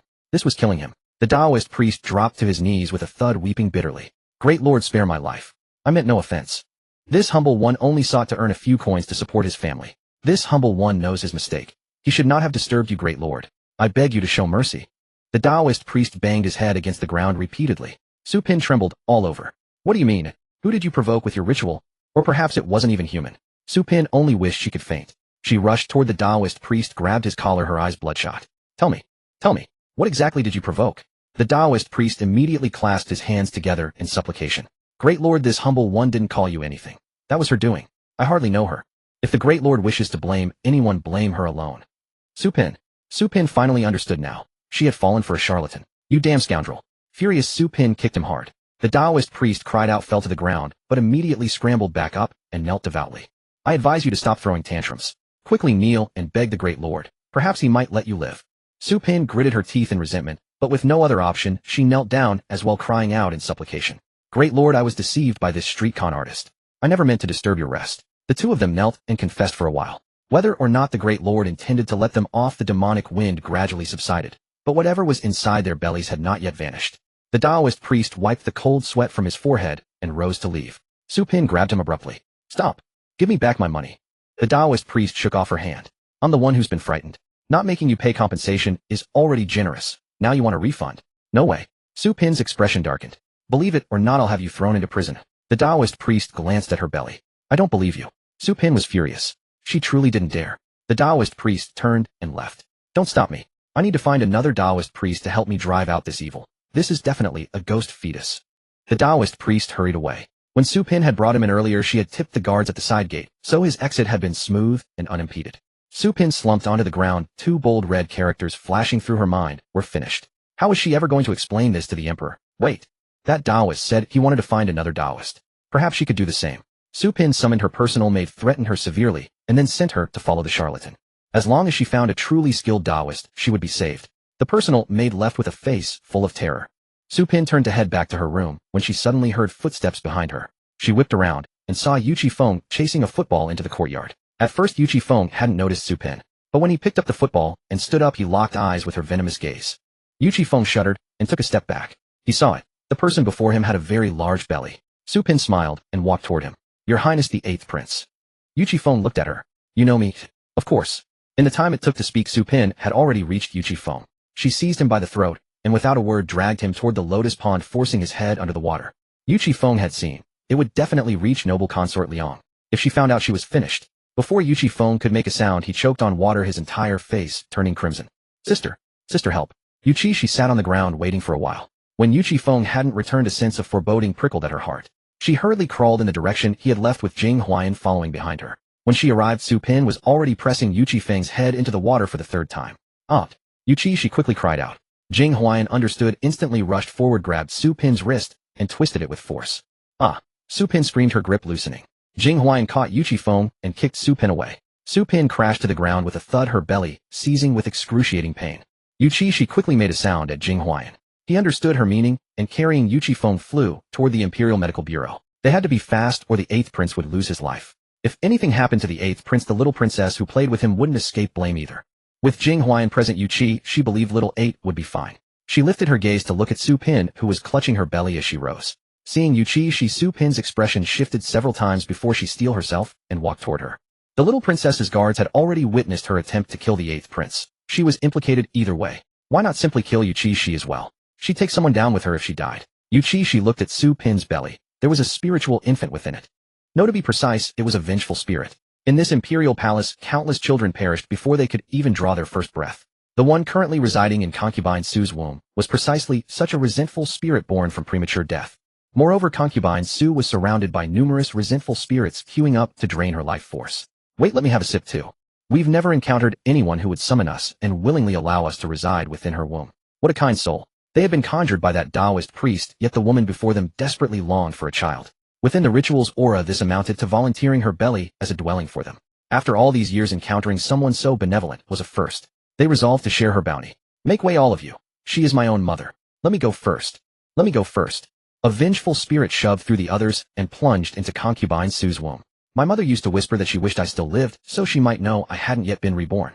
The spirit kicked ferociously within her belly. Mother, you always cherished my mischief back then. Do you know now that I've returned? Concubine Su doubled over, clutching her abdomen in agony, a sheen of cold sweat forming on her brow. The pain was excruciating. She had only moments ago plotted against Yuchi Xi, intending to kill her. Now merely reaching Yuchi, she felt like an impossibility. Yuchi, she only regretted her inability to speak, for she would have loved to explain what concubine Su was enduring. Wait. Perhaps that wasn't impossible after all. She could open the third eye for her. Yuchi, she chuckled and crept into concubine Su's chambers, located writing materials, climbed up, and painted a talisman. Once finished, she crawled out and affixed it to concubine Su's back. Concubine Su wept uncontrollably through her torment. As her tears blurred her vision, and she finally caught her breath, everything before her had transformed. The world around concubine Su had drained to shades of gray and white, and several blood-soaked infants materialized before her. Concubine Su screamed. A piercing, ah, as she fought to lose consciousness, yet for reasons unknown her mind remained painfully clear, preventing her from fainting. Mother! Her long-dead child seemed to sense she could finally see it, and with joy threw itself into concubine Su's embrace. She watched in horror as it burrowed into her womb. Agonizing cramps seized her belly, and her face drained to ash. Get away! Get out of me! You're not my child! You aren't! Terror gripped concubine Su, her entire body shaking violently. The vengeful spirit paused, its eyes slowly turning crimson. Mother, are you abandoning me again? Didn't you say you wanted me? Didn't you regret not giving birth to me? Why, now that you've seen me, do you reject me? Concubine Su teetered on the brink of madness. My child died long ago. You're a monster. You're not my child. The spirit chuckled darkly. Foolish child, why would she ever acknowledge you? At that familiar voice, terror flooded concubine Su's face. This was her former maid from the dowry household. A female wraith drifted closer, blind-eyed and chuckling wickedly. Your ladyship, it's been quite some time. Since your ladyship had me executed, I haven't dared to stray far from you for a single day. I've been by your side all along. The emperor had merely complimented her beautiful eyes in passing, yet concubine Su had them gouged out and threw her down a well. Officially, they claimed she had accidentally fallen in. Your ladyship, through all these days and nights I've missed you terribly. Tonight let me serve you. Concubine Su covered her ears and shook her head frantically. It's not my fault, not my fault. It's your fault, all your fault. If you hadn't seduced the emperor, would I have killed you? You knew I was carrying a child and in a foul mood, yet you deliberately sought the emperor's attention at just that moment. You deserve to die, you deserve to die. The female wraith chuckled softly. I deserve to die. I did nothing. Your ladyship, you knew I had already fallen in love with another. You knew everything. Yuchi, she sat on the ground nearby watching the drama unfold. Good heavens. What a revelation. None of this had appeared in the book. This was far more thrilling than anything written. The book merely stated concubine Su had died suddenly after consulting a Taoist. Yuchi, she had never known the true cause. Never imagined it stemmed from this. Witnessing it firsthand was utterly intoxicating. When Jing Huayan returned searching for Yuchi, she found concubine Su crouched on the ground, hands pressed to her ears, tears streaming down her face as she chanted, go away, all of you get out. Jing Huayan. Had concubine Su lost her mind? Silently, he scooped up Yuchi Xi and stepped back. Little princess, next time you watch a drama, keep your distance. Stay too close, and you'll get caught in the crossfire. The little princess must not come to harm. Yuchi Xi. That actually makes sense. She nodded and looked up at him. Jing Huayan spoke. The 8th prince is out of danger. Consort Liang has gone to tend to him. After a pause, he added unusually, Consort Liang says she will eventually flay concubine Su alive. Consort Liang has been cursing in the Imperial Medical Bureau for quite some time. Yuchi Xi. She missed all that, the tragedy. However, judging by concubine Su's state, it seems she won't live long enough for Consort Liang to exact her revenge. Yuchi Xi nodded. Exactly. Concubine Su's time had run out if she would die within half an hour. It was her own doing. She had sinned too greatly in her lifetime. According to Yuer, concubine Su had already stained her hands with blood before entering the palace. She had stolen her sister's marriage fortune. The sister should have been the one to enter. To secure her place, she eliminated her sister. No wonder she ended up on this road to ruin. What they didn't know was that the Taoist had died suddenly before leaving the palace without finding a real master to perform his exorcism. Having done too many evil deeds in life, his lifespan was already short. With the resentful spirits draining him, he perished all the faster. Meanwhile, at the Shu residence, Shu Yanghong, father of Consort Liang, had invited a group of friends to his estate. These past few days I acquired a blood coral. It's absolutely stunning. The color is exquisite. Shu Yanghong's friends chuckled. Only you, brother Shu, possess such rare treasures. Today we shall broaden our horizons with you. Let us see the blood coral. We've only heard tales of it, never laid eyes on it. Shu Yanghong stroked his beard and graciously led his friends to a door. This is my treasure chamber. Shu Yanghong retrieved his key, unlocked the door, and ushered them inside. Though called a treasure chamber, he possessed many such rooms. The room was modest, typically housing only a handful of items. Speaking of which, I also acquired a lingji mushroom. Let me show you that as well. Wonderful. His friends exchanged glances, a flicker of anticipation in their eyes. Shu Yanghong led them to a table, produced a brocade box from a hidden compartment, and opened it with a smile. Behold, the blood coral. The moment it opened, his friends leaned in to inspect. But the box was empty. Shu Yanghong's smile froze. Empty? How could it be empty? Had the estate been burglarized? Shu Yanghong's friends exchanged glances and chuckled, brushing it off. Brother Shu, have you forgotten where you placed it? They did not suspect Xu Yanghong of boasting. After all, Xu Yanghong's strength was evident, and he indeed possessed such capability. He had shown them many rare medicinal herbs before. No matter. We can come and see it another time. Suddenly recalling something, Xu Yanghong strode to the wall. He tapped it, and the bricks crumbled, revealing a dog hole. Xu Yanghong's face darkened instantly. His friends were astonished. Oh, was it truly a thief? Brother Xu, you must never keep such precious herbs in a house like this again. Indeed. You should hire a craftsman to make a Qiqiao Linglong box. Even a master thief couldn't open it. Xu Yanghong, the moment he saw the dog hole, he knew who had stolen it. Who else could it be but his unfilial daughter? Xu Yanghong felt he would be infuriated to death by her. Yet he would not speak ill of his daughter before his friends. He ground his teeth. This thief is truly devoted. I wish I could catch her and give her a beating. His friends sympathized deeply. It seems this thief is not a first-time offender. Brother Xu, you are truly unlucky. Someone patted Xu Yanghong on the shoulder. Brother Xu, buy a Qiqiao Linglong box. Locks were useless. This thief could dig her own hole. Xu Yanghong's expression shifted several times. My apologies for the spectacle. I won't bother bringing out the Lingji box. It's likely stolen as well. How could his daughter leave him anything? Everything in this room was probably taken, leaving not a single hair behind. He should be grateful she at least left the brocade box untouched. His friend sighed and patted his shoulder, saying nothing more. Xu Yanghong had no mood to keep them for a meal. His intended showcase had turned into a face-losing affair. His friends, understanding his feelings, excused themselves hastily. Once outside the Xu residence, a friend asked, has Brother Xu's house truly been burgled? Then why didn't he report it to the authorities? Xu Yanghong was no fool. Whatever they could think of, he had surely considered. But since he didn't mention it, they pretended not to know and kept silent. Those who could be friends with Xu Yanghong were hardly naive. Everyone was shrewd. Brother Yin, you've just returned from abroad, and this is your first visit to Brother Xu's house. There are things you aren't yet aware of. But your choice was correct. Luckily you didn't ask, or everyone would have been embarrassed. Brother Yin raised an eyebrow. Oh, is there some hidden story? Do you know Brother Xu's daughter Xu Manzi? Of course I know. Brother Yin smiled.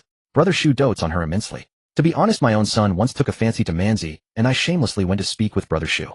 Brother Xu said my son was idle and unworthy of his precious daughter. He paused and chuckled. Brother Xu wasn't wrong, but I was disheartened for a while. Manzi is indeed a fine girl. The others exchanged glances and laughed. Indeed, Manzi is a wonderful girl. All of Brother Xu's precious herbs were taken by her. So how could Brother Xu possibly report it to the authorities? They had learned this unintentionally. Once they were invited to see Xu Yanghong's collection. When a treasure went missing, they made excuses to leave, but one of them had left something behind. Returning to retrieve it, they overheard Xu Yanghong talking with his wife. Thus they learned it was not an outside thief, but a thief within. They had never disclosed this, keeping it to themselves as it was a family matter. Since this friend was close to them, they shared the secret to prevent him from offending Brother Xu, or making him uncomfortable unknowingly. Manzi is now Consort Liang. The herbs she took were surely given to the emperor. Do you think Brother Xu dares to report it? Even setting aside father-daughter affection, he had to consider the emperor's face. Otherwise, could he report to the authorities and demand the emperor return them? That would be a death sentence. Brother Yun's eyes widened. Good heavens. I didn't expect Manzi to be so devoted to her husband's family. Alas, what a pity for my worthless son. Otherwise all those treasures would have come to his house. The friends. Was that the focus here? Shouldn't the focus be that Manzi stole the family's precious herbs? Why did he seem to approve of her actions? We only tell this to you, Brother Yun. Please keep it to yourself. Rest assured I understand. Xu Yanghong stormed into his wife's courtyard. Seeing her, he broke into complaints. Tell me, when have I ever refused Manzi anything? Without a word, she took the blood coral I just acquired. And the Lingji is gone too. Madame Xu handed him a cup of tea. Though aggrieved, Xu Yanghong accepted the cup she offered. Madame Xu patted his back gently to soothe him. Calm down first. It was wrong of Manzi not to tell you beforehand. But husband, our Manzi is in the palace now, not at home. Without our care and affection, if she doesn't take more things with her, how can she survive in the court? I heard recently that the empress was deposed, and I've been worried sick. Madame Xu wiped non-existent tears. I fear my poor daughter might suffer the same fate. Husband Manzi must have been frightened, which is why she hurriedly took the herbs to offer the emperor and win his favor. Madame Xu pressed her fingers to her eyes, and they instantly reddened. Xu Yanghong's anger deflated like a punctured balloon. Not only did he stop being angry, but he also felt increasingly sorry for his daughter. He sighed. It's my fault too. I couldn't protect her back then. If Manzi hadn't attended the selection, none of this would have happened. Madame Xu comforted him softly. Don't blame yourself. Manzi said she went willingly. Back then that girl had eyes only for emperor due the moment she saw him. Xu Yanghong looked at his wife's reddened eyes and softened his tone. Don't worry. She's my daughter. How could I not protect her? Our Xu family may lack other things, but we have plenty of money. If she offends someone in the palace and the emperor bullies her, I will surely go with silver to redeem her. Madame Xu wiped her forced tears and nodded. Xu Yanghong could not bear seeing his wife cry. All right, don't be sad. I was wrong. I shouldn't have thought it was wrong of Manzi to take without telling me. I'm ashamed. I should have sent the herbs to her instead of waiting for her to come fetch them. I haven't cared for her enough. Tomorrow I will gather more precious herbs and send them to her along with some silver. With money in hand, her life in the palace will be easier. Madame Shu's brow relaxed. Don't blame yourself. I'm sure Manzi won't blame you either. Manzi always says she has the best father in the world. Shu Yanghong smiled. I'm fortunate to have such a good wife. All thanks to your teachings. They grew affectionate for a while before Shu Yanghong left for business. As soon as he was gone, Madame Shu frowned. That girl. She should have at least informed me, even if she took the herbs. I almost got caught off guard. Luckily, I reacted quickly. Mother has my sister returned again. A hearty laugh came from the doorway. Madame Shu looked up to see a handsome young man striding in. He smiled. I told you earlier, Mother, don't spoil her too much. Now she provokes Father every few days. Shu Dago walked and sat down and said, Mother, what did sister do this time? Madame Shu sighed. What else could it be? Last time she came, she pried open your father's lock and took the precious herbs. Your father was furious and changed the lock. Since she couldn't pick the new lock, she dug a dog hole in the wall and crawled in to take the herbs. Today your father invited some friends to admire his herbs, and this happened, causing a huge embarrassment. So he came to me to complain. Shu Dago. Father really should know sister's temperament by now. Did he think changing the lock would solve the problem? And sister, I told her, if she wanted to dig a hole, she should make it bigger so she could walk in. Instead, she crawled through a dog hole. She really. Why put herself through such hardship? Madame Shu, do you even hear yourself? Am I the one spoiling her, or are you it? So you're the one who taught her to dig holes. Madame Shu glared at him. Then you have to take responsibility. Send someone to deliver a letter to your sister saying that Mother has already resolved the matter. Your father plans to send her herbs and silver tomorrow. Shu Dago nodded. All right. He would definitely write. He had helped too. Can't let our parents be the only ones to win sister's favor. Consort Su's personal maid followed the Taoist out the door. She watched helplessly as the Taoist collapsed to the ground. She dared not approach. The people nearby were startled. One stepped forward to check his breathing and cried out, this man is dead. The maid's pupils dilated. She covered her mouth with both hands, her heart filled with fear. She turned and ran toward the palace, hastily stuffing some silver coins into the hands of the guard at the side gate. She quickly returned to Consort Su's bedchamber, only to find Consort Su lying on the ground, her body withered, eyes wide open, her face frozen in terror, even in death. No one knew what she had seen or experienced before her death. Oh! The maid screamed, turned, and ran out. Consort Su has met with calamity. The maid rushed all the way to the outside of the imperial study. Her speed was so fast that it seemed she feared being contaminated by some ghostly entity. When she reached the imperial study, Emperor Du was holding Wei Qi in his arms, listening to Consort Liang's complaint. Your Majesty, Consort Su must answer for what she did to Feng. Consort Liang said, dabbing the corners of her eyes with her handkerchief, looking at Emperor Du with grievance. Emperor Du hummed. Consort Su is yours to deal with. Consort Liang was overjoyed and quickly curtsied, thank you, Your Majesty. Just as Consort Liang was about to turn and leave, Consort Su's personal maid stumbled and fell to her knees with a thud and wept bitterly. Your Majesty, Consort Su is dead. Ah! Consort Liang was stunned. She's dead. Before I even acted. Emperor Du said calmly, Consort Su harmed the imperial prince, as she deserved to die. Take her body, wrap it in a straw mat, and throw it into the mass grave. Emperor Du ordered indifferently. Immediately guards took the order and left. Emperor Du looked at the maid. The maid trembled all over. Under his gaze, her psychological defenses crumbled, and she confessed everything Consort Su had done. After all, Consort Su was dead now. Even if she spoke, Consort Su could no longer do anything to her. After hearing her story, Emperor Du's face darkened. He hadn't expected that Consort Su would go to such lengths to conceive a child, even secretly inviting a Taoist to perform rituals. Consort Liang also hadn't imagined Consort Su could be so insane. Guards, deliver my decree. The guard at the side gate of Xuanwu Gate is guilty of bribery. Dismiss him immediately, give him 20 lashes, and throw him out of the palace, never to be employed again. Those guards usually skimmed a little extra, and Emperor Du turned a blind eye. But you need to have discretion when taking bribes. How could you let just any Tom, Dick, or Harry in? What if the Taoist had harmed Shiro? Yes. A guard took the order and went to deliver Emperor Du's oral decree. The guard was still counting his silver coins, beaming with delight, unaware that his misfortune was imminent. The maid, having aided Consort Su, bore joint responsibility and was taken away to be beaten. Consort Liang, seeing that all were dealt with, curtsied and took her leave. Fenger was notoriously difficult with medicine. Consort Xian probably couldn't handle him. Wei Qi, she watched the maid's retreating figure. This maid brought along the children Consort Su had lost. But these vengeful spirits can't get close to our dad. Dad, do you know? Those children who were killed never reincarnated. They all want revenge on you. It's just that your dragon aura is too strong. They can't approach. Emperor Du. He suddenly felt a chill in the wind. The vengeful spirits stared at him from a distance, unable to get close.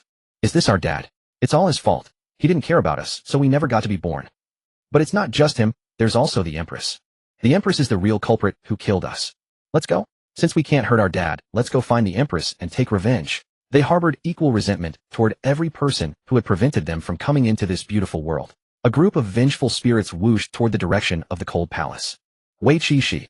Tisk, they can't do anything to our dad, so they're going after the Empress. The Empress has indeed done many vile things. Emperor Du. Taking revenge on the Empress is good. Let them go after her. She deserves it. Dad, you should go see little 8 too. That little crybaby is probably crying right now. Emperor De saw that she looked unwilling to write and only wanted to go out and play. He smiled helplessly. Prepare the imperial carriage to the imperial physician's residence. If she wanted to go, he would take her. Emperor Du called out, and the eunuch immediately shouted in a shrill voice, prepare the imperial carriage to the imperial physician's residence. Yuchi Xi. Wow, we're going to see little 8. Great. I wonder how that unlucky kid is doing.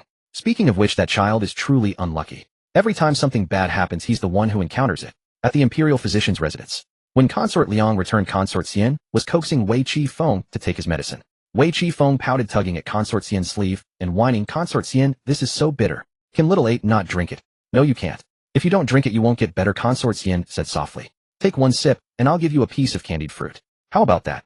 Wei Qi Feng still frowned, unwilling to drink. Consort Liang walked straight over, pinched his chin with one hand, took the medicine bowl with the other, and poured it down his throat. You haven't taken a single sip since I left. If you don't take it now, the medicine will get cold and lose its effectiveness. Wei Qi Feng's eyes widened. He instinctively gulped it down. When the last drop was poured in, Consort Liang lifted his chin, saw him swallow, and quickly popped a piece of candied fruit into his mouth.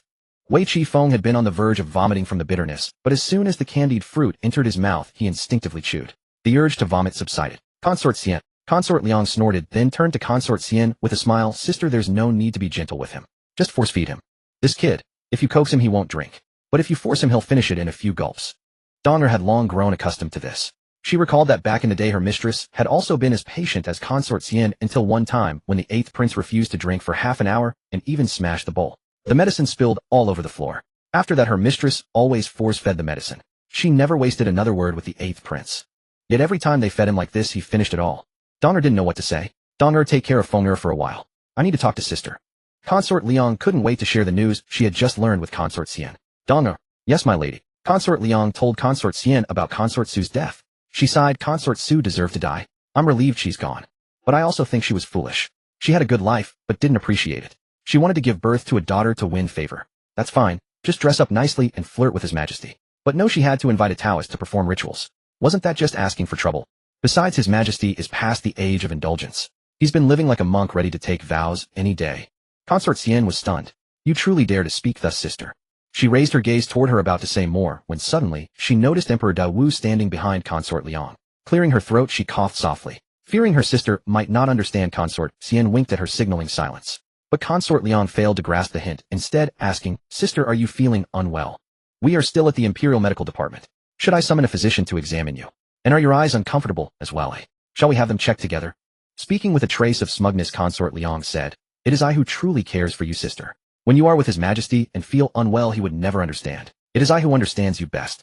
Consort Xian froze in disbelief. Ahem, let us not discuss this matter further. Oh, sister, do let us talk a while longer. I believe that our emperor, ever since ascending the throne, has been so overworked that his vitality must be severely depleted. Otherwise, why has he not rotated the porcelain tablets of the concubines for so long? Counting carefully, it has been over a month, has it not? Consort Liang clicked her tongue. I am truly worried that the sisters entering the palace later will have not a single chance of favor. Cough. Emperor Da Wu's face darkened as he gave a sharp cough. A sudden sound from behind made Consort Liang scream in terror. Her whole body shuddered as she sprang to her feet, but upon turning and seeing Emperor Da Wu, her face drained of color. She immediately curtsied deeply. Why, Your Majesty? This concubine greets Your Majesty. Heavens, when had His Majesty arrived? Dong'er thought to herself, alas, the consort is courting disaster. None can stop her. Fortunately, the consort's natal family is wealthy. How much would it cost to ransom the consort if she were to be granted death? Consort Xian. Sister, I did warn you.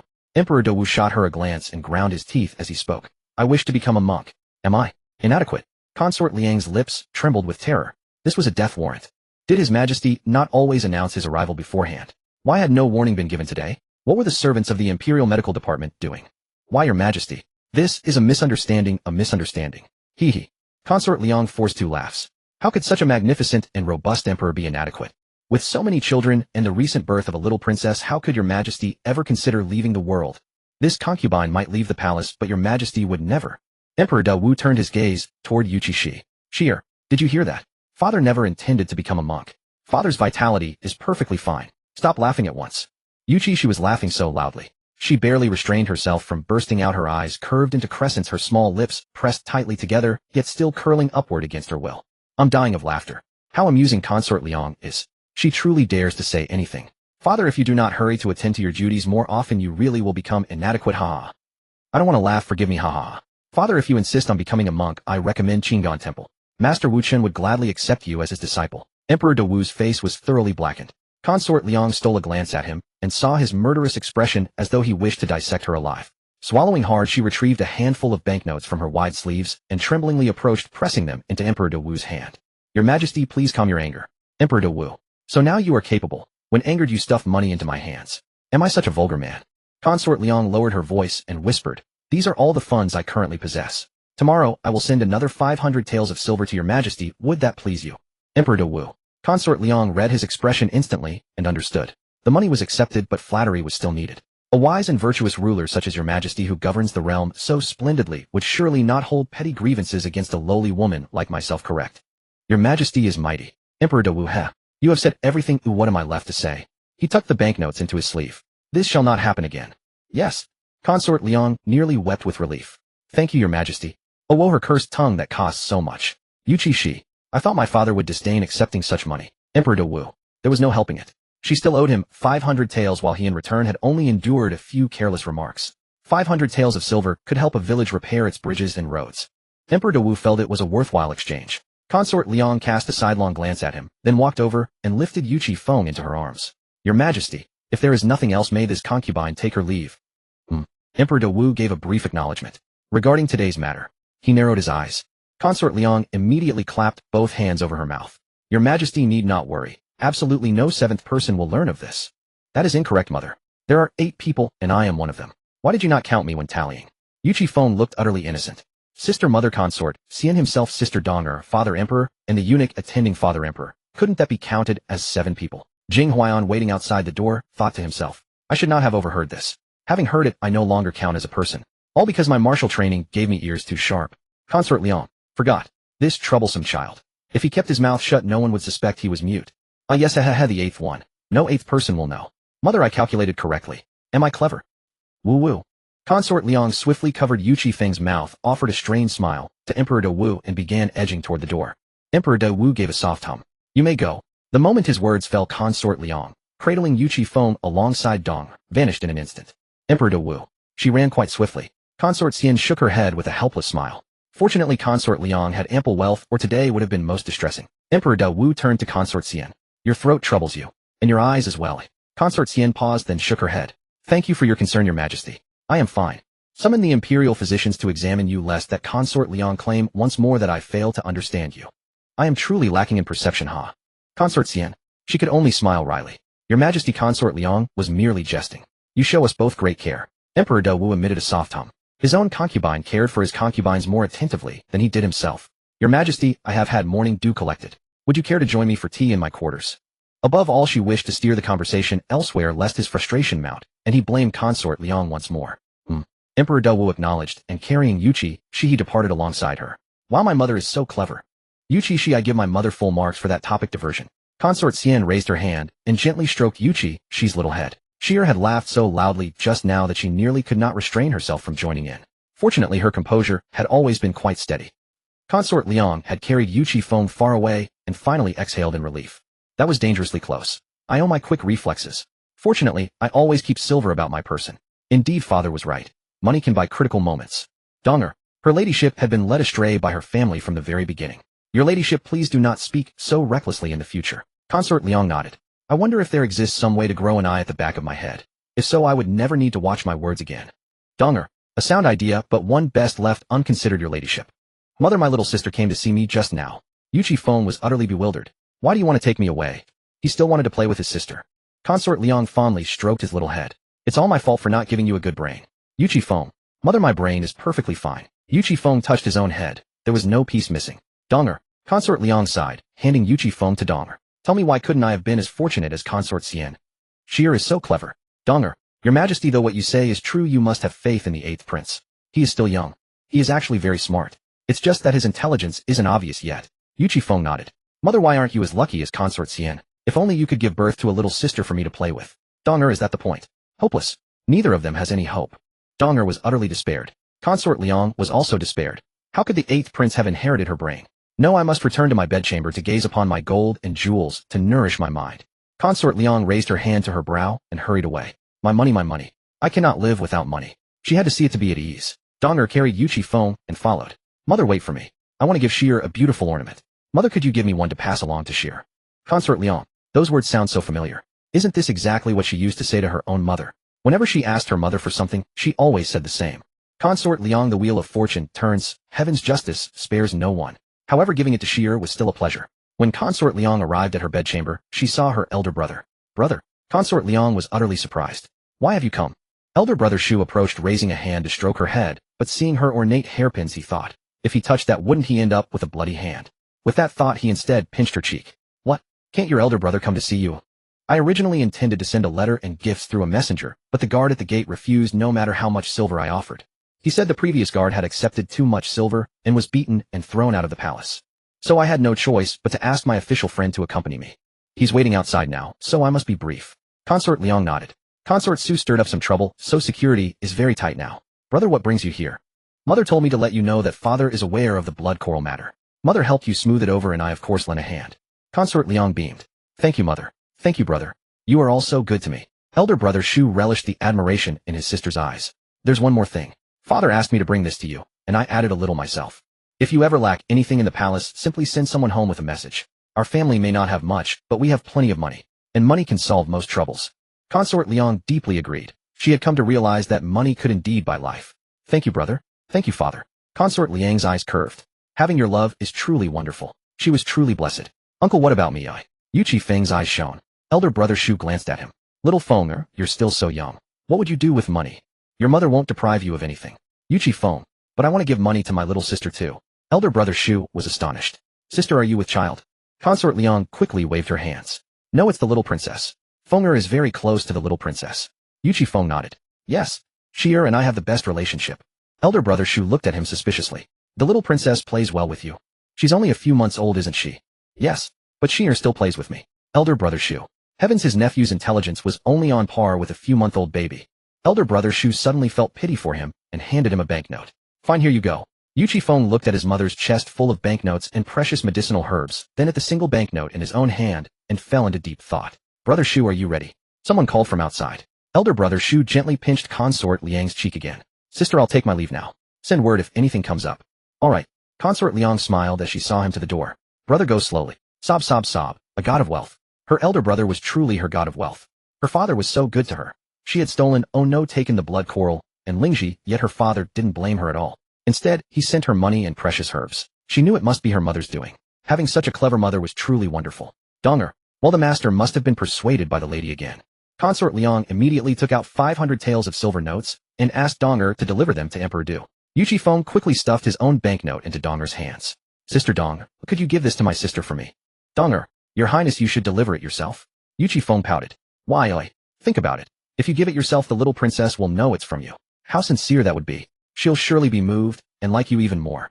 A 50-tael banknote. On one side, 50 taels, on the other 500. How could she dare present 50 taels to the little princess in front of the emperor? She feared the emperor would think she didn't value the princess and punish her. For the sake of her own life, better let the 8th prince deliver it himself. Yuchi Feng thought it over and agreed. All right, Sister Donger, I'll deliver it myself then. Donger handed him the banknote with a smile, took the 500 taels, and hurried away. When Emperor Du arrived at Consort Xian's bedchamber, she brewed tea and offered it to him. Your Majesty, please taste. Emperor Du took a sip. Excellent. The taste of morning dew is indeed different from ordinary water. If your Majesty likes it, I have some morning dew left. Would you like to take it back? All right. Emperor Du hummed softly. Father-mother gave you a gift. Shouldn't you give something in return? Gifts are best exchanged. The more you give, the deeper the bond. Yuchi Xi's eyes sparkled at Emperor Du. Emperor Du, is that how it works? He pondered for a moment and asked Consort Xian, is there anything you lack? Consort Xian shook her head. Thanks to your Majesty's favor, I lack nothing.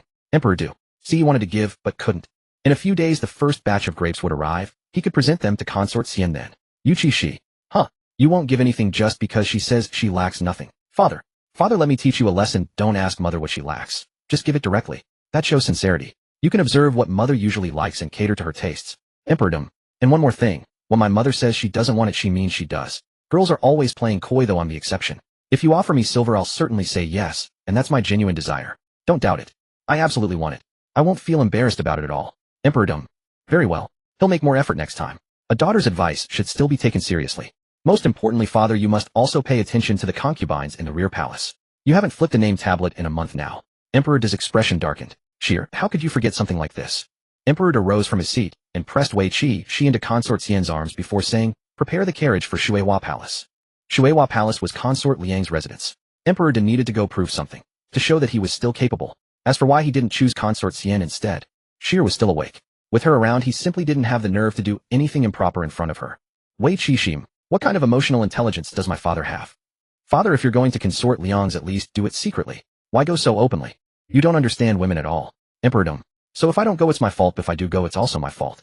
Consort Xian rose gracefully and said, this concubine respectfully bids your majesty farewell. Emperor Dom.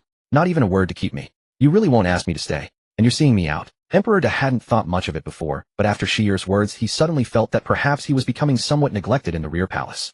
In frustration, Emperor De swept his sleeve and strode away. Yuchi Xi. Father, you truly are a father. Consort Xian's personal maid was nearly beside herself with anger. As soon as they had moved out of earshot, she whispered, Your Majesty, why didn't you ask the Emperor to stay? The Emperor really is frustrating. Why announce that he's going to Shuihua Palace right in front of you? Consort Xian gently took Yuchi Xi's hand and said, What does it matter? My body has only recently recovered. It would be unwise to tire myself now. Her health was the priority. She needed to live a long life to accompany Sheer. Upon hearing this, her personal maid agreed, Your Majesty speaks truly. Right now it is most important for you to nourish and restore your health. Yuchi Xi looked at Consort Xian. Mother, have you never dreamed of sharing a life with just one person? Consort Xian heard her daughter's thoughts and smiled gently. Silly Sheer, how could the emperor possibly dedicate himself to just one woman for his entire life? In his position, no matter the reason, he could never be without concubines. Why did the ministers below strive so diligently to assist him in governing the realm? Was it truly for the sake of the nation? Such people existed, but they were few. Most were motivated by their own wealth and glory. Only when the emperor accepted their daughters as concubines would they pour their hearts into serving him. The emperor, though possessing supreme authority, was still bound by certain constraints. Moreover, his ambition was to make the Yuan kingdom the most powerful and prosperous nation on this continent. The emperor's heart could never be devoted solely to the rear palace. And to achieve his goals, how could one person possibly manage alone? Even if the emperor could defeat 10,000 men single-handedly, his enemies far exceeded that number. Consort Xian had long since made peace with her lot. She felt her current life was quite good. She had her daughter by her side, no worries about food or clothing. Life was comfortable. She couldn't simply lay all these truths bare without warning, so she would wait until Sheer grew older and explain things to her slowly. She only hoped that her Sheer would one day live freely and without restraint, and that would be enough. In her youth, Consort Xian had been the darling of her family, showered with love and favoritism. When the imperial prince began selecting concubines, her family had never asked her to make any sacrifices. But she had liked Emperor Da at the time and volunteered willingly, eventually being chosen. After being selected, she found that Emperor Da truly was worthy of her choice. He cared deeply for the common people and was a fine prince. When he became emperor, he continued to serve the people wholeheartedly. But such a man also had his shortcomings. He would never be able to focus too much on women like her. In the past, she had been irrational and competed for his favor, but now that she was older and had Sheer, she had come to accept reality. Once one accepts things, one discovers that they actually possess quite a lot. Life naturally becomes easier. She hadn't suffered from insomnia in a long time. She slept well each night and ate well too. If only she didn't have that son who angered her every time they met. That would make things even better. On his way to Shuihua Palace, Emperor Da encountered Dong who handed him silver notes. He tucked them away and continued towards Shuihua Palace. Her heart pounded with nervousness, but she hurried to follow closely behind Emperor Da. When Emperor Da arrived at Shuihua Palace, Consort Liang was reclining on a carved chair reading a novel. A maid beside her was peeling grapes for her. Grapes her eldest brother had sent that day, reportedly shipped from a foreign kingdom at great expense. They were indeed larger than local fruit and tasted far better. She remembered the little princess enjoyed them. She would send some over later. Consort Xian had also sent her quite a few last time for her to try. Just as she was lost in thought, she heard the announcement outside, His Majesty approaches.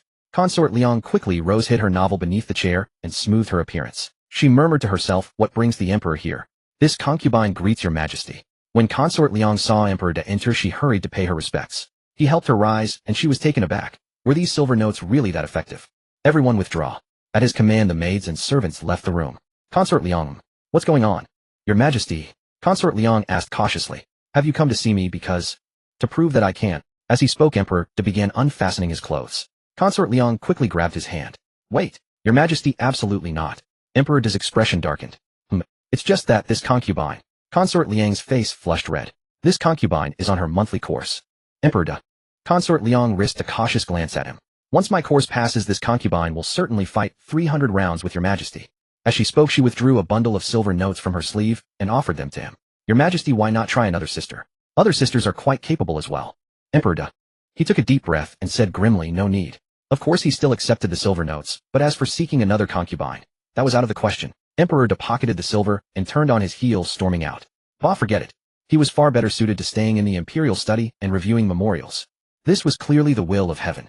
No sooner had Emperor De left than Consort Liang rushed to the doorway, peeked out, and breathed a huge sigh of relief. Thank goodness. Thank goodness I was quick-witted. Truthfully, she was not on her monthly course at all. She simply didn't want to attend to the Emperor at this moment. Come now. If the Emperor had been holding back for a full month, what do you think would happen? If she served him now, wouldn't that be courting deaths? She was afraid she wouldn't be able to get out of bed for 3 full days. Seeing Emperor De storm off, Donger walked over and sighed. I thought your majesty was planning to. Consort Liang pulled Donger inside, laid back down, and resumed reading her novel. He did intend to, but I told him I was on my monthly course. Donger, didn't your majesty's course end several days ago? Indeed. Then you. Donger sighed. Your majesty, what a wonderful opportunity. Wouldn't your majesty like to have another child? Wouldn't you like a daughter? Consort Liang set aside her book and looked at Dong. But there's a 50% chance it would be a boy. And chances are it would be a boy, just like Fomer. Look at Foam. Are you really telling me you want me to give birth to another son like him?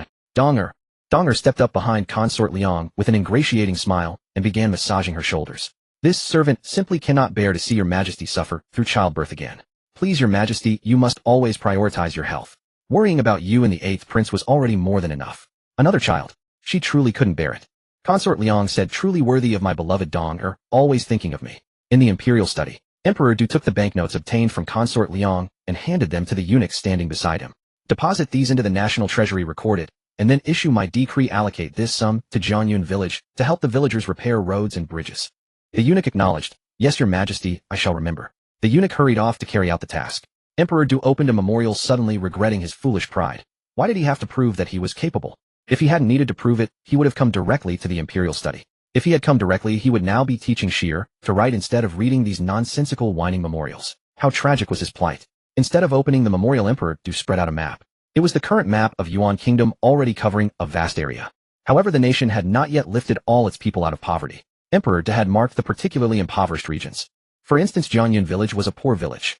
Emperor Du deeply understood that for the village to develop, roads and bridges must be built first. Previously, his treasury was insufficient to allocate large sums. Today, the money he had effortlessly obtained provided a timely solution to this urgent need. Emperor Du suddenly thought if he ever needed money, could he simply favor Consort Liang?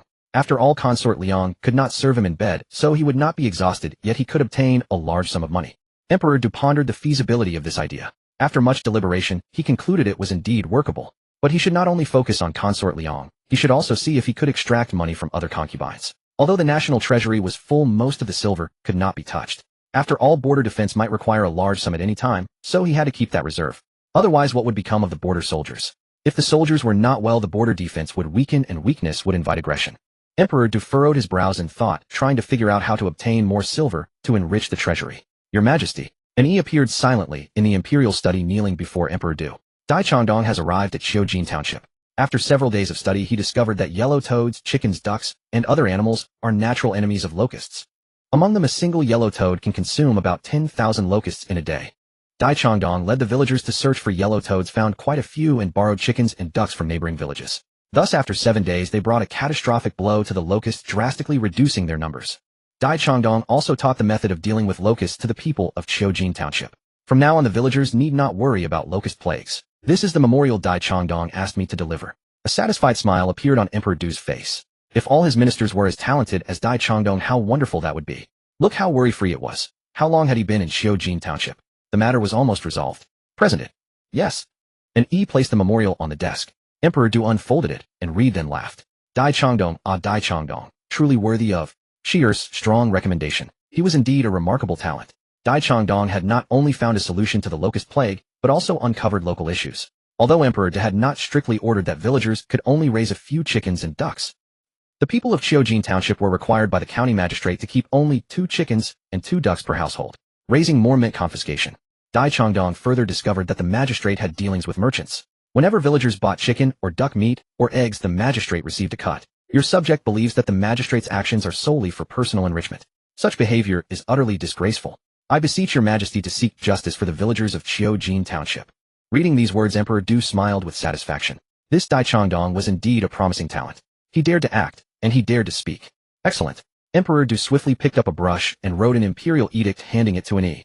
Deliver this edict to Dai Changdong, And also convey this message, tell him, I trust him, let him boldly proceed, as he sees fit. Yes. Upon hearing this, an reassessed Dai Changdong's importance in the emperor's heart. Emperor Du was delighted. This was the first time he had been so happy while reviewing memorials. Yes, this was what a proper memorial should be. What kind of mind would come up with those daily inquiries about whether he had eaten? Look at Dai Changdong. Not a single wasted word. Sheer was truly his precious treasure. No, he missed Sheer. He should go fetch her and practice calligraphy with her. Over the past few days, Yuchi Xi had been searching outside for suitable toys for his little sister. Every day he gathered a group of friends to help him look. What choice did he have? He had only this one sister. The problem was that every toy he found his sister mastered too quickly, making him look foolish. He needed to find something difficult to show off in front of his sister and make her think that her brother was actually very capable and impressive. Brother Duani Wei. Just as the noble son beside Yuchi Duani was about to speak, they heard a commotion ahead. Let me go. Let me go. Yuchi Duani frowned and quickly strode toward the noise. Those beside him hurriedly followed. Is someone abducting a girl in broad daylight? Yuchi Duani's face turned cold. Such men brought shame to all males. He had to intervene. Just as they were approaching, a person flew in a parabola over the heads of those ahead, landing on the ground before them. He twitched twice, grimacing in pain. Who's this meddlesome little girl who dares to meddle in my affairs? Haven't you asked around whose word rules this street? Oh, do I even need to ask? I can simply beat you into submission. Get up and keep fighting if you can. Abducting a girl in broad daylight. What kind of scum are you? And you say the street is yours. This is the capital. Every inch of land belongs to the emperor. You say you rule? Fine, go tell the emperor that you rule, and ask him to make way for you. Why don't you? The man's face turned pale with fear at her words, his lips trembling. I didn't mean that. You're slandering me. Slandering you. Zhong Wanfeng despised such bullies who cowered before the strong. She walked over and slapped him to the ground. The man spat out a mouthful of blood, and a tooth flew out. Zhong Wanfeng stepped hard on his chest. What do you want? You can't beat me in a fight, nor can you outmatch me in words. Worthless. The slap left the man's head ringing and his chest aching. He looked at Zhong Wanfeng's contemptuous smile, wanting to fight back, but unable even to rise. And yet no one around had reported him to the authorities. He knew he could only beg for mercy. Miss, please be magnanimous and let me go. I'll never dare to do it again. I was wrong, I was wrong. So as simple, I won't dare, and I was wrong makes everything right. That girl was terrified. Do you think an apology is enough? Zhong Wanfeng turned to the girl. Miss, do you want to hit him yourself, or would you prefer monetary compensation? The girl was clearly timid. Now that she was rescued, she lacked the courage to step forward. She whispered, compensation. Compensation would be fine. Zhong Wanfeng looked down at the man. Did you hear that? Compensation. Where's the money? In the money pouch. The man wanted to cry. He tried to reach for the pouch himself, but as soon as he moved his hand, Zhong Wanfeng's whip lashed out, and he immediately froze. Zhong Wanfeng flicked her whip, lifted the pouch from his waist, tossed it into the air, caught it, and handed it directly to the girl. This is his compensation to you. It's not much, but it'll do. The girl took it and weighed it in her hand. This was far from not much. It was enough to support her entire family for a year. She immediately tried to kneel before Zhong Wanfeng, but Zhong gently rested her whip on the girl's shoulder. All right, no need to kneel. Go home. Be careful when you go out in the future. If you must use this money to hire a bodyguard. Yes, thank you, miss. Thank you. Zhong Wanfeng waved her hand. No need to be so polite. We are both young ladies. In Zhong Wanfeng's view, young ladies should help each other. The girl was full of gratitude. Miss, you are truly a kind person. I will never forget this kindness. Zhong Wanfeng gave a faint smile and nodded slightly, then lowered her gaze to the person she had under her foot. Do you know who I am? I don't know, the man stammered. At this moment, there was no trace of his previous arrogance. I am the legitimate daughter of the Zhong family. Remember this, don't let me ever hear of you bullying men and women here again, or else ha. Zhong Wanfeng cracked her whip in the air, splitting the air with a sharp sound. The man's body trembled violently, tears and snot streaming down his face. I understand. I will never dare to do it again. Before this, he had indeed thought about going after that girl again to take back the silver pouch. But now, he didn't dare to think about it. Go back and demand it. Unless he wanted to die. After all, she was the legitimate daughter of the Zhong family, that female demon Zhong Wanfeng. It was said that even if a noble son dared to forcibly take a common girl, he would also be whipped half to death by her. More importantly, she whipped them, and in the end it was those noble sons who had to apologize.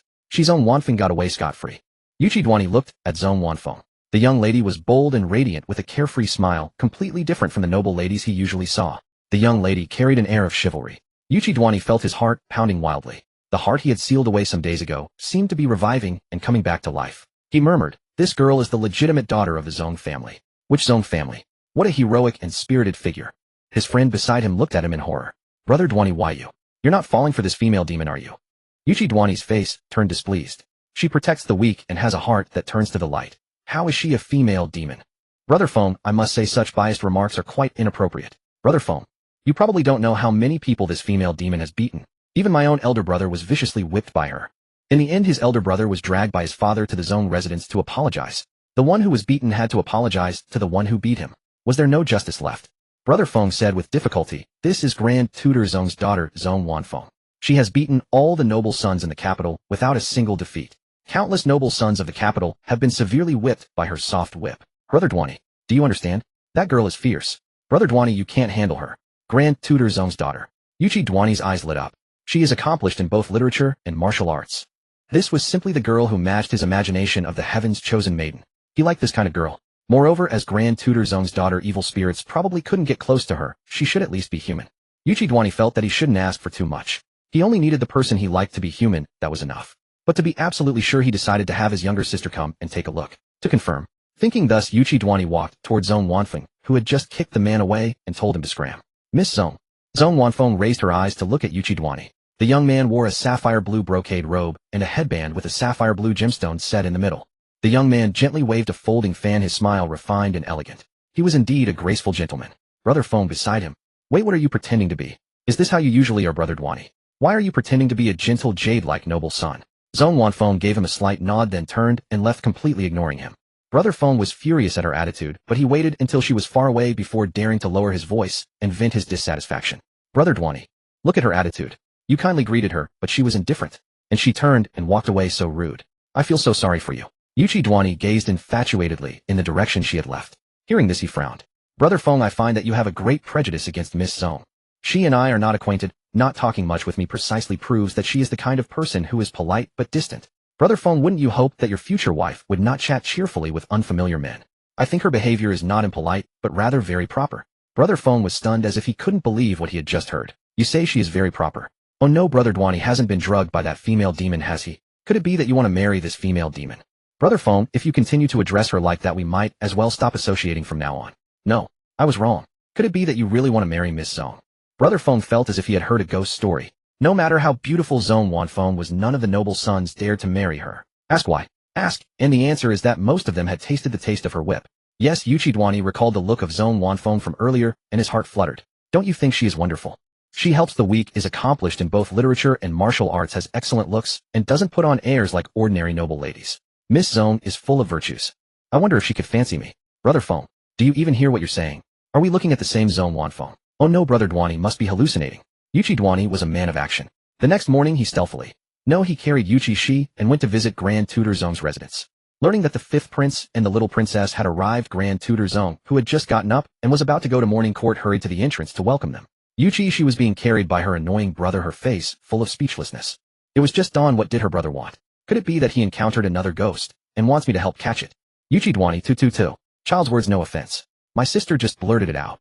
Heaven, please don't listen to her and really make me encounter a ghost again. I can't bear it, Wool. Your servant pays respects to the fifth prince and the little princess. May you live 1,000 years. Grand Tutor Zong quickly bowed. Yuchi Duani smiled and told him to rise. I have delayed your morning court. Go ahead to court, I will wait for your return in your residence. Grand Tutor Zong was horrified. What was going on? What had happened? The fifth prince was willing to wait for him to finish court. Would he dare to keep the fifth prince waiting? He dared not. Yesterday Wanfeng said she had beaten a ruffian outside. Could that ruffian be the fifth prince himself? After all, Wanfeng dared to beat anyone. Grand Tutor Zong's forehead instantly broke out in cold sweat, and his head was buzzing. He had truly raised a little ancestor in his household. Oh no, if he kneels and confesses later, will the fifth prince spare Wanfeng? Grand Tutor Zong's face turned pale, and with trembling lips he asked, May I ask, fifth prince, what business do you have with your servant? Your servant can go to court later. I can first chat with the fifth prince for a while. Let's talk about the matter of compensation. It is like this. Yuchi Duan thought for a moment and found an excuse. Did the young lady of the Zong family attend the flower viewing banquet earlier? After a pause, afraid of causing a misunderstanding, he added, I mean Zong Wanfeng, Miss Zong. Don't try to fob me off with some other girl from the mansion. Grand Tutor Zong, who was about to ask if it was one of the concubine-born daughters, fell silent. Damn it, he couldn't use them to shield Wanfeng now. Alas, Grand Tutor Zong looked utterly resigned. My daughter Wanfeng did indeed attend the flower viewing banquet at the palace. Oh no, could it be that she struck the fifth prince during the banquet? That rebellious daughter. She didn't even tell him beforehand. If she had, he would have gone to the fifth prince's residence that very day to beg for forgiveness. Well, it's like this. Shir is very fond of Miss Zong, and they get along wonderfully. Yuchi Duan lied without a blush or a racing heart. Yuchi Xi. Wait, brother, can you explain how exactly we get along wonderfully? Did Miss Zong talk while I just went ABA? And would Grand Tutor Zong actually believe that? Grand Tutor Zong breathed a sigh of relief, his heart soaring from the abyss to the heavens. A beaming smile spread across his face. So that's how it is. It is my daughter's honor that the little princess favors her. Yuchi Xi. Seriously, you actually believe that? At least question it a little. I'm still a baby. How can I talk? Grand Tutor Zong thought regardless of the reason, as long as Wanfeng didn't hit anyone, everything is fine. Miss Zong hasn't woken up yet, has she? I'll take Xi'er inside to wait. Grand Tutor Zong, you may go ahead with your duties. Grand Tutor Zong, his face wreathed in smiles, welcomed Yuchi Duan Yi inside. Please, fifth prince, take the seat of honor. When Wanfeng wakes up, I'll have her maid summon her immediately. Don't ask why they aren't going to wake her now. His daughter had a terrible temper when woken up, if they disturbed her sleep the mansion would be in chaos. Very well. Yuchi Duan Yi carried Yuchi Xi into the main hall and took the seat of honor. Grand Tutor Zong signaled to a servant who immediately withdrew to find Madame Zong to keep them company. Grand Tutor Zong had to attend the morning court, and since the fifth prince had arrived, there had to be someone to host him. Yuchi Duan Yi chatted with Grand Tutor Zong. Despite his usually carefree demeanor, he was quite knowledgeable. He had traveled far and wide and knew many interesting things, which made Grand Tutor Zong laugh heartily. Yuchi Xi. What's going on with my brother? Could it be that my brother has fallen for Miss Zong? But that doesn't make sense. They should never have met before, so how could he fall for her? Yuchi Duan Yi felt a twinge of guilt. His sister had figured him out, but what she didn't know was that they had met. Just yesterday, Madame Zong arrived, and Grand Tutor Zong left to attend to his duties. Madame Zong smiled warmly at Yuchi Duan Yi. Please forgive our poor hospitality, Your Highness. Not at all, not at all. Yuchi Duan Yi waved his hand. What's there to forgive? The hospitality is excellent, excellent. Yuchi Xi. Brother, you look like a desperate suitor. The cheap kind. Madame Zong smiled, and began chatting with Yuchi Duan Yi. She was well-read too, and could keep up with everything he said. Their conversation was quite pleasant. When Concubine Sun heard that the fifth prince had arrived, she immediately woke her two daughters, made them dress up, and hurried to the reception hall. Seeing that the fifth prince was still there, Concubine Sun's eyes lit up. She led her daughters inside, and bowed to Madame Zong. Madam. Madame Zong looked at her with a gentle expression. This is His Highness the fifth prince, and Her Highness the little princess. We pay our respects to His Highness the fifth prince, and Her Highness the little princess. May you live 10,000 years. Concubine Sun hastily knelt with her daughters to pay their respects. Yuchi Duan Yi's expression was indifferent. Rise. Concubine Sun murmured an acknowledgement, and sat down with her daughters to one side. Yuchi Duan Yi merely frowned, but didn't drive them away, as this was the Grand Tutor's mansion, and Concubine Sun was his concubine. After listening to them chat for a while, Concubine Sun asked Madame Zong, when the conversation paused, Madam, I heard yesterday that the eldest young lady struck a man outside. What was that about? Concubine Sun looked deeply worried. Is the eldest young lady all right? She really is something. A young lady, how could she be so? She trailed off as if finding it hard to say. Yuchi Xi. Holy crap, she's a real schemer. The elderly steward behind Madame Zong's expression turned cold. Concubine Sun, is this something you should be prying into? Why are you gossiping in front of honored guests? The steward thought Concubine Sun was doing this deliberately. The fifth prince and little princess had come for Wanfeng, and Concubine Sun was trying to sabotage it. Concubine Sun gave an awkward smile. I was just worried about the eldest young lady. Madame Zong's tone was flat. Wanfeng did indeed strike a man outside yesterday, but that man was trying to abduct a young woman in broad daylight. Wanfeng was merely helping the girl. If you have any further doubts, Concubine Sun, you can come to me privately, and I will have Wanfeng explain the whole matter to you in detail. Otherwise, if you spread rumors carelessly, you'll ruin Wanfeng's reputation. Normally, gentle Madame Zong would never back down or let things slide when it came to Wanfeng. Concubine Sun's face flushed with embarrassment. You are right, madam.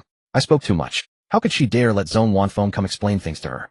Zong Wanfeng would just slap her outright. Concubine Sun's hands clenched tight in her sleeves, her nails digging deep into her flesh. Well, sure, what are you so arrogant about? You're only relying on the master's favor. But no matter. After hearing her words, the fifth prince would never fancy Zong Wanfeng now. Who would like a rough and rude woman? Yuchi Xi tisk tsk. Who, now you realize you spoke too much. Hatui. Yuchi Duan Yi looked at Concubine Sun with a sardonic smile. Is this your mansion's concubine, madam? I shouldn't have to say this, but this concubine should learn some manners. Speaking ill of the eldest young lady in front of guests is truly inappropriate. Although it's not my place to meddle in your family affairs, I will certainly have a word with Grand Tutor Zong when he returns. Grand Tutor Zong, madam, and the eldest young lady are all so refined. Don't let this concubine tarnish the Grand Tutor's mansion with the label of being ill-mannered. Well said. A clear, cheerful female voice rang out from outside the door. Zong Wanfeng entered with a loud laugh, clapping her hands. When she woke up, her maid told her the fifth prince had come to see her. She didn't want to come, but then the maid said the little princess was also there. Zong Wanfeng was extremely fond of the little princess, so she dressed up and came over. The moment she saw Zong Wanfeng enter, Concubine Sun felt her knees ache and her seat seemed to be covered in needles, making her terribly uncomfortable. Why did she have to wake up? Miss Zong. Yuchi Duan Yi's eyes lit up instantly, and his smile became much more sincere. Yuchi Xi. Brother, can you not act like you're dying to throw yourself at her? A man should have some self-respect and dignity. Your Highness the fifth prince. Zong Wanfeng had heard Yuchi Duan Yi's retort to Concubine Sun from outside. As the saying goes, the enemy of my enemy is my friend. So she nodded slightly at him, and even addressed him, her attitude much improved. Your Highness, the little princess. Zhong Wanfeng stepped forward quickly, and stopped in front of Yuchi Duan. The beautiful face grew larger in his pupils. Yuchi Duan held his breath as if afraid to disturb that beauty. Then his hands were empty. Zhong Wanfeng scooped up Yuchi Xi and hurried to Madame Zhong's side, bending down to show her. Mother, I told you earlier that the little princess is adorable. See, am I right? Madame Zhong's expression changed slightly. Wanfeng, don't be reckless. Return the little princess to the fifth prince at once. What if she accidentally hurt the little princess? Wanfeng didn't know her own strength. Yuchi Duan waved his hand. It's fine. She adores Miss Zhong too. Zhong Wanfeng raised an eyebrow. Mother, see, the fifth prince is willing to let me hold the little princess. Hearing this, Madame Zhong finally relaxed. She loved little babies. She looked down at Yuchi Xi and reached out her hand. Yuchi Xi immediately grasped it. Beautiful Auntie Boo-hoo, let me snuggle. Yuchi Duan. Sister, don't forget the mission. You came here with your brother. Brother's happiness for the rest of his life depends on you. Lady Zhong, seeing Yuchi Xi hold her hand, softened her eyes and whispered, little princess. Aunt. Yuchi Xi smiled with crescent-shaped eyes and kissed her fingertip. Zhong Wanfeng chuckled. It seems the little princess also likes her mother. Concubine's son, growing anxious, quickly rose and approached. This is my first time seeing the little princess, madam. Let me have a look too. As Concubine's son spoke, she tried to squeeze in. Zhong Wanfeng, fearing for the little princess's safety, directly kicked her away. What nonsense, afraid your face might scare the little princess. Concubine's son's face turned pale, stumbling back a few steps. She was about to fall deliberately when her two daughters held her steady. Concubine's son, wanting to fake a fall, thought, why are you two holding me up? Let me fall to the ground. What a perfect opportunity. The fifth prince and the little princess could witness how crude Zhong Wanfeng is. Zhong Bailing and Zhong Meijun tightly grasped Concubine's son's hands, preventing her from falling, and looked at Zhong Wanfeng with aggrieved expressions. Eldest miss, we know you don't like us. Knowing that, why still come before me to annoy? Seems the lesson last time wasn't enough. Zhong Bailing and Zhong Meijun were choked into silence, their knees aching again. The two fell silent. Concubine's son was nearly furious. Her daughter's fighting spirit was this weak. Already defeated. Useless. Eldest Miss Bailing and Meijun are after all your sisters, and I am a concubine of the Grand Tutor's mansion. Treating us like this in front of outsiders is hardly appropriate. Aren't you afraid outsiders will say the Zhong family is discordant? Zhong Wanfeng burst into laughter. Don't play that hidden dagger in silk routine with me. I'm not buying it. My discord with you is an open secret. What do I have to fear? Concubine's son glanced at Yuchi Duan, thinking, fifth prince, did you hear that? This Zhong Wanfeng is utterly unrefined, not as good as my daughter. Yuchi Duan Yi's eyes sparkled as he looked at Zhong Wanfeng. Truly the woman he had chosen. So spirited. Indeed, sister. Zhong Bailing, trying to impress Yuchi Duan, spoke in a syrupy voice. Sister, have you ever considered your own marriage? With such behavior, who would dare marry you? Zhong Wanfeng shot her a cold glance. Spit out the phlegm in your throat first before speaking to me. Zhong Bailing's face turned crimson. Everyone praised her sweet voice. How could it be phlegm? Zhong Wanfeng, you're just jealous of my beautiful voice. Lady Zhong was about to defend her daughter when Yuchi Duan Yi's voice rang out. I wonder if Grand Tutor Zhong knows that while he's away, these creatures bully his wife and daughter like this. A concubine should know her place, and illegitimate daughters should recognize their station. Bullying the legitimate daughter relentlessly, such audacity. Concubine's son's face turned green. Bullying her? Look closer. Who's being bullied? She nearly choked with rage. Yuchi Xi couldn't help but remark, thankfully my brother has a brain. Yuchi Duan puffed out his chest proudly. Of course. Wait, was that a compliment? Zhong Wanfeng looked at Yuchi Duan in astonishment. In an era that demanded women follow the 3 obediences and 4 virtues, this man was unique. Zhong Wanfeng felt this man was worth befriending. Lady Zhong spoke up. Enough. Concubine's son apologized to Wanfeng. Concubine's son looked at Lady Zhong in disbelief. Madam, you truly want me to apologize to the eldest miss? Wasn't Madam always gentle? Why today, in front of outsiders, would she demand an apology to Zhong Wanfeng? Apologize when told. The matron behind Lady Zhong walked up to Concubine's son and kicked her behind the knee. Concubine's son cried out in pain and fell to the ground with a thud. The matron pressed her head down. If you don't know how to apologize, this old servant can help you. Concubine's son was terrified. Lady Zhong was easygoing, but the matron was not. She had been beaten by the matron more than once in private. She dared not tell Lady Zhong, who trusted the matron and wouldn't believe her. Concubine's son, gritting her teeth, wept and kowtowed in apology. Eldest miss, I was wrong. I shouldn't have defied you. Please spare my life. Zhong Wanfeng glanced at her indifferently. Get out of here and stop annoying me. Concubine's son acknowledged with a yes, and was escorted out by her 2 daughters. She had arrived in splendor, but left in disgrace. Lady Zhong's face was awkward. Forgive us, fifth prince. As she spoke, she began to cough violently. What's wrong with the beautiful lady? Yuchi Xi looked at Lady Zhong with deep concern. Lady Zhong's health was poor, and being angered by Concubine's son caused her to cough incessantly. The matron quickly helped soothe her. Zhong Wanfeng handed Yuchi Xi to Yuchi Duan. He then lifted Lady Zhong in a bridal carry. Quick, send someone on horseback to fetch a physician. Zhong Wanfeng turned to Yuchi Duan and said, excuse me. Then she hurried away with Lady Zhong. Lady Zong looked at Zong Wanfeng reproachfully. Wanfeng, how can the host leave? Cough. And leave guests alone in the parlor. Put me down. Cough, cough. I can walk back myself. Cough. Each word triggered more coughing. Zong Wanfeng snorted. I don't care about those rules. Mother's health comes first. Don't speak, mother. When you're better, I'll personally apologize to the 5th prince and the little princess. Lady Zong knew her daughter's stubborn nature and sighed, saying no more. She blamed her own frail health for burdening her daughter. Yuchi Xi stood at the doorway holding Yuchi Xi, gazing longingly in the direction Zong Wanfeng had gone. Miss Zong truly has strength. Ability to lift Lady Zong. He had never seen such a strong young lady. He liked it. Yuchi Xi also nodded in admiration. Indeed, Sister Zong is straightforward and unaffected. Brother, I just read both your faces. She is your true romantic destiny. Whether you can hold on to it is up to you. Yuchi Yi's eyes lit up upon hearing this. His hands trembled with excitement. Excellent. This time not only a person, but his true romantic destiny. I can't let my future mother-in-law come to harm. I'll personally fetch the physician. As he spoke, Yuchi He used his lightness skill holding Yuchi Xi and vanished in a flash. Yuchi Xi tightly gripped his clothes, the wind, whipping her face, utterly speechless. Brother, what's gotten into you? What's the rush? The girl hasn't married you yet, and you're already calling her mother-in-law. Although you will indeed be together later this.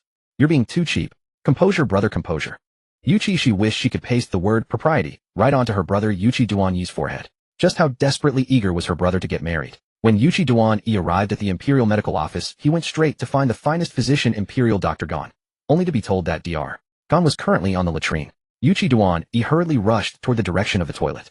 As he drew near, a deafening thud echoed through the air, leaving Yuchi Yi completely stunned. Yuchi Xi quickly pinched her nose with her small hands.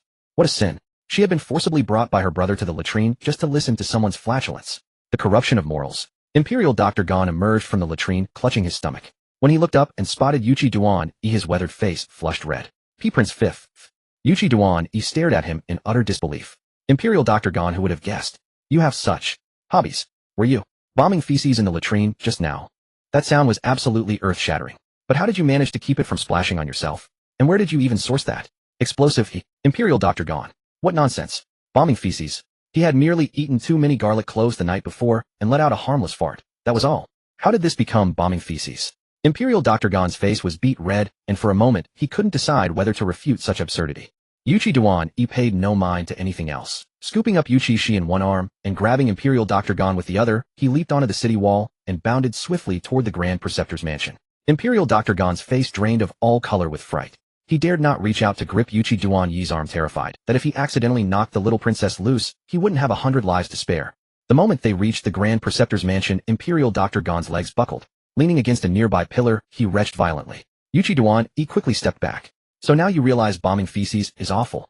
Your reaction is far too slow. Why only now decide to vomit? Imperial Dr. Gon. This old servant simply has a fear of heights and feels slightly faint. He hadn't bombed any feces at all. I see. Does this affect your ability to treat patients? Not at all. Then come with me at once. Yuchi Yi accosted a maid to ask for directions, then led Imperial Dr. Gon toward Lady Zong's courtyard. Upon seeing him arrive, Zong Wanfeng was somewhat taken aback. Imperial Dr. Gon. Miss Zong. Imperial Dr. Gon offered her a slight nod. Shall I go in to see Lady Zong? Ah, yes. Zong Wanfeng eagerly ushered Imperial Dr. Gon inside. After taking Lady Zong's pulse, he explained, Madam has suffered from a surge of anger affecting her heart. Her constitution was already somewhat weak, and this fit of anger has caused phlegm to lodge in her throat, resulting in relentless coughing.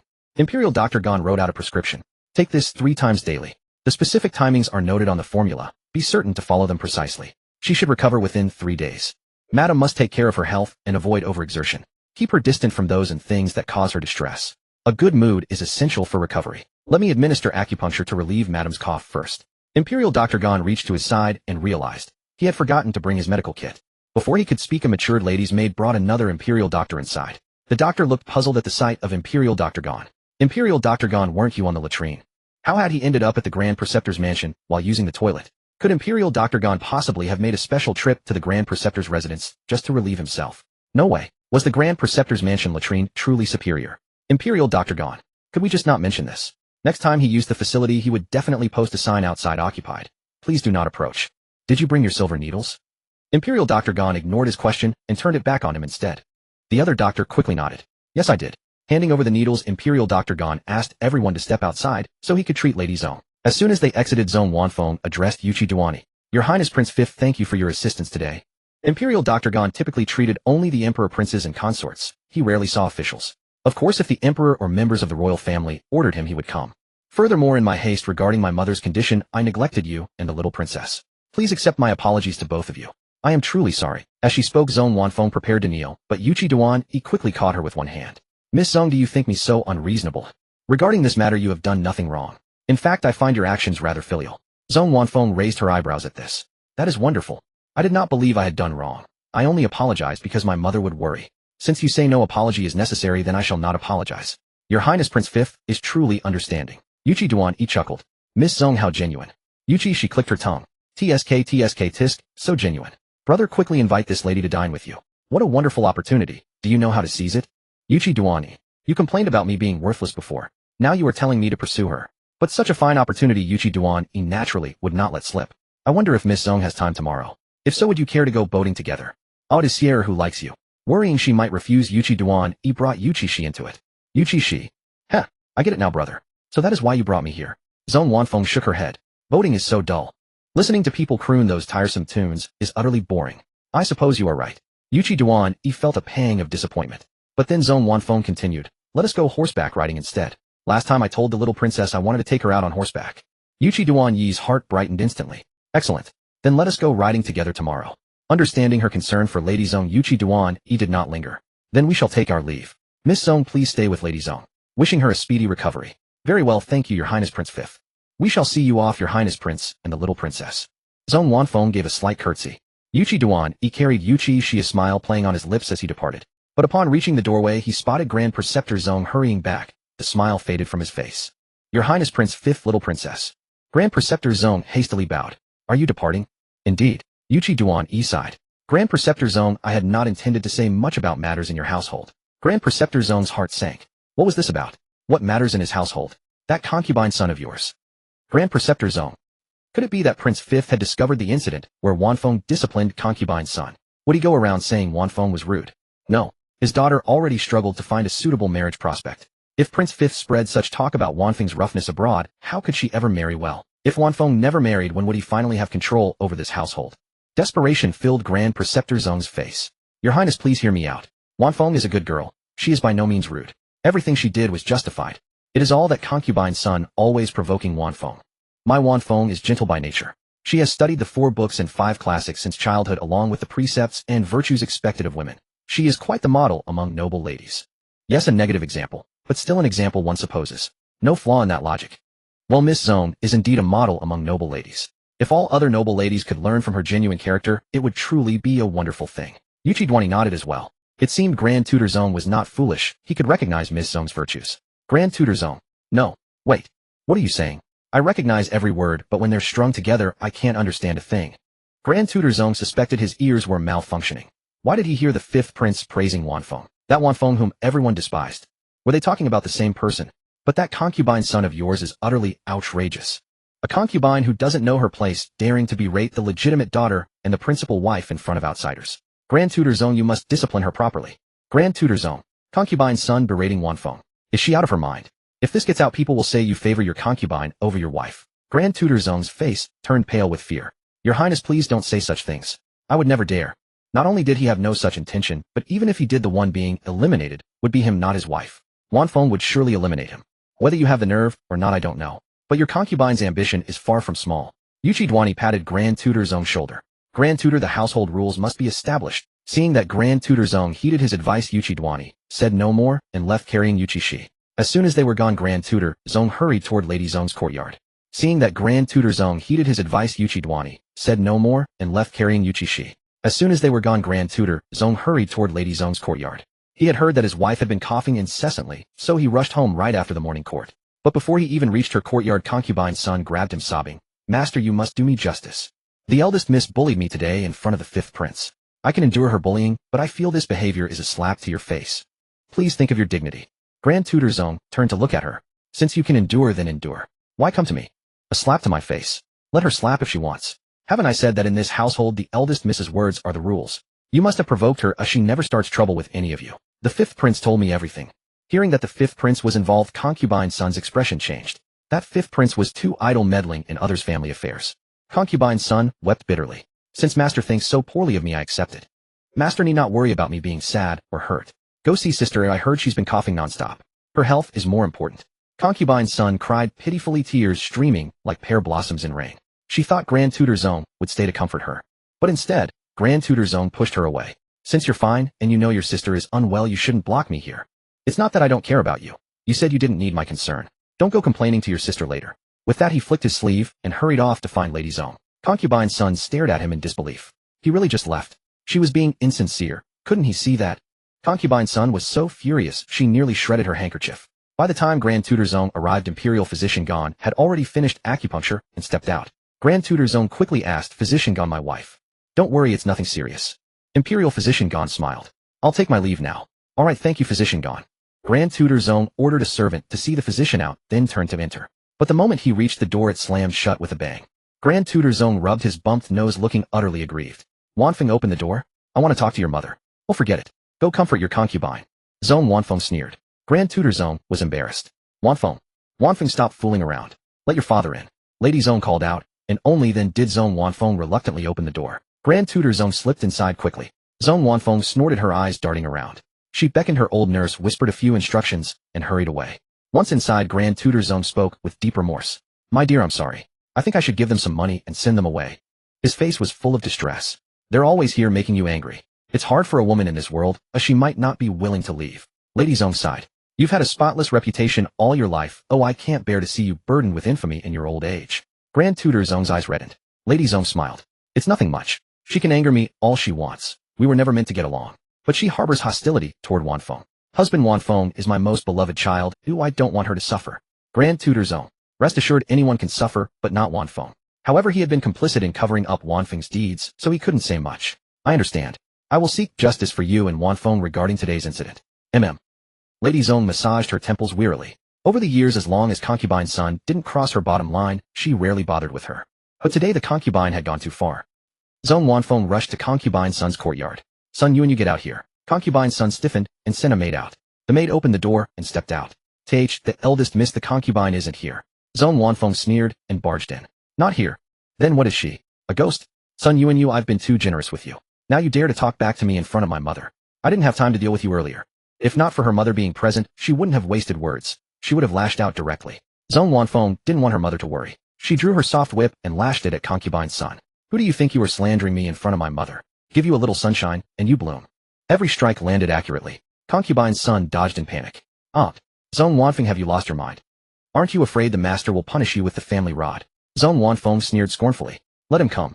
If he does, I'll whip him too. Hearing this from the doorway, Grand Tutor Zone immediately turned around and headed for his study. He'd settle accounts with Concubine's son tonight. It didn't seem like the right time to go in now. Yes, not the right time. Concubine's son was livid. Aren't you afraid you'll never marry? My marriage is none of your damn business. Have you considered your younger sisters? With such a fiery elder sister, how will they ever find husbands? Concubine's son screamed through tears. Shut up. Zone Wanfeng struck again with her whip.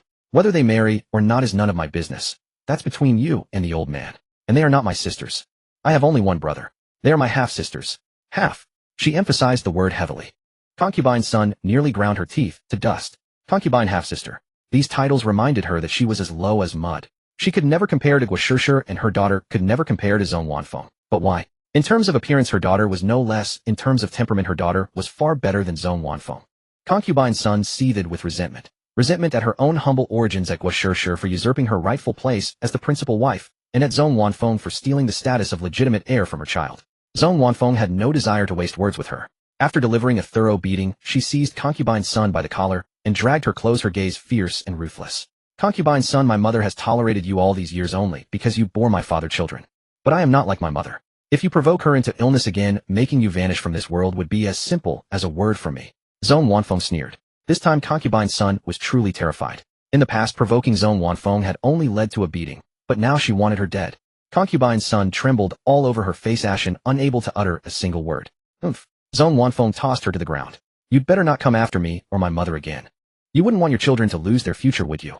With that, Zone Wanfeng turned and left. Concubine's son wept bitterly. Only then did the maidservant dare to enter. Mistress, please don't cry. You know the eldest young lady's temper. Concubine's son slapped the maidservant across the face. Where were you just now? Why didn't you block the whip for me? You wretch. You serve me, yet your heart still belongs to that bitch Zone Wanfeng, doesn't it? Concubine's son slapped the maidservant several more times.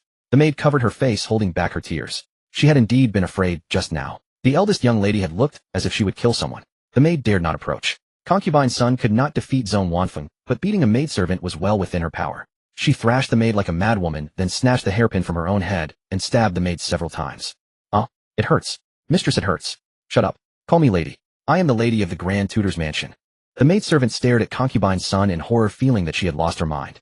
Blood gushed from the wounds on her hand where the hairpin had pierced. The maid dared not make another sound, terrified by Concubine's son's current state. Upon learning that Zone Wanfeng had left Concubine's son's quarters, Grand Tutor Zong hurried over. As soon as he arrived, he saw the terrible mess and Concubine's son still beating and cursing the maidservant. Grand Tutor Zong said in a deep voice, "Son Yuan. Concubine's son seemed to awaken from a dream, staring blankly at him. My lord. I know. It wasn't me." While she was making excuses, the maidservant hastily scrambled to her feet and fled. Grand Tutor Zong's face darkened. "Take her to see a doctor first." "Yes." A servant nearby responded and led the maidservant to find a physician. Grand Tutor Zong had spent his life studying the classics. Never before had anyone in his household injured a servant so severely. And there had never been a death in his mansion. But what was Concubine's son doing? Trying to kill someone. Back then, after what happened between us, I was prepared to give you a sum of money and send you away. It was my wife, out of pity for you as a woman with nowhere to go, who set aside this place in the mansion for you to live. But how did you repay her? Son Yuan, is this how you show gratitude to your lady? I wronged you, but my wife never did. Concubine's son shook her head. Do I care about her charity? You know I never wanted to be just a concubine. Charity. Grand Tutor Zong laughed bitterly. I gave you a choice back then. You could leave the mansion with money and a house, and I wouldn't care what you said about me outside. I was the one who wronged you. But what did you say? You said you wanted to stay. You chose to stay. And now you complain. Later she even drugged him multiple times. He could not tolerate that, but his wife said it was his debt to Concubine's son, and that he couldn't blame her entirely. After all, he had taken her virtue first. But how had their first time come about? She knew full well. She had drugged him. Yet she had succeeded in drugging him, and that was his own weakness. He blamed no one else. He would bear the consequences of his mistake. But there was no reason for his wife to bear them too. Concubine's son dropped all pretense. I stayed because I thought if I bore you more children you would promote me to principal wife. I could become your wife, not a concubine. But in your heart and eyes there is only Gua Shi and her children. Grand Tutor Zong sneered. Shi is my wife, whom I married with full rights. Betrothal gifts, wedding ceremony, and a grand procession. Who do you think you are? Can you compare to Shi? I told you long ago, even if we were intimate, I would never love you. You said you didn't care? Huh. Grand Tutor Zong felt that keeping her had been a mistake. Starting tomorrow you and your children will move to the estate. Concubine's son was terrified. She crawled to his side. No, my lord, I was wrong. I shouldn't have angered the lady. I was wrong. Please don't send us to the estate. I won't fight anymore, I swear. Bailing and the others are your children too. Can you abandon them? No negotiations. Grand Tutor Zong was resolute. My lord, aren't you afraid I'll speak out against you? Aren't you afraid of public condemnation? Grand Tutor Zong lowered his gaze and smiled coldly. If the world thinks I'm wrong, so be it. I just don't want my wife to suffer anymore. Say whatever you like. I'll send someone to fetch you tomorrow. With that he flicked his sleeves and turned away. Concubine's son collapsed to the floor, muttering, My lord, you forced me to do this. Since you don't want me to live, let's all die together, ha ha. Yuchi Xi carried Yuchi Xi to virtuous consort Xian's palace. He first peeked his head in to check the courtyard, making sure Emperor Du wasn't there, then breathed a sigh of relief. Just as he was about to enter, a voice came from behind. Yuchi Xi, what are you skulking around here for? Yuchi X's heart skipped a beat. He was doomed. Yuchi Xi stood rigid, turned his stiff body around, and forced a smile at the approaching Emperor Du. Father, what a coincidence, he. Emperor Du strode over, took Yuchi Xi from his arms, and said to Yuchi Xi, turn around. Yuchi Xi obediently turned. Emperor Du lifted his foot and kicked him hard on the backside. You've grown bold, taking Shi'er out of the palace without a word. I tell you, if anything happens to Shi'er, 10 of your heads won't be enough for me to cut off. Yuchi Xi staggered several steps before regaining his balance. His backside hurt terribly. He looked at Emperor Du with a pitiful expression. Father, I'm your son too. How many sons and daughters do I have? Yuchi Xi understood. Female children were rare and precious, weren't they? None of them mattered. Yuchi Xi clicked her tongue. Pitiful brother, you're really pitiful. Yuchi Xi thought, sister, please stop gloating and help me woo-woo. Damn it, who ratted me out? Mother definitely wouldn't have, as she would have covered for me. Who is it? Jing Huayan, standing not far away, let out a soft snort. Your Highness, when you ran off with the little princess, did you ever think about my feelings as your personal guard? Yes, the informer was him. Go stand in the corner and reflect on your mistakes. From this day forward you are forbidden from taking Shi'er out of the palace again. We will discuss it once Shi'er is older. No sooner had Emperor Du finished speaking than Yuchi Xi slid to his knees before him, clutching his leg. Your Majesty, it cannot be done. I have fallen for a certain young lady, and she favors Shi'er. I even promised her that I would bring Shi'er to meet her tomorrow. Your Majesty, my entire happiness in this life depends on Shi'er. Wah. Emperor Du, have some dignity. A royal prince, and look at what you are doing. A vein bulged on Emperor Du's forehead. The eunuchs and servants who had followed him immediately lowered their heads, pretending they had seen nothing. They valued their lives. Rise. Look at yourself, what a disgrace. Emperor Da wished he could bang his head against something. I will not. If Father Emperor does not grant his request, this son will remain kneeling forever. Oh, threatening me now are you? Then stay on your knees. Yuchi Xi. Father, doesn't your conscience hurt at all? Then this son will kneel while hugging Father Emperor's leg. Emperor Da laughed in exasperation. You've grown bold, Yuchi Xi. Very well, rise. Tell me who this young lady is, and I shall grant you a marital edict. They're satisfied. I'm even arranging the marriage for you. What more do you want? Yuchi Xi shook his head. No, father. The young lady I admire is unlike those noble daughters. She clearly has no interest in an imperial match. I do not wish to force her. I want to spend time with her and slowly win her heart. Emperor Da. With both his and concubine Xian's intelligence, how could such a one come from them? Could it be that positive plus positive equals negative? Look at Xi'er. She is far smarter than this fool. Emperor Da took a deep breath. Yuchi Xi, I advise you not to push your luck. Father, please fulfill my brother's wish. He has only this one chance at love. If he misses it, he will spend the rest of his life alone. Besides, I quite want to go along and have fun. It'll be so much fun. Yuchi Xi sisters are the best. Anyone with a sister is a treasure. Emperor Da. Very well. Since Xi'er has spoken. This is the only exception. Tomorrow let Jing Huaiyan accompany you both. Do not think of leaving Xi'er's personal guard behind. He protects Xi'er far better than you do. If so much as a single hair on Xi'er's head is harmed tomorrow, you will answer to me. Yuchi Xi quickly smiled and replied, yes. Your Majesty need not worry. This son will protect Xi'er properly. Father is the best. Yuchi Xi rose to his feet and stood behind Emperor Da, massaging his shoulders. Emperor Da sniffed coldly, entirely unmoved by the flattery, and strode inside wishing to check on Xi'er through concubine Xian so as not to worry her. Yuchi Xi scampered and right after him. Father, wait for me. Concubine Xian had already emerged upon hearing the commotion. Seeing the emperor reprimanding Yu'er, she kept her mouth shut. Yu'er acts without thinking, he ought to be scolded. This concubine greets your majesty. As they entered, concubine Xian offered a graceful curtsy. No need for formalities. Emperor Da helped concubine Xian to her feet with one hand. Please be seated. Yes. Concubine Xian walked side by side with Emperor Da while Yuchi Xi trailed behind watching. Father, mother, and little sister. A family of three, what a heartwarming picture. It made him, the one trailing behind, look like a mere servant. Yuchi Xi hurriedly shook his head, chasing away the nonsensical thoughts running through his mind. The four took their seats around the stone round table. Emperor Da glanced back at the eunuch, who immediately understood and retrieved the red cloth-wrapped object from the servant behind him, placing it on the table. The eunuch pulled away the red cloth, revealing a guzheng beneath crafted from sandalwood and carrying a faint pleasant fragrance. Concubine Xian's eyes narrowed slightly at the sight of the guzheng. Do you remember when we first wed, you adored playing the zither? Your palace no longer has one, so I had a master craftsman make this for you. Tell me, do you like it? Concubine Xian looked at Emperor Da in disbelief. She would never have dared imagine he would go to such lengths for her. Yuchi Xi, well. While father is impressive, making real progress. Brother, you should learn from him. Emperor Da proudly puffed out his chest. Yuchi Xi, boasting while putting others down. Sister, you're being biased. Such a simple maneuver, I can do it too. Father is just slow. He only figured it out today. I learned it long ago. I simply never had the right person to practice with. Just wait until I marry Lady Zong, and I'll show you how capable your brother is. How devoted a husband I will be. Concubine Xian smiled gently. This concubine is most fond of it. Thank you, your majesty. She reached out and gently stroked the strings. She had indeed loved playing the zither in the early days of their marriage, performing for the emperor almost every day. Concubine Xian's thoughts drifted to those sweet memories. But afterward the emperor grew ever busier, especially after ascending the throne as Emperor Da, and they seldom had time to see one another. Knowing the emperor was consumed with concerns for his people, she did not dare disturb him with her music. She packed the zither away, and after several moves she could no longer recall where it had ended up. You are too kind to remember such things. Concubine Xian's gaze softened. Emperor Da spoke quietly. Your zither playing is unmatched, even surpassing the court musicians. I naturally remember. Yuchi Xi, wo ho ho. Father has really improved. Those sweet words, oh my. Emperor Da chest proudly puffed out. Sure, your father is simply extraordinary. Yuchi Xi, oh ho ho, father has really improved, oh ho ho. Yuchi Xi was painfully jealous. Why didn't his sister praise him when he showed kindness to Lady Zong? Father treats mother so well, and Xi'er won't stop complimenting him. Biased. Sister, you're biased. Concubine Xian placed her hands upon the strings. Would your majesty like to hear a piece? If you are willing to play, then certainly. Emperor Da looked at concubine Xian, who lowered her lashes gently. Very well, then this concubine will play for you. Though she had not played in years, all those years of practice were etched into her very body. The moment her fingers moved, sweet notes flowed forth. Yuchi Xi listened utterly entranced. Mother is amazing. Mother is the best. I'm waving mother's banner. I am mother's #1 fan. Hearing Yuchi Xi's thoughts, concubine Xian's features softened. Xi'er enjoys it. Then she would play a piece for her every day henceforth. Yuchi Xi saw how much father and his sister enjoyed it, and he hesitated. Should he learn to play as well? Perhaps knowing the zither could increase one's charm. If he could play with Lady Zong like him more. Outside the courtyard, concubine Liang cracked sunflower seeds while listening to the music. I never knew my sister was so skilled at the zither. The emperor truly is blessed. Dong-er, tell me. If I were willing to pay, do you think my sister would play for me daily? Dong-er, in her ladyship's eyes there is no problem money cannot solve.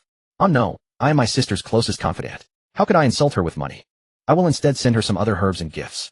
That way she will feel obliged and naturally agree to my request. Ha ha ha. I am truly a genius. Dong-er, your ladyship, might I ask what you understand by the word genius? As the melody within gradually drew to a close, Consort Liang immediately tossed the melon seeds in her hand to the ground. She had to leave. She couldn't be seen by the emperor, who had been insatiably unsatisfied lately. She needed to avoid him. Consort Liang swept her gaze around and noticed a sweeping maid nearby. She quickly walked over. The maid, catching a glimpse of her continuously cracking melon seeds out of the corner of her eye, nearly rolled her eyes to the heavens. Hey, she had just finished sweeping that area. What a disaster. This Consort Liang was even coming to the courtyard outside Consort Xian's palace to produce garbage. Such a nuisance for them. No, she would have to find her sisters later to gossip. She would thoroughly tell them about this Consort Liang. Good sister, our mistress was cracking melon seeds just now and didn't notice scattering them all over the ground. Here's some silver, please take the trouble to clean it up properly. Dong-er, who had followed, instantly understood Consort Liang's intention. She took out a small piece of silver and pressed it into the maid's hand. The maid was stunned. Consort Liang was a goddess of fortune descended. Oh no, the goddess of fortune herself. A smile instantly bloomed on the maid's face. Oh sister, why be so polite? As she spoke, the maid tucked the silver into her sleeve. This is all this servant's duty, it's only right, only right. Consort Liang was truly a good person. Soon she would go to her sisters and sing praises of how wonderful Consort Liang was. Dong-er smiled, supported Consort Liang, and they left. As soon as they were gone, the maid took out the silver, bit it, and kissed it happily several times.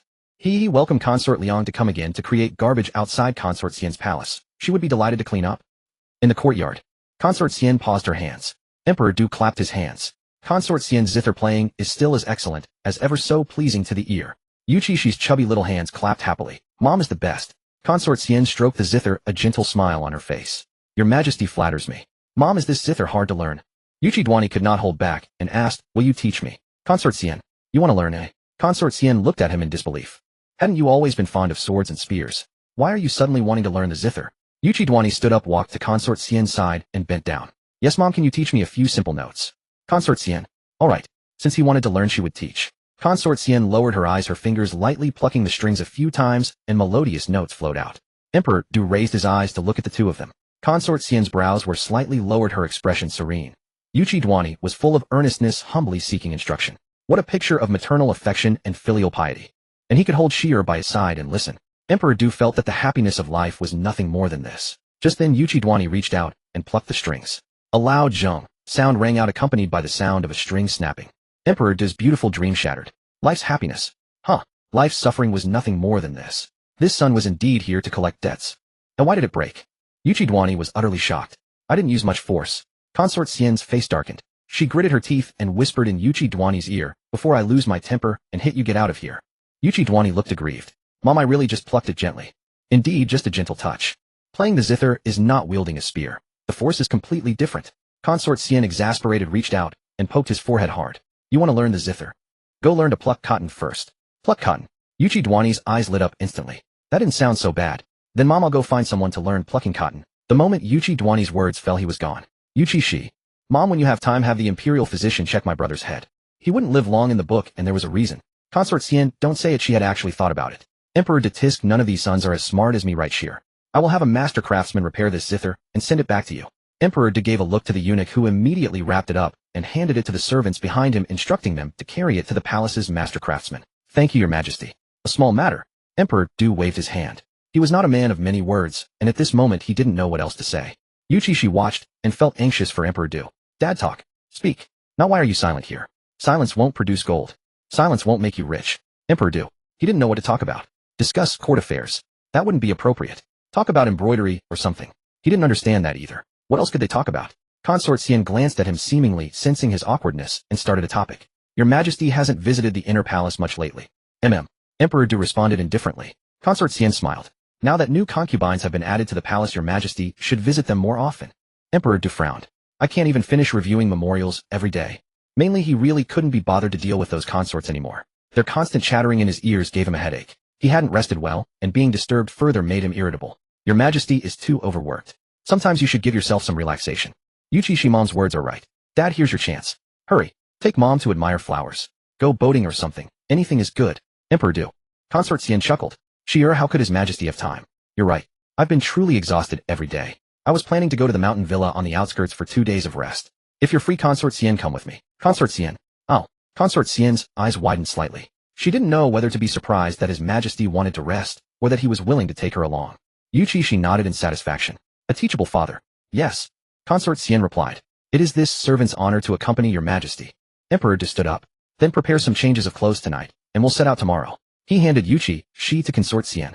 I'll go review memorials. He wanted to relax tomorrow, so he had to review more today. Yes, this servant sees your Majesty off.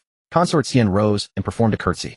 Once Emperor Du was far away, Xiao Xiang joyfully approached. Milady, how wonderful. Milady will have time alone with His Majesty. Consort Xian smiled. Prepare the clothes. Yes. Xiao Xiang went to prepare, brimming with excitement. Late at night, suddenly a crimson glow bloomed above the Grand Tutor Zong's mansion. A red mist enveloped the mansion, exuding a dangerous aura. Yuchi Xi opened her eyes, climbed out of her cradle, and crawled out, lifting her gaze toward the direction of the Grand Tutor's mansion. Jing Huayan, who had been guarding the door, saw Yuchi Xi emerge and followed her gaze toward the Grand Tutor's mansion. He could also see the clouds above the Grand Tutor's mansion tinged with an eerie red light. What was happening? Yuchi Xi called out with her mind, puppy. Woof woof woof. The white wolf darted out from the shadows. Yuchi Xi glanced at it. Have you gotten fatter? The white wolf stiffened, then looked up at the sky. Master, what are you saying? I don't understand. Let's not talk about that now. Sister Zong's home seems to be in trouble. The white wolf followed her gaze.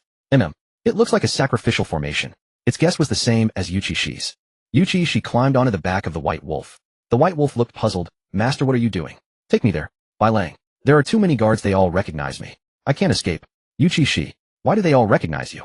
Bai Lang, upon hearing this, felt a bit guilty. Maybe it's because I am too handsome and dashing. Look at my majestic, thick and soft fur. They probably envy me for having such good fur. Yuchi Xi. Do you think I believe that? Tell the truth. I just, took a little bit of their food, really, just a little. Yuchi Xi. Did I shortchange your food? No, I have a big appetite. Yuchi Xi, forget it. Saving people is more important. Yuchi Xi signaled Bai Lang to take her inside to get a brush. After obtaining the brush, she drew a talisman on Bai Lang's body. The tip of the brush stirred the spiritual energy between heaven and earth. The talisman was completed, and Bai Lang grew 2 transparent wings. It lifted off the ground and instantly soared into the air. Aowu, Aowu, Bai Lang cried excitedly. I can fly, master, I can fly. From today on I am no longer Bai Lang, I am Flying Wolf. You are a flying puppy. Bai Lang. Its heart, blazing like fire, was instantly doused by a waterfall, turning ice cold. Jing Huayan looked up, his face full of shock. Bai Lang can actually fly. Can wolves fly? If he wasn't mistaken just now, it was the little princess who drew something on its body. Jing Huayan did not hesitate and followed. The little princess's safety is paramount. Yuchi Xi patted Bai Lang. Hurry over, save people. Bai Lang acknowledged, adjusted to its wings, and shot out like an arrow from a bowstring. Jing Huayan pushed his lightness skill to the limit, yet he was still a bit behind them. He marveled inwardly, the thing the little princess drew is truly remarkable. Grand Tutor's mansion. Concubine's son laughed maniacally, watching her own blood flow into the array. Beside her were her 2 daughters bound with ropes. Mother is gone, you cannot live on either. Be good, come with mother to die. Zong Bailing felt her mother had gone mad. Her mouth was gagged, so she could only shake her head, desperately, tears streaming down her face, but she could not soften Concubine's son's heart. Concubine's son picked up a knife and slashed both their hands deeply. Blood gushed out instantly. Zong Bailing and Zong Meijun looked at their mother in disbelief. They felt extremely aggrieved. Why did their mother want them to die? Why could the younger brothers be spared? With the addition of their blood, the array blazed with light. The light turned into red mist, enveloping the entire Grand Tutor's mansion. The maids and servants suddenly opened their eyes, their gazes blank, and walked out. Whenever they saw a person, they would start fighting. Bai Lang carried Yuchi Xi and soon arrived above the Grand Tutor's mansion. The red cloud above the mansion was so vivid it seemed about to drip blood. Inside the mansion, a group of maids and servants were fighting each other, kicking and slapping like soulless puppets, mechanically attacking one another. TSK. Humans are truly sinister. This sacrificial method actually makes people fight to death, then absorbs their resentment essence and blood, sacrificing everything to summon an evil spirit. Once the evil spirit appears, not only the Zong mansion, but everyone in the entire city will be slaughtered by it. Poisonous, too poisonous. Yuchi Xi clicked her tongue. A little trick, laughable. Bai Lang, almost forgot, my master is a master of the occult. Yuchi Xi ordered Bai Lang, take me over there. Her little finger pointed, and Bai Lang immediately carried her charging into the mansion. Jing Huayan's heart skipped a beat, and he quickly followed. As soon as he entered, the red mist around him swished away to a great distance. This chosen one is no joke. Whoever touches him dies. Jing Huayan. He didn't understand why the red mist avoided him, and he hurried toward Yuchi Xi. He saw Bai Lang carrying Yuchi Xi. Yuchi Xi grabbed Bai Lang's tail and tied the brush to its tip. As Bai Lang walked, the brush tip traced a long line on the ground. The direction Bai Lang was heading seemed to be the latrine. Jing Huayan. What is the little princess up to? Bai Lang ran around the latrine at high speed, carrying her. After finishing in one breath, it stepped away from the latrine, panting with its tongue out. Stinky, it stinks to death. Human latrines are stinkier than dung beetles' dung. Yuchi Xi. Yuchi Xi drew the final stroke. Looking up, she saw the red mist and red cloud rush noisily above the latrine, desperately sucking at it. The contents of the latrine burst through its roof, were sucked out, and all entered the red cloud. The people who had been controlled suddenly woke up, as if from a dream. Seeing their injuries, they screamed, "Damn! Weren't I sleeping? Who dragged me out and beat me up?" Looking up, he saw the person opposite raising a hand, as if to strike him. He roared and lunged at that person, swinging wildly. "I'll teach you to hit me while I'm sleeping, teach you." The person pinned to the ground was stunned by the beating. Coming to his senses, he wrestled with him. Yuchi Xi was dumbfounded. Hadn't she diverted the array to the latrine? Why are they still fighting? Terrible, terrible. Meanwhile, on the other side, in the evil spirit realm, an evil spirit lay on the ground with its mouth wide open. Above its head was a crimson cloud engraved with symbols that looked like an array. From the array, human resentment and essence turned into delicious food falling into its mouth. It just kept its mouth open, eyes closed, quite content. That Taoist didn't lie to it. Finally, someone was going to summon it. Now it was having a little dessert. Once it got out, the entire city's population would make a hearty meal. The evil spirit felt completely comfortable. Just then something fell with a splat beside its mouth. It licked it, and the taste was strange. Whose resentment had such a flavor? It stank like shit. What profound resentment must this be? As the smell grew more pungent, the evil spirit opened its eyes and nearly dissipated in terror. What the fuck? Where did this shit come from? Under the red cloud was a huge pile of feces. If that pile fell, it would either be crushed to death or stunk to death.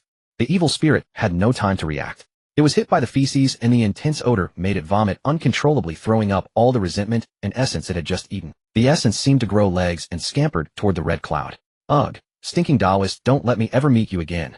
It was tricked by that stinking Taoist. The evil spirit for the first time regretted cultivating a physical form, which caused it to suffer such torment. Yuchi Xi saw that their essence had returned. With a wave of her brush, the essence went back into each person's body. She raised the brush, pointed the tip at the red cloud, and quickly drew a talisman. As the final stroke fell, a golden symbol shot into the red cloud. The red cloud exploded with a boom. Concubine's son, who was laughing maniacally, spewed a mouthful of black blood, her eyes bulging, her feet kicking, and she died instantly. In Zhong Wanfeng's boudoir, Yuchi Duan, he was offering his arm to Zhong Wanfeng's mouth. "Miss Zhong, don't bite yourself. Bite me. My flesh is thick and not tough." Zhong Wanfeng's eyes, which had lost their sanity, gradually became clear. She looked up and slapped him. "Where did this white ape come from? How dare you break into my boudoir at night? You're asking for death." "Wait." Yuchi Duan, he wiped his face and pulled off a large piece of cotton. "It's me, Miss Zhong, it's me. Zhong Wanfeng. Your Highness the Fifth Prince. Why have you come here? And you're covered in cotton fluff." Zhong Wanfeng looked him up and down, seeing him covered in cotton wadding. Yuchi Duanxi. He absolutely could not let Miss Zhong know about his cotton fluffing. "It's like this.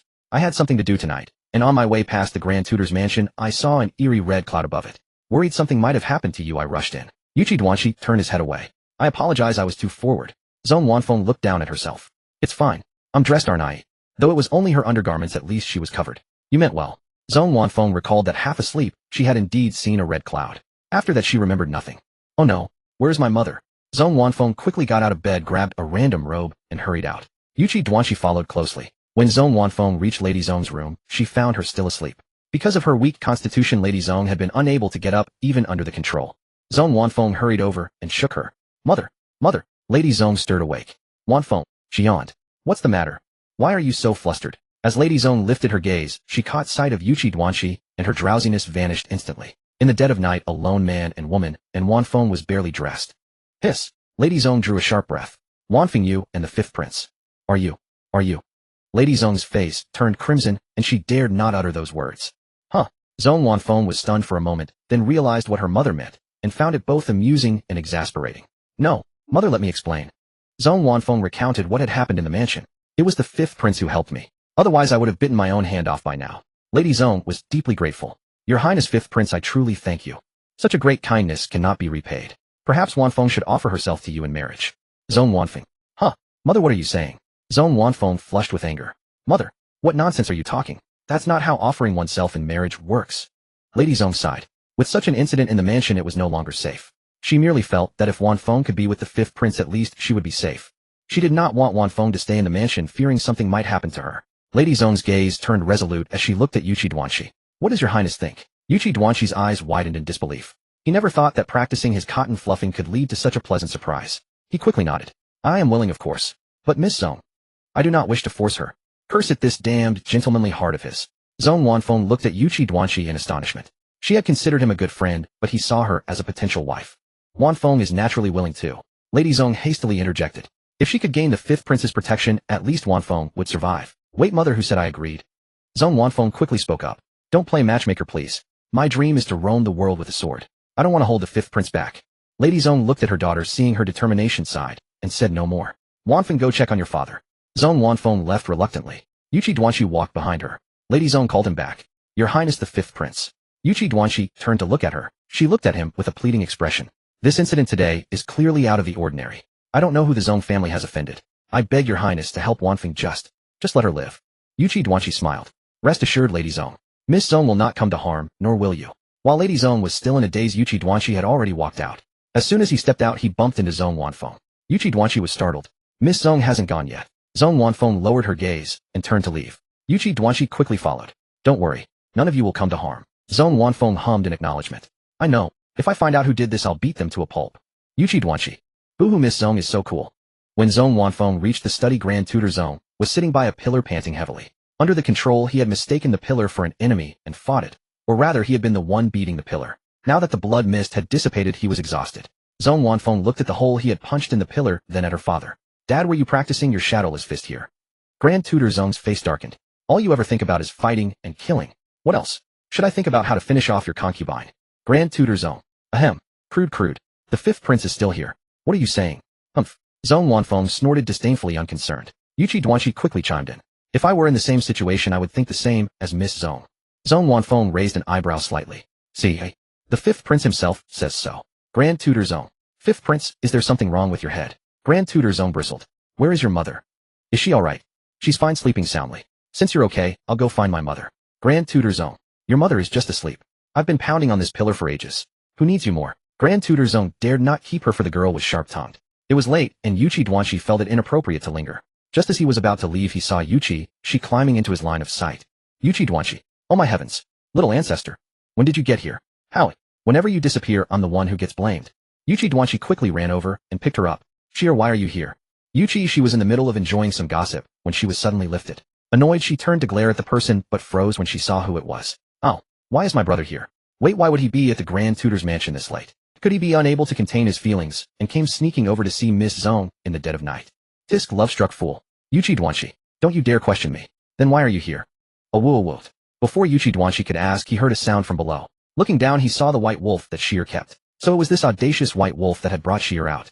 Yuchi Duanxi shot the white wolf a reproachful look. You, the white wolf, are neglecting your duties. Just wait, I'll tell father. A woo-woo. The white wolf wagged its tail cheerfully. For some reason, Yuchi Duanxi could see excitement on its face. In front of the white wolf, a dog lay on the ground barking. It seemed the dog was chatting with the white wolf. A dog and a wolf chatting. Yuchi Duanxi felt either he was going mad or the two animals were. After listening to the white wolf's account, Yuchi Xi exclaimed in her heart. Holy crap. How thrilling. What? None of the children born from Grand Tutor Zong's concubine are actually his? Yes, master, it's true. It said that if we hadn't just saved them, it wouldn't have told us such a secret. At that time, concubine's son, to keep this matter hidden, married off her personal maids out of the mansion and secretly killed them. Now, apart from concubine's son and her lover, only these animals in the mansion know about this. White Wolf grew more excited as it spoke. These humans really know how to play. In the animal world, pregnancy is pregnancy, but humans are different. Humans can fake pregnancy. They can even deceive people. This dog said that the first time concubine's son indeed slept with the Grand Preceptor, but she actually didn't get pregnant that time. But when she heard that the Grand Preceptor wanted to expel her from the mansion, she falsely claimed to be pregnant. However, the Grand Preceptor was busy for the following month, and she couldn't get close to him. So she found a man did exciting things every night, and then she really got pregnant. Yuchi Xi. Oh my god, truly impressive. Even a small person has great ambitions. She's such a talent, it's a pity she didn't go into palace intrigue. Yuchi Duanxi. No, Sheer, what terrible thing are you talking about? Are the children of the concubines in Grand Preceptor Zong's mansion not his at all? This scandal is too much for him to handle. What's more exciting is that in the next few times to take revenge on Grand Preceptor Zong, concubine's son drugged him, threw him aside, and called a wild man over to do exciting things. Then in the morning, she would wake up together with Grand Preceptor Zong, making him mistakenly believe that they had slept together the night before when in fact they hadn't. Why did concubine's son always want to become the main wife? It was so that her son could inherit the Grand Preceptor's mansion, and then she would tell Grand Preceptor Zong that his son was not his, and she would enrage him to death. Heavens! A woman's heart is the most venomous, killing the body and destroying the heart. White Wolf clicked its tongue. When humans turn ruthless, there's really nothing left for animals like them. Yuchi Xi. At this moment, I can only say 666. Yuchi Duanxi. What on earth is going on? No, what kind of riddle are you, one human and two animals playing? Can't you just tell me everything? Where's that man from? I asked Master. It said it's the steward's son. Great. Master, it said that the steward's son had long coveted the Grand Preceptor's mansion, so he collaborated with Concubine's son from inside. The drugs Concubine's son used were all bought by him through his connections. Awesome. Yuchi Xi. Encrypted conversation, huh? Is there something I can't hear? Can't you stop arousing my curiosity and then saying nothing? Sheer, speak, I'm listening, speak. Yuchi Xi kept silent. The dog also got up and ran away. White Wolf returned to Yuchi Xi's side, wagging its tail, still savoring the story it had just heard. If I take this story back to the wolf pack, I can definitely become the new storytelling wolf. Oh whoa. Huh. Woof woof. Yuchi Xi found a comfortable spot in Yuchi X's arms, intending to rest. Then she saw Zone Wanfeng approaching. Fifth Prince, thank you for today's matter. Shall I see you off? Yuchi Xi looked at Zone Wanfeng, hesitating whether he should tell her what he had just learned. Zone Wanfeng looked at him with a puzzled expression. What's wrong? Don't overthink it. My mother asked me to see you off.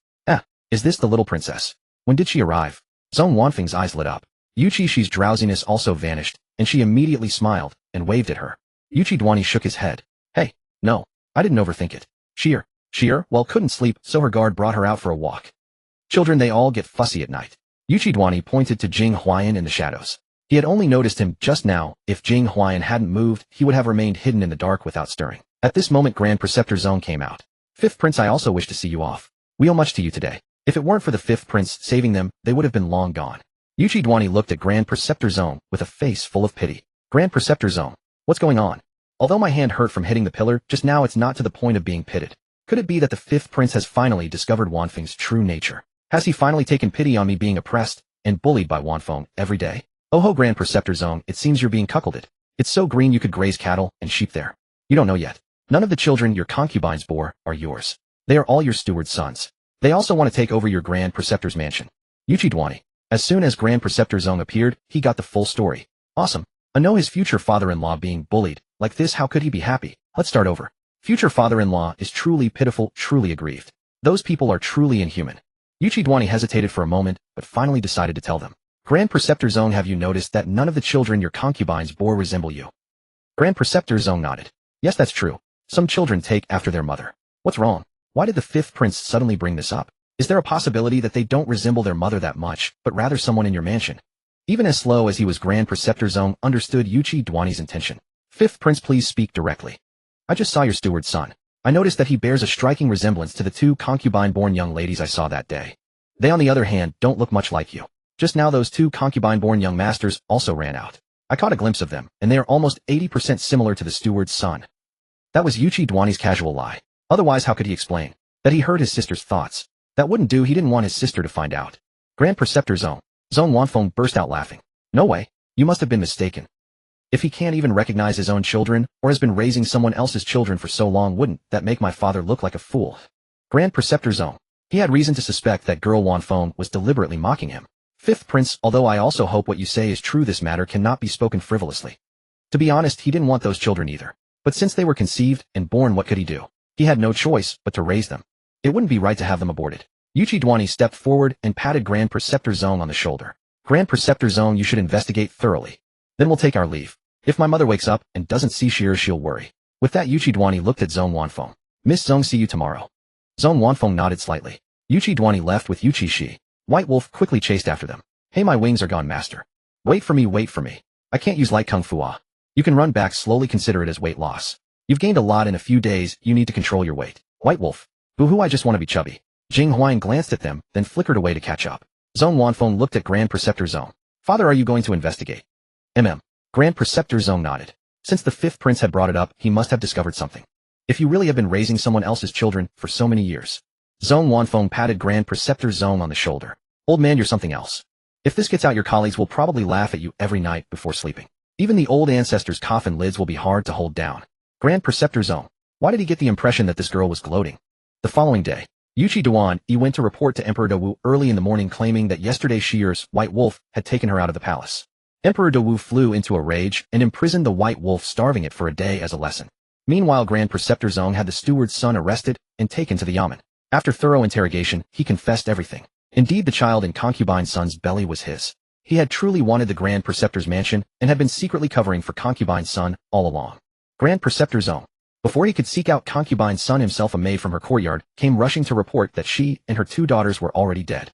Grand Preceptor Zong ordered them wrapped in straw mats and thrown out of the mansion. The two so-called sons were handed over to the steward, who was made to repay all child support funds over the years. The steward knew nothing of this. However, Grand Preceptor Zong dared not keep him either and dismissed him from the mansion. The steward's son was thrown into the dungeon. As a servant consorting with his master's concubine was a capital offense. After settling this matter, Grand Preceptor Zong sought out Madame Zong to discuss it. She merely said, "What is done cannot be undone. Focus on living well in the days ahead." Grand Preceptor Zong understood that Madame Zong was still harboring anger inside, and he knew this was only natural, for the harm inflicted over these years was all too real. Grand Preceptor Zong arranged for Master Wu Chun to examine the scene, and it was then revealed that everything that happened the previous night was the work of concubine's son. Fortunately, the formation had already been dispelled, causing no major harm to anyone. They simply needed to rest and recover their vital energy. Zhong Wanfeng returned in the afternoon, and upon learning of the affair furiously took a whiplash to concubine's son's corpse and lashed it. How could she feel at ease knowing that woman had died so easily? At that very moment, a Taoist priest stood in the suburbs gazing toward the capital of the Yuan Kingdom, holding two boys in his hands before turning and departing. This Yuan Kingdom was not suitable for manipulation just yet. He would first seek out another weaker nation to prey upon. As for the two boys in his hands, if Grand Preceptor Zong had been there, he would have recognized them immediately, the two sons of concubine's son. Though concubine's son was dead, the plan had failed, and even angered the evil spirit. Compensation was still required, and these two boys would serve as sacrificial offerings. On the other side, General Wei Wu's group hastened their march and finally reached the border between the Yuan Kingdom and the Two Kingdom. Hold here and rest. At Yin Boizhong's command, the soldiers stopped to rest where they stood. Seeing them take out sweat cloths to wipe their faces, Wei Chi-Chi's expression darkened, and he retched beside them. Those very sweat cloths were what they had used to stuff into his mouth before. Ever since learning the truth, the mere sight of those cloths made Wei Chi-Chi's stomach churn. "Your Highness the Sixth Prince, you'll be leading the charge soon. Come eat more buns. You'll need the strength." "Huh?" The soldiers laughed as they looked at Wei Chi-Chi. "Hey, you deserved worse for your disrespectful words about the little princess earlier. This was mercy." Wei Chi-Chi's face cycled through shades of green and white. He found Yin Boizhong. "I refuse to lead the charge. I don't need any merits. I want to live." As long as he returned alive, he could claim it as his own accomplishment. "Humph." Yin Boizhong lifted his eyelids and glanced at him, letting out a cold scoff. "You want to live? Tell me, Your Highness, who among us does not wish to live? Only you are so precious." "And what else?" Wei Chi-Chi sneered. "I am a royal prince. You are merely commoners. Commoners who die. I am a prince." Yin Boizhong. What a twisted way of thinking. He had no patience for further nonsense. "Tie the sixth prince up and place him at the very front when we move out." Wei Chi-Chi. Yin Boizhong. "You old wretch, do you intend to kill me? Just because I said a few words about that little slut Wei Chi-Chi? Don't you fear my father will have your head?" Yin Boizhong's expression turned icy, and the surrounding soldiers fixed him with cold, menacing stares. Did he know what he was saying? If not for the little princess, how would the emperor's temper have stabilized so? If the emperor had not stabilized, would they have enjoyed the peace they now knew? It seems the sixth prince has learned nothing. Yin Boizhong personally took the rope and prepared to bind him to the shield. "When the fighting truly begins, this old minister will untie you. Whether you retreat to certain death or press forward for a sliver of survival is entirely up to Your Highness." Wei Chi-Chi struggled, but Yin Boizhong delivered a swift chop to his neck, knocking him unconscious. Without hesitation, he bound him securely to the shield. When Emperor Da Wu had led troops to battle, he always charged at the very front. Among the imperial family of Yuan Kingdom, only this foul-mouthed coward had been born. The Emperor of Two Kingdom had mistaken the Yuan Kingdom's forces for friendly envoys, until that night, when Two Kingdom was suddenly attacked by Yuan troops. The two emperor hurriedly dressed and demanded from the eunuch beside him, "What is going on? Were our envoys not sent to Yuan Kingdom? We even sent fine pearls as gifts. Why would Yuan Kingdom do this?" The eunuch whispered low, "Your Majesty, you know well what that pearl truly was." The two emperor was filled with confusion. But they shouldn't have discovered it so quickly. How much time has passed since we sent it? By the time it takes them to arrive, surely they wouldn't have noticed it the moment they received it. Yuan Kingdom isn't without powerful Taoist priests. How could a Yuan Kingdom without powerful Taoist priests discern the secret hidden within the pearl? This servant does not know. Where are our troops? In this state they had no choice but to fight. Recently a neighboring small kingdom borrowed. You lent away more than half of them for those silver coins, did you not? The two emperors' face turned deathly pale. It's over. Even an emergency recall would come too late. After all, the enemy commander was Yin Boizhong. Gather all forces and defend. The two emperor was making one final struggle. But to his astonishment, when the first rays of morning sun appeared, Yin Boizhong had already entered the Two Kingdoms' golden throne hall. Emperor of Two Kingdom, it has been a long time. Abdicate. Yin Boizhong smiled faintly. The two emperors' face twisted in grief and fury. We treated the Yuan Kingdom as friends. How could you do this to us? Emperor of Two Kingdom, we hardly considered that pearl a sign of friendship. Was it not a declaration of war? Yin Boizhong drew his sword, stepped forward, and pressed the blade against the man's neck. Your people have all surrendered. Your soldiers are gone. What are you struggling for? waiting for reinforcements. Your reinforcements have already been intercepted by our soldiers. You have no way out. The two emperors' face turned to ash. At least tell me how you knew the pearl was flawed. Such petty tricks are nothing before your majesty of Yuan Kingdom. Yin Boizhong wasted no more words. He dragged the emperor from the dragon throne, and as the man stumbled and fell, he drove his sword straight into his heart. Do you know the difference between you and our Yuan Kingdom's emperor? Our emperor is not as weak as you. This dragon throne shall not be defiled. Our emperor would rather gift it to the little princess. The little princess. To give away a kingdom he had painstakingly built to a girl child. Yin Boizhong frowned. Throw him here. Assign someone to watch him. When he wakes up, let him clean himself. The soldier said the shield was also dirted by him. Let him wash the shield too. Yuchi Xi, who had originally pretended to be unconscious hoping they would clean him up, opened his eyes full of anger. Yin Boizhong, remember this. I will tell the emperor everything you've done to me. Yin Boizhong snorted coldly. Go ahead and report. I'm just afraid you won't. If you dare to repeat everything you said, let's see if the emperor doesn't punish you. With that, Yin Boizhong strode away, not bothering with him. The soldiers left one to watch him, while the rest followed Yin Boizhong. The soldier who lost the rock, paper, scissors, and was forced to stay looked at his fist constantly practicing rock, paper, scissors. Damn it. How did he end up losing? Guarding him here was a stinking mess. Yuchi Xi was fuming. He turned to the soldier and ordered, Hey, go fetch some water for me. I need to bathe. Are you sure you want to stay here alone? The soldier glanced at the dead emperor of the Earth Kingdom. Yuchi Xi's throat tightened, and he strode outside, leaving a trail of yellow-brown footprints. I'll find water to wash myself. The soldier shrugged and followed. I'll fetch water for you, who always speaks rudely to the little princess. Not a chance. Yuchi Duan, he carried Yuchi Xi back to the palace holding a willow branch in his hand, smiling with a dreamy look. This willow branch was what Zhong Wanfeng had casually broken off and thrown away while riding her horse. As soon as she left Yuchi Duan, he picked it up and wiped it clean with a silk handkerchief. Yuchi Xi. Wang Baochuan's wild vegetable digging camp has started. Brother, go sign up. You'll definitely win first place. You surpass Wang Baochuan. Wang Baochuan. Yuchi Duan, he was utterly confused. Who's that? Why would anyone start a wild vegetable digging camp? Is she that poor? Digging wild vegetables to eat. Can't handle it alone, so she starts a camp. Wait, doesn't starting a camp require money? If you say she's poor, she can afford to start a wild vegetable digging camp. If you say she's rich, she has to dig wild vegetables to eat. Yuchi Duan, he thought, what kind of fascinating person is this? Is she poor or rich? Whatever, first I'll take care of this willow branch. It was personally broken by Miss Zhong. I wonder if she likes the hairpin I gave her. He made it himself. At the Grand Tutor Zhong's residence, Zhong Wanfeng casually placed the jewelry box that Yuchi Duan had given her on the table. Miss, you're back. I saw you return earlier, but then you rushed out again. I didn't even get a chance to speak with you. A maidservant walked in from outside. She was Zhong Wanfeng's personal maid and childhood playmate Ruer. Zhong Wanfeng smiled. Ruer, is your mother doing well? Thanks to you, Miss, my mother is much better now. She can even get out of bed and walk. If it weren't for the Miss giving her money to take her mother to see a doctor, her mother would have been long gone. I never thought so many things would happen while I was away, and I couldn't help you, Miss. Please punish me. Ruer had heard about the events at the mansion as soon as she returned, and she felt very guilty. If only she hadn't gone home to visit her family. Punish you for what? You silly girl. Zhong Wanfeng tapped her forehead lightly. You went home to visit your family. You weren't slacking off on purpose. It's nothing, don't blame yourself. Aren't I fine? By the way, seeing the tears in Ruer's eyes, she changed the subject. Help me see what's inside this jewelry box. Ruer was indeed distracted. This box is quite exquisite. Is it from a young gentleman who admires you? She teased with a grin. Zhong Wanfeng, take a look. Ruer opened it and immediately frowned. Which gentleman is so clueless? Who gives a lady a hairpin with no discernible design?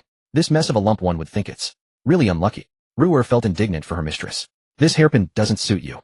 Zhong Wanfeng glanced at it. It's truly ugly. It's from the fifth prince. TSK. Could this be something the fifth prince made himself? Then he'd better never make another one.